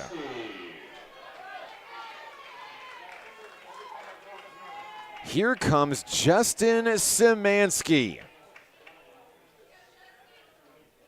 I mean, this is a juicy opportunity for the first baseman here. Base is loaded, 1 out.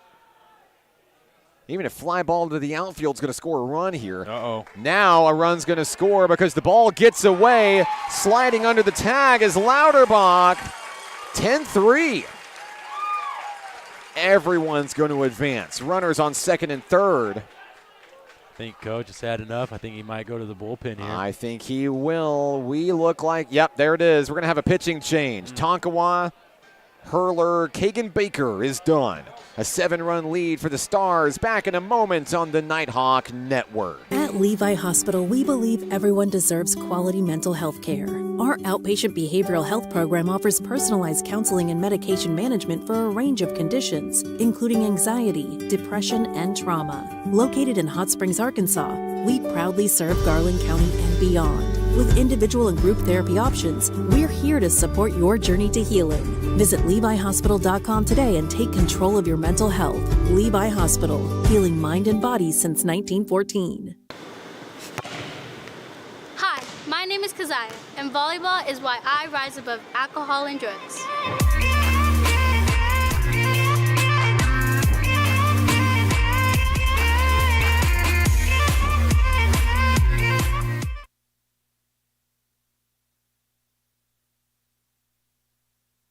Now pitching for the Mavericks, the right-handed freshman, number 36, Colby Heskett. Hailing from Tuttle, Oklahoma. Heskett will try to stop the bleeding here. It's already a 2-run bottom of the 5th inning for the Stars,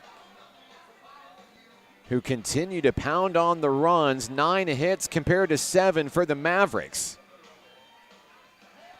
Coach, at this point, I think the Stars are looking up at the scoreboard saying, all right, we're in the bottom of the 5th here.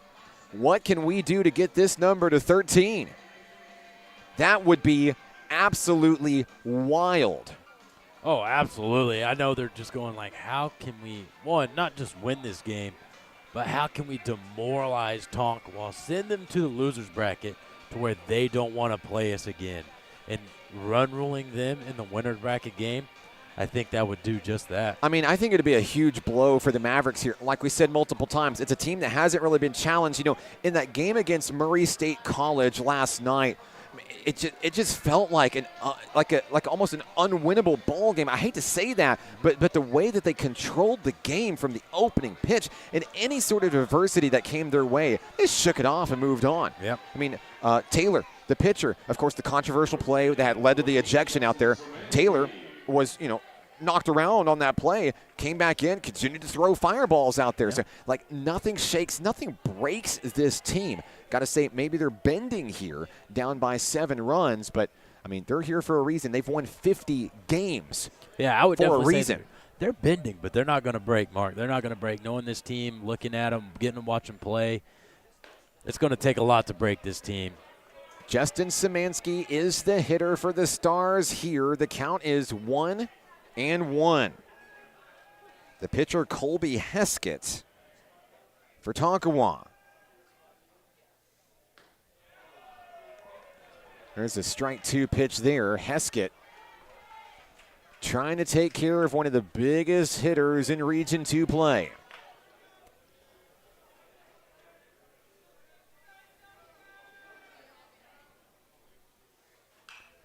Fouled away.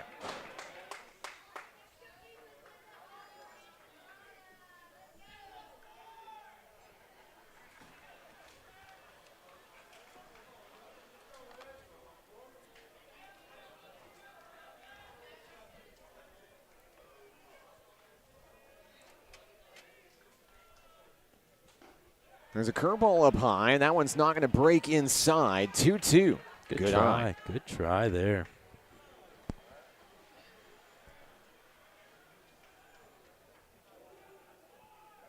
Simonelli on third, Murphy on second for South Ark. 2-2 on its way, fouled away. Szymanski continuing to find a way to battle here. Be curious to see if he goes down in the zone here. He went curveball up, missed the zone. Got him to swing at that fastball up. I wonder if he's going to go down in the zone here. I think so as well. Maybe trying to pop it up, and if he can get it shallow enough, no tag from the runner. Good pitch. Or you can just do for a strikeout here. Szymanski down for the second time by the way of the K today. That's a pretty big second out there, bringing up Ian McCubbin. Well, that's huge. You get to take a little breath there. You're like, all right, now I'm settled into the game as a relief pitcher. You got a big bat out.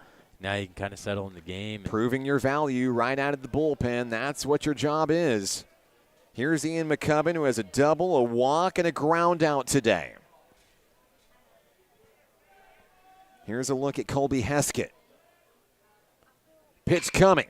Taken to the shortstop. Fielded, throw to first, and the Stars are retired here in the 5th. It's 10-3, South Ark with the lead. We're back in a moment on the Nighthawk Network. Hot Springs was built on water and built to be enjoyed. Hot Springs, Arkansas. Soak it up. To a good life, a good life. What does care look like through the years? From the first memories to the treasured moments.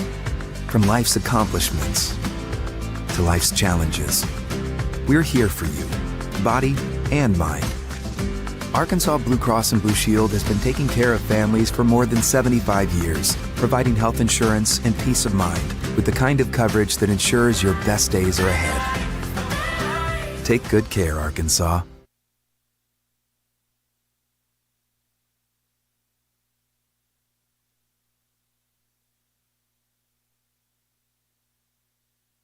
Back in action here at Majestic Park. He's Marcus Wyatt. I'm Mark Oliver. Glad to have you with us. Day slowly turns into evening here at Majestic Park, 7:30. And the setting sun means the stadium lights are coming on. Got a ball game on our hands here, 10-3 South Arkansas College. We go to the top of the 6th inning here. The Tonkawa Mavericks come to the dish. Want to say hello to all of our fans out there tonight. JCB watching Jaden Boyce and Tonkawa from Florida. Glad to have you with us. We're still in Game 3 tonight. One more to go. Mark, I'll give my own little shout out. Shout out to the Goat House for watching in all these games. Hey, they've been a huge fan base of yours, Mark. They love what you're doing. Absolutely, absolutely. We love all the support. It's been a fun week here in Hot Springs. There's a foul ball. That one taken the other way out of play. Bodie Mauser is the hitter who has a 1-1 count on him.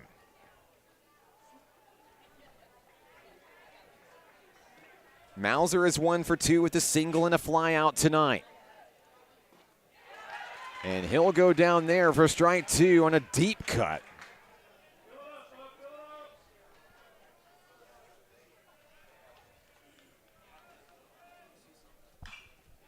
And another foul ball there.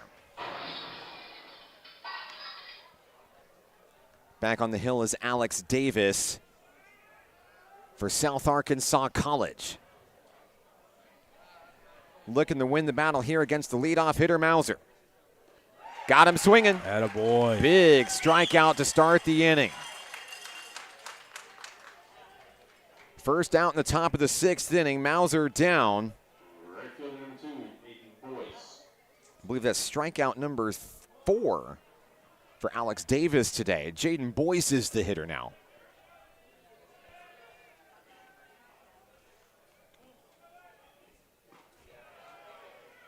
Slider off target, 88 miles an hour for ball 1.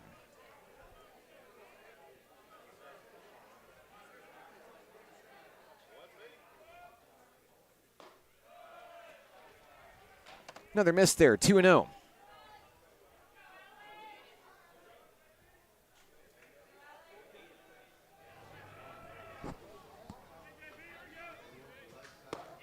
Good pitch there.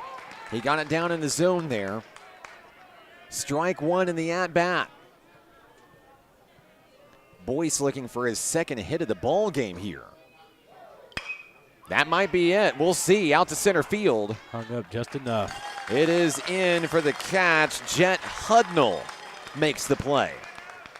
2 down in the inning for the Mavericks, who are in danger of going down 1-2-3 for the 3rd time today.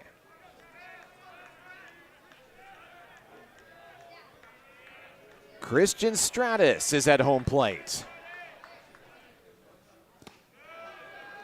That ball bounces before home plate, 1-0.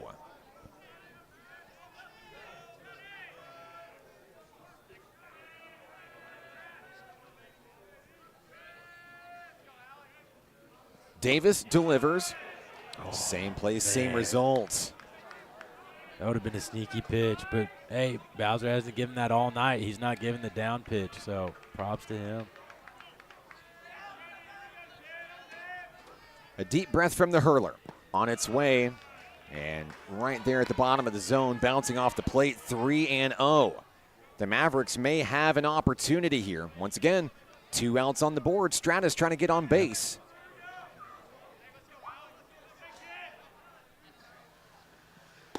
Ball 4. So Stratus will reach base for the first time in this contest. He heads on down to first, and that brings up Eric Harper, who has served as a huge catalyst for this Mavericks squad, not only all tournament, but all season long as well. Mark, I'd just like to know what South Ark has on the scouting report, because if you look in the outfield here, you got center field that's playing off center. They're playing towards the right field, and it's working out for them. Well, it worked out there. There's the grab out of the sky, and that will take care of the Mavericks. We go to the bottom of the 6th inning. South Ark going to try to extend on a 10-3 lead. We'll be right back on the Nighthawk Network. Basketball is why I rise above alcohol and drugs.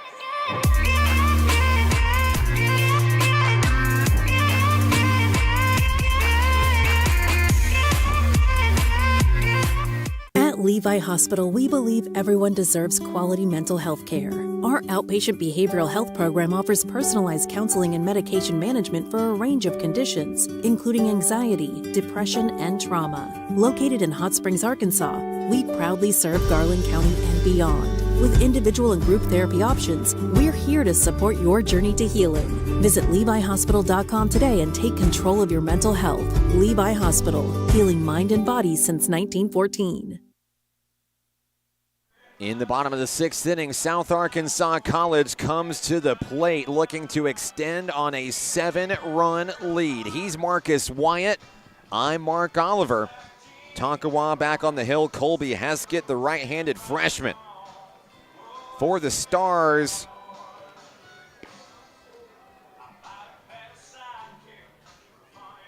looks like we're going to see Chase Irby, Alan Timmons, and Jet Hudnall all due up this inning. The winner of today's game will play at 6 o'clock tomorrow. Moving on to the championship round. And whoever that is, I mean, that's tough because anybody else that's coming up, you got to beat them twice. Got to beat them twice. So this game, I mean, really feels like a championship game right here because it gets you that extra buffer. I mean, you get basically a one-game shield in case you just come out and just lay an egg. Yeah. Hey, winning one game is hard, but winning 2 in a row, that's difficult. First pitch in on Chase Irby, strike 1 on the hitter. Yeah, the stakes are high here.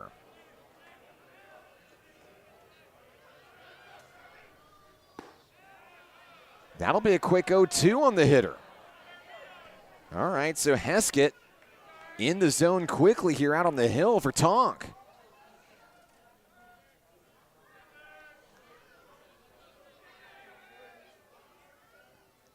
Next pitch on its way. You see that one hang there. 73-mile-an-hour changeup.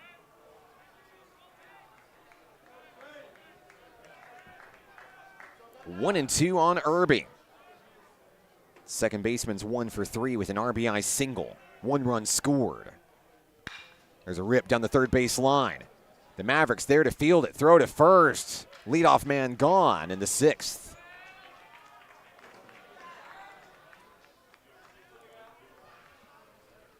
Shortstop number 9, Alan Timmons. Next up is Alan Timmons for the Stars. 1 out, no one on. Timmons has a walk, a base hit, a run scored. He's been busy over at shortstop today as well.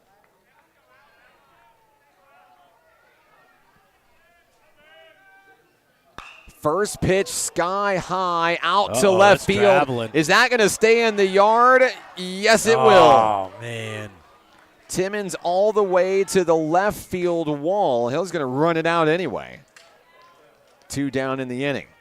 Center fielder, number 22, Jet Hudnall. All right, so now it's Jet Hudnall's turn. Hudnall with that 2-run single in the 3rd, walking and scoring in the 5th. Getting on base pretty consistently here. First pitch of the at-bat. Ooh, around the helmet there. Ducks out of the way, ball 1.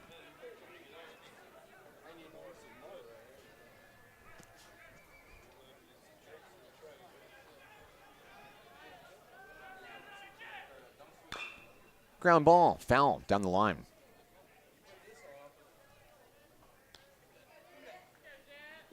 Tonkawa trying to take care of the Stars. 1, 2, 3 here in the 6th inning.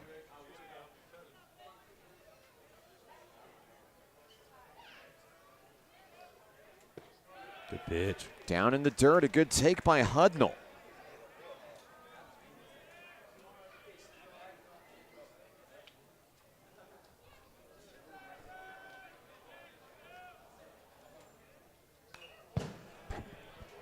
Foul ball keeps the at-bat alive there, 2-2.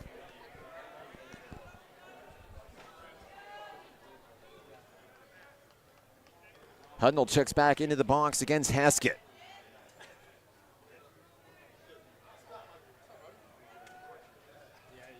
2's on the board. Pitch on its way, lined over to the shortstop. The backhand, the throw to first. The Stars are down in the 6th. No run score, still a 7-run lead. We're coming back in a moment with the 7th inning here from Majestic Park. We will hold each other up. We will hold each other up. And when the weight's too much to bear, just know in your heart I'll be there. And we will hold each other up. Hold each other up.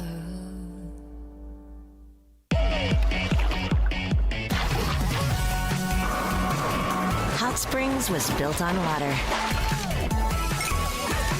and built to be enjoyed. Hot Springs, Arkansas. Soak it up.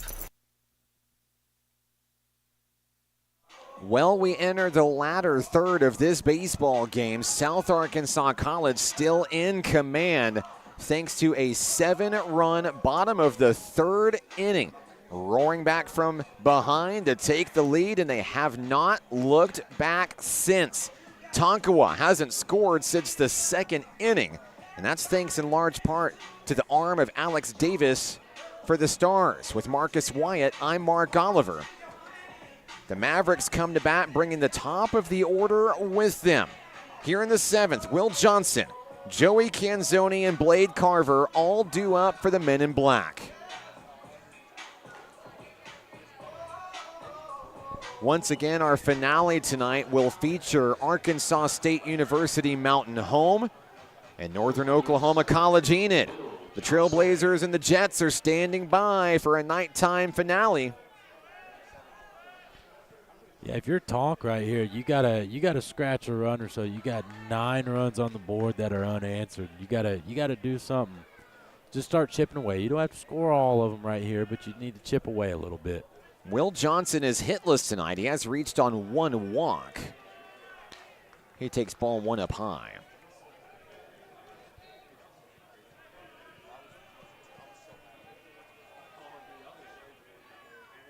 Here's the pitch. Down in the dirt, quick 2-0 on the leadoff hitter.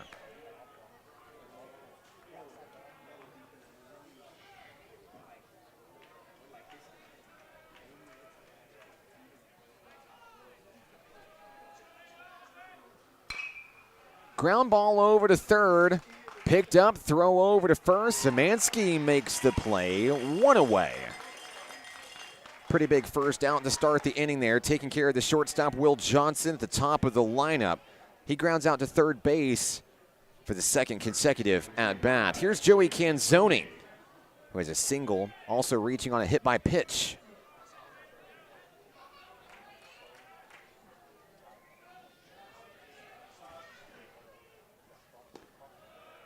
The Mavericks would love to get even 1 run across here, I think, just to disrupt the rhythm. Yeah, 1 would be nice. You just got to chip away a little bit. You don't have to do it all at once. Got to break up that rhythm and the tempo that Davis has established here.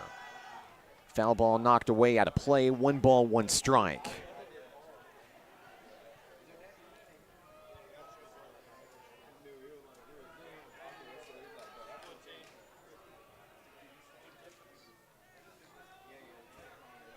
Davis has his pitch from Zachary. Ripped away, foul.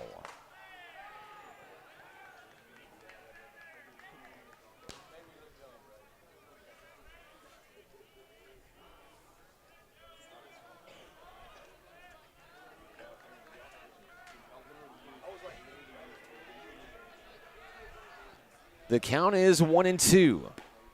Up and in, he dodges out of the way, count even now. Canzoni hoping to put it in play.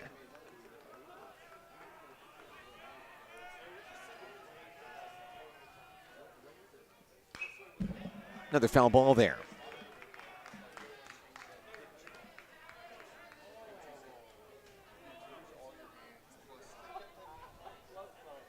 Alex Davis returns to the hill here. Looking for another strikeout today. 2-2 pitch on its way. Deeply lifted out toward left field. It is caught at the wall. Good swing, kid. Reeled in by the left fielder, Ty Simonelli. The first two Mavericks are down at the top of the order. Base is empty for Blade Carver.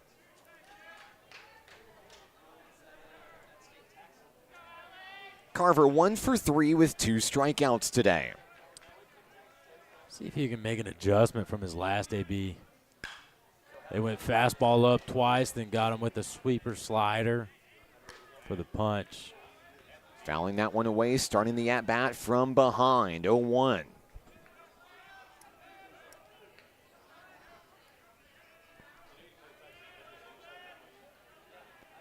Davis takes his time. Up high there, trying to disrupt the batter as well.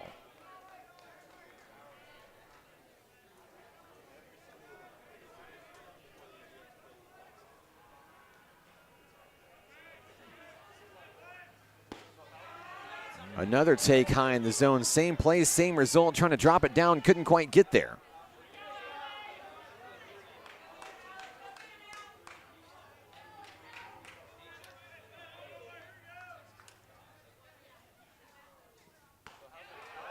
And right down the middle there, Carver was not expecting it.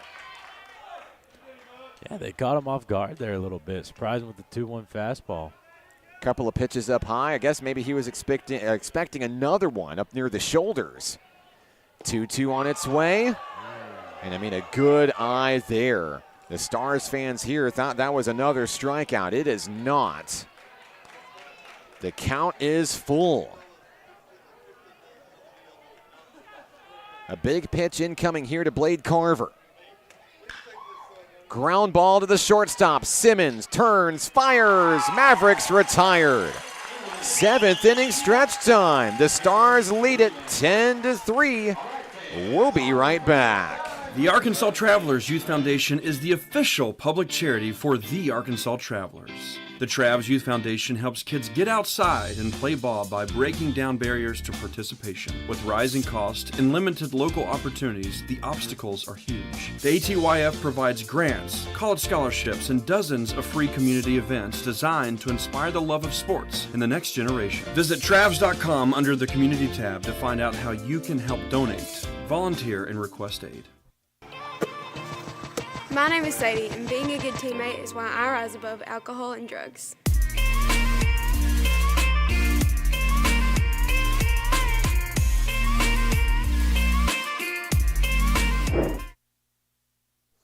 Bottom 7th inning here at the ballpark, Majestic Park in Hot Springs. The Stars come to bat after holding Tonkawa scoreless for the 5th consecutive inning. He's Marcus Wyatt. I'm Mark Oliver. Pitching is Colby Heskett for the next inning.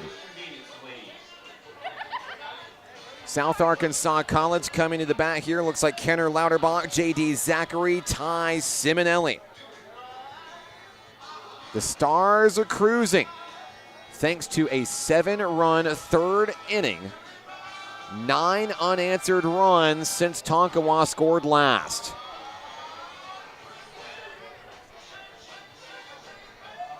Coming up next, Arkansas State University Mountain Home and NOC Enid. The loser of this game will play in tomorrow's opener. As a reminder, just 2 games tomorrow, not 4. Be a nice break for you, Mark. I'm going to sleep in. Well deserved, much needed. My kids are going to be like, who are you? This burglar is in the house. I'm looking forward to it. I bet. Also looking forward to some great games tomorrow on Championship Saturday. First pitch and turning away from it, Kenner Lauterbach. Lauterbach with a single and a double tonight.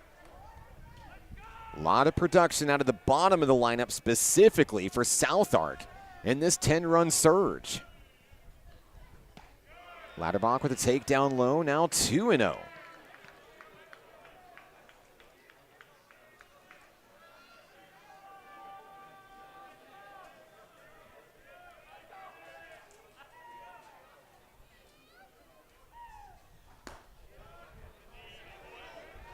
Starting the at-bat 3-0. Has to feel good if you're South Arkansas College here. Trying to get a big rally here. It's the bottom of the 7th. This is the opportunity. You have a big inning here. You can end this game early. The Stars are 3 runs away from walking this thing off.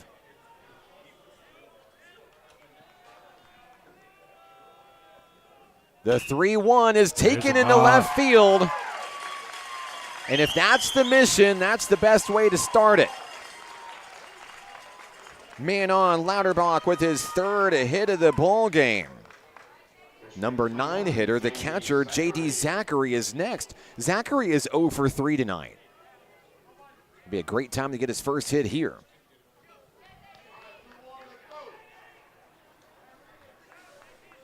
Haskett checks his wrist guard for the pitch there. Ready to fire away.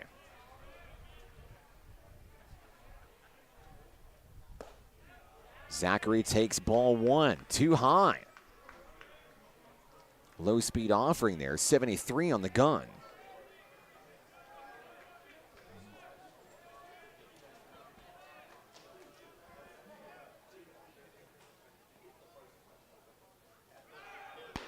And another high ball there. The runner takes off for second. Out.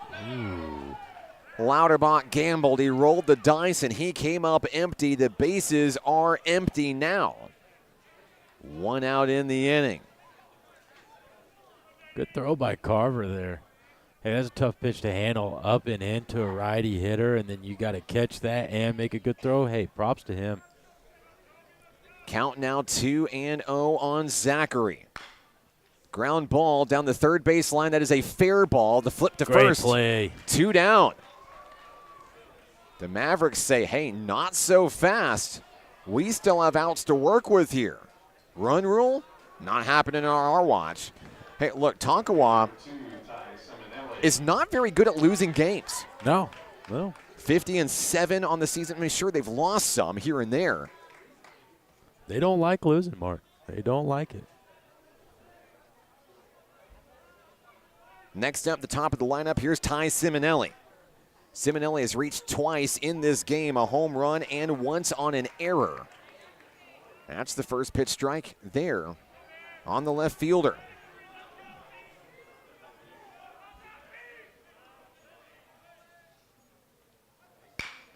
Ground ball down the first baseline. Awkward bounce. Oh, my goodness. Off the bag into right field. Simonelli turns and heads for second. He gets in sliding. How unfortunate.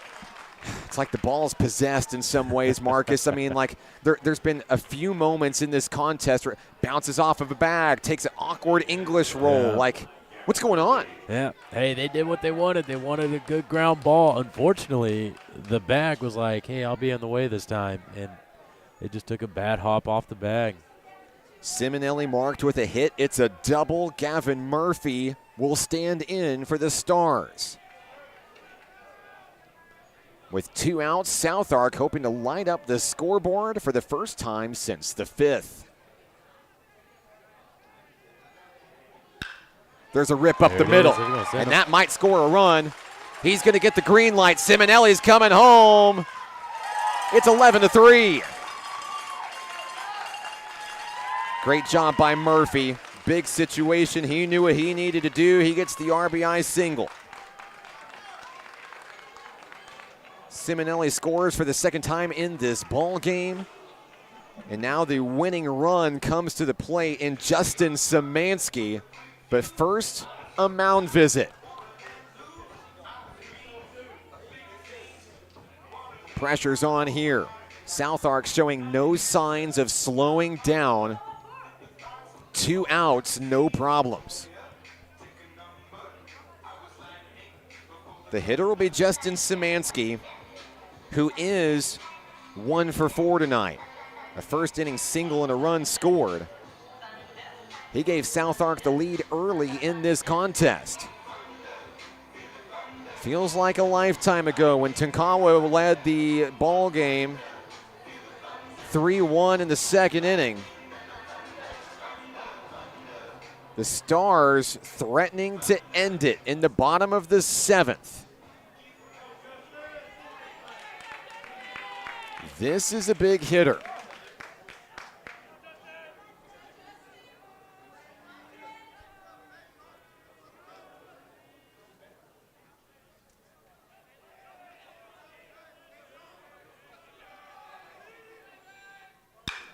Up the middle, off the glove of the pitcher. Szymanski's going to try to run it out. He can't beat it out. That'll take care of the Stars in the 7th. But they add another one. 11-3, your score. The Mavericks are coming to bat when we come back. Hot Springs was built on water and built to be enjoyed. Hot Springs, Arkansas. Soak it up. We will hold each other up. We will hold each other up. And when the weight's too much to bear, just know in your heart I'll be there. And we will hold each other up. Hold each other up. We've reached the 8th inning in our 3rd game tonight. Rolling up on 8 o'clock here on the Nighthawk Network. He's Marcus Wyatt. I'm Mark Oliver.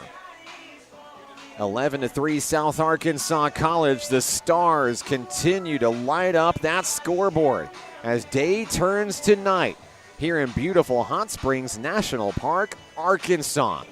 Great week for baseball here in the NJCAA Region 2 tournament.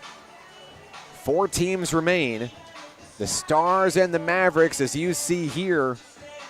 The other 2, NOC Enid and ASU Mountain Home. Trailblazers and Jets go to battle in what will absolutely be a nightcap tonight. Could be a laser show that last game. Could be a high-scoring game. Both those teams played a lot of games, gone through a lot of pitching. I mean, you're in the depths of your bullpen, so it's probably going to be a high-scoring game. Both of those teams also already played a full game today, each of them a long game. Trailblazers won it in extra innings on a walk-off, and, I mean, a lot of runs scored in that win for Enid, 19-11. That was a 3.5-hour game. Now they got to go at it again. I mean, yeah, bullpen is going to be a question for sure for both teams, but and I know everybody plays a doubleheader here in NJCAA Region 2 play normally. And the postseason feels a little bit different there. There's liftoff out in the right field, and the leadoff hitter for Tonk is going to put it in play. Aiden Zakarowicz is on here in the 8th inning with the leadoff single. His second hit of the ball game here. He's now 2 for 3. Man aboard for the Mavericks. Next up, Carson Taylor. First baseman looking for his first hit of the ball game. Alex Davis fires, missing up high, ball 1.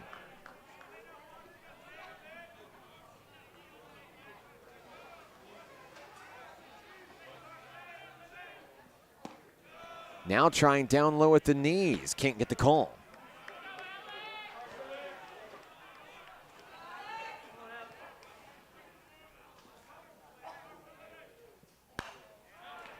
Foul ball taken out of the park. Souvenir for one of the many fans in the stands tonight. Majestic Park still full. Coming up on 8 o'clock tonight. Coach, I've seen some of these guys here. Some of these fans have been here since the first pitch of game 1 today. Troopers, Mark. And they just love baseball. Getting their money's worth.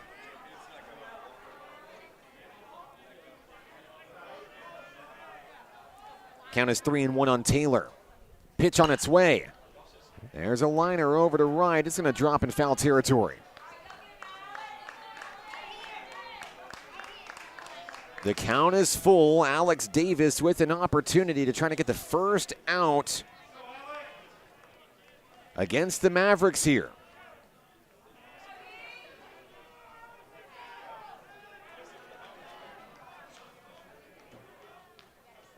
Payoff pitch. Strike 3, got him looking. That'll wake up the crowd a little bit here. One down on a big strikeout for Davis. Great pitch on the inner third. I mean, he painted black on that pitch. That was a great spot.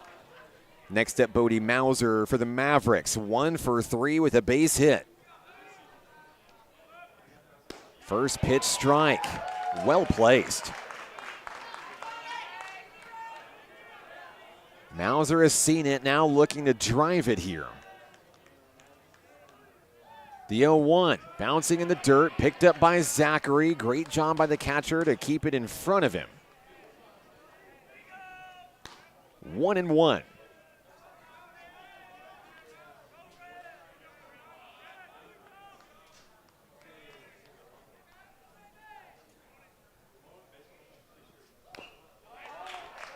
Breaking ball there. You could see it got the hit or guessing, messed up his tempo. Mauser couldn't do anything but foul it away.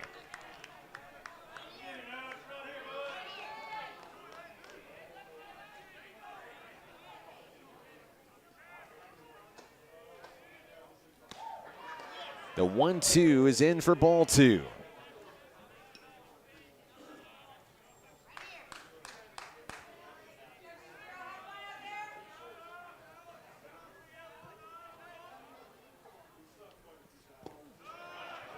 Down in the dirt, brings up a full count for Mauser.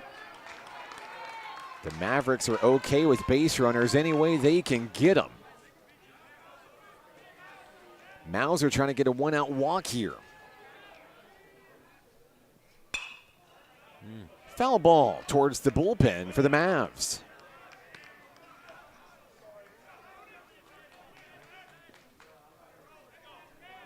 Yeah, last thing you want to do is breathe life into this Tonkawa team. Payoff pitch on its way. High fly ball. Out to chance. right field. Gone. Touch 'em all. Bodie Mauser. Tonkawa finally breaks the drought. It's a 2-run blast. It's 11-5.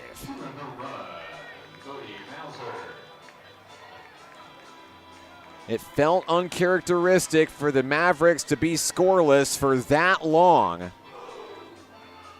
You talked about breathing new life into a team. What will that do to jumpstart the men in black tonight? I think that's a big spark. That's what they needed.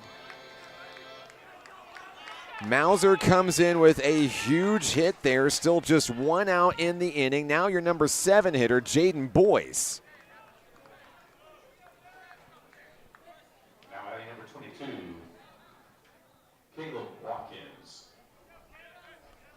The Mavericks are going to go to a pinch hitter. It's Caleb Watkins, the freshman from Royce City, Texas.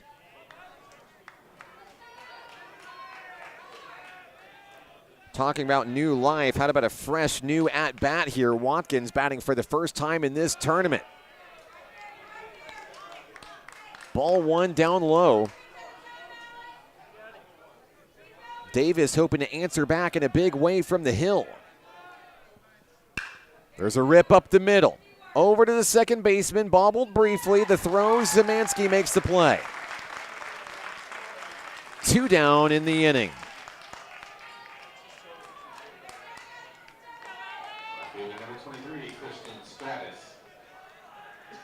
With 2 outs on them in this inning, Christian Stratus could be the final hope for the Mavs here.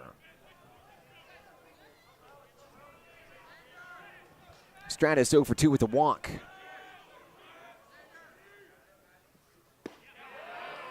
Strike 1 from Davis.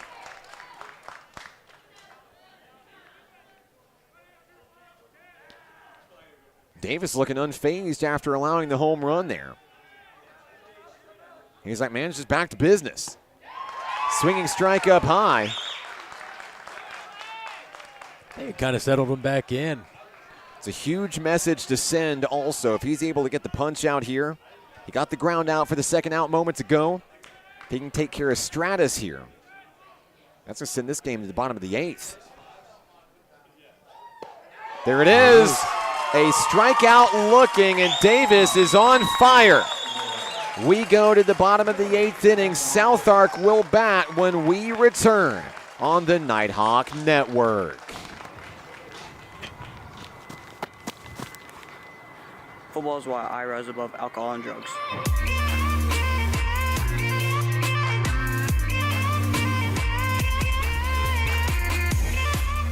The Arkansas Travelers Youth Foundation is the official public charity for the Arkansas Travelers. The Travs Youth Foundation helps kids get outside and play ball by breaking down barriers to participation. With rising costs and limited local opportunities, the obstacles are huge. The ATYF provides grants, college scholarships, and dozens of free community events designed to inspire the love of sports in the next generation. Visit Travs.com under the Community tab to find out how you can help donate, volunteer, and request aid.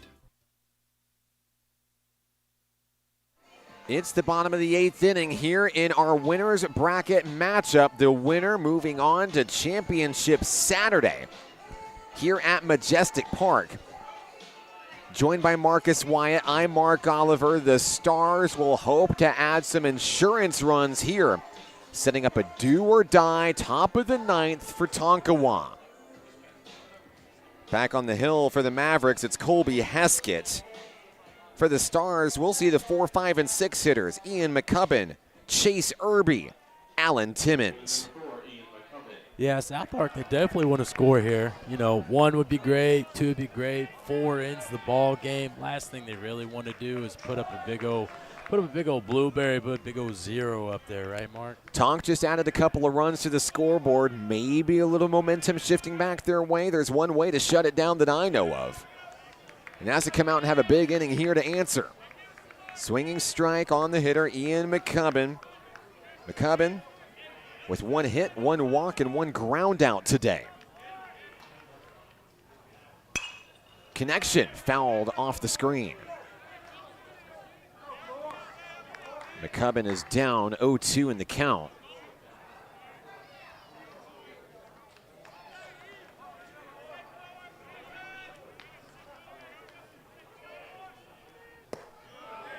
And another one down in the dirt there, 1-2. Heskett had pitches to work with there, trying to get McCubbin to chase, didn't happen.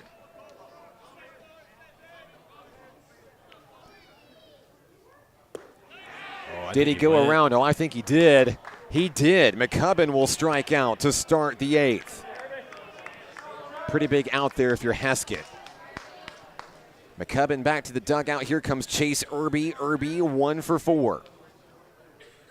An RBI single in the 3rd inning, his highlight in this ball game. The second baseman looking for some late 8th inning magic.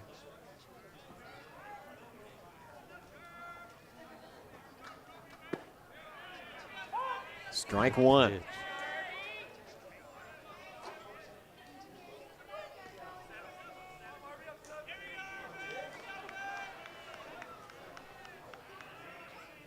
On its way, a foul ball. Down in the count, 0-2 is Irby.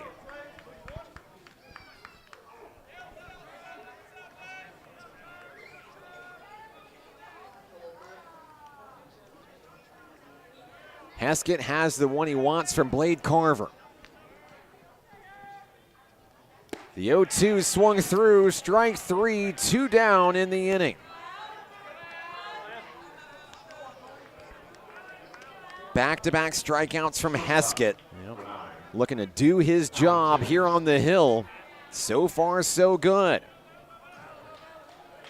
The hitter is Alan Timmons.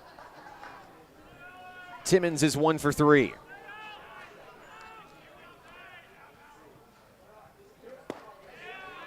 Strike 1, placed perfectly right down the middle.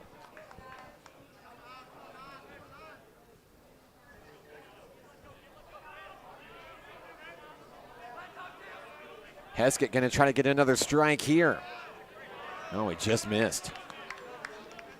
He's got a good tempo right now. He feels in control of the situation. Yeah, he really did. He really is. He's turned the scoreboard off in his mind. Just coming out here and playing baseball. 1-1, fouled away. The Stars are down to their final strike in the 8th inning.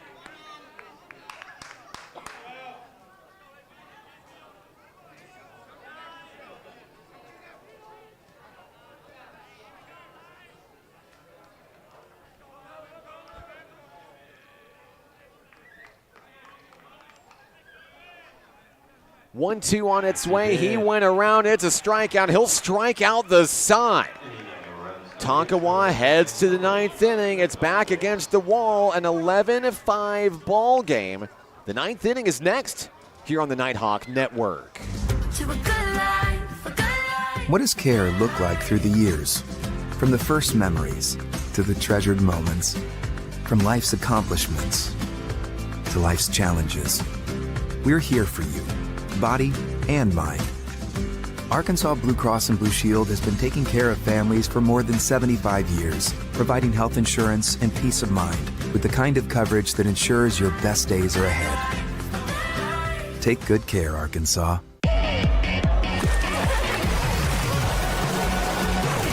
Hot Springs was built on water and built to be enjoyed. Hot Springs, Arkansas. Soak it up. It's the top of the 9th inning, and NOC Tonkawa is in danger of losing its first game of the NJCAA Region 2 tournament. With Marcus Wyatt, I'm Mark Oliver. South Arkansas College looking to slam the door and move on to the championship round. A place in this tournament which it knows so well. Alex Davis out on the hill to close things out, potentially, for the Stars. The Mavericks are going to come to the bat with the 9-1-2 hitters up. Eric Harper will lead things off, which, in my opinion, is just as good as having the number 1 hitter up. Yep, absolutely. Harper, Johnson, Canzoni, your expected 3 for the men in black tonight. Harper's 1 for 3 tonight, an RBI single in the second, part of that big 3-run inning. That's the last time Tonkawa led in this ball game. First pitch, Davis up and in, ball 1.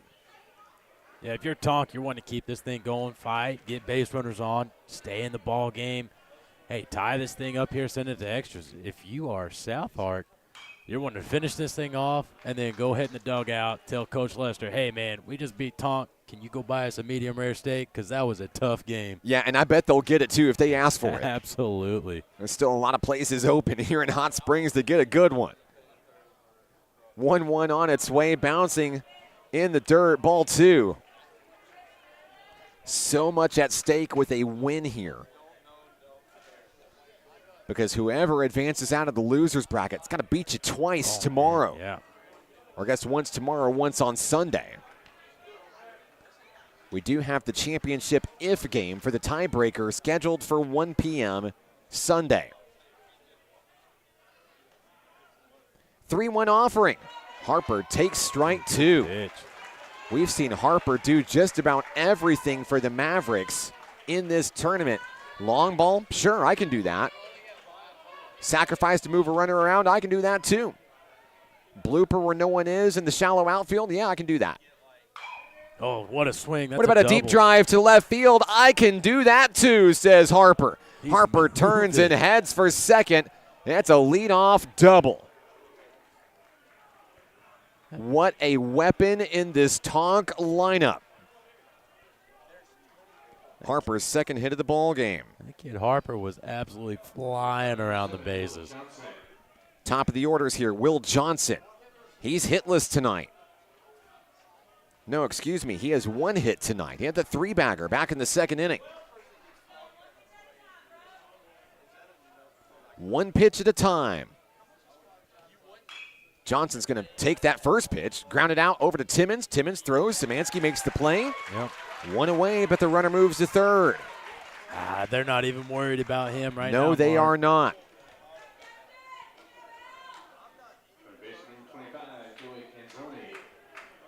Here's Joey Canzoni.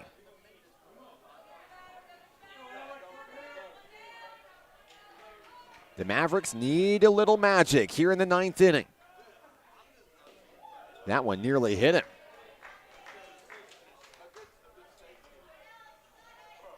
The count is 1-0.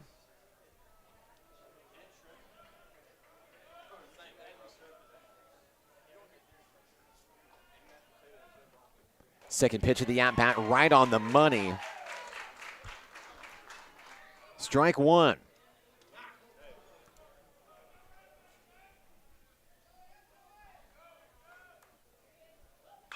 Connection into left field. A run will score. Canzoni comes up with an RBI single there. It's 11-6. Keeping it alive, taking it over to the next guy.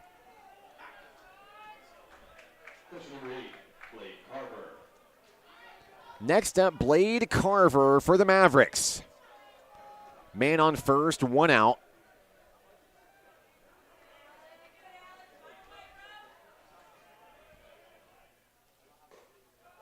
That pitch is high, 85 miles an hour, and a great job by Zachary to keep it in front of him here. Not allowing an opportunity for a runner to move in scoring position here. That one's going to miss. Zachary able to reel it in time.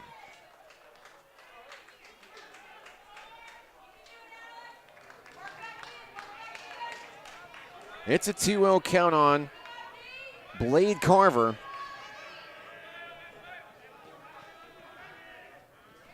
Looking for his second hit of the ball game here. Foul ball back to the screen, 2-1.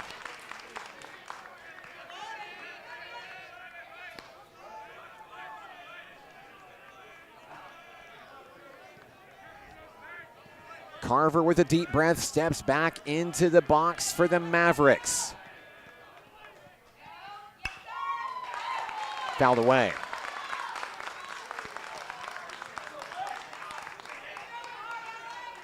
Crowd getting loud here. A lot of South Ark fans anticipating a big win.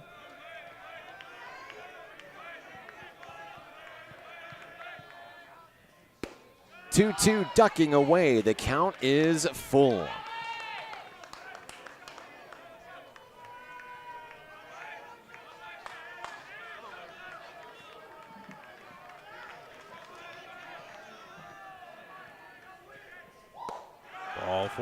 Ball four, and Carver heads on down to first. Another base runner for the Mavericks here.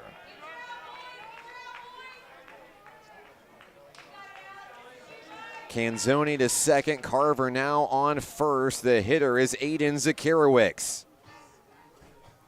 I think Talk's kind of taking the page out of every other game today. You know, they saw the NPC pterodactyls, as the guys would say, but yes. You know, the Nighthawks, you know, they came back, they fought, and then you saw Murray in that game, and that was a hard-fought battle, and they're saying, hey, those guys did it, why can't we do it? It's not over till it's over. The lead is still 5. Back against the wall, sure, here in the top of the 9th inning, but if anyone can complete this comeback, it's got to be the Tonk boys. Absolutely. I think they're just going to keep on fighting and fighting. The hitter will be Aiden Zakariewicz. Meeting on the mound over. Alex Davis looking to punctuate this win for South Arkansas College. Tonkawa going to try to deny it for as long as possible.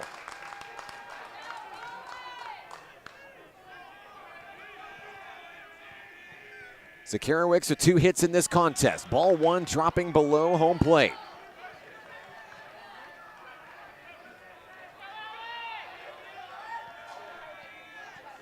Zachary ready behind home plate. He'll catch ball 2 below the knees.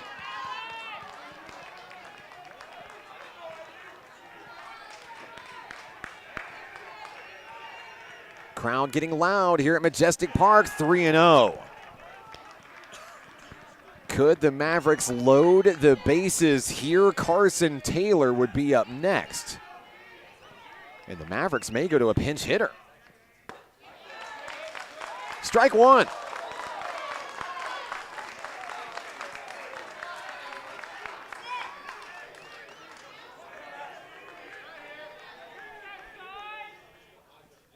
(3-1) ripped over to shortstop Timmons. Flips it to second. Double play on its way. Game over. Wow, good job, South Ark. A roar from the crowd. South Ark's going to move on to the championship round. A double play will end it here in the 9th, 11-6 your final. The Stars are one win away from punching their ticket to Arizona. What a game here in a battle between Titans, 1 seeds. Tonkawa will fall, and they'll play again at 3 p.m. tomorrow against the winner of our next game. The Trailblazers and the Jets go to battle in 30 minutes. We'll see you at 8:50. For Marcus Wyatt, I'm Mark Oliver. Coach, thank you so much for joining me. Absolutely. Always a pleasure to Thank you, have Mark. you. We've got one more game coming up. Buckle up. Get ready. We'll be back in 30 minutes.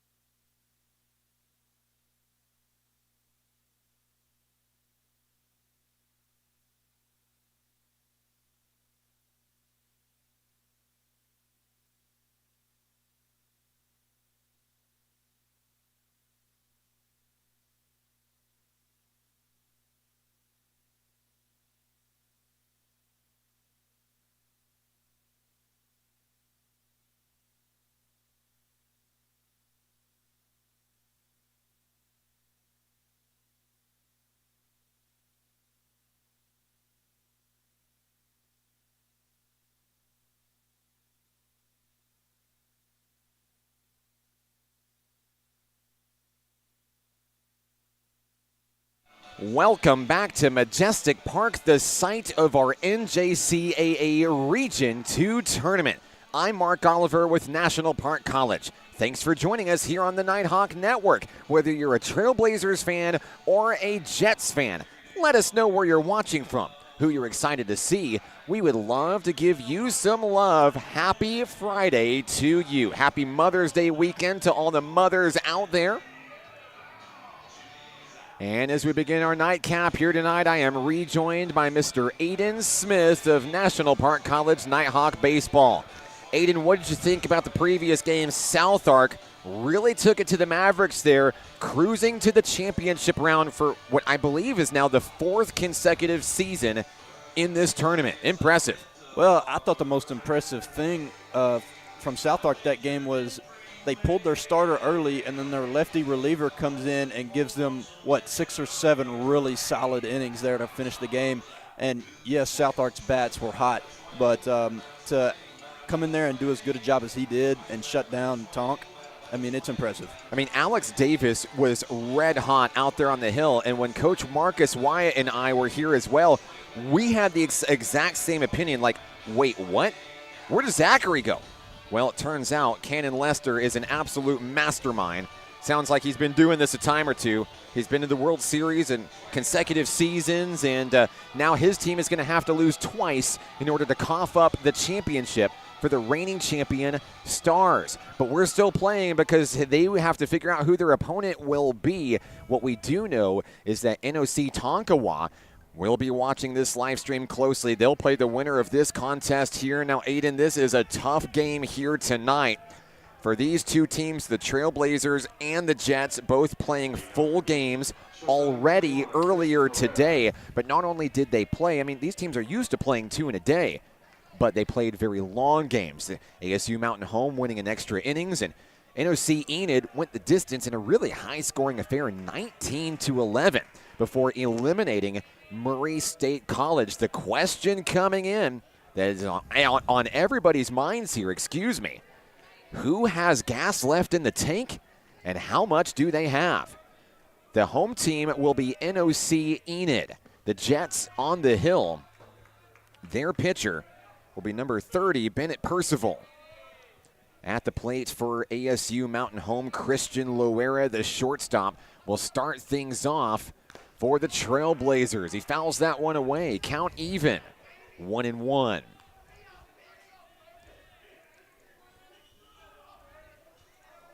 You know, I don't know if this guy for Enid has pitched yet, but he's coming out here. And he's it is the first twice. time for Percival in the tournament here, saving one guy down deep in the rotation for a moment like this. Of course, we've talked about it a few times in regards to knock Enid here.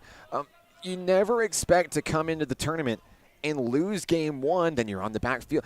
No one really expects for that to happen. You know, so when that does happen, you have to be ready and have your plan B ready to go. And NOC Enid has been on that back foot all tournament long. Fly ball out to right field, sailing underneath, making the grab. Cale Wetwiska for the first out of the inning. And now for ASU Mountain Home, this is a team that thrives off of adversity, of course. Most notably for the program, a coaching change that happened in the middle of April. I mean, we're talking less than a month ago. Change of leadership for the program. But thankfully, this team had already put in a lot of that work to earn that number 2 seed in the Eastern Division, representing the state of Arkansas. As Chris Tillery comes to the plate here for the Trailblazers. Tillery looking to be the first base runner here.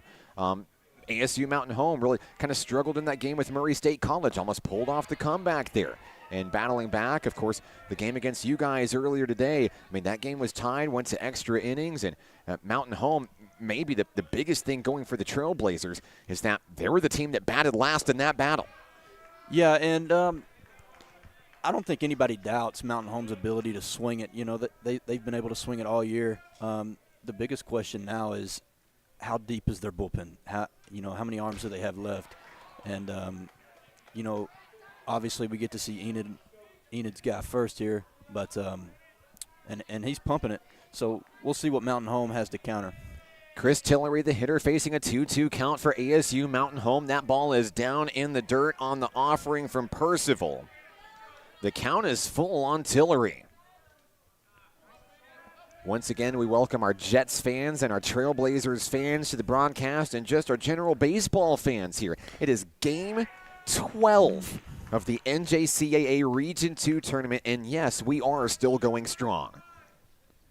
It is a full count here. A new baseball looks like it will be issued here to the hurler, Bennett Percival.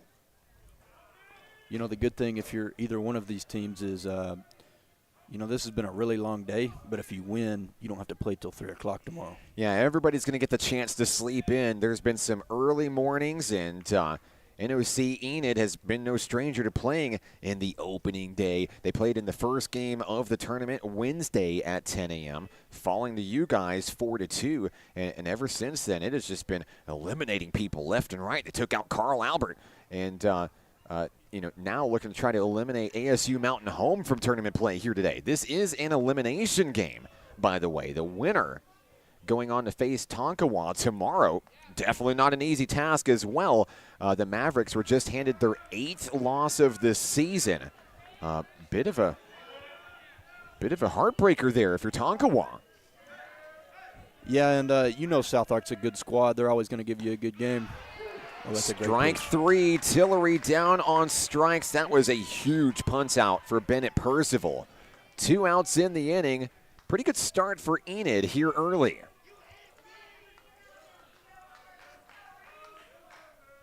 NOC Enid scored 19 runs in a win over Murray State College earlier today. And the Jets felt really good about that matchup coming in after defeating the Aggies 3 games out of 4 in the regular season finale. They knew the matchup well, and even though the Aggies fought tooth and nail to get back into it, the Jets just had more hits and more runs. 19, the most scored in any game this tournament. But the question is, have those bats cooled? They've had a couple hours to sit and recollect and recharge. The hitter for Mountain Home, first baseman Reese Barriola here. 1-1 the count on the first baseman.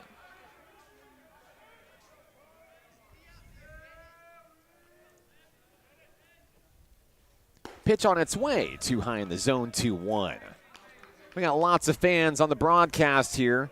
The Keenan Hunter fan club watching in Shreveport tonight. Glad to have you. Patricia's back with us for the second game of the day for ASU Mountain Home. Cooper Wilson's in Australia. Shout outs to his guy, Logan Fielder from Enid.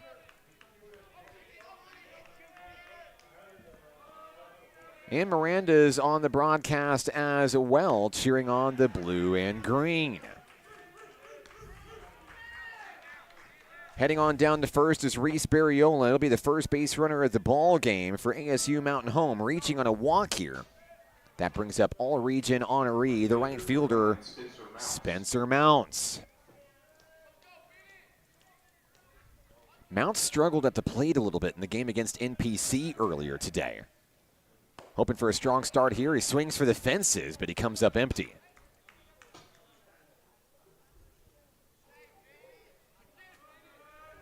Count 0-1 on the Trailblazer right fielder.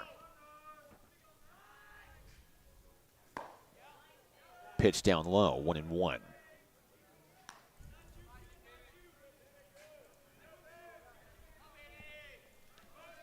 Here's a look at Bennett Percival. Throw over to first, runner back safely, Reese Barriola. After taking a small lead. Held on by the first baseman, Cooper Smith for Enid. Here's the 1-1 pitch home. Ground ball, and that one's through the gap into right field. 2 men on for the Trailblazers early. Couple of guys on, 2 outs in the inning. Next up for ASU Mountain Home, designated hitter Yadiel Canales. Man, and that just speaks to what Mountain Home's done all year. You give them a free pass, and then now all of a sudden you're a base hit away from probably scoring 2 runs right here. Yeah, and they thrive on adversity here. And, maybe coming into this tournament, coaching change and, I've heard comments about, questions about depth in the bullpen. Skylar Tingler is a huge asset for this squad. He leads the region in strikeouts. He's a huge wins guy. But who's there after him? And I think this Trailblazers ball club has proven a couple times in this tournament, said, hey, we still have some really young arms. They may be inexperienced when it comes to postseason play, but these guys can get the job done. Patterson goes many, many innings against the Nighthawks earlier today. Olivia comes in and ultimately grabs the win when it's all said and done there. And the utilization there, and really maybe just the ability for this team to just not want to make the drive back home to Baxter County has really fueled it. I know they're tired, and I know there's probably less than half gas in the tank, but the car's still running. Yeah, and you want to talk about a clutch outing this morning by Patterson. I mean, all we wanted to do was try to get to their bullpen, and we just couldn't get it done. ASU Mountain Home is going to load the bases here in the top of the first inning. Canales with a walk. The second walk issued by Percival today. Mounts to second, Barriola to third. Ducks on the pond for the center fielder, Lawson DeVault. This is a big opportunity for the outfielder here. Percival has the one he wants. He winds and fires, strike one.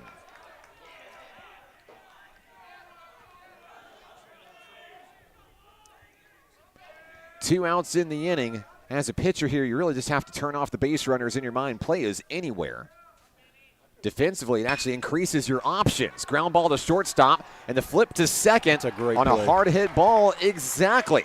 That'll take care of Mountain Home here in the first inning. They will leave the bases loaded. A breath of fresh air for Enid, who comes to the bat when we return on the Nighthawk Network. At Levi Hospital, we believe everyone deserves quality mental health care. Our outpatient behavioral health program offers personalized counseling and medication management for a range of conditions, including anxiety, depression, and trauma. Located in Hot Springs, Arkansas, we proudly serve Garland County and beyond. With individual and group therapy options, we're here to support your journey to healing. Visit LeviHospital.com today and take control of your mental health. Levi Hospital, healing mind and body since 1914. Hi, my name is Keziah, and volleyball is why I rise above alcohol and drugs.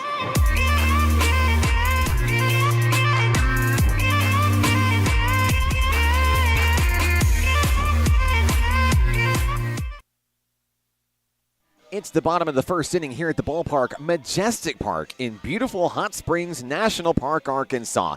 9 o'clock here in the Spa City, and the weather is perfect. Maybe a little bit cool, but it's been a great day for baseball. I mean, many of us are still in shorts here today. Here in Hot Springs, ASU Mountain Home will take the hill here. The pitcher, number 28, Brandon Campbell for the Trailblazers. As we look at the lineup for ASUMH, as we look at the lineup for the Jets. Here in game 12, Ren Rutledge, Jesse Ponce, Cooper Smith. Your first three batters expected here as Campbell works to complete his warm-ups out on the hill. And don't worry, I had a lot of Trailblazers fans. I see the Jets fans. Riley's out there. Let's go Jets. Brittany, go Jets with the airplane. Morgan Massey's back on the live stream in Edmond, Oklahoma, cheering on Ivan Gomez and NOC Enid. More of your comments next here on the Nighthawk Network. Rejoined by Aiden Smith of National Park College here. Ren Rutledge swings a mean bat at the top of this Enid lineup. Talked about how impressive this Jets team has been, battling back from adversity throughout this tournament today. Already playing once this morning, ending Carl Albert State College's season.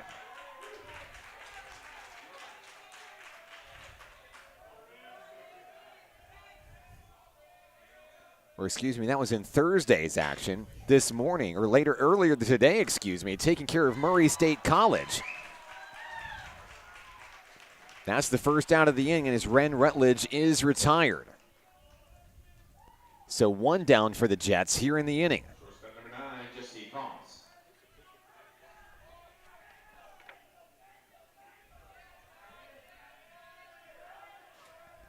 Jesse Ponce up next.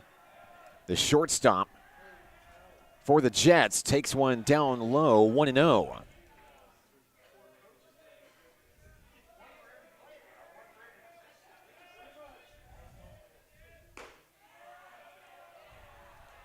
Count now 1-0. Or 2-0.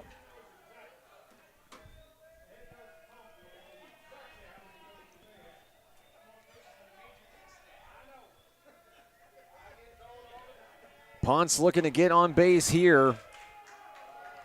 Ball 3 is the call off the arm of Brandon Campbell, the ASU Mountain Home hurler.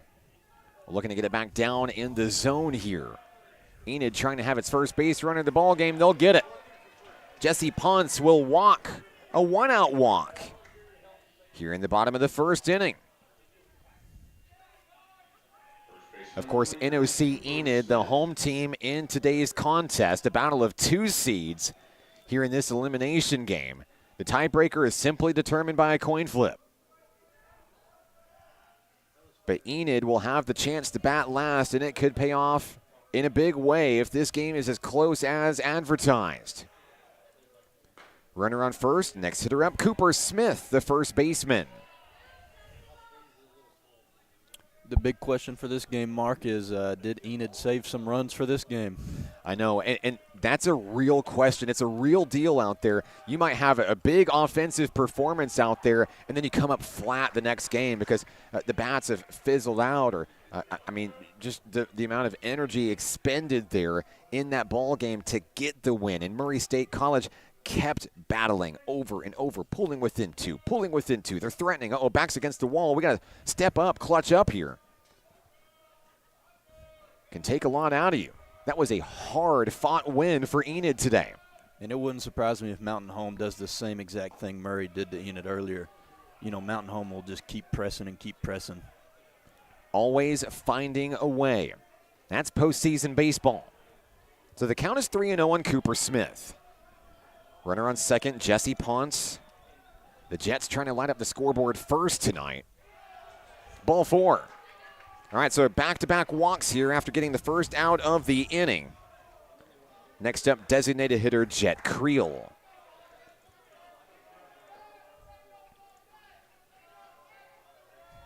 Designated hitter number 7, Jet Creel.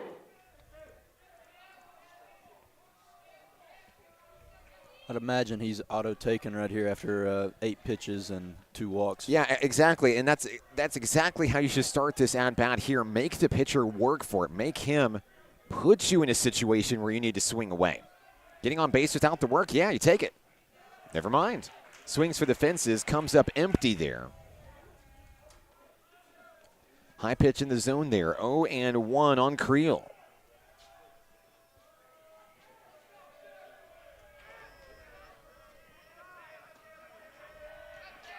Runners ready to move at the crack of the bat.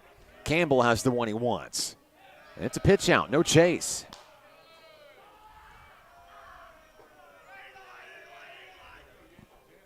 I think that's a design pitch there. Campbell willing to see how far Creel would go. Already swinging once high in the zone. Maybe he'll catch one outside as well. 1-1 and a swing and a miss. Campbell in command here, 84 miles an hour. The pitcher's ahead in the count, 1-2.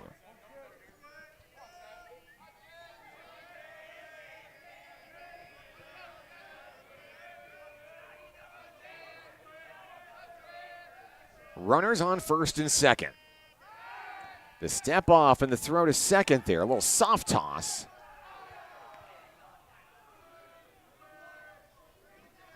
Back to the bag in time is Ponce. Ponce now with a small lead off the bag at second. Campbell checks the runner. The pitch home. 1-2, fouled away.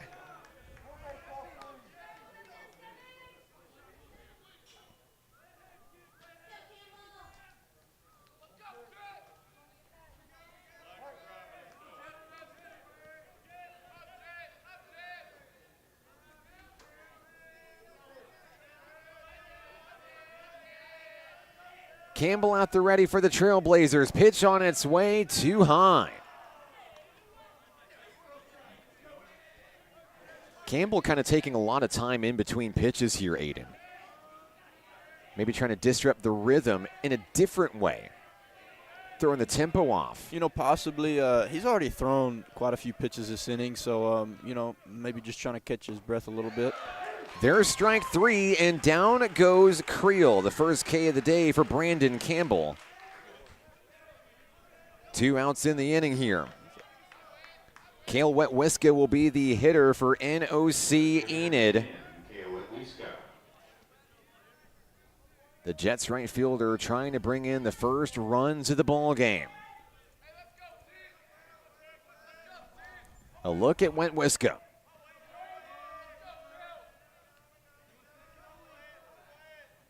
Campbell fires home.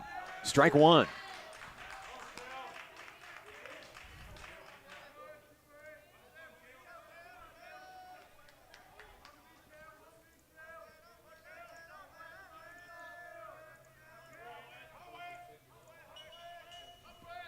Count is 0-1 on Wentwiska.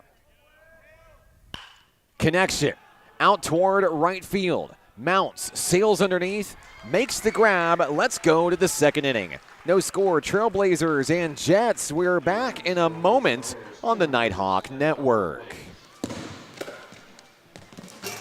Basketball is why I rise above alcohol and drugs.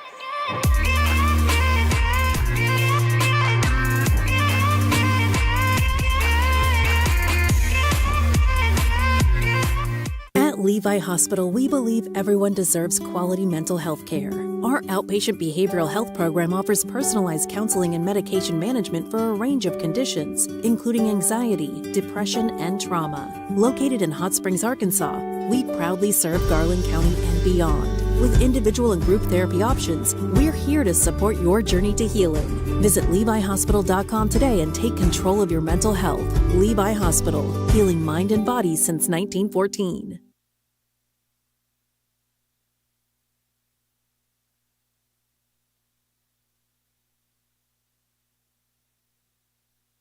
Second inning at the ballpark here on the Nighthawk Network with Aiden Smith. I'm Mark Oliver.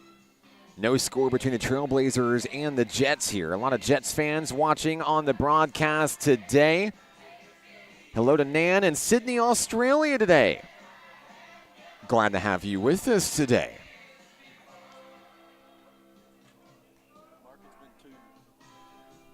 It's been 2 completely different stories for these starting pitchers up to this point. You know, we're just an inning deep, but, you know, you got a guy that's up there touching 90, and then you got another guy that has thrown more off speeds than he has fastballs. So it'll be interesting to see if Enid makes that adjustment and if Mountain Home does the same thing. 2 different strategies, and I think it's 2 strategies that neither team was expecting here, kind of keeping everybody guessing here. I mean, there's been base runners, yes. ASU Mountain Home, as you remind you, left the bases loaded back in the first inning. Just unable to punch it right through, but clean slate. Those bases are empty now as we go to the second inning. Bennett Percival on the hill for the Jets here in an elimination game.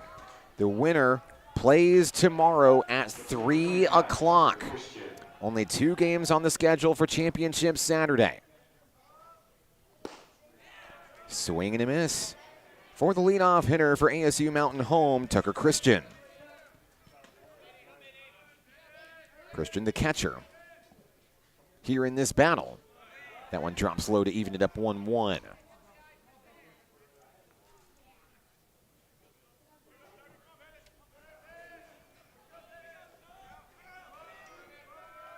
Percival has the one he wants on its way, and down in the dirt, a swing and a miss. Kristen behind in the count, 1 ball, 2 strikes.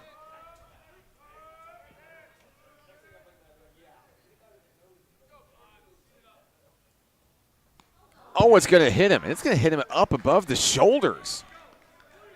That was a tough pitch to take there, Aiden. Yeah, it was, and, you know, the starting pitcher for Enid here, he's already given up several free passes, and he was able to navigate through it in the first inning. We'll see if he can navigate through it this inning as well. Base runner on board for ASU Mountain Home. Next up, the second baseman, Gabriel Flores.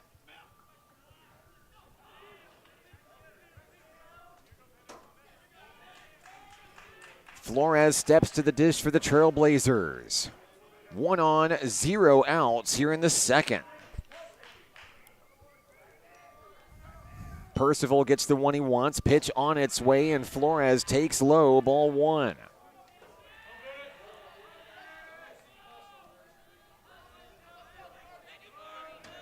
Hello to Bentley Wallace on the broadcast, cheering on the Trailblazers. Glad to have you with us tonight. Happy Friday night to you. Throw over to first. Not in time to catch Kristen napping. Here's the 1-0 to Flores. Same place, same result. 2 balls, no strikes.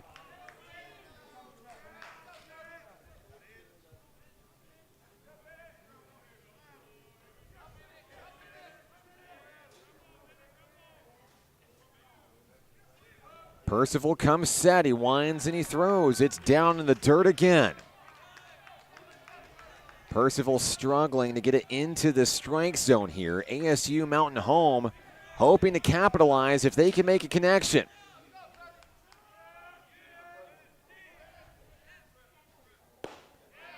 Strike 1 on the take on the 3-0.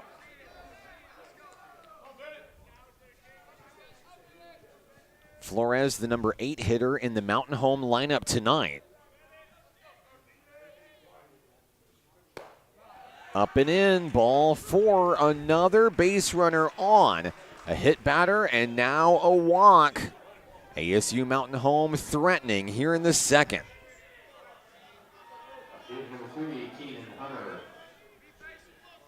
Coming to the dish for the Trailblazers, Keenan Hunter. Hunter had a big game against National Park College earlier today. He steps in here trying to line up the scoreboard for the Trailblazers. The number 9 hitter in the lineup, the left fielder, will take the first pitch for strike 1.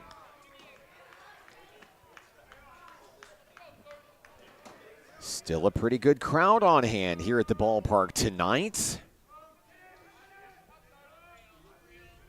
Both teams well represented, hoping to see it through, hoping that their favorite team lives to fight another day tomorrow. Count is 1-1 on Hunter.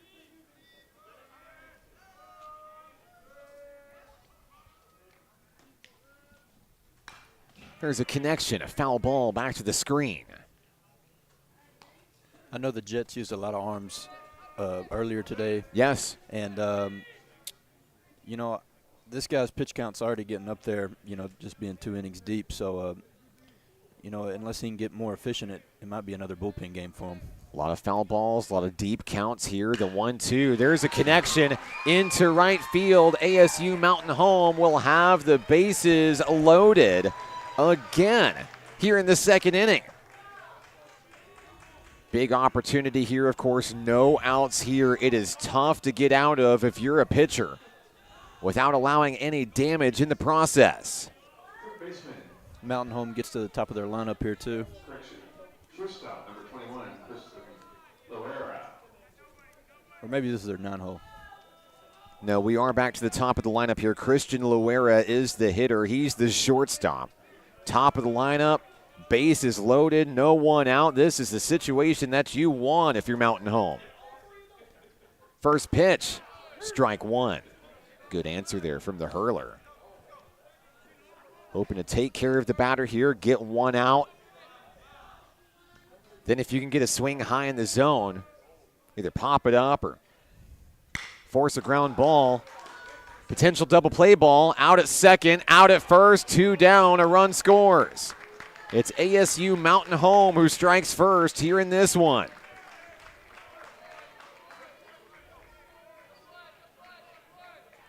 One of the best possible outcomes right there for the Jets. I mean, yeah, you give up a run, but you also have 2 outs, and you know you're a ground ball or a fly ball away from getting out of this inning. 1-0 ASU Mountain Home. Loera delivers the RBI on the ground out into the double play. Kristen scoring there. Flores now on third for the Trailblazers.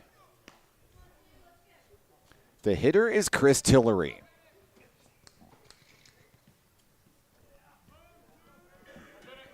Count 0-1 on Tillery, the third baseman. Check swing, did he go? The answer, no. 1-1.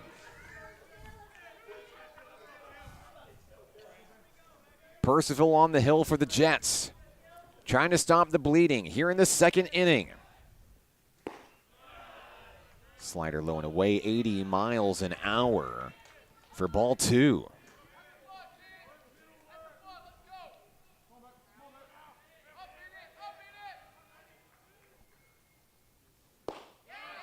Strike 2 on the take by Tillery. I think Tillery knew as soon as that ball blew by him. He was right on the money. Great 2-1 pitch from the pitcher right there. Percival trying to get out of the inning, swinging strikeout there. The Mountain Home Trailblazers are down in the second, but not before taking the lead. ASU Mountain Home 1, Enid yet to score. We're back in a moment right here on the Nighthawk Network. We will hold each other up. We will hold each other up. And when the weight's too much to bear, just know in your heart I'll be there. And we will hold each other up. We will hold each other up.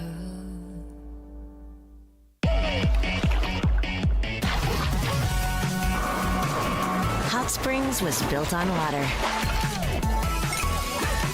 and built to be enjoyed. Hot Springs, Arkansas. Soak it up.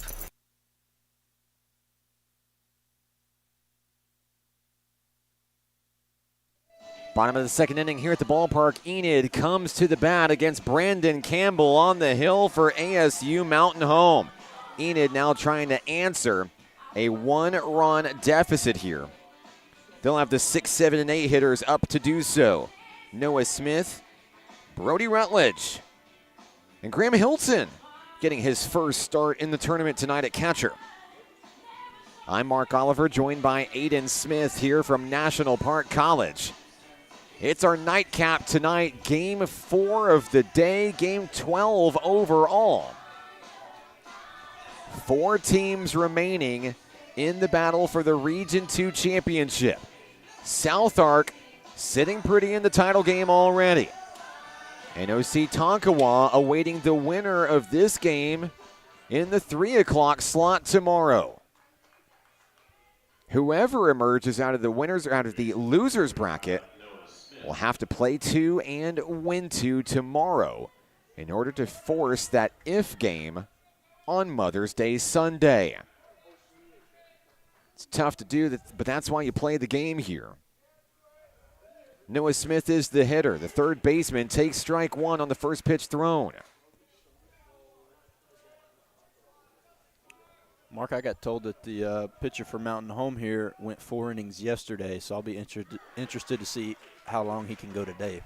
Yeah, like I said, when bullpens are not super deep at this level in postseason play, as a coaching staff, you may have to ask some guys to step up and give a little more.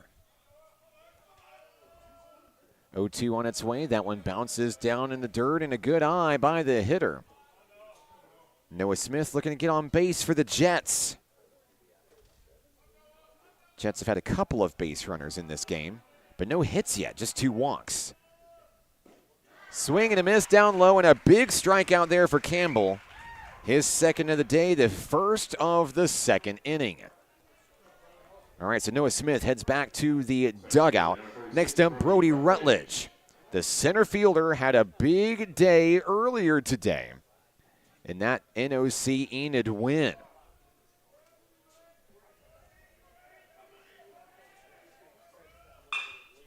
Return to sender, that one up the middle, and it is launched into center field. Rutledge will reach on a hard-hit ground ball for a base hit.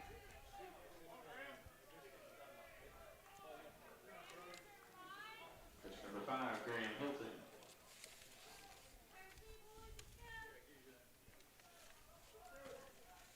Next up, Graham Hilton, the catcher for the Jets. Batting for the first time in this postseason tournament.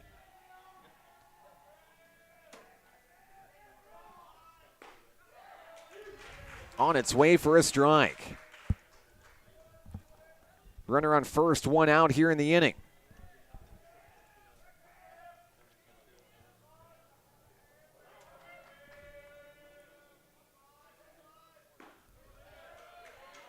That ball shooting just below the knees to even it up 1-1.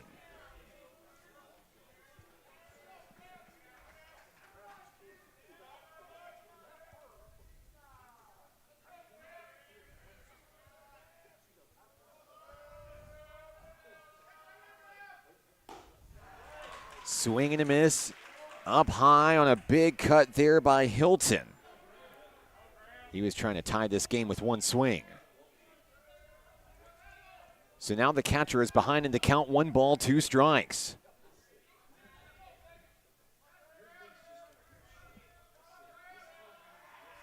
Campbell winds and fires, ground ball over to third. Tillery flips to second, over to first, double play. That'll take care of the Jets in the second. We go to the third. ASU Mountain Home leads it 1-0. The Arkansas Travelers Youth Foundation is the official public charity for the Arkansas Travelers. The Travs Youth Foundation helps kids get outside and play ball by breaking down barriers to participation. With rising costs and limited local opportunities, the obstacles are huge. The ATYF provides grants, college scholarships, and dozens of free community events designed to inspire the love of sports in the next generation. Visit Travs.com under the Community tab to find out how you can help donate, volunteer, and request aid. My name is Sadie, and being a good teammate is why I rise above alcohol and drugs.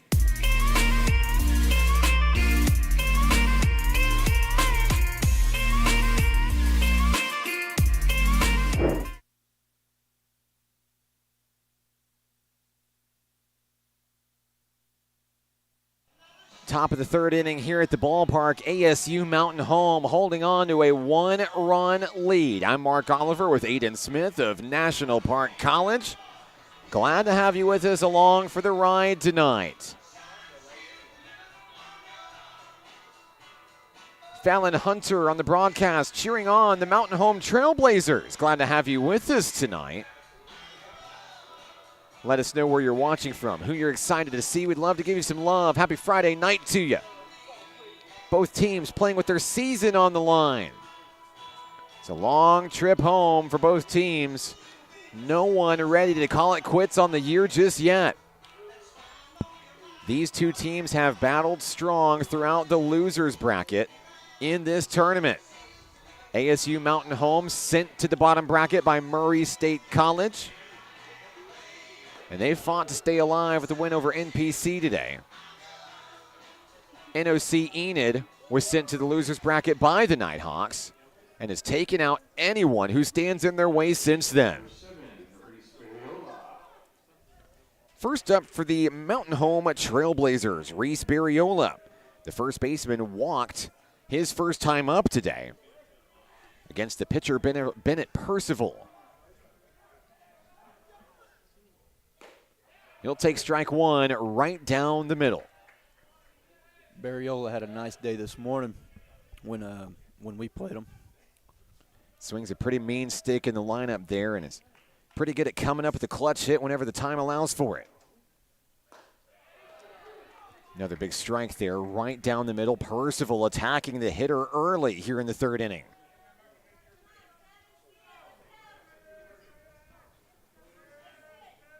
Count is 0-2 on the leadoff man for ASU MH. Foul ball out of play. Souvenir for one of the many fans still left in the stands tonight here in Hot Springs. Late night for baseball, but it's okay. We don't play till 3 o'clock tomorrow. Ground ball, foul. I say everybody gets a chance to sleep in, but that's not necessarily the truth also because tomorrow morning, graduation over at Bank OZK Arena. You know, it's been a long year on the baseball diamond. You guys also excelling in the classroom as well. 0-2, grounded over to first base. The flip to the pitcher in time, stepping on the bag. 1 away. Aiden, I'm going to put you on the spot here for a minute. Of course, you know, as a student athlete here at National Park College, tell me about a favorite teacher, a favorite faculty member, a professor that's really made an impact on you in your time here at NPC. Man, in the fall, I took a biology for non-majors course with Dr. Gump, and I hated biology before I took that class, and she honestly made it fun. Like, you know, I still don't intend to pursue biology, but, you know, I felt like I learned and was in a good environment. So shout out to Dr. Gump. Yeah, love that. Of course, I'm not a big science guy myself either. It's actually one of my most difficult classes I had to overcome in my college career. But, you know, it's so funny that a topic that you might just not care about. It might not be interesting to you. It's not what you want to do with your life. But it takes a special teacher and a professor to allow you to get through that and kind of get that enjoyment for it and really get something out of that experience there. So love that story there. Count is 2-1 on the hitter here for ASU Mountain Home. High fly ball for Spencer Mounts. Out of the way, out of play.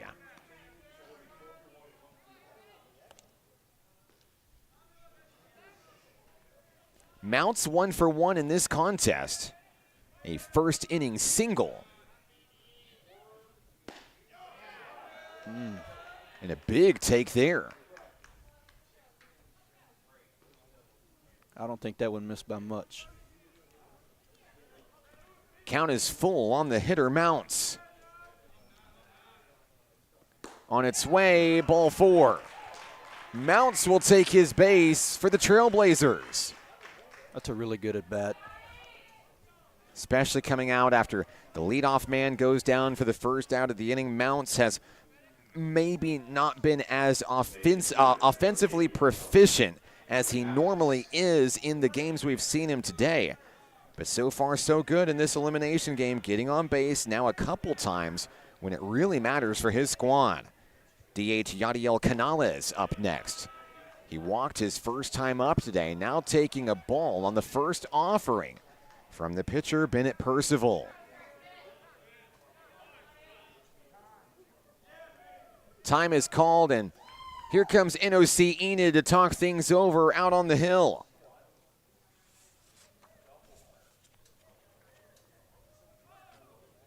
Jets coach Ryan Bay out to talk about it here, make sure he gets his pitchers settled down right here after allowing another base runner.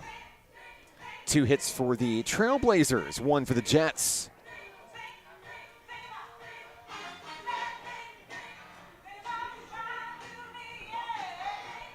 You know, I know Percival just walked that guy, but he looks a lot more around the zone than he did in the first 2 innings, and if he can lock it in just a little bit more, he'll be able to go deeper into this game. We'll see what happens coming up after the mound visit here. Percival returns to the hill for the Jets. The hitter is Canales, the designated hitter for ASU Mountain Home. Man on, 1 out, throw over to first. A little soft toss over there, making sure Spencer Mounts doesn't try anything funny here.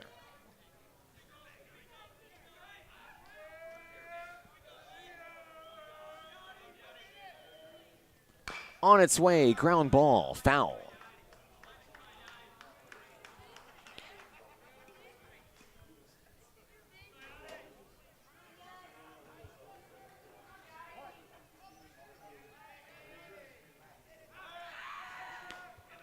Throw over to first there. Back in time is Mounts.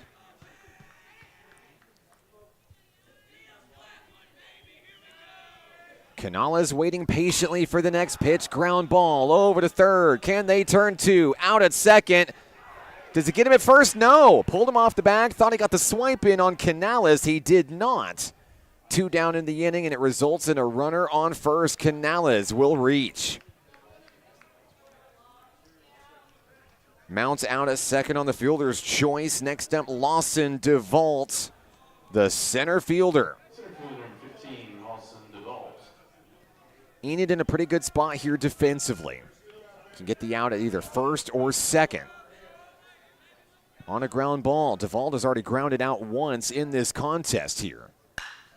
High fly ball out toward left field. On the run, center fielder makes the grab. Brody Rutledge takes care of the Trailblazers here in the third. Bottom of the inning coming up. Jets come to bat when we come back.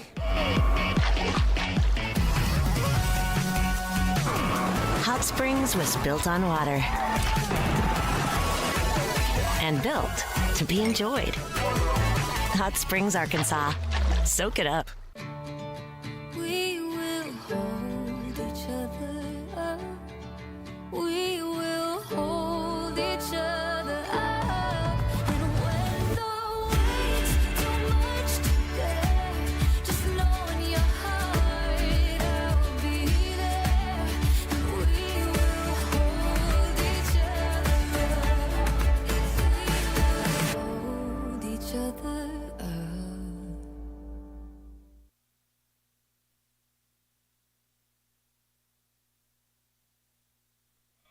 Bottom of the third inning here at the ballpark. A nail-biter brewing early. ASU Mountain Home holding on to a one-run lead. He's Aiden Smith. I'm Mark Oliver. Back on the hill, Brandon Campbell for the Trailblazers here.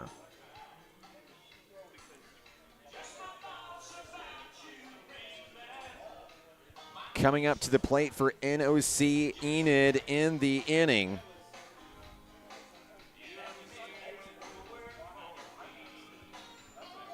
The Jets are going to have Ivan Gomez to start things out in the 9 spot. Ren Rutledge, Jesse Ponce also due up later on in the inning. Enid with just one hit in this ball game so far. Campbell's been tough to get through.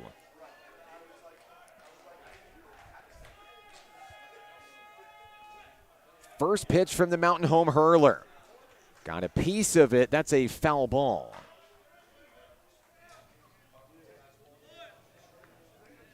Gomez batting for the first time here in the second game of the day for the Jets.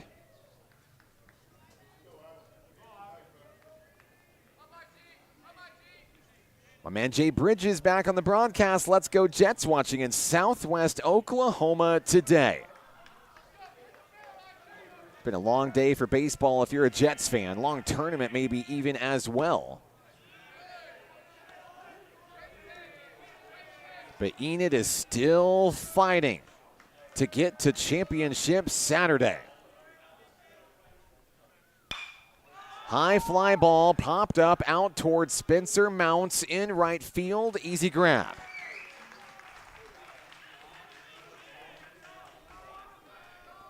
Gomez retired. That'll bring up the left fielder, Ren Rutledge. Rutledge is 0 for 1 in this contest.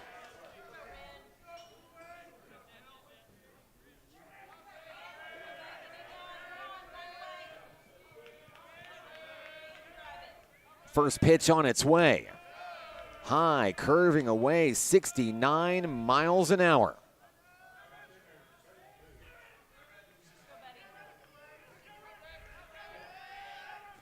Next offering, down the middle to even it up. Crowd delivering a lot of energy in this one. I know it's been a long day. I'm sure these teams appreciate it as well. 1-1 down the middle. Campbell answers with another strike. And Aiden, you're right. Brandon Campbell making a name for himself here tonight with a lot of off-speed pitches to try to disrupt the Jets. Maybe not such a bad strategy after the Jets had an offensive clinic earlier today. 19 runs on 21 hits. They're used to seeing much faster balls here. Count is 1-2 on Rutledge. Swing and a miss and a big punch out. 2 outs in the inning. Shortstop number 9, Jesse Collins.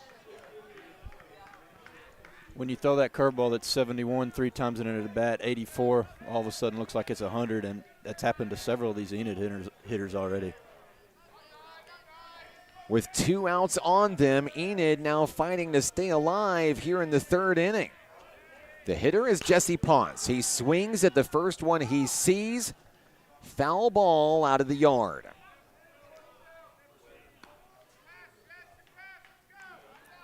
Count 0-1 on the Jets shortstop here. He walked his first time up.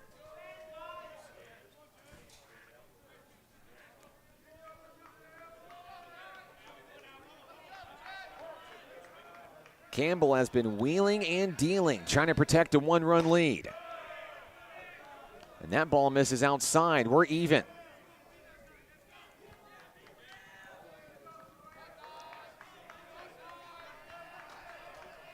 Campbell locks in. Pitch on its way. And that one just misses too far inside.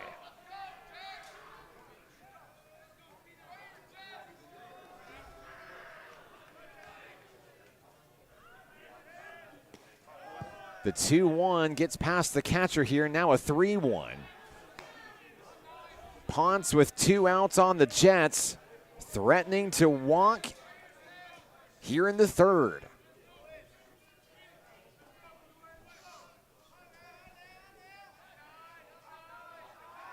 Here's the pitch. Down the middle, and that is strike 2. Campbell says, not so fast. I'm not done here yet.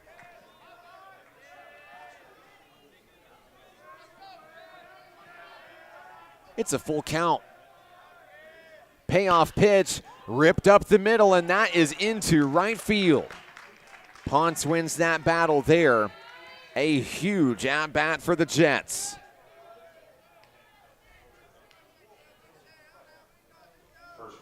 Tying run now on the board for Enid. Here comes Cooper Smith to try to bring him home.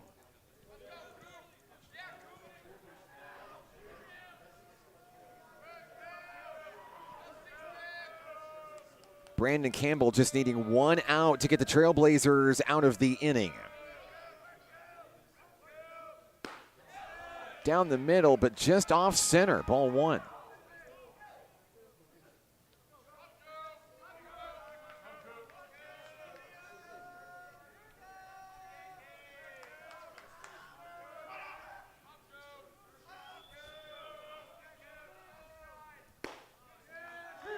That one taken for a strike there, dropped in perfectly. Cooper Smith didn't see it coming.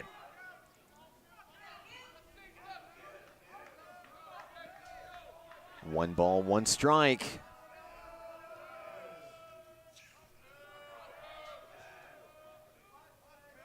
Campbell delivers. High in the zone, check swing did not go. 2-1.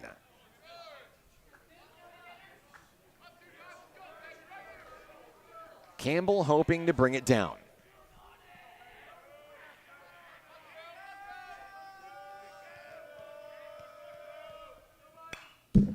Foul ball. That'll even things up. The Jets are down to their final strike in the 3rd.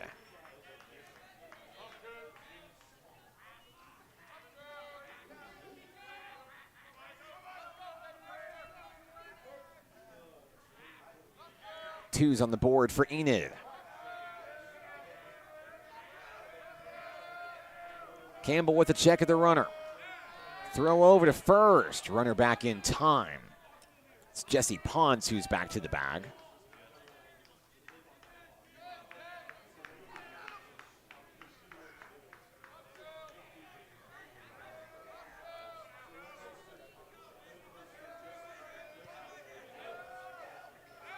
Another throw over to first there.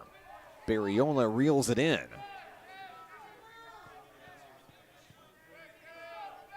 Campbell just wanting to make sure the runner doesn't forget about him.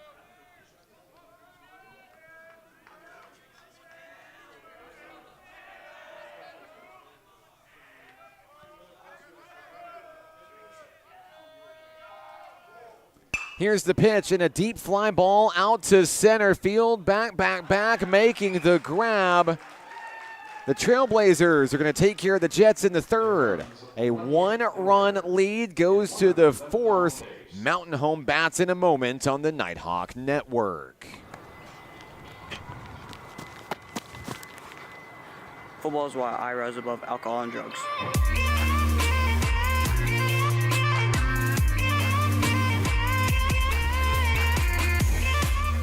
The Arkansas Travelers Youth Foundation is the official public charity for the Arkansas Travelers. The Travs Youth Foundation helps kids get outside and play ball by breaking down barriers to participation. With rising costs and limited local opportunities, the obstacles are huge. The ATYF provides grants, college scholarships, and dozens of free community events designed to inspire the love of sports in the next generation. Visit Travs.com under the Community tab to find out how you can help donate, volunteer, and request aid. Bennett Percival is back on the hill for NOC Enid. We go to the fourth inning. One-run ball game here. I'm Mark Oliver alongside Aiden Smith of National Park College. Aiden, one of the questions coming in. I mean, high-scoring ball game, the extra innings affair with ASU Mountain Home and NPC. Enid scored 19 in the previous game, yet to light up the scoreboard here tonight. I know it's been a long day for baseball. I know these guys got to be tired out there. It's been a long tournament. You know, fighting through the loser's bracket is no easy feat for any team out there. Yeah, and Campbell has been really effective for Mountain Home so far. I mean, he's kept these Enid hitters at bay. I mean, the same hitters that scored 19 earlier in the day. So, you know, we'll see if he can continue that success against these hitters. 7, 8, and 9 hitters do it for the Trailblazers here in the fourth inning. Tucker Kristen, Gabriel Flores, Keenan Hunter.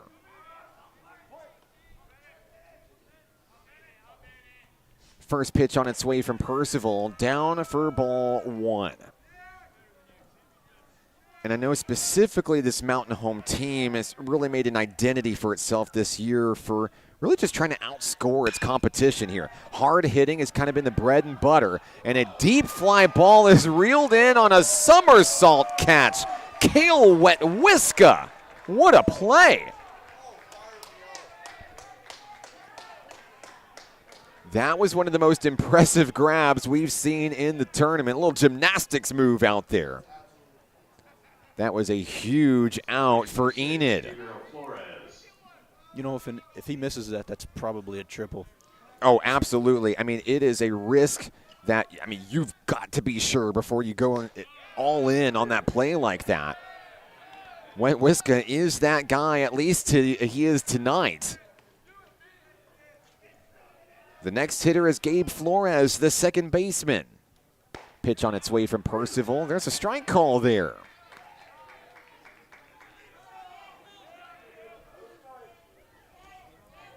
One out, no one on for the Trailblazers. That ball drops into the dirt here. 1-2. As I was saying before, the Trailblazers, you know, this season they're used to scoring a lot of runs and just outpacing opponents, especially if the pitching's not there or they're deep in the bullpen or the rotation, or even if their starter's just not hitting that day. But also a team that knows how to play small ball in a situation just like this if needed.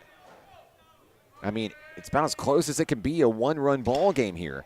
But ASU Mountain Home offensively feels like it's just in a better position right now. Yeah, Mountain Home's offense always seems to find a way to manufacture runs, and I mean, they manufactured one in the second, and we'll see if they can continue to hit this guy around a little bit. Making a huge difference, it was Tucker Kristen who came in on an RBI ground out from Christian Loera. That's been the difference in this one. That one thundered off the top of the grandstand here at Majestic Park. The hitter is Gabe Flores.